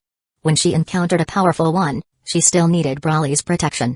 The guy in front of you couldn't be more decent than Launch. I told you not to wander around. The planets near the central domain is not enough for you to travel? Say, what's the matter with finding us here? April pushed away Tights' shaking hand and smiled faintly at her. That smile was like a flower, captivating. Hey, I want to borrow a bodyguard from you guys.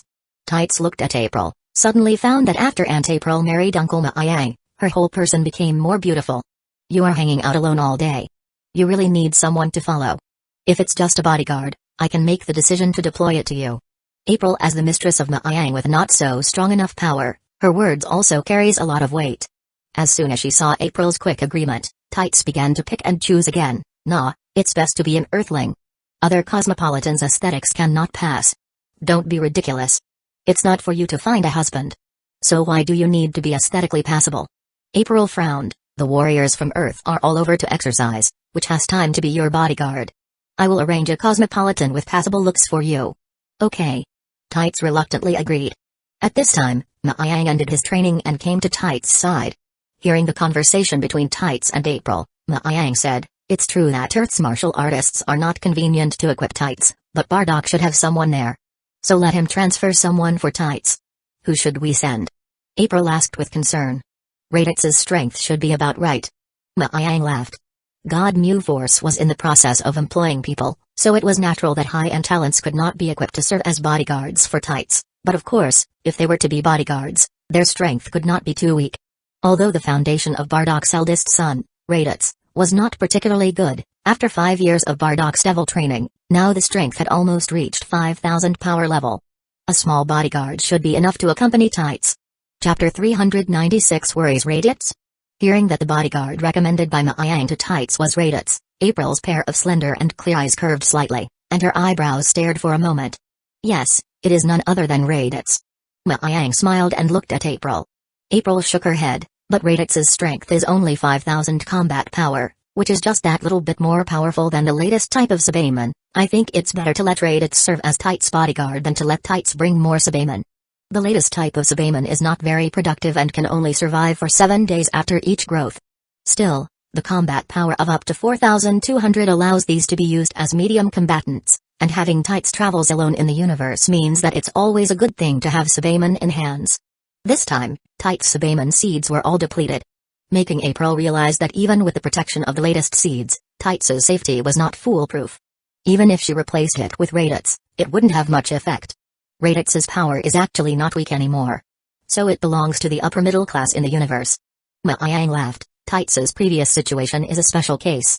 This universe is still dominated by cosmic men with low-level combat power after all, as long as Tights does not actively seek death and squeeze her head into those dangerous places. I think with Radix's power is enough. Knowing that the original Radix with 1,500 combat power would dare to flaunt around and plunder other planets, then now with 5,000 combat power, he should be enough to protect Tights. Frankly speaking, what happened to Tights before and her own factors had a close connection. After hearing this, April thought for a while and felt that what Maayang said was reasonable and then stared at Tights with stern eyes. This girl is just a little bit daring and needs a severe warning. Tights, when traveling in the universe in the future, remember to avoid dangerous planets. Even with the Dragon God Ball power, there are many planets full of danger. Those places should never be visited. Tights wiggled April's arm with a good-natured, pampered look. Got it, Auntie? April rolled her eyes. She gently stroked Tights' head. She was not a kid anymore but still behaved like one. April turned her head to Maayang and said, "Brother, go get Radix." With a gentle smile on Maayang's face, "Okay, I'll let someone inform him." The cosmic man immediately informed Radix to come to the sky courtyard. Half an hour later, the door of the air courtyard opened, and a figure in a brown combat suit flew in from the outside. When Radix first came in, he still had a hint of arrogance on his face, but he immediately acted very respectfully when he came to the front of Maayang. In front of Maayang, he did not dare to be arrogant. "Lord Maayang, what orders do you have for me here?" Radix looked at Maayang with a reverent face. Nowadays, he was no longer the rash young man who knew nothing about the distribution of the universe forces a few years ago. In the past few years of following Bardock, his eyesight gradually elevated from the original lower-level Saiyan warrior to the senior combatant of the immense universe forces, with precise positioning of his position in the forces. For the entire forces of the creator and ruler, Radix was full of awe. If not for the other party to bring himself back from Vegeta, he would only have more than 1,000 combat points. It was impossible to have such strength now. Maayang glanced at Radix, saw him look respectful, couldn't help but smile, and said, "I have a task to give you now." Radix looked sternly. "Master Maayang, please." Maayang said, "From today, you will serve as Tights' bodyguard. She is April's niece, so make sure to protect her." Radix froze. After learning Tights' identity, he immediately felt an incomparable pressure on himself. Lord April's niece, that's a different status. Briefly lost in thought, Radix reacted and immediately assured, "Your subordinate will definitely protect this young lady." Maayang softly hummed, looked at Tights, and said to her, "This man is called Radix. He is Bardock's eldest son. From today, let him protect you." Then, if there is anything, just tell him. Science? Tights asked. Right. Tights laughed. Uncle Burdock's son, that is Gaku's big brother. I'll be in your care. It's nothing. Raditz quickly waved his hands. Hee, don't be so nervous. Tights covered her mouth and laughed lightly, then sized up the other side. Spiky hair, the hairline was very high, the body was still quite sturdy, not particularly handsome. His waist coiled with a brown tail moved up and down. It was indeed a Saiyan. She had heard about Son Goku's brother, who was said to have been on a mission on the planet a long time ago, so he must have experienced many planets. She felt that he could use this as material to create new works and make her identity as a famous novelist a little more solid. The growth history of a Saiyan warrior wandering alone should be very marketable. Thinking of this, Tights felt she had another creative idea. Not sure why the flame of struggle was lit in Tights' eyes, but Naayang instructed Melia and the girls to prepare lunch. He invited Tights and Raditz to eat together. Tights was cheerful, while Raditz was trembling. It's like sitting on pins and needles. He was unsure of himself. After lunch, Naayang proposed to let Tights tour the Central Star for a while. She agreed to stay at the Central Star for a few days and then left the Central Star under the escort of Raditz. After Tights left, April sent her message to all the planets held by the Dragon Ball God forces along the way, asking them to give due protection. For the sake of this niece, who was obsessed with creation and could not extricate herself, April was also worried. After Tights and the others left, Melia put Amelia on her lap. She asked Naayang, the ancient seal over at Planet Sala is getting weaker and weaker. Maybe it will break soon. What do you think should be done about it? There is no good way, for the time being. The important thing is that we don't even know what is sealed inside there. Naayang regretted it. That's true. Melia stroked Amelia's soft hair, and the little girl fluttered and blinked her eyes. About the ancient seal on the side of the planet Sala, Naayang already knew a few years ago and also personally went to the site to check. However, except for the discovery of a few dense pale green gas, there were no other gains. After reading the information brought from Tien, Naayang knew that the original Bojack and others were actually distant ancient Bedouin aliens made to guard the seal of the transformation of people. No wonder before he died, Bojack said the real monster would soon come out and would quickly find them. The azure cube he crushed at first was actually directly related to the integrity of the seal. The shattering of the cube directly destroyed the seal, and the monster sealed inside was trying to escape from it. To be able to be described as a monster by Bojack, the strength must be very terrifying. If it ran out, it was definitely a huge disaster. Naayang was not without trying to use the Dragon Ball to repair a seal. It was just that the energy contained in the seal was too powerful. With the power of the Divine Dragon, there was actually no way to strengthen the seal. But it was right to think about it. The power of the dragon could not kill Vegeta, who invaded the Earth in the original book. So, if the monster in the seal were really actively breaking the seal, the dragon's power would not be effective on him. If the monster in that seal escaped, wouldn't it be possible to defeat the opponent with our strength? Melia also came over and asked in confusion. In her opinion, Melia, who had reached the third level of the golden pupil state, and Naayang, who had broken through the fifth limit, was already the highest warriors in the universe. So if they joined forces, what else could threaten them? In response to Melia's doubts, Naayang smiled bitterly. Her power and his own were very powerful. That was true. However, their strength was probably not much stronger than the lightning Shalu. There were many monsters in the seventh universe, especially some ancient existences, each one of them was frighteningly strong. If the seal is a Majin Buu level monster, then it would be really tough. Chapter 397 Retreat and Practice as an outsider, Naayang certainly didn't know what was sealed on the planet Sala. It was often said that the unknown was the most frightening thing. However, if you could determine the other party's race or what kind of means it had, even if the enemy was more powerful, there is at least a basis for reference and not to be at a loss. The trouble now was that the only thing that could be determined was that the seal on planet Sala would break sooner or later. Without knowing precisely what monsters were sealed inside, the only thing Naayang and his team could do to prepare was very limited. They could only improve their power as much as possible to face any unexpected situation. The good thing is, after breaking through the fifth limit, Naayang's average combat power had increased to 4 billion, plus the self-realization realm. So if he fought with all his might, he could exert extremely strong power.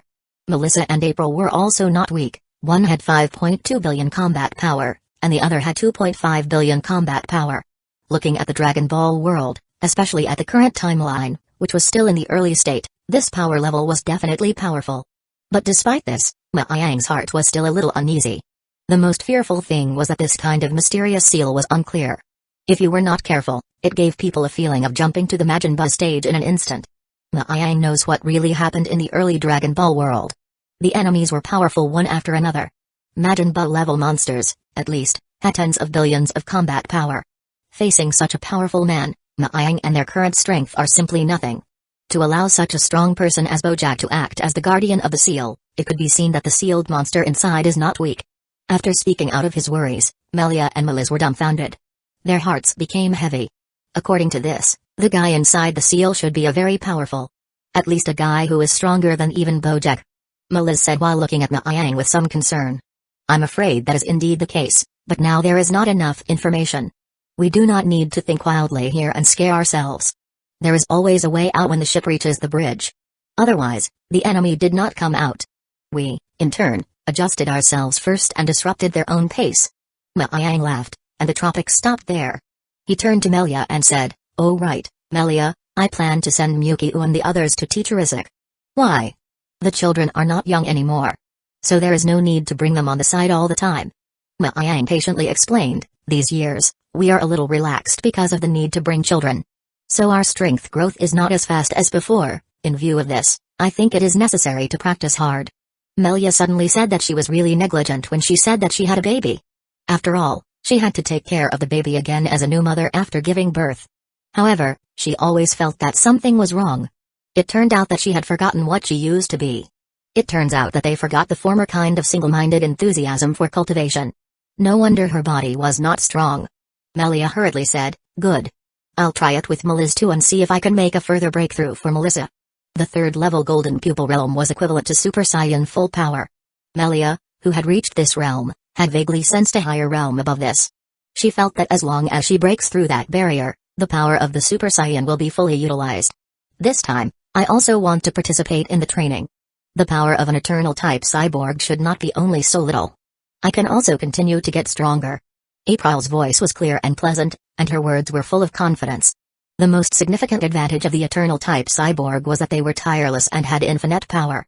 If they were at the same level, Eternal-type cyborgs were even more powerful than Super Saiyans. Even if the battle was extended for a war of attrition, the enemy could be consumed alive. It's decided. Let's send Mukyu and Amelia back to Earth and then go to practice together. Liang made a final decision, then used instant teleport to return to Earth. After leaving the two children in Isaac and Alice's care, Liang went to Peozi Mountain, but he found that the Son Goku and Kai Kai were no longer in the Peozi Mountain. He spread out his sense and quickly found Son Goku and Kai Kai Zora. He learned that the original Son Goku and Bulma had embarked on a journey to find the Dragon Balls and on the way to meet Yamcha, Oolong, and the others. It seems that there are some similarities with the original plot. The only difference is that the journey has an additional Kai Kai. Retracting his sense, Liang murmured. "What are you talking about?" Melia turned back in confusion. Liang laughed. "I'm talking about Goku and Kai Kai. They are looking for the Dragon Balls with Bulma. These little guys, they are quite good at it." Melia showed a charming smile upon hearing the words and recalled when they searched for the Dragon Balls with Liang. At that time, they were more like traveling, walking, and looking along the way, very interesting. After all, they are all young people. April laughed lightly. "Speak as if you are very old." "I'm young too, okay." April smiled back, and her charming posture suddenly showed up. "Yes, you are forever young." Liang laughed and walked over to grab her slender waist, then glanced towards Melia and Meliz. The two smiled knowingly and fused into Melissa in a flash of light. Her ink-like black hair spread down, and very naturally walked to Liang and let him hold herself. "Let's go, close the door to cultivating." Cheerful laughter echoed in the air, and Liang launched instant teleport. In the light, the three figures gradually disappeared. On the other side, Bulma was driving an RV on a bumpy road. In the RV, Oolong, with a pig-headed face, wore a hat with a frustrated expression. "Where are you guys going?" "Let me go." Bulma turned her head and said, "If you are released, you will go and harm other villagers. If you make any more noise, I will let Goku make you into a roast suckling pig." Oolong shivered, and cold sweat ran down his face. "Who the hell are you, people?" "And that guy with the long tail, actually even the wandering martial artist Yamcha, is no match for him." Yamcha was a famous martial artist in Oolong's area under the tutelage of martial artist Firth. Although not very old, Yamcha's talent was extremely high. He was already one of the few martial artists certified by the United Kingdom. The guy in front of him could even defeat Yamcha, whom he did not dare to provoke. "My name is Son Goku. I am a disciple of Turtle School. Turtle School, what school is that? It seemed like Oolong had heard of this school somewhere. At the beginning of the martial arts era, the most famous one on Earth was the Heavenly God School, in which the god of martial arts, Ma Yang, was a member. Many powerful martial artists had appeared in it. Even the heavenly gods of Earth were disciples of the Heavenly God School. After that were the schools created by other well-known martial artists. In comparison, traditional schools like the Turtle School and Crane School are somewhat less famous in the martial arts world because they are not prosperous and do not actively accept disciples. Of course, the truly powerful schools were aware of the name of Turtle School. After all, the god of martial arts, Turtle School, symbolized an era long engraved in history. Besides, Turtle School also had powerful disciples who were second only to the god of martial arts, Mr. Sun Gohan, who was from this school. Turtle School, the school, created by the god of martial arts, Master Roshi. Sitting next to Son Goku, Kai said pleasantly, even in the face of a pig, her attitude was still so gentle. Ah, Master Roshi. Ah, I've heard of this. Oolong suddenly realized and moved a few steps towards Kai's side somewhat unkindly. This black-haired girl was gentle and pretty, much friendlier than that light purple-haired woman. Hey, let's take this opportunity to get close. At this moment, Son Goku glanced at Oolong from the corner of his eye and drove it away from Kai. Bulma, I think what you just suggested is good. Let's wait a little while to eat roast suckling pig. Hey, you guys don't go too far. I'm not an ordinary pig. Oolong shouted in anger, and he hated it when someone ate pork. Remember the original story after the 21st bouquet, when Son Goku took the Turtle School's prize money for a big meal. The roasted suckling pig on the table made Oolong break out in a cold sweat.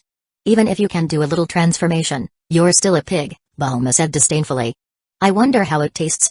Son Goku swallowed his saliva. Oolong, Chapter 398 Liangjing Mountain Hee, Senior Brother, don't scare Oolong anymore, I don't think it is particularly bad.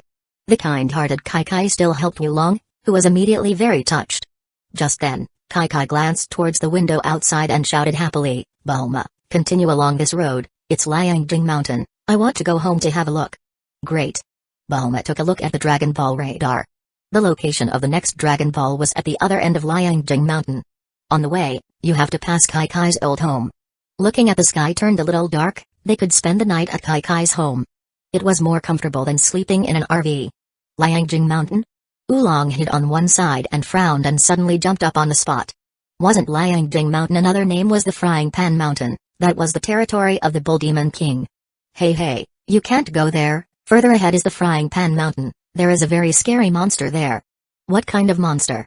There's a Bull Demon King up ahead, he's very vicious. Oolong's face turned pale and cold sweat emerged. He heard that the Bull Demon King had a violent personality, and those who passed through his territory were either killed or wounded. It was very terrifying. After listening, Bulma and Son Goku looked at Kai. Her father seems to be the Bull Demon King who lived in the Liangjing Mountain, Frying Pan Mountain. But the Bull Demon King? Is he very ferocious? Kai's face turned scarlet and squirmed. My father is a little fierce, but he's actually quite nice. Yes, Uncle Bull Demon King is not bad at all. Son Goku stood on Kai's side and said. You're the Bull Demon King's daughter? Oolong was startled, only to know that the girl in front of him, who looked particularly petite, was actually the daughter of the Bull Demon King. He was so scared that he did not dare to go near her again. If the Bull Demon King knew that he took advantage of his daughter, he would definitely be chopped off by the other side with an axe. Bulma looked at Oolong disdainfully.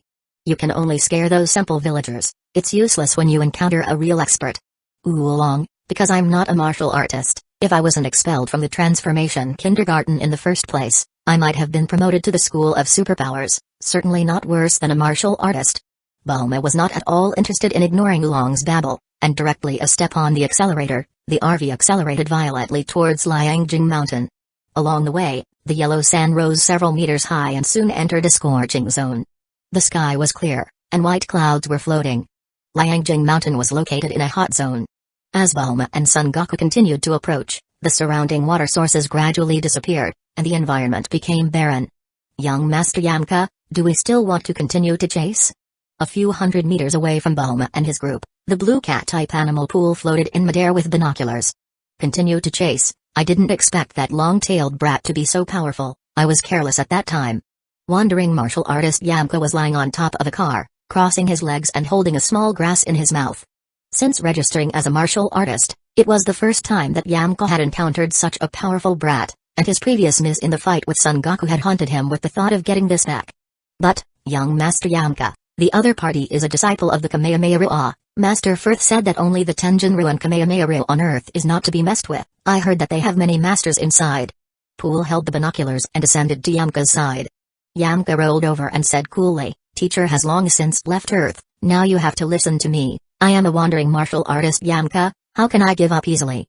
When Mu Yang expanded the power of Dragon God, he took away a large number of high-level Earth martial artists together so that they could get experience in the universe, and Yamka's teacher, Fert, who had excellent talent, was one of them. In the previous chance encounter to fight for a Dragon Ball, Yamka was defeated by Son Goku, always thinking of regaining his dignity. So the master and servant duo trailed all the way behind Son Goku and the others, and they also stepped into the Liangjing Mountain. Liangjing Mountain. Son Goku and the others met Kai Kai's father, the Bull Demon King, who showed a very warm attitude when seeing his daughter, whom he had not seen for many years. However, because a blazing fire surrounded his castle, the Bull Demon King, the landlord, could not properly entertain Son Goku and the others. "I'm really sorry, it's just too hot here." "Don't worry, I'll take care of the fire extinguishing. Old Grandpa Kame Zenin has taught me how to put out the fire." Son Goku patted down his chest and volunteered to help the Bull Demon King extinguish the mountain fire. Thinking that when he was practicing in Kamehameha, Son Goku helped the villagers to put out the fire on the mountain. As he said, he jumped forward, took a posture, and began to gather his breath towards the castle. Seeing Son Goku's action, Oolong asked curiously, "What does this kid want? Does he want to put out the fire single-handedly?" Bulma glanced at Oolong proudly and bragged, "This is how you are lonely, look carefully, Goku is about to make a Qigong wave." "You're talking about the Qigong wave that only martial artists can release?" Oolong watched with wide eyes. Earth martial artist level in the assessment, the energy index in the body was a very important indicator. Without more than 50 points of combat strength was not recognized as a martial artist, and the basic conditions for the release of Qigong wave also needed such combat strength. Thus Qigong wave had almost become the indicator of martial artist assessment. "You tell me." Bulma flaunted, knowing Son Goku for so many years, she was well aware of Son Goku's strength. Despite his boyish looks, this boy, who was only a year younger than herself, was already a resounding martial artist. Oolong's mouth moved, and he looked at Son Goku seriously. He saw Son Goku calmly standing in front of the castle, raised both palms, and condensed his breath. When the palms closed together and moved to the waist, a seemingly non-existent chi spiral began to flow in the palm condensation, gradually released a dazzling light. Kamehameha Qigong. As the palms pushed forward, a crystal-bright energy shockwave was released from the palms. The shockwave broke through the clouds and moved straight ahead, accompanied by a deafening loud roar, and the blue light gradually obscured the line of sight. Immediately afterward, the sky shook, the mountains collapsed, and the entire castle was blown to the ground along with the entire mountain. Oops, too much force. Looking at the flat land without the mountain, Son Goku scratched his head in embarrassment. The whole mountain was flattened. Worthy of the disciple of Brother Gohan, Kamehameha Qigong is the masterpiece of Master Roshi. The Bull Demon King's booming voice rang out, not the least bit chagrined at losing the castle. On the contrary, because of the sight of the Kamehameha Qigong, the look appeared to be very excited. "Goku, it's awesome." Bulma clenched her fist hard, her eyes shining. This moment, Son Goku's little figure seems to become taller. "Kai, can you do such an attack?" The Bull Demon King's eyes were like a torch, with an expectant face. Kai coyly said, "My Kamehameha Qigong power is not as great as senior brothers." Oolong was shocked, this little girl is also a martial artist? Bull Demon King laughed, Good, Kai and Goku are very powerful. By the way little girl, I remember your name is Bulma, right? I have not seen a few years, you have grown so big. Bulma was still a little girl when he sent Kai to the Bzi Mountain, a turn of events she also grew up. A smile appeared on Bulma's face, and she greeted the Bull Demon King very gracefully. When the Bull Demon King saw this, he laughed happily and invited Son Goku and the others to celebrate the extinguishing of the fire. In the Bull Demon King's temporary residence, Son Goku, of course, let go of his appetite to eat a lot at the table. Bull Demon King servant constantly served dishes. While drinking wine, he asked Son Goku to take care of Kai in the future. They do not know that at this time, Yamka and Pool were hiding on the side with ugly faces watching them enjoy their food. That little kid named Son Goku was actually able to release such a powerful Qigong wave. Yamka's hands clenched into fists trembled continuously. Qigong waves were the basic skills of martial artists, he was undoubtedly able to release them. but Kikong waves like Sengokus that directly destroyed the mountain peak, he thought he was not capable of releasing them. Young Master Yamka, I think it's better to forget it. Pool said worriedly. No, I will not lose to him. Yamka gritted his teeth. Pool, let's go. I'm going back to Gobi to improve my wolf tooth wind fist. I must defeat that Sengoku. Yes, young Master Yamka. Pool shouted and returned with Yamka to his usual place of residence. Sengoku's power made Yamka upset, and he knew he was no match for the time being, undecided to go back and practice martial arts before challenging Sengoku. In the early morning of the next day, Bahoma and his group embarked on the journey again and ran into the bunny legion that could turn people into rabbits. Of course, under the force of Sengoku and Taichi, the bunny legion was easily resolved. Moving on, they met the Pilaf trio headed by Pilaf. Everything went on just like in the original book. Chapter 399 Gravity Planet. Just as Sengoku and Bahoma stumbled all the way to collect the Dragon Ball, on the other side of the far north galaxy, not far from Yigrat, there was a huge planet close to the stars running at high speed.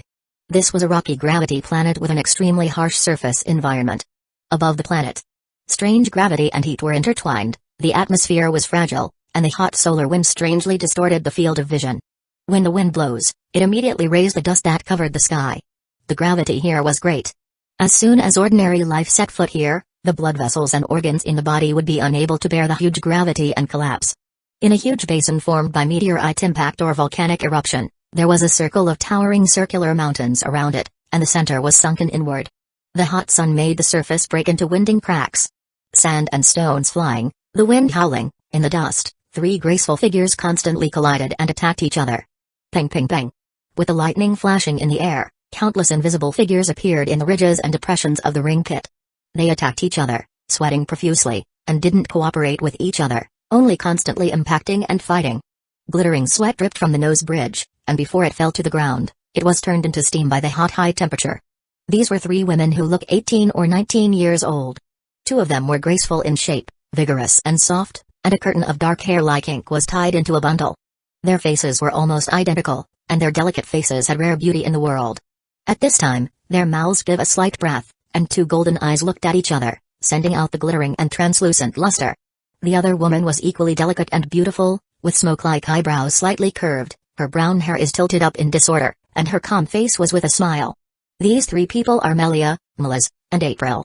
Some time ago, after making up their mind to retreat and practice, the three women and Maiyang left the area controlled by the Dragon God forces together with the Maiyang and came to the starry sky where Yigrat Star was located in the east of the North Galaxy. There was a life planet with harsh gravity and temperature, but it was perfect as a planet for cultivation. On this gravity planet, they were challenging the limits of their bodies, and they were constantly practicing harshly. Although the time of practice was still relatively short, they had already felt that the strength of their bodies was constantly improving. At this time, the Melia sisters, who showed the third state of the golden pupil, had higher strength than April. Still, they were incredibly embarrassed when facing April's inexhaustible strength. Ahem, little eye, this guy is really difficult. Melia's golden eyes glanced at April, adjusted her breathing, and attacked Melissa at another place. The misty wave of Qigong drags a splendid arc of fire across the entire void. Meliz had the same heart as Melia, and she could naturally sense Melia's idea in advance, so when Melia's attack just turned over, Meliz vomited a sigh of relief. The energy wave in her hand directly swayed in the past, and her beautiful eyebrow-like ink stirred up a moment, and Melia threw an energy bomb to resist. At this time, April's lithe and graceful figure suddenly appeared, hitting Melia on the shoulder with a palm, then quickly turning around and attacking where Melia appeared at the next moment. Bing bang. April, who had unlimited physical strength, took advantage of it. By contrast, Melia could only defend constantly. Eternal cyborgs are too cheap. Melia took a breath and took a few steps back. Sister, your energy value is above me. April's clear voice sounded. No matter how high the energy is, it will make you tired. Melia smiled dryly, her face turned pale, and sweat dripped down the bridge of her nose. The Saiyans, especially the legendary Super Saiyans, rely on one breath to explode, and once they run out of energy, they had no extra strength. At this time, there was little energy left in Melia's body, and she didn't have much chance of winning against April. Suddenly, there was a flash of lightning, and Meliz joined in the battle, fighting with April. Melia took the opportunity to rest, and when her physical strength recovered almost, she joined the battle again. The three women attacked each other, and there was no room for cooperation at all. Sometimes Melia just beat off Meliz, and April would go up and attack her. Sometimes April would fight with Melia, and Melissa would go up and intervene. As time went by, Melia and April kept honing their physical strength and improving their strength. And this time, on the Earth, Son Goku and others had collected all the Dragon Balls. They didn't give Oolong a chance to make a wish in confusion. After repelling the Pilaf trio, Bulma made a wish to Shenlong to let her future boyfriend appear in front of her. Still, when Shenlong disappeared, Bulma's boyfriend did not appear in addition to Bulma, Son Goku, Tai Chi, and Oolong. Sure enough, no matter how true the legend was, Bulma shook her head in disappointment. Then we agreed to watch the 21st World First Boken together 7 months later. Bang! Hot lava rises into the sky, throws it to a high place, and then falls like nails under the action of gravity. Melia was wrapped around the grass-green light. She felt the majestic power in her body, and smiled on her face. Milas, my current normal combat power is almost 40 million combat power, and my golden pupil realm has 3.2 billion combat power. Me too. Milas responded. Normal combat effectiveness reached 40 million, becoming the third highest in the golden pupil realm, with almost 3.2 billion combat effectiveness under 80 times Ink Grace. It has improved a lot compared to before. The arduous cultivation of these months has not been in vain. I can't compare with you before I reach 2.8 billion combat effectiveness. April estimated her strength in the body and said modestly. Milas. This is still small. If you really want to fight, I am not your opponent. Melia was also choked by April's words, so she came forward to hold April and pinched her face. The eternal cyborg was already a cheat, okay? April rubbed her caught red face and smiled shyly. Her red face was very attractive. In fact, in April's expectation, the next stage of cyborgs should be the fusion of cells from other special living organisms. Still, seeing Melia and Melissa's envy and jealousy looks, she would not say anything. Let's take a look at the situation in Miang. He has been closed for so long and it is almost over. Melia suggested. Of course, the promotion of their 3 women was worthy of happiness, but the greatest fear of achievement was their husband, Miang. He would enter a rapid period of strength growth in the early stage after every limit breakthrough. Miang broke through the 5th limit soon, and this stage of cultivation could increase energy every day. On the surface, Miang's fighting capacity was lower than that of Melia's, but if he really wanted to fight, Melia was no match for him at all. As soon as Melia's words just fell, an incredible power came from the other side of the gravity planet. The surging force made the whole planet vibrate violently, just like a huge black hole, devouring all the surrounding materials. This force is Miang. Melia floated up and looked into the distance with a pair of golden eyes. What a terrifying power, I don't know what kind of state my brother has reached. April's mouth was slightly open, and her lips were rosy and shiny. Miang's realm is particularly high, so what free artistic conception is very powerful.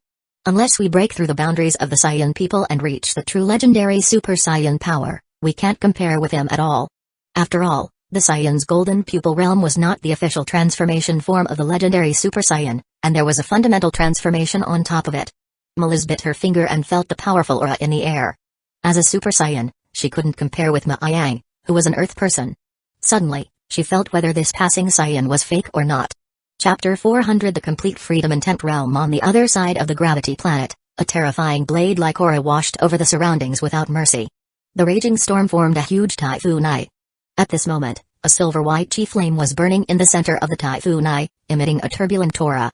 This silvery white flame was round like a chicken, and at the center was an elongated ellipsoid, showing a bright blazing white, which was a manifestation of energy concentration to the extreme. Ka-chow! The ground began to sink, fiercely generated a collapse pit hundreds of meters in diameter, followed by a loud boom. The surrounding rock layer instantly cracked and cracked outward thousands of meters of the broken area. At the central position, Miang clenched his fists with both hands, stood proudly, his black hair raised high with the airwaves, and countless pieces of sand and stones escaped the gravity and floated in the air. Everything around him was bearing the huge gravity. But, at the same time, it also had to withstand this sudden and powerful energy. Shattering. After a long time, Miang calmed down his breath, and a silver-white light covered his whole body. The terrifying aura suddenly disappeared, and everything seemed to be calm again. For the time being, I can only increase my energy to this level. But, even if I face perfect cell in the original work, I should be able to win easily. Miang stood there with a slight smile on his face. The breakthrough of the 5th limit has the direct benefit of an improvement visible to the naked eye. At the same time, it has raised Miang's dimensional level to the 6th level on par with the Great Galactic Realm King. The high dimensional level makes it easier for Miang to comprehend the realm, as if he was standing on a higher level, looking at the problems from a higher perspective, And the problems that were not easy to find before were already on the paper. Recently, he has repeatedly revisited the freedom intent and finally has a deeper understanding of the freedom intent.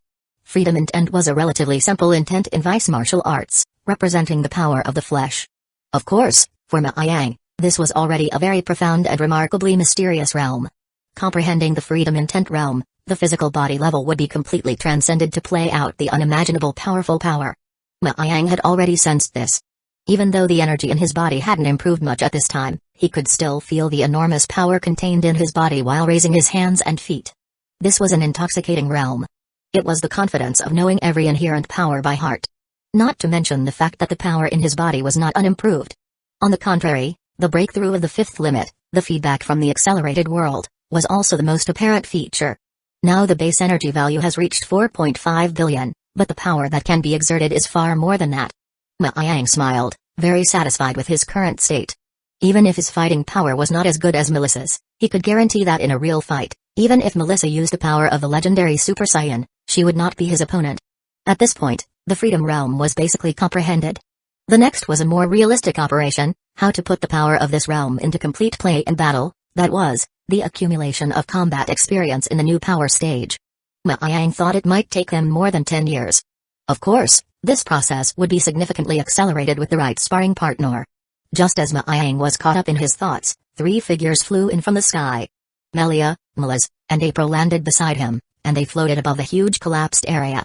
Looking at the shattered areas crisscrossing the ground and revealing astonished expressions. The broken area below was mainly divided into 2 parts.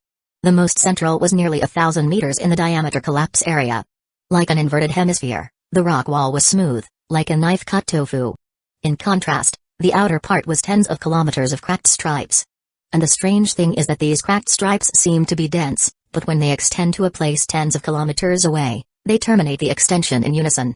High-altitude view, showing a perfect circle. This was a very bizarre display. Ma Yang, looking at your appearance, the breakthrough this time is not small. Melia sensed a surge of energy in Ma Yang's body as if a volcano poised to erupt, but upon closer inspection, she found that the breath was as calm as a pool of lake water. This was obviously the result of energy convergence to the extreme.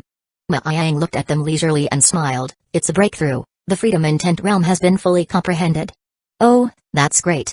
Congratulations, brother. April and Melez were delighted to congratulate. How about the complete freedom intent realm? Should we compete? As soon as Melia heard that there was a breakthrough in Ma Yang's realm, her hands itched to compete. But, of course, she herself was not capable of competing with Ma Yang. So, to fight Ma Yang, she needs to change into Melissa. Ma Yang laughed loudly. Well, then I'll let you see it. Melia smiled.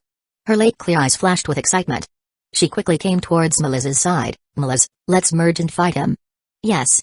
Melez also had some expectations, and once she heard Melia say so, she naturally agreed. So the two fused into Melissa, and the power on their bodies suddenly climbed twice as much. 80 million combat power, this normal power is already very powerful. Looking at the power displayed by Melissa, Ma Yang nodded his head. Unfortunately, in the Majin Buu chapter, Son Goku's normal state is only not so strong. Let's not talk about these useless things. Let's be practical. Show your power quickly. Melissa shouted, her hair raised upward, and her pupil color turned from turquoise to gold. Her whole body was burning with flames, and she had shown the most powerful state. A terrifying aura suddenly descended from the sky without warning, and the whole planet began to shake violently. The third level of the golden pupil state, a full 6.4 billion combat power. April was the closest to Melissa and was directly lifted several dozen meters by her aura. April. Melissa, look at this. This is the complete freedom intent realm. Ma Yang laughed and began to adjust the aura in his body. When it reached a similar level, suddenly, the silvery white rays of light bloomed. But compared to before, Ma Yang's aura at this time was extremely stable, and there was no such big opening and closing aura as Melissa, devouring the world. Melissa's eyes glared, shouted, what's going on? Where is your aura? Why can't I sense it instead? Obviously, there was still a very strong aura before, but now it's gone. Ma Yang said, this is the true meaning of freedom intent realm. You can also call it the mysterious realm. After the flesh completed transcendence, all the external overflowing energy was collected in the body. This state was very similar to the mysterious Gohan of the Majin Buu chapter. It showed that the body had been able to fully control all its own power. Naturally, it was all absorbed into the body without a trace of dissociation. On top of this, if you continue to comprehend the extreme artistic conception that represents the soul, it would be even more perfect? Melissa didn't understand Ma Yang's current situation. However, her beautiful eyes sparkled. She still believed in her own strength. She suddenly violently attacked Ma Yang with her fists. The ground under her feet suddenly collapsed. Facing Melissa's attack, Ma Yang lightly changed the movement of his body. Melissa, I want to teach you a little bit. At this level, formidable power can display terrifying destructiveness, but it is also more difficult to control. The power that a mortal body can inspire ultimately has a limit, and even if it is a Super Saiyan, there will be a time when it hits the ceiling. This is the time to feel the realm and pull yourself up to the next level. Melissa couldn't sense Ma Yang's aura, and every time she struck and returned without success, her heart gradually became a little annoyed. How could she still listen to Ma Yang's words? I don't care about the realm or not, and I am the legendary Super Saiyan. If the power is not enough, then continue to improve the power. Melissa's words caused Ma Yang's eyebrows to wrinkle. Then it occurred to him that Melissa's situation was indeed different from that of ordinary Saiyans. The ordinary cosmic beings or Saiyans could seek a realm breakthrough when they reach their limit, but the legendary Super Saiyan was originally a genius. Taking the road of power to break the power, the road of the realm was good but not necessarily suitable for the transmission of Super Saiyan. It means that Ma Yang was bound to take the path of comprehending higher realms in the future, while Melissa was not necessarily. Nevertheless, she could continue to break through along the flesh. Chapter 401 Notice from Elder Ankh. It seems that I am impatient, but it doesn't matter if you don't understand the realm. Then I'll let you see the power of the realm. Ma Yang sighed lightly and said with a smile, his body moving faster. Since the aura of her body was all locked in her flesh, Melissa could only judge Ma Yang's position with her naked eyes and combat instincts, which caused her to lose the first opportunity in every attack and had a feeling of facing this in the Destruction God realm. Where the hell is it? Melissa's eyes turned quickly, and her expression became increasingly serious. Here. Ding. The biting wind blade brushed Ma Yang's cheek, only to see the corners of his mouth turned up slightly, and then flashed quickly, disappearing from Melissa's sight. Almost. Ma Yang's figure suddenly appeared beside Melissa's, and his clear voice rang in her ears. Melissa's expression was stunned. A steel clamp-like palm was already on her shoulders, a huge force struck from the side, and Melissa staggered and was beaten hundreds of meters. Boom. In the next second, Melissa stabilized herself as another attack from Ma Yang swept in. Boom. Dust flew, and the ground shook violently, spreading out spiderweb-like cracks in all directions. April watched from afar as the two fought, her eyes shining brightly. Although she was not as severely paranoid as Melissa, or perhaps because she had been brought up in Ma Yang's care, she believed in his words. She had always taken his words well to heart. This is the freedom intent that brother said. No trace of aura can be felt at all. Now Melissa will be miserable. The corners of her mouth rose to reveal a smile as if seeing Melissa defeated, and she felt very happy. In order not to repeat Melissa's mistake, one should pay more attention to the realm. Well, I should always have in-depth exchanges with my brother. On the other hand, the battle between Ma Yang and Melissa lasted for a long time. Melissa did not have any advantage from the beginning of the battle. Boom. Another attack. Melissa's figure fell from the high altitude as if a meteorite fell and hit the ground hard. So fast, the feeling of having no aura is the most annoying. The corners of her mouth twitched a little, and Melissa lay in the middle of the impact crater, feeling woefully out of shape. Ma Yang squatted at the edge of the impact crater and picked up a stone, and threw it towards Melissa in the pit. Earth martial arts aura sensing techniques are certainly excellent, but the universe is full of strange life forms. Sometimes aura sensing also has a failure. You can go without comprehending the realm, but before that, you need to learn how to face the battle without aura. I see. Melissa lay in the impact crater, looking slyly at the sky. At this time, April flew over, helped her up from the mud and sand, and shouted to Ma Yang with an angry face, "Brother, you're bullying Melissa too much." It wasn't. As soon as Melissa's words were about to be spoken, she saw April rushing towards Ma Yang's arms in small steps. April went to snuggle Ma Yang and saying, "Brother, Melissa doesn't want to learn the realm. I am willing to learn, teach me." Good. Ma Yang stroked April's head. Melissa's smiling face stiffened, a few black lines appeared on her forehead. This girl. She really knows how to steal opportunity. This battle showed Melissa her weak side. As Ma Yang said, you couldn't expect every enemy to be the type you were familiar with. Granted, there were very few races in the universe born without aura, but it was not like there weren't any. And once they appeared, they were bound to be the ones with outstanding natural talent. For such an enemy, it really was two eyes blind. All the previous combat experience was useless. Ma Yang, of course, was happy to point out the two, So from the most basic realm began to explain, but he did not know whether he told too much or what. April and Melissa had always seemed to understand but not understand. It seemed that I still have a long way to go if I want to teach them what the realm is. After all, the realm of this thing, to put it bluntly, this thing was beyond the reach of Melissa and the others. It's almost as if imaginable level. Since the realm cultivation could not be done overnight, it is more practical to first adapt to the breathless fighting style. In the following days, Maayang restrained his aura and fought with April and Melissa. After more training, there was always something to gain. At first, the two women were very embarrassed, but the fighting lasted for a long time. Then, finally, they found the feeling, and the combat intuition began to be honed. Time passed day by day, the planet Yadrat. In front of an ancient temple, Sita was ordered to come to see the clan's elder Durank. This Yadrat man named Sita was a rare powerhouse on Yadrat, and he was once the guardian of the secret art pyramid. Elder Durank. Sita walked up to the aged elder. You are here. Elder Durank opened his eyes, a stream of light flashed in his rippling pupils. Sita, go and contact the Earthling Maayang. They are on top of the gravity planet not far from the planet Yadrat. Sita was stunned for a moment and asked, Elder Durank, the Maayang you are talking about is the Earthman who visited the planet Yadrat more than 40 years ago? That's him. Elder Durank said leisurely, I have a feeling of uneasiness in my heart. It seems that in the near future, there will be a great disaster will happen and that Maayang is the key person to stop this disaster. Sita hurriedly asked, what kind of disaster is it? Will it affect planet Yadrat? Elder Durank shook his head, for the time being, it won't affect Yadrat. It's a catastrophe in another galaxy, it's about the science, but when it comes to the origin, maybe it has something to do with Yadrat. Elder Durank pondered for a while but still didn't tell the matter. Sita knew that Elder Durank was versed in the secret art of prophecy. Since Elder Durank said that it would not affect the planet Yadrat, he settled down and bent towards the elder respectfully, then slowly withdrew from the temple where the elder was. On the gravity planet, the Yadration, Sita struggled to resist the gravitational force of the planet and conveyed Elder Durank's words into place. Mr. Maayang, and the two beautiful ladies, I am the Yadration, Sita, Elder Durank asks you to come over for a moment. So it's Sita. It's been a long time. When Sita came over, Maayang was instructing Melissa and April to cultivate. When he saw the visitor, Maayang only felt that the other party looked a little familiar. However, only after the other party introduced himself, Maayang remembered that this person was the secret pyramid guardian of the Yadrat planet more than 40 years ago. Is Elder Durank looking for us for something? Melissa asked. Sita said, the elder said that a great catastrophe concerning the science would occur in the future, and you need to make a trip to the planet Yadrat.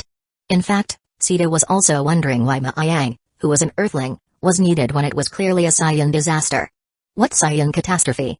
Melissa's face became serious all of a sudden. The Saiyans of planet Vegeta had long been wiped out for more than 10 years, so if there was really a disaster, it must be directed at planet Sara. As the princess of planet Sara, Melissa certainly couldn't sit back and watch. Chapter 402 Two Saiyans. Upon receiving the notification from Sita and learning that there might be a disaster on planet Sala, the first reaction of Maayang and Melissa was to associate it with the seal on top of planet Sala. Otherwise, with the strength of planet Sala, there was really nothing that could threaten them. The specific situation is not very clear to me. Therefore, it is better to let Elder Durank tell you. Sita shook his head and took charge of conveying Elder Durank's notice. Maayang gathered his smile and exchanged a look with Melissa and April. It's better to ask Elder Durank about this matter in person. All of you, please. Sita breathed a sigh of relief and extended his hand to make an invitation. The gravity on top of the gravity planet was almost too much for him to bear. Let's go then. Then they all cast instantaneous movement. The next second the surrounding scenery changed. The huge pressure exerted on the body suddenly disappeared. The gravity of the planet Yadrat was only a little stronger than that of Earth, and it was not comparable to that of a gravity planet at all. Suddenly entering such a relaxed environment, Maayang's whole body was light and airy, and he had a feeling of floating up. This time into the Yadrat star, although it was a return trip to the same place, the feeling was completely different from the last time. This was probably the confidence brought by the strength. This way, Elder Durank is already waiting for you. Receiving Elder Durank's voice transmission, Sita led them towards the temple. Soon, Maayang and the others met Elder Durank in the Divine Temple. Seeing after for decades, Elder Durank had aged a lot, adding a few wrinkles on his pink forehead, and the bags under his eyes had become more prominent. Mr. Maayang, long time no see. Elder Durank sat calmly in the center of the temple, his eyes looked at Melissa, showing a smile. Congratulations on your successful reincarnation. Well, actually reincarnated as a Saiyan, It seems that the underworld is probably destined. This disaster needs to be solved by you. Melissa is now concerned about the situation on planet Sala. She lightly saluted and asked straight away, Elder, what is the disaster you are talking about? Is it the ancient seal above planet Sala? Elder Rank was silent for a moment and said, yes, it is that seal. That is the ancient Bedouin. Should say the ancestors of the Yadrat star left behind on the planet Sala. Things start from a distant and long time ago. It was a very distant and ancient time when the Saiyans of planet Sala still lived on top of a planet called Planet Sharada. Planet Sharada? Maiyang smiled. His heart moved and nodded slightly. Just listen to the Elder Durant continued, there are a total of 2 Saiyans, respectively, the bestial Saiyans with tails and rational Saiyans without tails, that is. The later planet Vegeta Saiyans and planet Sala Saiyans. The original origin of these 2 Saiyans is no longer known, it seems to have appeared suddenly on the planet Sharada, but their existence made the ancient universe full of strife. Because of the difference in philosophy, although the 2 groups are the same Saiyans, the relationship is not very harmonious, and even often fight in a war. Elder Rank narrated, thinking as if back to a long time before that magnificent era. The 2 Saiyans were often at war, and the battles often spread throughout the universe, and it was a time of great power. Maiyang listened quietly. When Elder Rank talked about the 2 different Saiyans and the war between them, somehow Maiyang's mind came back to the Saiyans of the 6th universe. In the original, bestial Saiyans and rational Saiyans were not the difference between the 7th universe and the 6th universe Saiyans. In the 6th universe, the planet Sharada lives above the rational Saiyans without tails. So where did the Saiyans with tails go? Were they wiped out? At the end of the war, no one knows exactly what happened. Perhaps because of what mutation, anyway, finally as a rational lineage of tailless Saiyans seems to have lost the war, forced to migrate to the distant planet Sala, while the planet Sharada became the home of the bestial Saiyans. The Saiyans of the bestial lineage did not spare the Saiyans of planet Sala, they pursued them to planet Sala, and it was at that time that our ancestor Bedouin joined the battle and cast the seal. Could it be that there are still surviving ancient Saiyans inside that ancient seal? April asked as she raised her head and gazed at Elder Rank. The seal can block the contact with the outside world. If those ancient Saiyans are strong enough, there should still be many surviving now.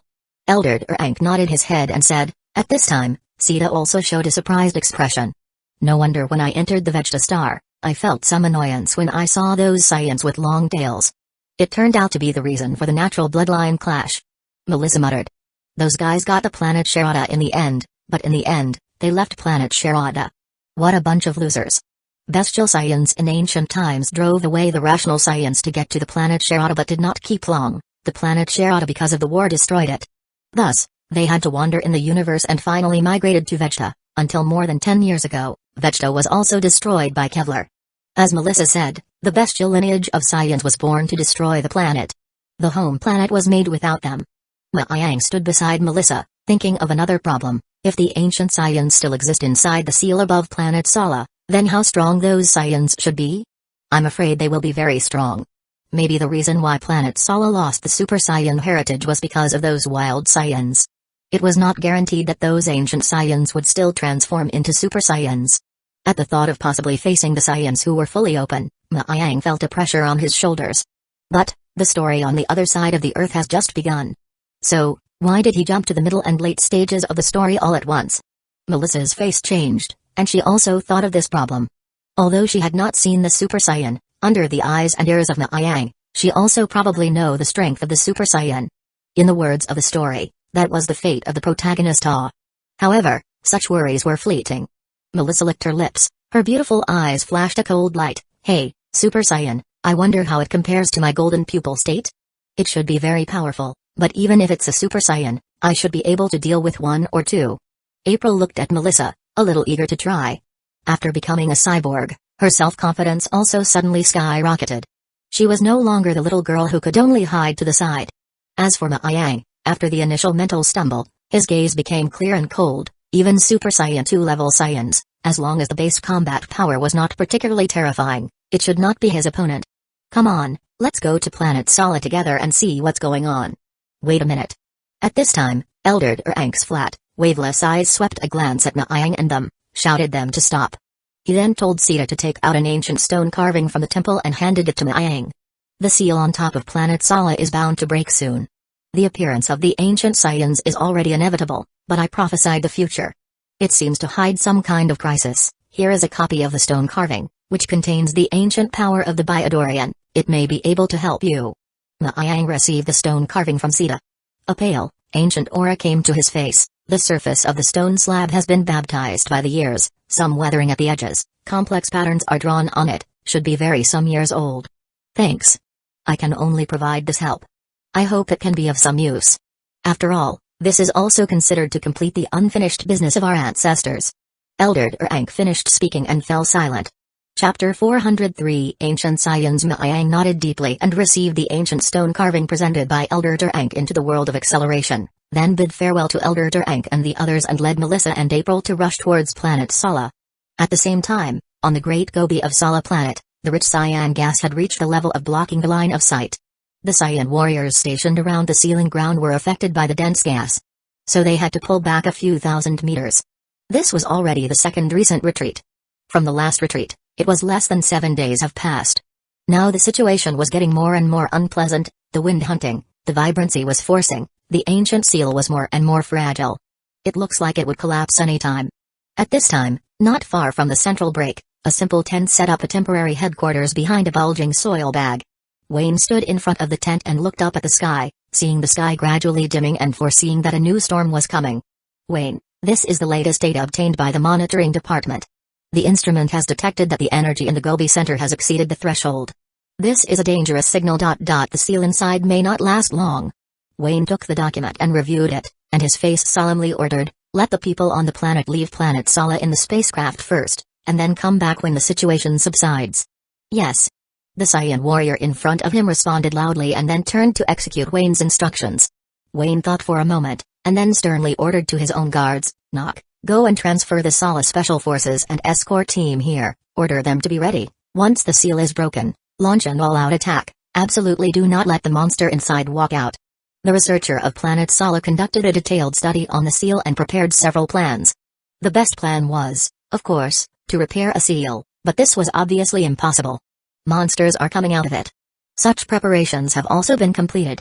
Wayne, please rest assured. All the fighters are in place, ready to launch the strongest attack. The cyan warrior named Nock patted his chest confidently. The strength of the Cyans of planet Sala was well known in this galaxy. The Sala Special Warriors and Gars were the best of them who have been selected by thousands. The strongest warriors had a terrifying power of more than 50 million combat power, which were extremely rare masters in the whole universe. With such two powerful teams, what enemy was there that cannot be dealt with? Don't make any mistakes. Wayne once again admonished for his subordinates' confidence. He faintly glanced at, his eyes then turned to the distant Gobi, and his face could not help but show a few worries. The next evacuation work proceeded in an orderly manner. Finally, the civilian Cyans of Sala entered the spacecraft one by one and flew towards outer space under the unified command of the terminal. Everything seemed to be going so smoothly. Just then, a buzzing roar came from the ground, a very dull sound that grew more and more intense like a war drum. Soon, the ground shook violently, accompanied by a tsunami of violent tremors, a powerful aura like a dam breaking without warning like a dam. Wayne and others were closest to the seal, the first to be swept away by those key. The horrifying aura made their bodies stiffen, and their expressions could not help but bring a horrified look. 1, 2, 3. The powerful aura was increasing, and there were more than 2,000 in total. Ha ha ha, I finally came out. I have had enough of that dark place, the damn Bada Star people. This time I must destroy you. A sturdy black figure emerged from the cyan cloud, and the terrifying aura spread out like a wind blade. Ha ha ha, the Cyans of this planet is still there. Orfido, let's revel in the destruction of those inferior Cyans without tails. Kill. Here it comes. The burst of awe-inspiring killing intent made Wayne's face cold. Then, looking at a fierce figure in front of him, the familiar appearance made him froze a little. They are also Cyans. Wayne muttered to himself in disbelief. However, compared to the Cyans of planet Sala, these people in front of him had an extra tail behind them, and the key on their bodies was particularly furious. After the initial shock, the planet Sala Cyan warriors quickly calmed down. Fortunately, the strongest power is similar to that of the Special Battle Team's warriors. Although those more than 2,000 energy sources are very powerful, still within the acceptable range. Everyone prepares. Start attacking. Wayne decisively gave instructions. All Cyan fighters had been gearing up for a long time. While responding loudly, they leaped forward one by one. In an instant, turbulent energy blasted into the air. Without unnecessary nonsense, Countless energy attacks blasted toward the seal. With countless electric oars cutting through the sky, all the high-ranking warriors of Planet Sala struck. Destroy them. Kill kill kill. Rumble. A storm rolled up, the calm atmosphere was broken, electricity and fire densely covered the line of sight in an instant, and a massive ball of fire rose like the rising sun. At this moment, the hot fluid glued together, as if a scene of the burning sky and boiling sea general scene. But soon, Wayne felt that something was wrong. In that scene of horrible indiscriminate bombardment, the other party's breath actually not only did not decrease but began to strengthen gradually and soon rose to the point of fear. Not good, everyone retreat. Realizing that the situation was not right, Wayne hurriedly ordered. Several high-ranking Sala planetary warriors also noticed that something was not good, all retreat. However, just at this time, a flash of golden lightning flashed past the eyes, and a golden-haired, blue-eyed figure with golden key flames burning all over his body flew through the crowd. Pang pang pang, hundreds of Sala planetary warriors instantly lost their lives, and a corpse fell from the sky. Ha ha ha, what an inferior Saiyan, with only such a little fighting power. I am really sorry for the title of the fighting nation. It was a golden figure, his whole body shining with golden light, burning with golden flames. His hair raised high, like a heavenly god looking down from high in the sky. In the other party's eyes, Wayne only saw indifference and ruthlessness and the desire to kill. This is Super Saiyan. What's going on? That strange state? Is it some kind of special transformation? Wayne looked at the opponent in shock, a little trembled in his heart, and the strength of the opponent's body was no less than 1 billion. Puff! The opponent smashed a warrior's head with a punch and leaned over and laughed wildly. Ha ha ha, Saiyan of Planet Sala now even can't transform into Super Saiyan? That's really a disgrace. Dodoni, you first quiet down. A harsh voice sounded. The Super Saiyan named Dodoni settled down and then retreated to the side. This powerful warrior is not the strongest among them. There are even more powerful people who could order him around. At this moment, cold sweat brushed out from Wayne's forehead, and he realized that Planet Sala was in big trouble. Immediately in Wayne's line of sight, a big, sturdy man full of evil smiles came. The majestic and cold aura instantly enveloped the whole planet. When this big man stood there, the dark blue sky suddenly became gloomy. Young man, you are the leader of the contemporary Saiyans of Planet Sala, right? The big man came to Wayne's body, slightly bowed his head. His sturdy body was several heads above Wayne, bringing an inexplicable sense of oppression. Don't go near the king. A member of Wayne's guard beside him stepped forward and tried to stop the other man from approaching. Noisy. The opponent's face was cold, casually slapped out a key wave. The Saiyan guard could not resist before being directly blown into powder. Ag! Wayne yelled with a face of grief and anger. The big man laughed loudly and said unconcernedly, don't be angry, it's just the elimination of an ant. Alas, your generation of Saiyans, such a shame. Chapter 404 Felix, who the hell are you people? Wayne looked at the other party angrily and managed to calm himself down. TCH, you actually asked what we are, it seems. You guys lost a lot of valuable information, what a bunch of pathetic guys. The big man shook his head and said, my name is Felix, barely the leader of these guys. You should see that we are also Saiyans. Felix reached out and rubbed his chin. His tone suddenly became cold. Now I give you two choices, either submit to me and obey my orders, or I will personally kill you. You should be able to see that it is absolutely very easy for me to kill you. Want us to submit to you, simply delusional. Wayne was not sure where exactly the other party was from, but definitely not a kind person. And as the leader of the Planet Sara Saiyans, he definitely would not bow down. Humphrey, don't know how to raise your head. But, of course, since that's the case, there's no use keeping you. Shaking his head in slight disappointment, a cold smile crept onto Felix's cheeks. But to be honest, Felix didn't expect Wayne to really surrender to him from the beginning. He glanced at Wayne indifferently, lamenting the other party's ignorance. Raising his hand, Felix condensed a group of terrifying energy balls. The energy balls were round and red, and the crystal light filled the sky. The horror atmosphere made the entire atmosphere uneasy. Go to hell. The aura on his body suddenly soared, and his body was full of killing intent. The energy ball shining with fierce energy suddenly turned into an ellipsoid and shot towards Wayne. Not good. Wayne's face changed wildly. Then, when he was about to dodge, he was shocked to find that several Saiyans had blocked his way. This is bad. As the leader of Planet Sara, it would be too embarrassing to die without even a single move. Cold sweat slipped down his cheeks. Then, just when Wayne desperately thought he would perish from Felix's energy, a beautiful, splendid light suddenly appeared. Several figures blocked in front of Wayne. One of them stretched out his palm and directly grabbed Felix's energy ball in the palm of her hand. "You want to kill my brother? Have you asked my opinion?" Melissa appeared coldly, and at the same time, a cold question came from her. Now, Melissa was also a little dumbfounded. She just came to planet Sarah a moment ago. But, before she could react, she suddenly found a wave of heat hit her. Moreover, this person is trying to kill her brother. Her white cheeks were cold as frost, and with a pinch of her fingers, she crushed the other party's energy ball into a mist-like energy beam. Did we see it wrong? The leader's energy ball. Did that woman squeeze it? Although the leader was now in a normal state, it was not that anyone could take his attack. For a while, the field was silent. Finally, the surrounding Saiyans who came out of the seal couldn't help but freeze. "Hey, what's the matter?" Looking at the few figures that suddenly appeared, Felix's face flashed with surprise, and he quickly reacted. "Ha ha ha, it turns out that there are masters among the Saiyans on the planet Sala. Dodoni, Alfred, go and kill that woman." "Yes, Chief." Dodoni answered. Suddenly, a Saiyan named David walked out from the crowd behind with a grin, licked his lips. "This woman is so beautiful, it's a pity to kill her. Why don't you let us play with her?" Looking at Melissa's charming face, he had this sudden urge to grab her and smash her. "Melissa, be careful. Those guys are very powerful."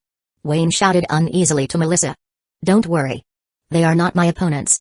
Melissa waved her hand at Wayne confidently. Looking lazy and casual. Her green eyes stared fiercely at these Saiyans in front of her. Especially the Saiyan named David, who had already been included in the kill list in her heart. To actually want to ravage her, did he also qualify? "Ha ha ha, I just like this kind of savage female Saiyan." Ovid laughed with a grinning face, then yelled. The billowing golden arrogance burned, and suddenly became like a Super Saiyan.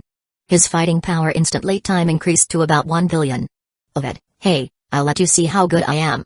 Super Saiyan. Maayang looked at the other party's changes in surprise and paid special attention. With blonde hair, green eyes, and the golden flame rising to the sky, the characteristics of the Super Saiyan were extremely obvious, and he absolutely cannot be mistaken. Just before Maayang was thinking about it, the Super Saiyan named David had already stepped forward. But at this moment, Melissa showed a sneer, golden light flashed in her eyes, and a terrifying aura was released. Ovid's expression stiffened, and then a dangerous signal was born in his heart. Shit, danger.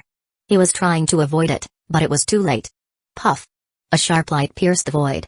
At the moment when the light fell, Ovid hadn't reacted yet. With a crash, blood and flesh splashed, and the bright red liquid fell from the sky like raindrops. Ovid was stunned to find that the picture in front of him had been dislocated. The scenes were scattered on both sides. Wow. Cough cough. There was no wailing, no cries, and Ovid's consciousness had plunged into darkness. "Can't even block one of my attacks. You deserve to die." Melissa looked at the opponent's corpse coldly, spinning a sharp wind blade between her fingers, brushing and smashing the opponent's corpse into pieces. Silence. The scene fell into silence again. A powerful Super Saiyan was actually killed by the woman in front of him 3 or 2 times. Such a result immediately subdued everyone. Even Wayne did not expect that his sister was actually so powerful. "I just said that I'm going to kill another one." Melissa's golden eyes swept towards another Super Saiyan, Dodoni, and her body suddenly moved forward. There was a slight fluctuation in the void, and Melissa's athletic figure then appeared above Dodoni. She clasped her hands. An attack fell to the side of Dodoni. "Boss." With Ovid's lessons learned, Dodoni, the Super Saiyan, was a little flustered and yelled in horror. With a bang, Felix's figure suddenly appeared and blocked a heavy blow from Melissa in the form of Super Saiyan. Melissa's body shook, slightly numb at her arm, and the huge reaction force caused her to retreat more than 100 meters. Melissa's face changed, and she finally retreated to Maayang's side. "Brother, the state of those people just now is the Super Saiyan?" April asked in a whisper as she stood by Maayang's side. Maayang said, "That's right, that's the Super Saiyan. Awesome. These guys, I can defeat them in 3 or 2 blows." Melissa rubbed her arm that was a little numb. Her attitude was as high as ever, but although her mouth said so, her heart did not dare to be careless at all. The ordinary Super Saiyan was able to boost his strength 50 times on top of his normal state.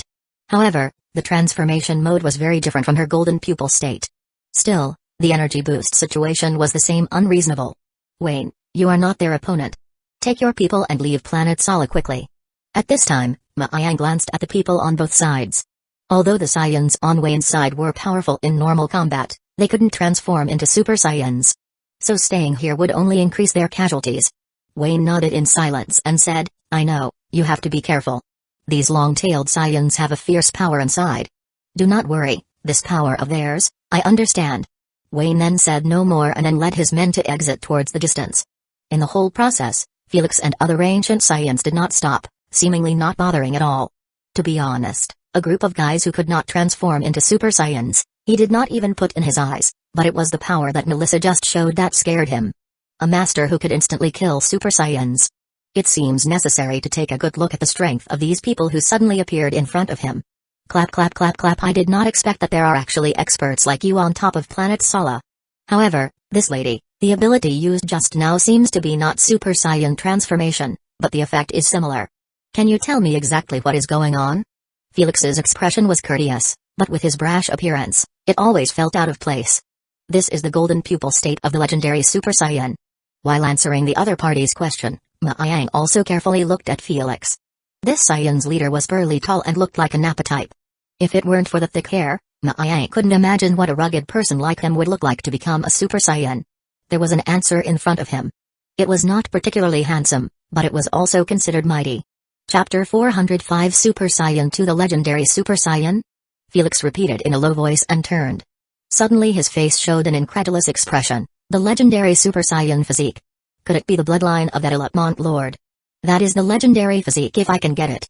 At this moment, Felix was no longer calm. He was looking at Melissa's eyes full of greed. The legendary Super Saiyan was a very scarce resource even in ancient times. If he could get it or breed a new descendant with the help of her, it must be a very valuable resource. Ma Yang revealed a cold aura. Felix's eyes made him very unhappy. It was naked possessiveness. How dared he tamper with his woman? He was really looking for death. In an instant, Ma Yang had given the death sentence to the opponent. Ma Yang, I want to kill him. Melissa narrowed her eyes. No, leave him to me. You guys go destroy the remaining Saiyans. Ma Yang stopped Melissa and prepared to do it himself. Okay. Melissa smiled sweetly. She turned to the other people at the scene together with April. This time, Dodoni, who had previously escaped from Melissa's hands, had a cold face and immediately shrank into the crowd. April, I will take you to finish off a kill today. If you don't do well, Ma Yang will not spare you at night. Melissa's words made April blush and look at Melissa angrily. This girl didn't know the occasion when she spoke. The little train drove up with a whimper. Melissa laughed loudly, raised her hand, and rushed into the crowd as if her body had grown wings. Be careful. This woman is very powerful. The Saiyan standing in front suddenly shouted, and the Saiyan behind him quickly finished arming. More than 2,000 Saiyans with long tails, half of them actually turned into Super Saiyans. In an instant, the golden key flames burned, and the sky was dyed golden yellow. These terrifying powers intertwined together like waves of the ocean, and the terrifying power immediately caused the planet Sala to tremble violently. Ha ha ha ha, they have all transformed. Good, good, it's fun to kill like this. Melissa shouted loudly and wildly. Melissa clutched her fists and flung them down from her chest so hard to the sides that the grass-green glow suddenly shone. Come on, show me your power. The voice was crisp and pleasant but full of madness. The brutal energy overwhelmed those Super Saiyans at once. The berserk aura, the icy coldness. Hearing Ma Yang said that even when the Saiyans flourished, Super Saiyans were extremely rare. But now, there were actually more than 1,000 Super Saiyans in front of them. To say the least, when Ma Yang saw so many Super Saiyans in front of him, he was also very speechless. What is going on? Is this a big sale of Super Saiyan? After seeing such a scene in front of him, he always felt that Son Goku and the others had somehow fallen off the price. It's not good. This woman is still getting stronger. Hurry back. Feeling the aura emanating from Melissa, a slightly weaker Super Saiyan hurriedly shouted. On the other side of the distant planet, Wayne and the others preparing to leave planet Sala noticed the situation over there, and their faces turned pale.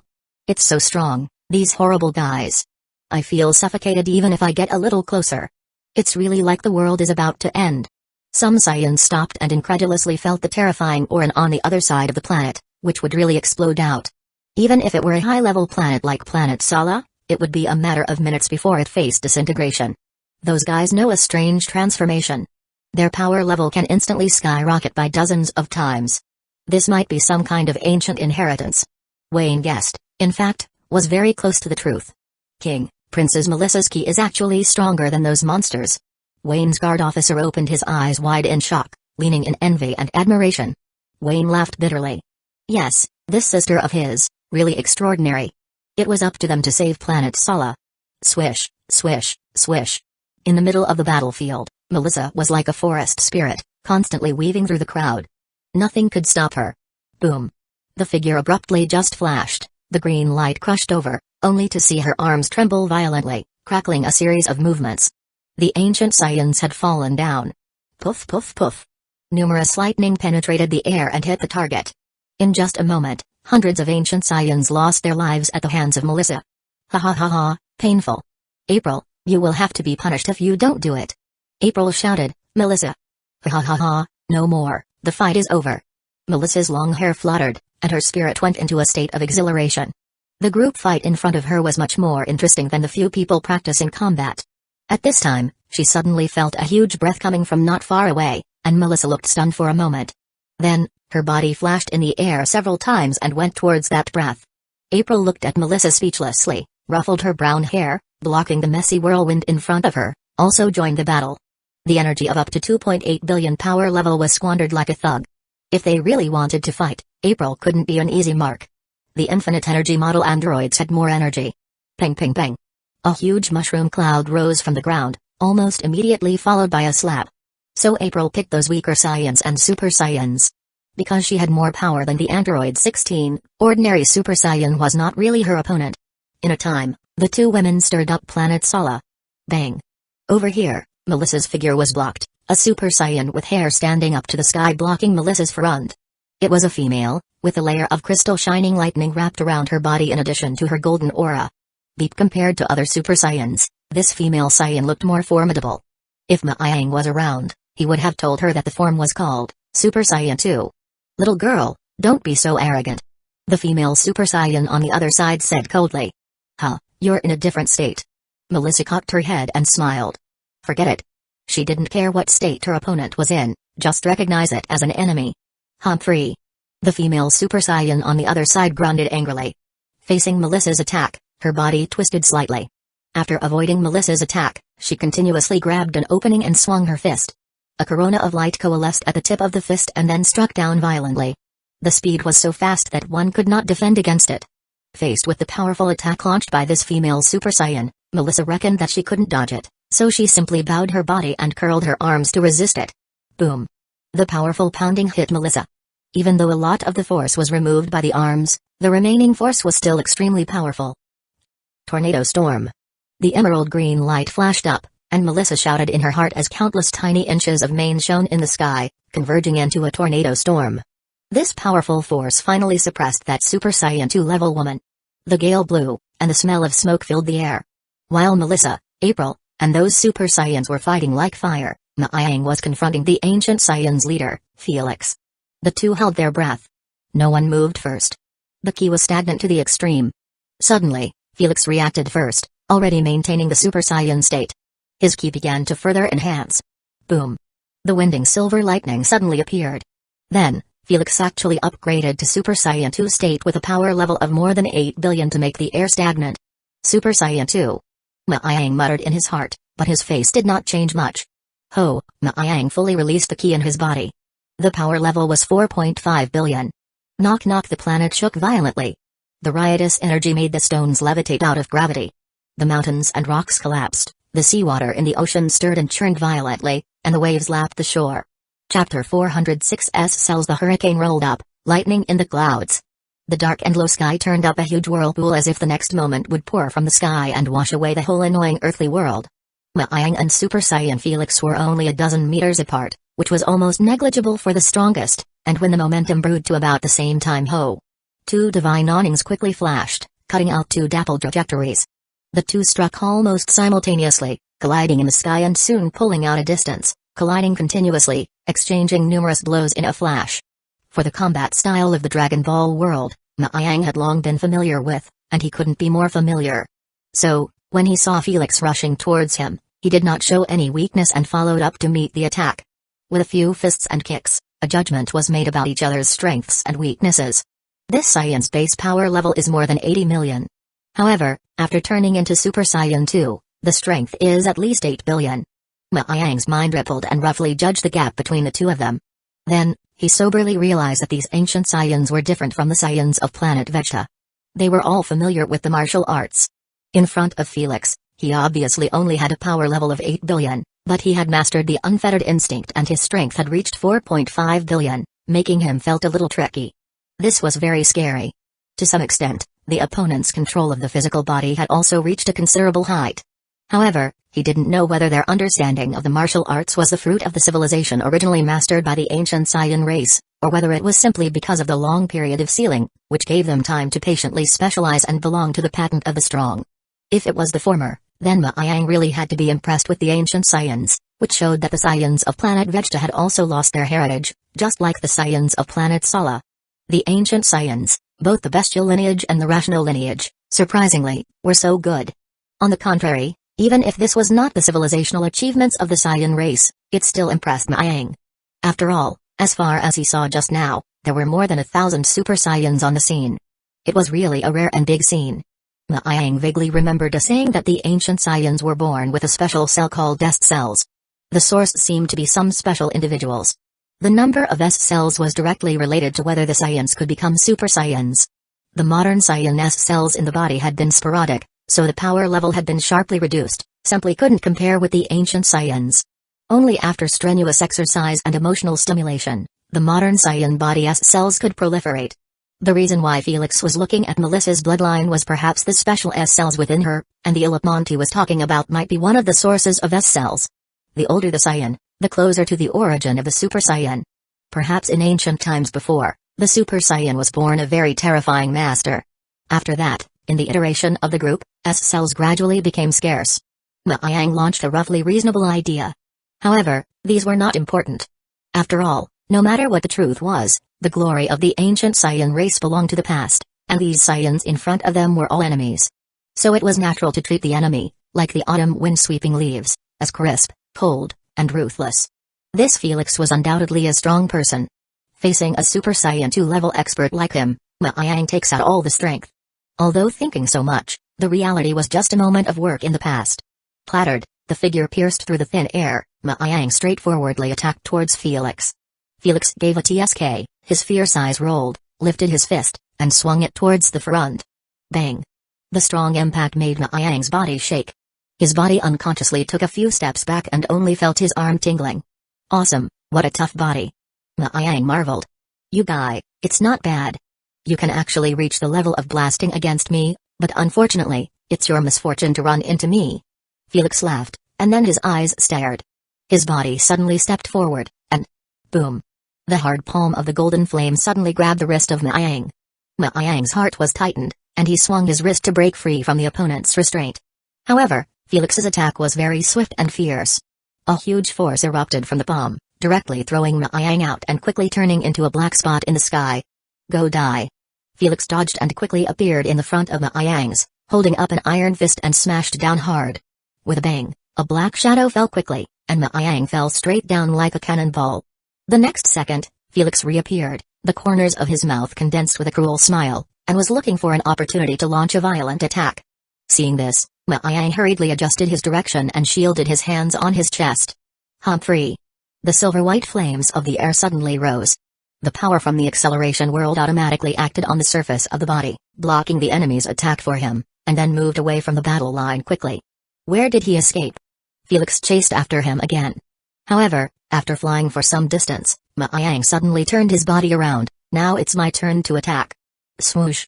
Ma Yang approached Felix's heels, and a fist containing a huge force was aimed at Felix. Under the full power of the unfettered instinct, the power displayed by Ma Yang was not much worse than that of Felix's Super Saiyan 2 state. Bang! Felix's pupils shrank slightly. Then, he let out a stifled grunt, his face turned white, and a strand of blood spilled out of the corner of his mouth. It works. Ma Yang's eyes lit up. He took the opportunity to stabilize his body and attacked again. The two had a back and forth, constantly attacking each other, and for a while, they actually fought to a standstill. The style of Ma Yang's combat once belonged to the Jael reign. It was the kind to cherish the use of power, which was completely different from the defeated woman of Melissa. However, after mastering the unfettered instinct, Ma Yang's fighting style had changed. He also began to open wide, swinging a massive ball of energy with one hand and then backhanded. It was a cannon of ki wave, with a strong kick and a knee strike, which also had a different sense of exhilaration. This was the battle. Ma Yang's whole body and mind stretched, the blood boiling. This moment, his mind stirred, began to understand why Melissa always likes to go crazy in the battle. The point was that Felix's defense was so high that ordinary attacks on him were just like scratching an itch, not even breaking the skin. Even an expert like Ma Yang had to attack with all his might. Fighting, indeed, should be bold. This was the real enjoyment. Earth martial arts had completed its mission. It was time to integrate into the new martial arts as nutrients. At this time, Ma Yang saw Melissa fighting in the distance. The one who confronted Melissa was a female Super Saiyan, and her status was obviously Super Saiyan 2. In addition, there were also many Super Saiyans on April's side, and there were actually more than 1,000 Super Saiyans on the entire planet Sala. Although most of these Super Saiyans were the most junior Super Saiyans, reaching the second level of the first stage of Super Saiyan and the Super Saiyan 2 was very few, but the number was too much. Super Saiyans are really overflowing. Just when Ma Yang lamented why there were so many Super Saiyans in the ancient Saiyans, suddenly, a bloody and brutal aura was approaching him. Ma Yang's heart was fiercely tightened, and his unfettered instinct perfectly controlled his physical body. As a result, every force was exerted several times more effectively. SKY Splitting Fist. Heavenly God Beam. Ma Yang and Felix were entangled in a ball when countless fists appeared out of nowhere and quickly blasted out. 1 strike. 2 strikes. 3 strikes. Peng. Peng. Peng. The unfettered instinct made Ma Yang's attack several times more efficient. Every ounce of power was not wasted. The silver key flames burned. Then, suddenly, the field of vision was filled with unreadable fist shadows and biting wind. Facing Ma Yang's attack, Felix actually had a feeling of being suppressed. Haha, boy, your skills are not bad, but unfortunately, the energy is too much worse than mine. Felix's somewhat wretched but emotionless face appeared in front of Ma Yang's eyes. To be honest, Felix was also intimidated by the opponent's strength. If he didn't take advantage of the transformation, he really wasn't an opponent. Felix was thankful. Fortunately, the Saiyan of planet Sala had lost the ability to transform into a Super Saiyan. Otherwise, with the opponent's great power, even if he became the most ordinary Super Saiyan, the power could be raised to a terrifying level. Think about it, 4.5 billion power level, if 50 times more, what a terrible power. Even Son Goku in the Majin Buu chapter had a normal power level of only tens of millions. I must absolutely kill the opponent as soon as possible. Felix said secretly in his heart. Ma Yang coldly snorted. His eyes rolled, once again looked at the distant April and Melissa. Melissa was facing that Super Saiyan 2 level female Saiyan, showing high emotions throughout. The intensity of the battle made the average Super Saiyan did not dare to approach. In comparison, April was under more pressure because she was facing so many enemies alone. April had too many enemies on her side. So even if the energy will not fail, it is inevitable that she will be injured. After roughly estimating the situation of several parties and judging that April's side needed support, Ma Yang then tried to find a way to get out. The most convenient way was the solar flare, so he rushed at Felix to make a solar flare. Ma Yang temporarily left the battlefield and appeared by April's side. Puff! A fist blasted away a Super Saiyan, and Ma Yang ringed April's slender waist and carried her to another place. April frowned, feeling the familiar scent around her. Delicate face revealed a charming smile. Brother. A bright smile appeared. Because the clothes on the body were somewhat broken, the snow-white skin was exposed. These guys let me come together to clean up. Ma Yang nodded a little, estimated that Felix had not regained his sight. For the time being, he must hurry to strike. So, he stretched out his palm and aimed at that one fierce ancient Saiyan. Death God Chain. Suddenly, the power from the acceleration world fell from the sky. Clanking, the void floated with tiny ripples, and white and silver chains pierced out from the void. The ancient Saiyans in front of April were all bound by the silver chains. What the hell is this? I can't move my body.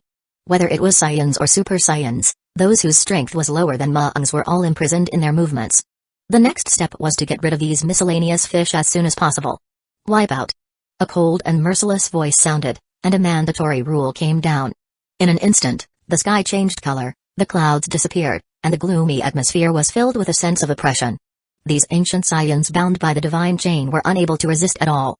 In their intense reluctance and struggle, they saw in disbelief that their bodies were being crushed into powder little by little. Chapter 407 Spatial Fault. When Wayne and other Saiyans of planet Sala were looking at the scene of the distant planet, the situation on the battlefield was changing rapidly. The ancient Saiyans, who previously held a huge advantage, were instantly overwhelmed by Melissa. She had transformed into the legendary Super Saiyan and they fell into a disadvantage. At this time, Melissa's long hair fluttered, constantly shuttling around Felix, with Ma Yang's attack. The two suppression let this proud ancient Saiyan suffer. Felix finally experienced the fear of the legendary Super Saiyan, worthy of the bloodline closest to the origin of the Saiyan. What attack had no effect, what resistance was futile. Such innate suppression, whether mental or physical, gave Felix a sense of powerlessness when an inferior meets a superior, completely unable to make an effort. The power of the legendary Super Saiyan has increased so much all of a sudden after the transformation. It's too terrible. Felix greatly regretted it. It turned out that the biggest threat among these people was this woman. He should have taken action early and killed her instead of tangling with that man. Now it was too late to think about everything. In the distance, April saw Ma Yang's body safe and sound, finally was relieved. She then looked at Melissa with a powerful, heroic look. She beamed with envy. Her little heart also fluttered and exerted more effort to push the body's power. Then the infinite perpetual motion machine ran wildly. He just made me worried to death. So, now you all have to pay for it. April's beautiful figure flew in the air, and her power rose another layer. The power of the attack became even more powerful. If her senior brother died just now, what should she do? Should she be widowed after a few years of marriage? She was not willing to. At this time, the more April thought about it, the angrier she got. Boom. A fist pierced the air, scattered space seemed to shatter like a mirror, radiating out sinuous crystal cracks. April was usually gentle, but now the little bird launched a ruthless. Not worse than Melissa. Run, this woman is too powerful. She's not a Saiyan but seems to have inexhaustible power. The Saiyans who had fought with April earlier were having a nervous breakdown. April didn't know how much energy she had squandered since the beginning of the battle. But, more and more Saiyans died in her hands, and there were few Saiyans left. This was too terrifying. Even the Saiyans, who boast of being the top warrior race in the universe, did not have this lasting power. Run. The surrounding ancient Saiyans immediately lost the courage to fight on. They flashed away like birds and beasts, but April would not allow them to escape. April quickly dashed into the void, stopping these Saiyans. The harsh, vicious attacks came again. A corpse fell from the sky. Of course, those who were able to keep a corpse were lucky. Many of them did not even leave a piece of flesh. Seeing his men die one by one at the hands of the other side, Felix was so angry that he was going to vomit blood. Damn it. How could this happen? Felix's face was bitter, and he wanted to slap himself twice. He should have said less nonsense when he first came and just killed the opponent directly. Alas, he was too proud of his strength. All the Saiyans were virtue, and they started to be unruly when they got the power. At this time, Felix tasted bitterness in the hands of Melissa and Ma Yang. His face was pale, and he started panting violently. Poof! A stream of blood spurted out of his mouth. Although he's still maintaining the state of Super Saiyan 2, his energy was getting shriveled up. No, I can't die on top of this tiny planet. With two eyes like vipers looking toward Melissa and Ma Yang, Felix bit the tip of his tongue, and 1,000 possibilities flashed through his mind. Escape. This mortifying thought flashed through his brain, and escape seemed to be his only option for now. It was a shame that Super Saiyan 2 had to choose to run away. Felix's face was blue, his clenched fists trembled. He would remember today's shame in his heart. Felix thought he was outmatched and had to find a way back for himself. He chose to retreat temporarily. His eyes were constantly looking around, looking for equipment that could be used as a spaceship. There it is. Felix's face burst in surprise, and he found a place similar to the terminal. Felix's action soon attracted the attention of Ma Yang. He waved his hand, and boom! Planet Sola's technological equipment was destroyed beyond recognition. Felix's face was suddenly black for a while, coldly grunted, and quickly left to look for the next target. With a cold grunt, he quickly went in search of his next target. However, every time a spaceship was on the ground, Ma Yang would destroy it, not giving Felix any chance to leave the planet. Today, you are not going to leave from the top of this planet. Melissa was much more straightforward and was only responsible for doing her best to block Felix. The calm voice fell into Felix's ears like a demon's whisper. The battle is about to end. Ma Yang raised his head, swallowed Senzubin in front of Felix. Ooh. The silver white key flames became brighter, and his key was a few points more potent than before. You. Felix's eyes stared straight for a moment. Facing such an opponent, he suddenly felt the terror in his heart. Had he known this, he might as well continue to stay inside the seal for a few more years. I won't let you guys feel better even if I die. With a cloudy face, Felix's body muscles quickly had to bulge. The taut muscles were about to split open. The more struggling resistance in a desperate situation, the more likely it would explode into stronger energy. When Ma Yang saw this, his face changed dramatically. He took Melissa's hand and was ready to leave. Not good. If this energy explodes, planet Sala will perish along with it. Ma Yang saw April in the distance. He gritted his teeth and stomped his foot. Maiyang performed instant transmission and flew to April's side. Hey, it's too late, follow me to hell. Felix's eyes trembled, frantically releasing the energy in his body. In an instant, it was like a great sun rising from the ground, and the violent power instantly swept across the entire planet Sala. At this time, space seemed to be torn apart. April shrank to protect herself when a warm arm reached across her waist and wrapped her in her arms. Brother. April whimpered. I'll open the acceleration world right now. Maiyang clenched his teeth. The three of them combined their efforts to resist the sweep of the spatial storm. At this time, the instant transmission was disturbed by the powerful energy and lost its positioning function, so Maiyang had to try to see if he could open the channel of the acceleration world. Suddenly, with a boom, a piece of mirror-like block structure slipped from the void. Maiyang's heart trembled as the spatial storm swept up and engulfed the three of them directly, and then they saw a scene of light. The outer space of planet Sala. The ship where Wayne was, detected a terrifying energy reaction that exceeded the upper limit, and the ship detected a sharp distortion of space. Boom. A great sun suddenly rose above planet Sala, followed by a ripple of space that swept through the planetary system and several planets of different shapes, including the sun. It was as if they were on the surface of the sea, rising and falling. The energy response in the direction of planet Sala exceeded the upper limit. Sharp distortion of space is detected, space data is rising, a round of space storm is approaching. How can this happen? Wayne asked aloud. Planet Sala is located right on the filamentary node of the cosmic web. The space structure here is weaker compared to other places, and may not be able to withstand such a huge energy impact. The universe supposedly consists of a vast cosmic web of galaxies strung together in a filamentary or tendril-like pattern. On a large scale, each piece of the web was like a neural network of the universe. Between the filamentary nodes and the nodes, there must be many vulnerable places. The planetary system where planet Sala was located was probably on such a structure. Wayne stagnated for a moment. He didn't know what to say. When the storm passed, Wayne looked again at the location of planet Sala. The third orbit of the star disappeared and was replaced by broken space cracks. The entire planet Sala disappeared. Chapter 408 The Legendary Super Saiyans, 2-in-1, Senior Brother. April let out a cry of surprise. She saw a beam of silver meteors cutting through the sky and fixed her eyes to see that it was Maiyang, who had just met Felix and gone away, flying back again, but was beaten back. Her eyes widened slightly. She hurriedly went forward and prepared to catch Maiyang. However, Felix won a move. He was unwilling to let go of the opportunity to kill Maiyang easily, so he pursued the attack and removed the grass to eliminate future problems. April, get out of the way. The first thing that happened was that the person who was in charge of the situation was already in charge of the situation. Boom! The silver light burst out, the mountains and rivers shattered. Facing Felix's iron fist, Maiyang made a split-second decision and poured all his strength into his arm. Then a near-blazing white light covered the tip of his fist and swung out with force. Bang! The energy burst out in a flash. It was unstoppable, the turbulence in the sky, the wind and clouds converged, the powerful pressure came down, and the ground spread out with countless cracks. And countless cracks were spreading on the ground, a few hundred kilometers short. But, the long above 1,000 kilometers, the gullies were jagged for a while, and they were still increasing. April was also blown away by the turbulence for some distance. When she reacted, looking around, where was the trace of Maiyang and Felix? At this time, Maiyang and Felix went to fight somewhere else. April opened her mouth and wanted to go after them but thought better of it and gave up the plan. She intervened at this time, not to mention whether she would be beaten as a sandbag, but also very likely to pull Maiyang's legs. The sanity told her that she should not intervene in a battle of this level. At this time, the other Saiyans had gathered towards her. April was feeling stifled in her heart, and when she saw the meat delivered to her door, her face was fierce, and a fierce light flashed.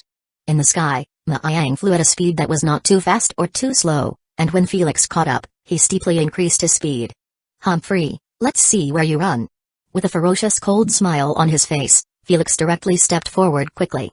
With a flash of his figure, he suddenly appeared beside Maiyang in an instant. The two maintained an almost parallel trajectory in the high-altitude glide. Then, Felix raised his palm high. A purple ball of energy suddenly shone dazzling light with a tyrannical aura, making Maiyang's pupil shrink. In fact, in the collision just now, Maiyang was eating some secret loss. In the experts' duel, victory and defeat often lied in a millimeter. Some subtle differences could lead to a total loss. If you fight with strength, it was obvious that Felix had the advantage. At this point, even if he had mastered the unfettered instinct, he could not bring any change. The unfettered instinct allowed him to maneuver around his opponent in a situation where the difference in strength was overwhelming and to significantly increase the use of power. However, an overly hard-hitting energy blast could be withstood for a short period of time. Yet, over time, it was never his forte. One must take the initiative to attack and create opportunities. Ma Yang understood this, but right now, he couldn't be careless. Go to hell. Felix roared loudly, throwing out the energy ball in his hand. Faced with Felix's attack, Ma Yang's mind flashed instantly. He gritted his teeth and suddenly made a 90-degree reversal of his body. The side reversal happened to let the purple energy ball pass by his side. It landed on the ground in the distance and stirred up a massive mushroom cloud. However, Ma Yang did not have time to breathe a sigh of relief. Another new crisis came when he saw Felix close to his side. His arm was raised above his head, and with a bang, Felix punched Ma Yang's body. Boom. The force of 10,000 pounds exploded in an instant. Ma Yang grunted. His body fell straight down, looking like it was about to hit the ground. On the ground, which was breaking up everywhere like the end of the world, Felix laughed. His body suddenly appeared, and then his hands gathered, releasing Qigong waves towards Ma Yang, who was falling in the sky. Bursting big shock. The heavenly pillar-like shock wave rose from the ground, like a dragon emerging from the abyss, such as a trapped dragon ascending to the sky, carrying an endless and violent power in the wrapping of silver lightning. This energy shockwave was thrown by Felix with anger, containing enough power to destroy the world. Even if it slightly grazed the planet's surface, it could turn the entire planet Sala into dust in the universe. Damned inferior Saiyan, go to the other world and bury a few of my brothers. Go die. The atmosphere accumulates and rolls, and the powerful energy roars like a pale dragon, carrying a thick atmosphere and throwing it deep into the universe. Looking from afar, even the firmament was blown a hole. Shit. The attack was not an ordinary shock wave, and Ma Yang's heart broke out in a cold sweat.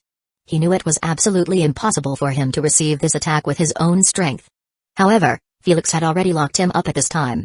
Therefore, there was no possibility of evasion. In the nick of time, Ma Yang protected his body with both arms, and the power of the acceleration world formed a protective film on the surface of his body. At the same time, his hands were in the shape of claws, releasing all the energy he could. Heavenly God Beam. The white pillar of light was released, and in the air, it collided with the energy of Felix carrying lightning. Rumble. In an instant, the world changed color. The white light enveloped the entire land, and the air emitted a violent humming sound. Ma Yang's heavenly god beam was, in the end, no match for the opponent's shockwave, and abruptly, it had been engulfed by a large mass of terrifying energy. If one stood outside the planet, one could see the surface of planet Sala suddenly shone a huge spot of light, where the shockwave passed. All the mountains, rivers, broken, countless trees, and branches were cut off across the waste, instantly turned into pieces, or scattered in all directions. There was nothing between the world, and a deep vacuum suddenly appeared. Humphrey, subjected to such an attack, even when I was fighting Planet Sala royal family, I could not resist. That guy must have died. Felix felt something and tilted his head and laughed. Although the man in front of him was quite powerful and was able to fight with him for so long, in the end, he was more powerful. The opponent was judged to be dead, and Felix was in a happy mood. On the other hand, April's hand raised her sword, killing a wailing in front of her. However, she just killed a few Super Saiyans and was radiated by the shockwave coming from Ma Yang's side. The body rolled fiercely in the sky continuously. After stabilizing her body, she suddenly froze but no longer sensed the breath of Ma Yang. No, senior brother will be fine. April's phoenix eyes opened, angrily roared. With a swish, endless energy was squandered. In front of this megalomaniac, the ancient Saiyans who were closer suffered at once and were all killed by her. Melissa, who was tangling with the female Saiyan, noticed the situation on the other side and tried to rush forward with bloodshot eyes.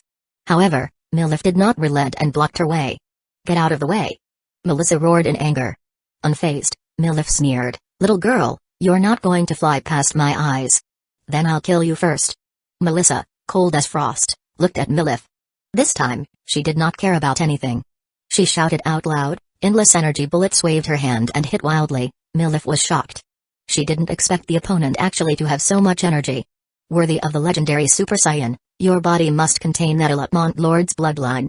If we can study thoroughly, our strength may be further enhanced. Milif looked at Melissa in surprise, as if she measured a treasure. Super Saiyan 2 power was absolutely unbelievably powerful. Each Super Saiyan 2 had a minimum of 5 billion power levels. Super Saiyan, who had a little lower base power level, due to the lack of heritage, the accumulation is not enough, basically hovering in Super Saiyan 1, simply couldn't become Super Saiyan 2. The ancient Saiyans, like Milith, who did not know that Super Saiyan 2 existed above Super Saiyan 3, thought of improving themselves by the legendary Super Saiyan bloodline and raising their bloodline level when she saw Melissa. So when she saw Melissa, she saw the hope of a breakthrough. Are you going to dissect me? Melissa became even angrier. Why would you be dissected? At most, you will be raised to draw a few tubes of blood. You are an important resource. We cannot afford to kill you. You see, there are many male Saiyans here, enough for you to breed excellent offspring. How could they want to take her back to be a sow? This was unbearable. Melissa felt her anger was already so high that the top of her head was about to burn. I can't stand it anymore. If her husband died, he could be revived with a Dragon Ball, but it would be unacceptable if she wanted to spoil her. She, Melissa, was a woman who kept her womanhood. At this time, the grass-green light on Melissa's body suddenly released in large quantities. The dense energy beads intersected in the sky. The terrifying energy gradually formed a dense and impenetrable net. It then erupted into a giant explosion that was enough to destroy the world. At this time, Melissa's black hair alternates between black and gold. Her body was undergoing a huge change, and her aura was rising. Melissa's sudden change scared the people next to her. Milith said in amazement, "What's going on? Is this little girl going to become a Super Saiyan?" Frankly speaking, Melissa's previous golden eyes state was rather peculiar, saying that it was a Super Saiyan, but the hair and eye color were wrong. However, her previous energy growth was no different from that of Super Saiyans. One could only think of it as a transition between the Saiyans and the legendary Super Saiyans. At this moment, Melissa, who was in a rage, was finally going to advance. Damn it. We must not let her really transform. Thinking of the powerful energy increase brought about by the transformation into a Super Saiyan, Mila felt uneasy. Coldly shouted, the palm of her hand in the void to draw an arc, and then dense energy rays from different angles scattered towards Melissa. But at this time, the power that Melissa showed has gradually exceeded her energy range. All the attacks fell in front of Melissa. It was as if a wall of air was blocked, all dissipated in the surface. How can this be? Milith panicked. Even the Super Saiyan 2 level energy attack had no effect. What kind of monster is the legendary Super Saiyan? In the central position, the aura on Melissa's body became denser and denser. The golden light and the grass-green light were shining one after another. Her black hair raised high. Silver-white lightning crackled and flickered. Boom. The needle of the scales finally tipped to one side. The golden-colored key flames rose to the sky, and a majestic and vast aura instantly enveloped the entire planet Sara. Milith, what's wrong with this woman? Felix was startled by the sudden rise of energy and hurriedly asked Milith. Milith glutinously said, Chief, she may be about to awaken the power of the legendary Super Saiyan. Useless thing, how come you haven't killed her after so long? Felix stared hard at Milith, and his eyes turned to the energy-encased Melissa. There was a natural sense of oppression rising from the soul. However, it was not the oppression of the aura but the innate bloodline oppression. Feeling the increasingly powerful spiritual oppression, Felix's complexion changed dramatically. What are you waiting for? Hurry up and stop her. Once the legendary Super Saiyan awakens, it was no joke. It was said that in ancient times there had been several incidents of the legendary Super Saiyan awakening, and each of them had led to a great disaster. You are already too late. A cold voice came, followed by a sturdy figure who appeared in front of Felix and Milith. Maayang had appeared once again. Felix looked at Maayang incredulously and yelled, how come you're not dead yet? My shockwave had clearly engulfed you. Maayang smiled smilingly, my luck is good. You didn't kill me. As Maayang said, his luck was good. In fact, the moment he was engulfed by the energy, Maayang also thought he was dead, and when he closed his eyes and opened them, he might have had someone summon him back to Earth with the Dragon Balls. Of course, there was also the possibility of topping a circle of light in the heavens for a while. But what Maayang did not expect was that the stone carving presented by the Yardratian elders came into play at this time. In the nick of time, the stone carving actually formed a small circle of space around his body, temporarily blocking the devouring of those energies. Maayang took advantage of this brief gap to open the channel of the acceleration world. Along with it, part of Felix's energy also turned into nutrients for the acceleration world, allowing Maayang's strength to be further enhanced. The stone carving, after completing its mission, completely turned into powder. He didn't know if having April pour energy into the acceleration world regularly in the future would speed up the growth of the acceleration world. Humphrey, even if I didn't kill you last time, I can kill you again. Felix's cold face looked distinctly fierce. I said, you no longer have a chance. A smile appeared on Maayang's handsome face, and a pair of eyes filled with divine light looked behind Felix, where Melissa had already completed her final transformation. Crackling. The silver lightning flashes. Melissa's current form was like Super Saiyan 2. Her whole body was burning with a blazing flame, the original black and soft hair emitted a golden glow, a few bunches of hair on the forehead stood upwards, only the bangs and hair at the temples fluttered naturally. With long hair and eyebrows, all showing a golden luster, the only difference was the pair of divine pupils, which were golden yellow. The legendary Super Saiyan. Amid the golden aura, the young girl's delicate figure stood, full of oppression. She opened her eyes, and her golden pupils were cold and piercing, full of coldness. Is this the real form of the legendary Super Saiyan? Felix muttered. In the moment of seeing Melissa, he was like seeing a goddess who had descended to the mortal world, and every move was graceful and noble. How does the body feel different from before? Yang transmitted his voice towards Melissa. Great, my power has increased by a large margin, about 120 times increase. The corner of Melissa's mouth turned up slightly, revealing a beautiful arc. Then, a little bit of emptiness, the bottom of her feet suddenly generated wisps of air whirl, shaking a little bit through Felix and Milif, and came to the side of Yang. The 120 times increase in the base power level of Melissa makes her strength exceed 10 billion. TSK, worthy of the legendary Super Saiyan, the effect of the transformation was extraordinary. Be aware that the general Super Saiyan 2 power increase was only 100 times, Melissa was just a normal transformation, which was a flight of fancy. In fact, Yang also knew that there was another transformation above the blonde state of the transmission Super Saiyan, that was the grass-green hair form. That was the absolute terror. His wife actually surpassed himself in terms of strength, which was really a shame for him to say. Yang, let's join forces to kill these long-tailed Saiyans. Melissa wrinkled her nose fiercely. Okay. Yang nodded approvingly. Although his strength wasn't as strong as Felix's, he could still tangle with the assistance of the unfettered instinct. With Melissa's words, the battle was basically won. Big talk, do you really think that with the awakening of the ancient bloodline, the world is invincible? Felix's grim face, the corners of his mouth twitched. But to be honest, Felix had been a bit panicked, admittedly, their power level was not bad. However, a man and a woman in front of them were too odd. The woman was the legendary Super Saiyan. He never understood the man, so don't force a Super Saiyan to come out again. Milif, you go up first and try. Chief. Milif called out in dismay. Go now. Yes. Milif's face was a little white, clenching her fist. At least she was a Super Saiyan too. However, it was still horrifying to fight for your life. But the next second, there was a bang, and Melissa appeared without the slightest sign in front of Milif's body, containing a fist of frenetic energy forward, and violently erupted 10,000 radiant blinding light. The flames on Milif's body suddenly scattered, and a mouthful of blood spurted out violently. Melissa frowned slightly, haunted with brilliant colored light of the fist again blasted at Milif. Then, with a bang, as if instantly lost all energy, Milif's body, like a broken kite, flew backward and then slapped back by Melissa. At this time, when Yang saw Milif's body flying towards the ground, suddenly as if he thought of something, with a thought, he arranged a spatial tunnel in front of Milif's flight and absorbed her into the acceleration world. Melissa looked at Yang strangely and asked, what are you doing with her? Yang said, what the hell are you talking about? I'm thinking of you, that woman is considered a Super Saiyan with better natural talent. Study it well. It might be good for you in the future. Ha, I'm a legendary Super Saiyan. So why do I need to study them? Melissa disdained. You are not a wild Saiyan. So how do you know that there is no benefit to study them? Yang looked at Melissa. The legendary Super Saiyan would probably have reached the top when he was promoted to the grass-green hair form in the future. However, when he wanted to let Melissa comprehend the realm of ascension to God, Yang thought this hope was not very big. He remembered that the long-tailed Saiyan of planet Vegetastar had a more powerful Super Saiyan 3 and a more powerful Super 4 form, which was not worse than the God realm, so it would be best to give it a try to Melissa. Super Saiyan 4 with the legendary Super Saiyan was extremely powerful.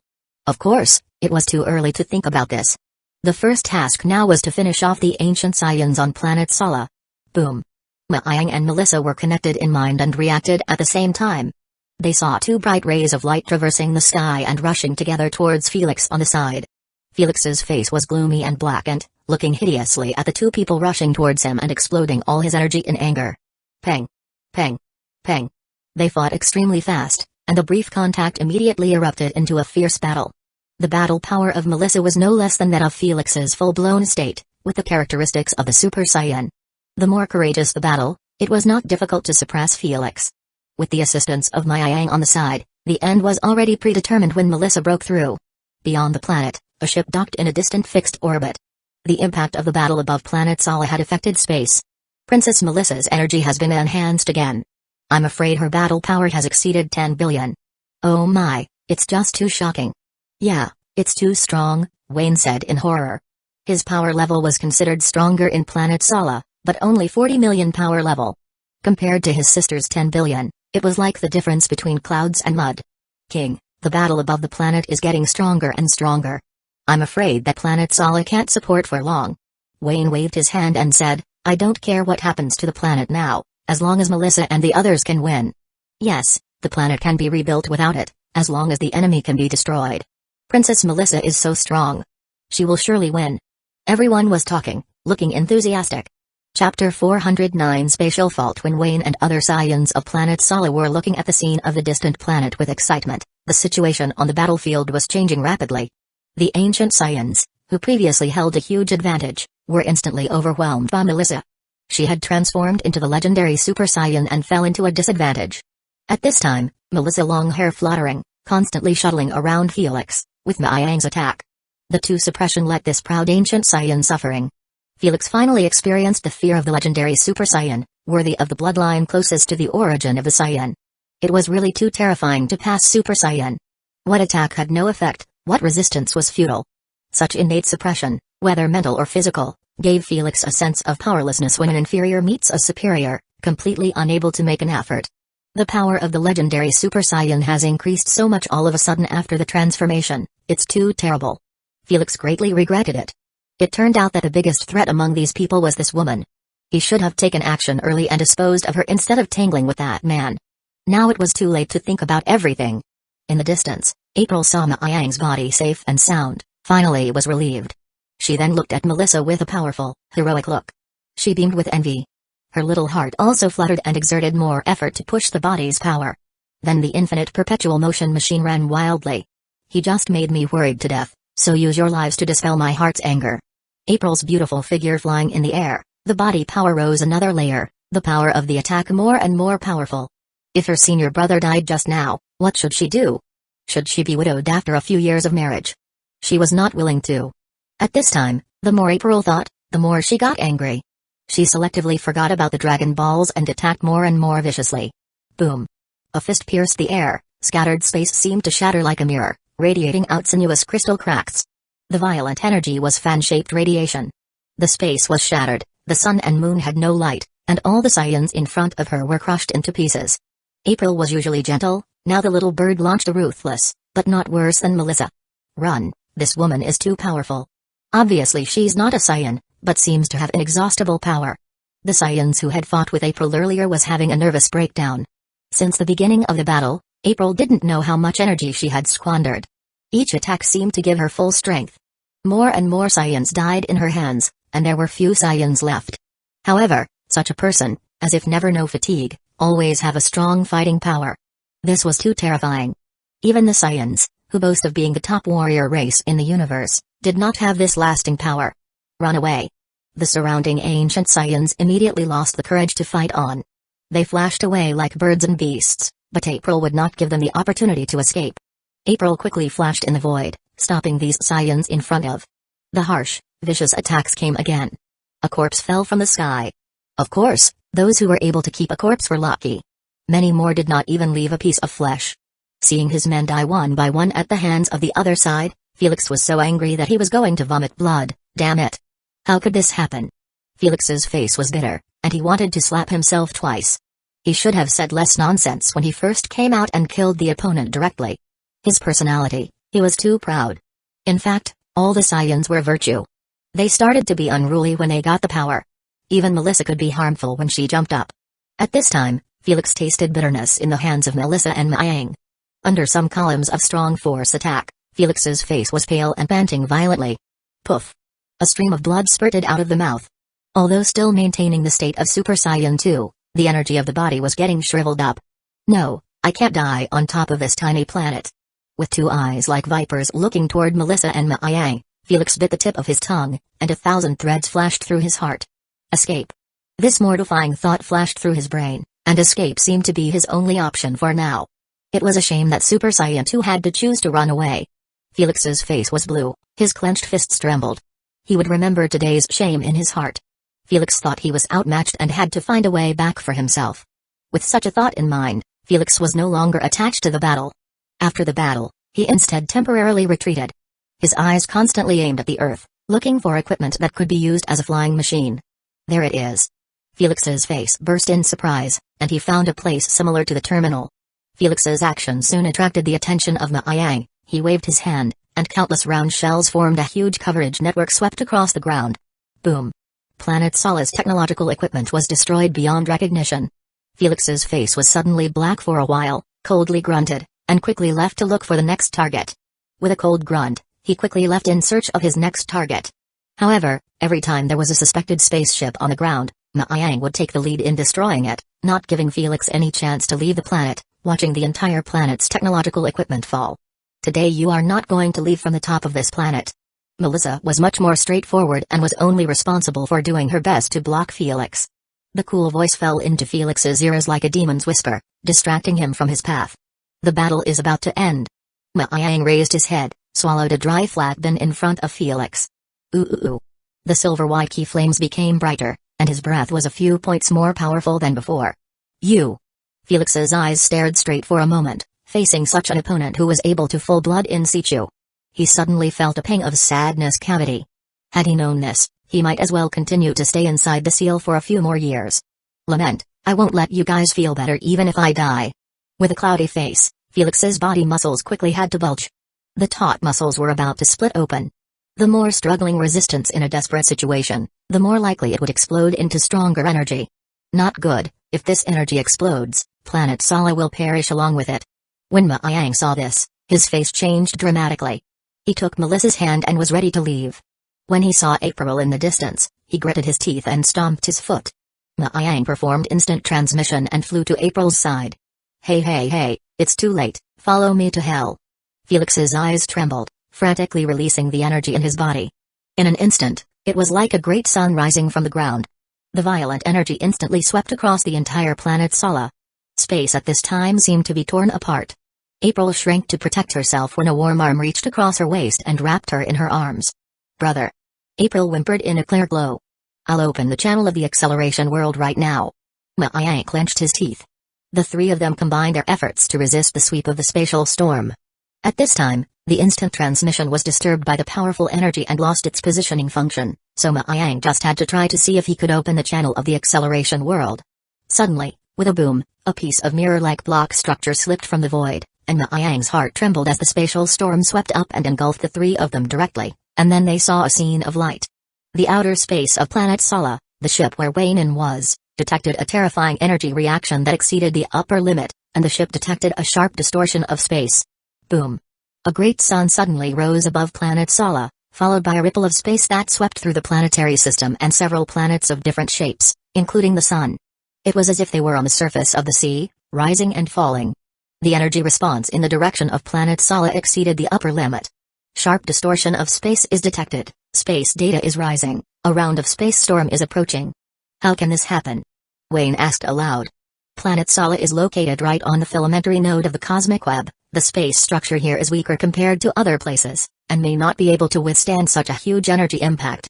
The universe supposedly consists of a vast cosmic web of galaxies strung together in a filamentary or tendril-like pattern. On a large scale, each piece of the web was like a neural network of the universe.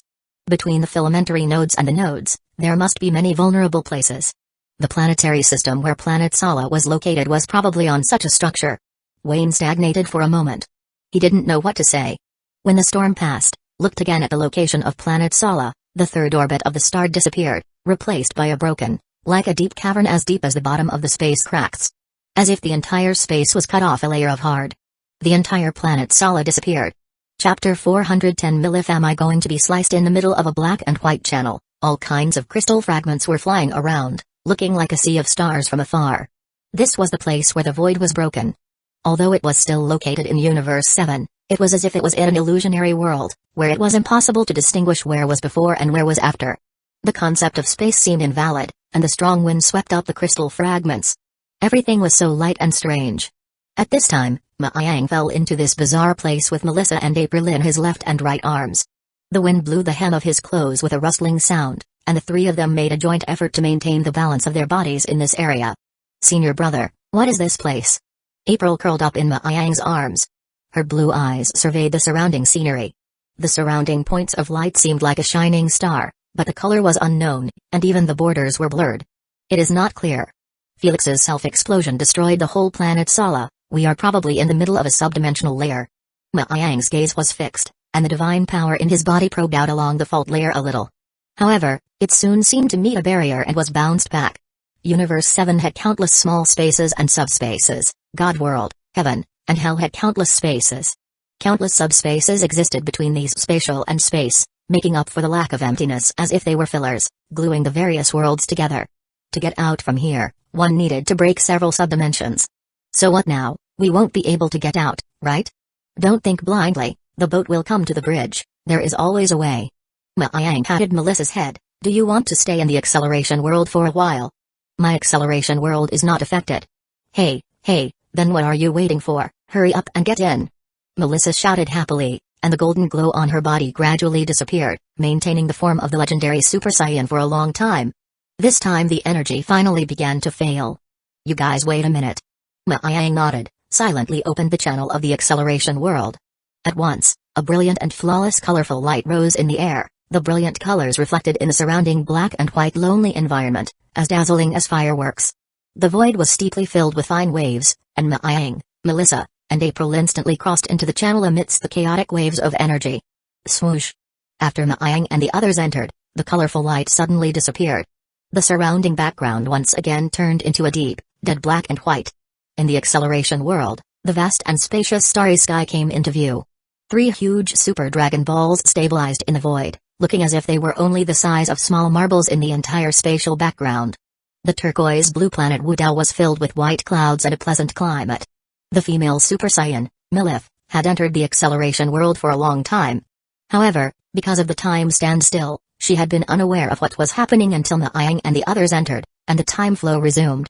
What is this place? Milif's face was pale as she covered her injury. At this moment, one of her cheeks was slightly swollen, and a few drops of blood spilt out of the corner of her mouth. Welcome to my acceleration world, this is planet Wudao. A warm voice rang out in Milif's ears, and then the figures of a man and 2 women emerged from the void. How did I get here? Ah, it's you woman. I'm going to kill you. When Milif saw Melissa, she instantly recalled the battle on planet Sala. Her pale face was even more bloodless, and her colorful face yelled at Melissa, ignoring her body's injuries to attack them.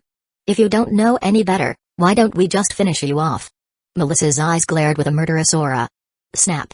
Ma Yang snapped his fingers at that moment, and at once, the power of the acceleration world worked, imprisoning Milif in the air, while Ma Yang also stopped Melissa's killing action. Ma Yang, why did you lock me up as well? Melissa struggled a few times and cried out in dissatisfaction. Ma Yang laughed, leave this woman alive, she will be the perfect experiment material. When April will study the characteristics of the Super Saiyan clearly, she will give her as a servant girl, whether dead or alive is up to you. This Milif had more than 6 billion combat power, which belonged to the rare Super Saiyan too. It would be too bad if she were simply killed by Melissa. Make her the maid, this is a good idea. Melissa carefully surveyed the other side. Milif's slightly delicate face, which also looked more eye-catching. Well, her body was also good, the convex concave, or the smooth type. Stop, she, Melissa, was devoted to Ma Yang. You actually dare to do this to me, my chief will not let you go. Milif threatened in a stern manner. Is your chief that Super Saiyan before? He had already died long ago. Speaking of which, I'm also angry, if not for him, where would we be in such a mess? As soon as the mention of Felix, Melissa was furious and went forward and grabbed Milif's hair. Chief Felix is dead? Yes, he couldn't fight and blew himself up. Melissa said. Milif bit her lower lip. Her eyes contained tears, remembering how she was ravaged by Melissa before. She looked at Melissa with fear in her eyes. Ma Yang looked at Melissa as being a vicious lady and bullying her maid. He laughed and then instructed April to seriously research the bloodline of the bestial Saiyans, especially the S cells in the Saiyans. April nodded obediently, and Ma Yang smiled at this. He just liked the way April obeyed. The remaining time, after Ma Yang used his authority to block the power of Milif, he went to try to find a way to leave the debris space, while April began to start research on the S cells. The next second, Milif's eyes widened in dismay, and she was shocked to find that her body had actually returned to a healthy state, except for the energy confinement. Everything was in peak condition. She never thought there would be such a holy medicine in this world. However, she did not wait long for Milif to be happy. She saw April in a white coat, dragging a strange and bizarre equipment over, an operating table, and a culture chamber. With a saw blade for cutting. In April's hand, she held a large syringe that was used for large animals to inject. The diameter reached 30 millimeters. The syringe was very thick and long. "What are you doing?" Milif's voice trembled, full of fear. "Draw a little of your blood for laboratory tests, and later cut a section of your tail for me to study. I wonder how the genes of Super Saiyans are different from those of ordinary Saiyans. This could be a subject." April's eyes glowed, encountering something worth studying. Her inquisitive mind suddenly became excited. Gurgling, Milif swallowed her saliva, crying, cold sweat on her forehead. Now, she was on the chopping block, and life and death were in the hands of others. "By the way, senior sister Melissa, I also want to draw your blood." "What?" Melissa, who was sitting aside eating a snack, fixed for a moment and exclaimed in some disbelief. Was it because she was too cared for between her bed that she wanted to take revenge on herself? "Senior sister, just a little blood is enough, it's not much." April folded her hands and asked. "Okay." Melissa looked straight at April for a while. She saw that she was sincere and did not look like she was taking revenge on herself, so she thought about it and agreed. In order to research the Super Saiyan's S cells, she needed to draw some blood. Next, April happily got the Saiyan blood from Melissa and Milif and went to do her research with satisfaction. On the other hand, Yang, in addition to enhancing his strength in the acceleration world, also often went out to explore the situation of the subdimensional fragments, hoping to find a way to leave as soon as possible. Chapter 411 Elevation. The rest of the time, April concentrated on her research. Yang would occasionally come over to take a look, and when he saw her concentrating on her research, he did not disturb her and quietly retreated. Oh. There was a sudden fluctuation in the void fault. The upright figure of Yang appeared in a spatial substratum of the outside world, surrounded by a grayish haze, without a bit of luster. Even the spatial outline was intermittent and particularly blurred. In such an environment, Yang could not last long before he had to retreat to the acceleration world. According to estimates, this broken mezzanine should still belong to the Universe 7. With my current level 6 dimension, plus the support of the acceleration world, I have long been on the same level as Grand K, so it is reasonable that I should not be trapped in a regional dimensional space. Yang frowned and sat on the ground, thinking about the current problem. In Universe 7, the highest level of space belonged to the God of Destruction planet and the Sacred Planet, under which were the major galaxies, as well as the Hell and Heaven contained in the galaxy. Of course, the Dark Daemon realm should be counted separately. That was the place where the cosmic demons converged, only one grade lower than the sacred world of the Kai. Yang's current acceleration world level completely reached level 6. Although the spatial range was only a little larger than the solar system, it would essentially be no worse than the large regions of the galaxy. Such a lofty status, but actually still trapped in the middle of the broken space subdivision, was really a strange thing. Yang cannot understand. After sitting in place for a long time, he still did not have a clue. Patting the dust on his body, he stood up and looked down at the surrounding scenery. At that moment, the blue transparent Gaia babbled and jumped onto his body. Yang held Gaia weighed. Gaia had worked quite hard over the years, the size had grown a lot. "Gaia, what do you think I should do to leave the outside space?" Yang teased Gaia. The acceleration world could not freely communicate with other spaces right now, which was a big limitation. Gaia lightly screamed, its clear and crisp voice breaking, "No. Don't know." There was no expectation that you would be able to answer. Yang smiled, hugged Gaia and squeezed it with his hand. Gaia's soft body seemed like jelly, changing shape at the slightest touch. "Gaia, haha. Forget it, take your time to figure it out." Gaia's naive expression made Yang laugh heartily, and his mood was instantly much more relaxed. He put Gaia on the ground and let it play on its own. He saw it when she jumped into the pool with a thud and laughed in amusement. There was always a way out, now let's improve the power first. Maybe when the power improved, he could find a way to leave. The truth was that Yang's power was already lagging behind that of Melissa, who had turned into a Super Saiyan form. Although Yang was far more powerful than Melissa in terms of physical power level, his current power was not enough when the legendary Super Saiyan's terrifying 120 times increase was taken into account. Melissa, a woman who was usually big-headed, did not know what she would be like in the future. In order to maintain the status of the family, he wanted to raise the status of the husband. Well, he needed to start by improving his strength, with the power to speak hard. So next, Yang thoughtfully remembered the previous battle on planet Sala. With a little finger towards the front, a light screen appeared in the void, and the battle images repeatedly appeared on the light screen. Yang constantly combed through every detail of the screen, extrapolating and absorbing each of his strikes. Taking the essence and removing the dross, constantly sublimating. At the same time, the martial arts crystals gifted by Wiz also floated up naturally, revealing the exquisite skills inside. Under the time acceleration of the acceleration world, time passes day by day, and Yang sits in place, sometimes frowning, sometimes staring, and sometimes stretching, his power slowly increasing. Suddenly, a wave emanated from Yang's body, followed by a suffocating sense of oppression. The energy was not released, but the flowers and plants in a 100-meter radius were bent as if a substantial weight had appeared, and the earth showed a bizarre circle of collapse. Because the key was extremely exquisitely controlled, the collapse of the ground only extended out 100 meters before strange energy blocked it. Oh! A harsh airflow suddenly arose, and Yang's black hair raised upward. Each hair was lingering with a layer of crystal silver light, which looked crystal clear and jade-like. Surrounded by silver-white lightning again, and as the key continued to strengthen, this silver lightning became more dense. He opened his eyes, and a burst of divine light appeared, piercing through the void. Compared to before, Yang's energy was more vast, and his eyes were sharper. Ho! Yang let out a long breath and gathered all his breath. I almost reached 5 billion power level, I should be able to defeat the current Melissa in full strength. It's just a pity that I haven't been able to comprehend the extreme instinct yet. Muttering to himself, Yang frowned a little, quite regretful. There were two profound martial arts hidden in the martial arts crystals of Whis, unfettered instinct and extreme instinct. As for the extreme instinct, his mind control had not yet reached the entry level.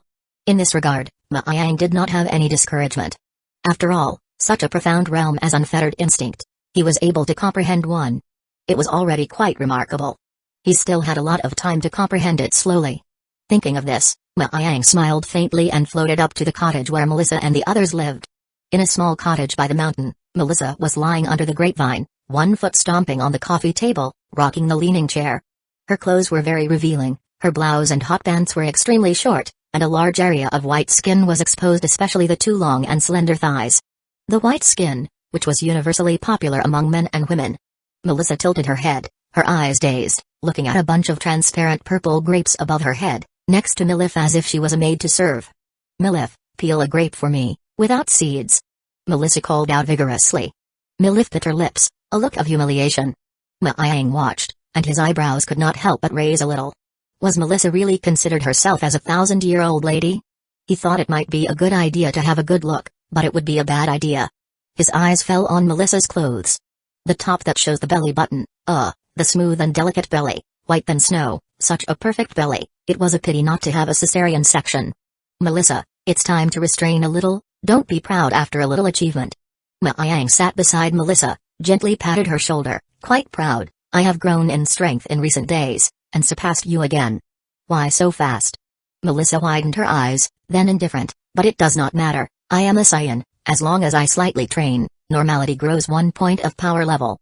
With Super Saiyan state, I got 120 points of enhancement, it will not be worse than you. Yang was speechless all of a sudden. So, Super Saiyan transformation or something was really foul. The more he thought about it, the more depressed he felt. He simply snapped at Melissa's thigh, and a reddish palm mark soon appeared on the translucent skin. Yang, what are you doing? I want to fight with you. Melissa jumped up in anger. Yang said, not a single bit of childhood good behavior. If you really want to fight, believe it or not, I will let you not even have the opportunity to transform. Super Saiyan's weakness was also very obvious. Before the transformation, Melissa did not even have a 100 million power level, and Yang could kill her in a second for an unknown number of times. Melissa's expression was stunned and compensated with a smile. Yang. I was wrong. Yang nodded his head, glanced at Milif next to him, and said to Melissa, well, down to business, I have something to ask your maid, Milif. Chapter 412 Two Children in Red. Gentlemen, what do you want to see me about? Hearing that Yang was looking for her by name to ask questions, Milif asked with a wary face. Melissa's eyes glared, what gentleman, call master, or lord? Yes. Milif answered in a small voice without the pride and fierceness she had when she was on planet Sala, seemingly because she had been bullied enough by Melissa during this time to wear off her sharpness. The actual evil person needed the evil person to grind. Even the violent female warrior to Melissa must also be honest. When she saw this, he grabbed Melissa's ear, you really think you are a lady? Melissa pursed her lips and muttered, I'm not lady, my real identity is princess. Melia and Melissa were both the eldest princesses of planet Sala. Melissa's status was naturally very noble, so it was only natural to have a servant girl. After rubbing Melissa's ears, Aizen looked at Milif and asked, "I have some questions for you now, answer honestly." "Yes." Milif nodded her head. Aizen sat beside Melissa and asked, "What is the matter with you modern Saiyans and evolved Saiyans? What exactly is the hatred that you have to keep killing each other? If it's just about fighting for the control of planet Sala, from the results, you have already won, so why do you have to chase and kill each other to planet Sala?" The philosophical differences. It's natural to go war if you cannot agree on something. As for why to chase and kill the Saiyans above planet Sala. Because the evolved Saiyans moved to reinforce, and not the original inhabitants of planet Sala. Milif replied. "Reinforcements, what do you mean?" Aizen pursued. At this time even Melissa also proper up. This answer from Milif was a bit different from what Planet Yardrat Elder Drink Planet had said. On top of my home planet Sala, there were indeed two different types of Saiyans. The cause of the war goes back to an even more distant past, and is said to be related to Lord Illipmont and another lord, the details of which I am not very clear. After a pause, Milif explained, "Illipmont Lord is the origin of our Saiyans, he is the greatest warrior, the legendary Super Saiyan bloodline is derived from him." "Go on, tell us everything you know." Aizen nodded and said. "Well," Milif said, "in fact, a long time ago, the evolved Saiyans living on top of the planet Sala had been eliminated from their core power by Lord Illipmont with some mysterious power, and the remaining evolved Saiyans were just tools that we bred to ease the desire to fight." At this point, Milif carefully glanced at Melissa, afraid that she would get angry and hit herself. However, when talking about the Illipmont, Milif's face was still full of reverence. He must be a mighty warrior. Aizen already knew that Illipmont was probably the originator of the Saiyans. Then how did the Saiyans above planet Sala appear? Melissa asked as she stared at Milif. "I don't know. They appeared out of nowhere, and as soon as they came out, they started a big war with us, and saved the evolved Saiyans that were being bred. That war lasted a long time, and when I was born, the war had been fought for I don't know how long, and by then Lord Illipmont had disappeared and become a legend." For some reason, when Milif spoke about the ancestors of the Saiyans of planet Sala, Aizen's first thought was the Saiyans of Universe 6. Could they have migrated from Universe 6? This also explained why they appeared out of nowhere. Aizen pondered for a while and continued to listen to Milif. Chief Felix is the leader of one of the tribes of planet Sala. Under his strong suggestion, we gathered more than 100,000 Saiyan warriors for an expedition against planet Sala. Originally, everything went well, we killed the vast majority of powerful warriors of planet Sala, but the great battle to the end. We killed most of the powerful warriors of planet Sala, but at the end of the battle, the Baiyan intervened, and we were sealed on planet Sala. You all know what happened afterwards, we just came out and ran into you guys. You have lived long enough," Melissa said.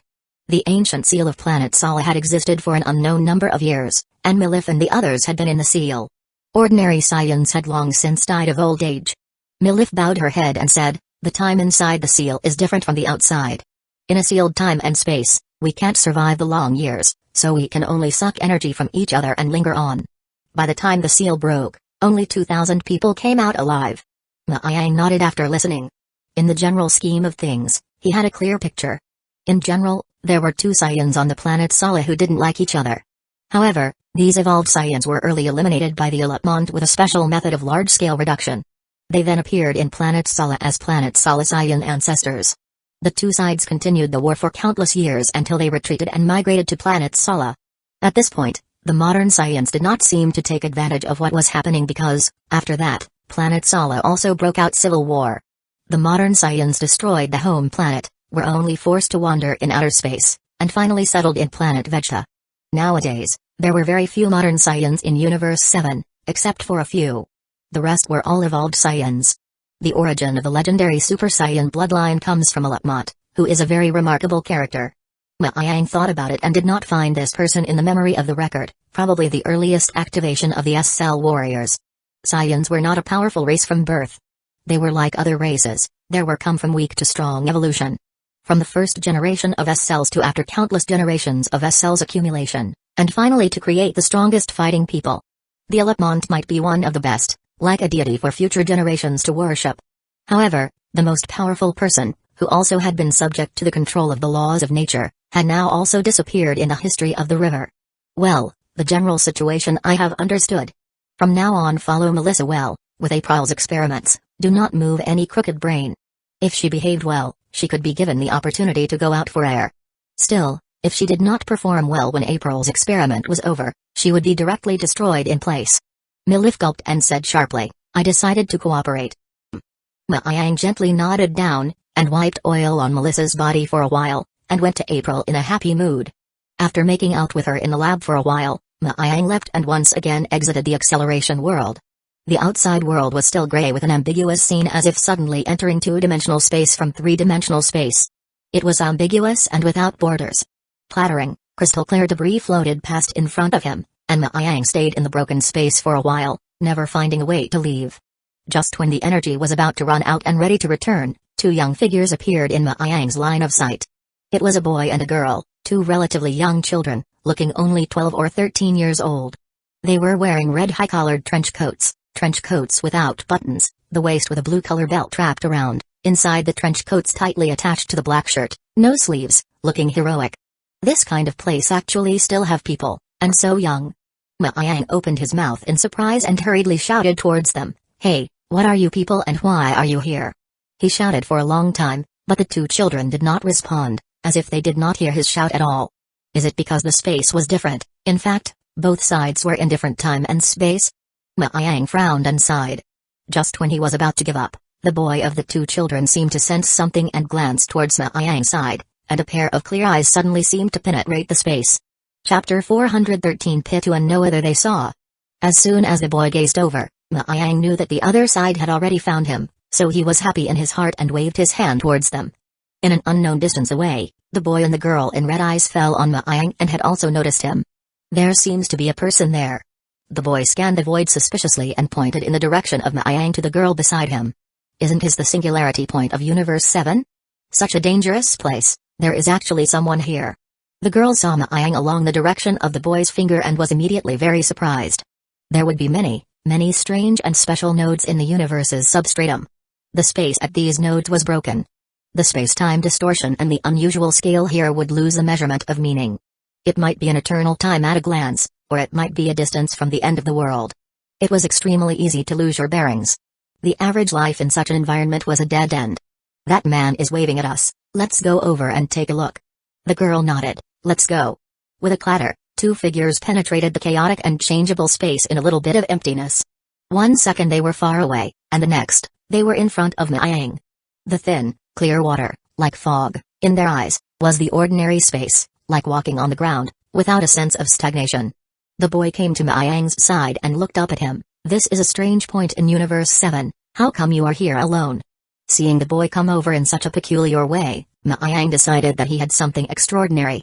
He shrugged his shoulders and said truthfully, because of a battle, the enemy destroyed the planet, the huge power tore open the rift, and then he was sucked here by the spatial rift. Your luck is really bad, that planet must have happened to be located on a special spatial location. The girl in red next to him laughed, and her clear voice rang out. Miang looked at them, close up, only to find that this boy and girl were dressed in a surprisingly strange uniform. Both of them had black hair, arm protectors at their arms. The blue belt around the waist was also wrapped around a brown tail. Saiyans? However, what surprised Miang was that he could not feel the ki of the other side. You guys, who are you again? We are the members of the Time Patrol. My name is Pitu, she is no other. The boy pointed to himself and the girl beside him and introduced himself. Time Patrol? Miang was shocked at his words. This Time Patrol team he had heard of in his previous life seemed to be a special team that transcended the universe-wide system and specialized in catching space-time criminals. This team belonged to a deity called the Supreme Kai of Time. Each member came from a different time and space and was the super expert. The two of them were in a trance. It was indeed the costume of the members of the Time Patrol. It was just that these two children, they were too young to be members of the Time Patrol. Are they brother and sister, siblings, or some other kind of relationship? You've heard of the Time Patrol? The boy, Pitu, saw Miang's reaction and asked in amazement. I haven't heard of it. I just surprised that there is such a team in the world. Miang shook his head, not admitting it. Pitu nodded, indeed.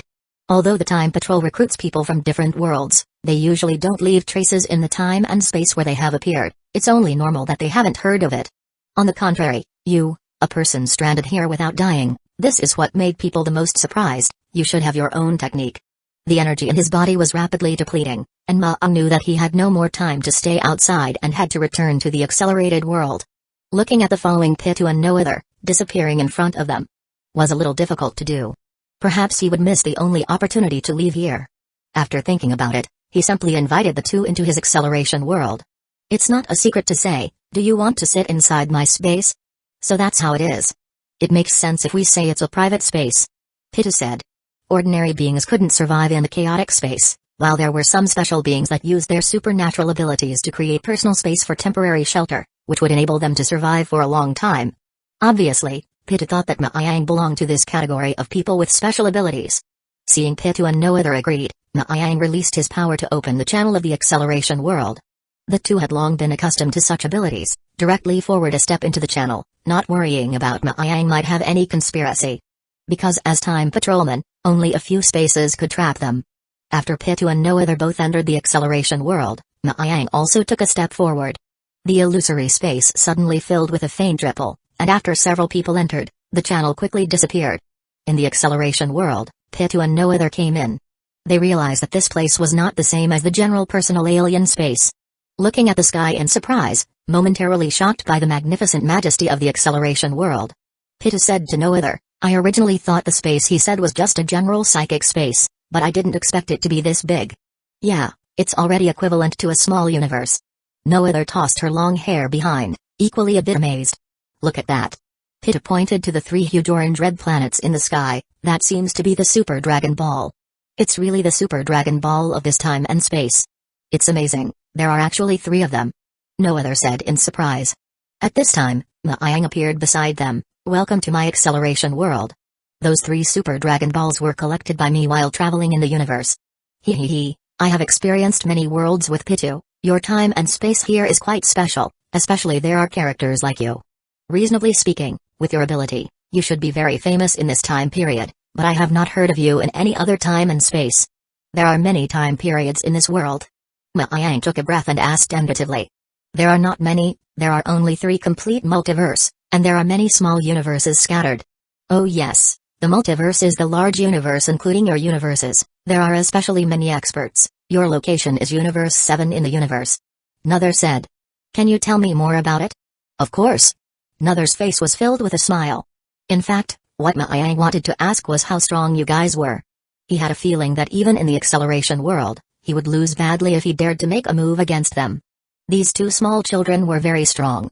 He could not afford to mess with. This also explains why they acted so casually and unguarded because, in their eyes, they might just be a small person. So next, Maang led the way, leading Pitu and Nother to Melissa's residence. When Melissa saw that Maang had brought 2 strange children, her eyes rested on the tails around their waists. What's with these 2 kids, are they also Saiyans? Maang warned her, less talk, these 2 are very strong. You can't afford to mess with them. Melissa was shocked and interested in thinking, there were characters that she couldn't afford to mess with. When she was about to test it out carefully, she met Maang's warning look and immediately gave up. Come to sister, I have delicious food here. Melissa narrowed her eyes and shouted to Milif, what are you still standing there for? Hurry up and bring out all the goodies. Milif nodded obediently and went to prepare the food in a flash. When Maang saw this, his forehead couldn't help but sprout a few black lines. She also called them sister, who knew how many years the Time Patrol people live. These 2 guys were stronger than him. They weren't ordinary children.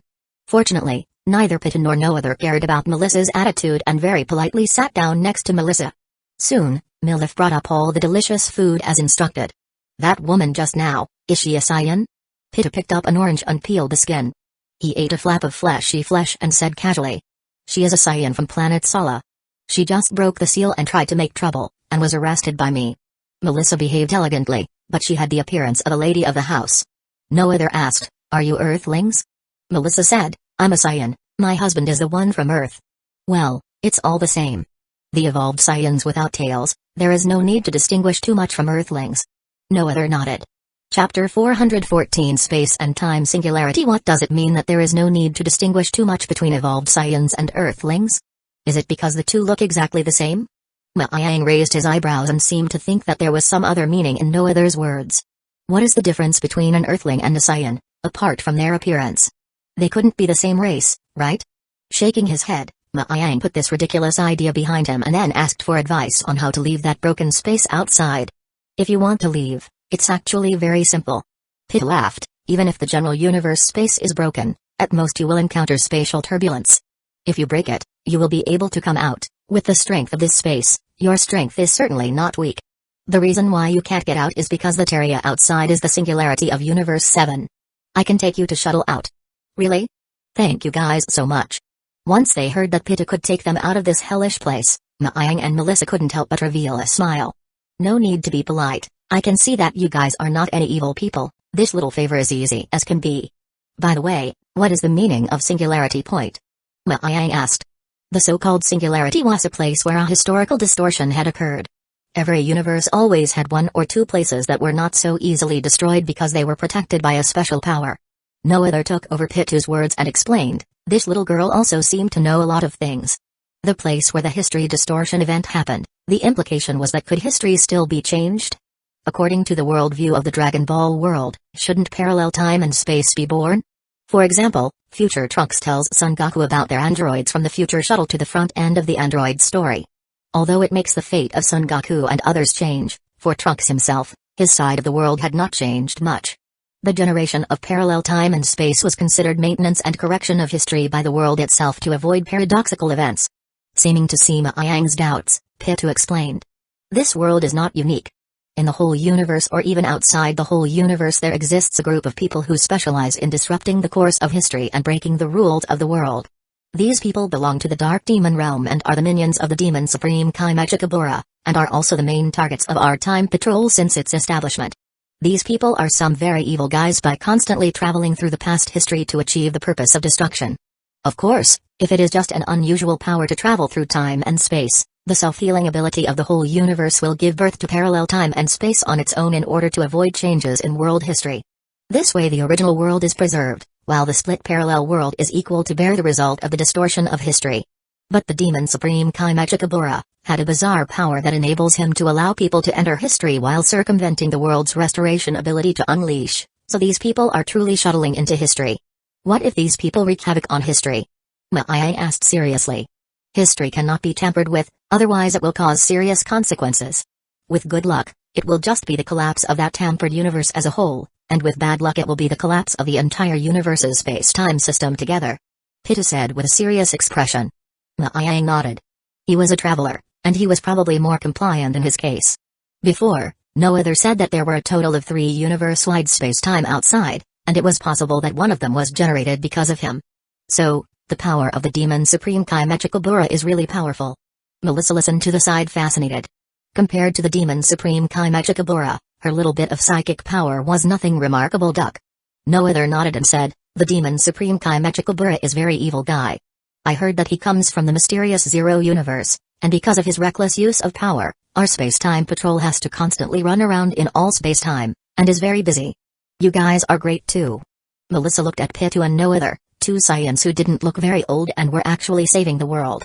No other smiled shyly at Melissa. Where are we that powerful duck? It's all the power of the Demon Supreme Kaimechikabura, Lord Kaorona. That lord lived in the nest of time, monitoring countless space and time, and every time the space-time destroyer appeared, the time nest would be the first to react. After discovering the space-time destroyer, Lord Kaorona will use the sealing power to cut out that section of space-time in which the space-time destroyer appears from the original history, and then send the time patrol to maintain it. With that, the cutout history will eventually turn into singularity after the time patrol completes his task and merge into the dimensional space, like the one outside. So that's how it is. So there was a big event that affected space-time on top of Planet Sala. Maiyang nodded his head in a daze of realization. The nature of the time patrol was the tinkerer of time and space, doing their best to maintain the original trajectory of history. But even if the time patrol repaired the history of that period, the repairing results could not be exactly the same as the original history. There was always a difference in details. Those differences would be integrated into the dimensional space to form a singularity by the time patrol. The surface would still remain the power of the Supreme Kai of Time Forbidden Space-Time. After Pitu and no other's narration, Maiyang had a clearer perception of the structure of the entire world. On the big level, the world had several full universes as well as small affiliated worlds and hourly spaces. The universe Maiyang was now in was Universe 7 in one of the full universes. Outside, There was also a group of space-time destroyer headed by Demon Kai Mechikabura and Time Patrol headed by Supreme Kai of Time Granoa. One destroyed the course of history, and the other maintained it. So thinking, Ma-Yang suddenly felt that the universe they lived in was really not safe. Inside the universe, God of Destruction Beerus was not a peaceful master, but the good thing was that Ma-Yang had a relatively good relationship with him, at least not a threat to himself. What he should worry about instead was Zeno. He might be not happy one day and would give Universe 7 a reboot. Moreover, beyond the universe, Demon Kai Mechikabura was also a dangerous figure. His power was not necessarily powerful, but the bizarre ability to endanger the entire space-time. Everyone was great gods that couldn't be messed with. Living in such a universe, how could there be any sense of security to speak of? Just when Ma-Yang's thoughts were flying and floating, April came out of her lab with a cup of coffee and saw two more strange children in the courtyard. She asked, "Senior brother, who are these two children?" When Pitu and no other saw April, they were surprised for a few moments. "Android 21, so you're actually hiding here?" No other shouted towards April, shook all over. No other had came to April's side, and a blue key wave condensed in her hand. Seeing this, Ma-Yang hurried to stop it, but it was too late. No other's attack was about to reach April's side, and Ma-Yang's heart was anxious.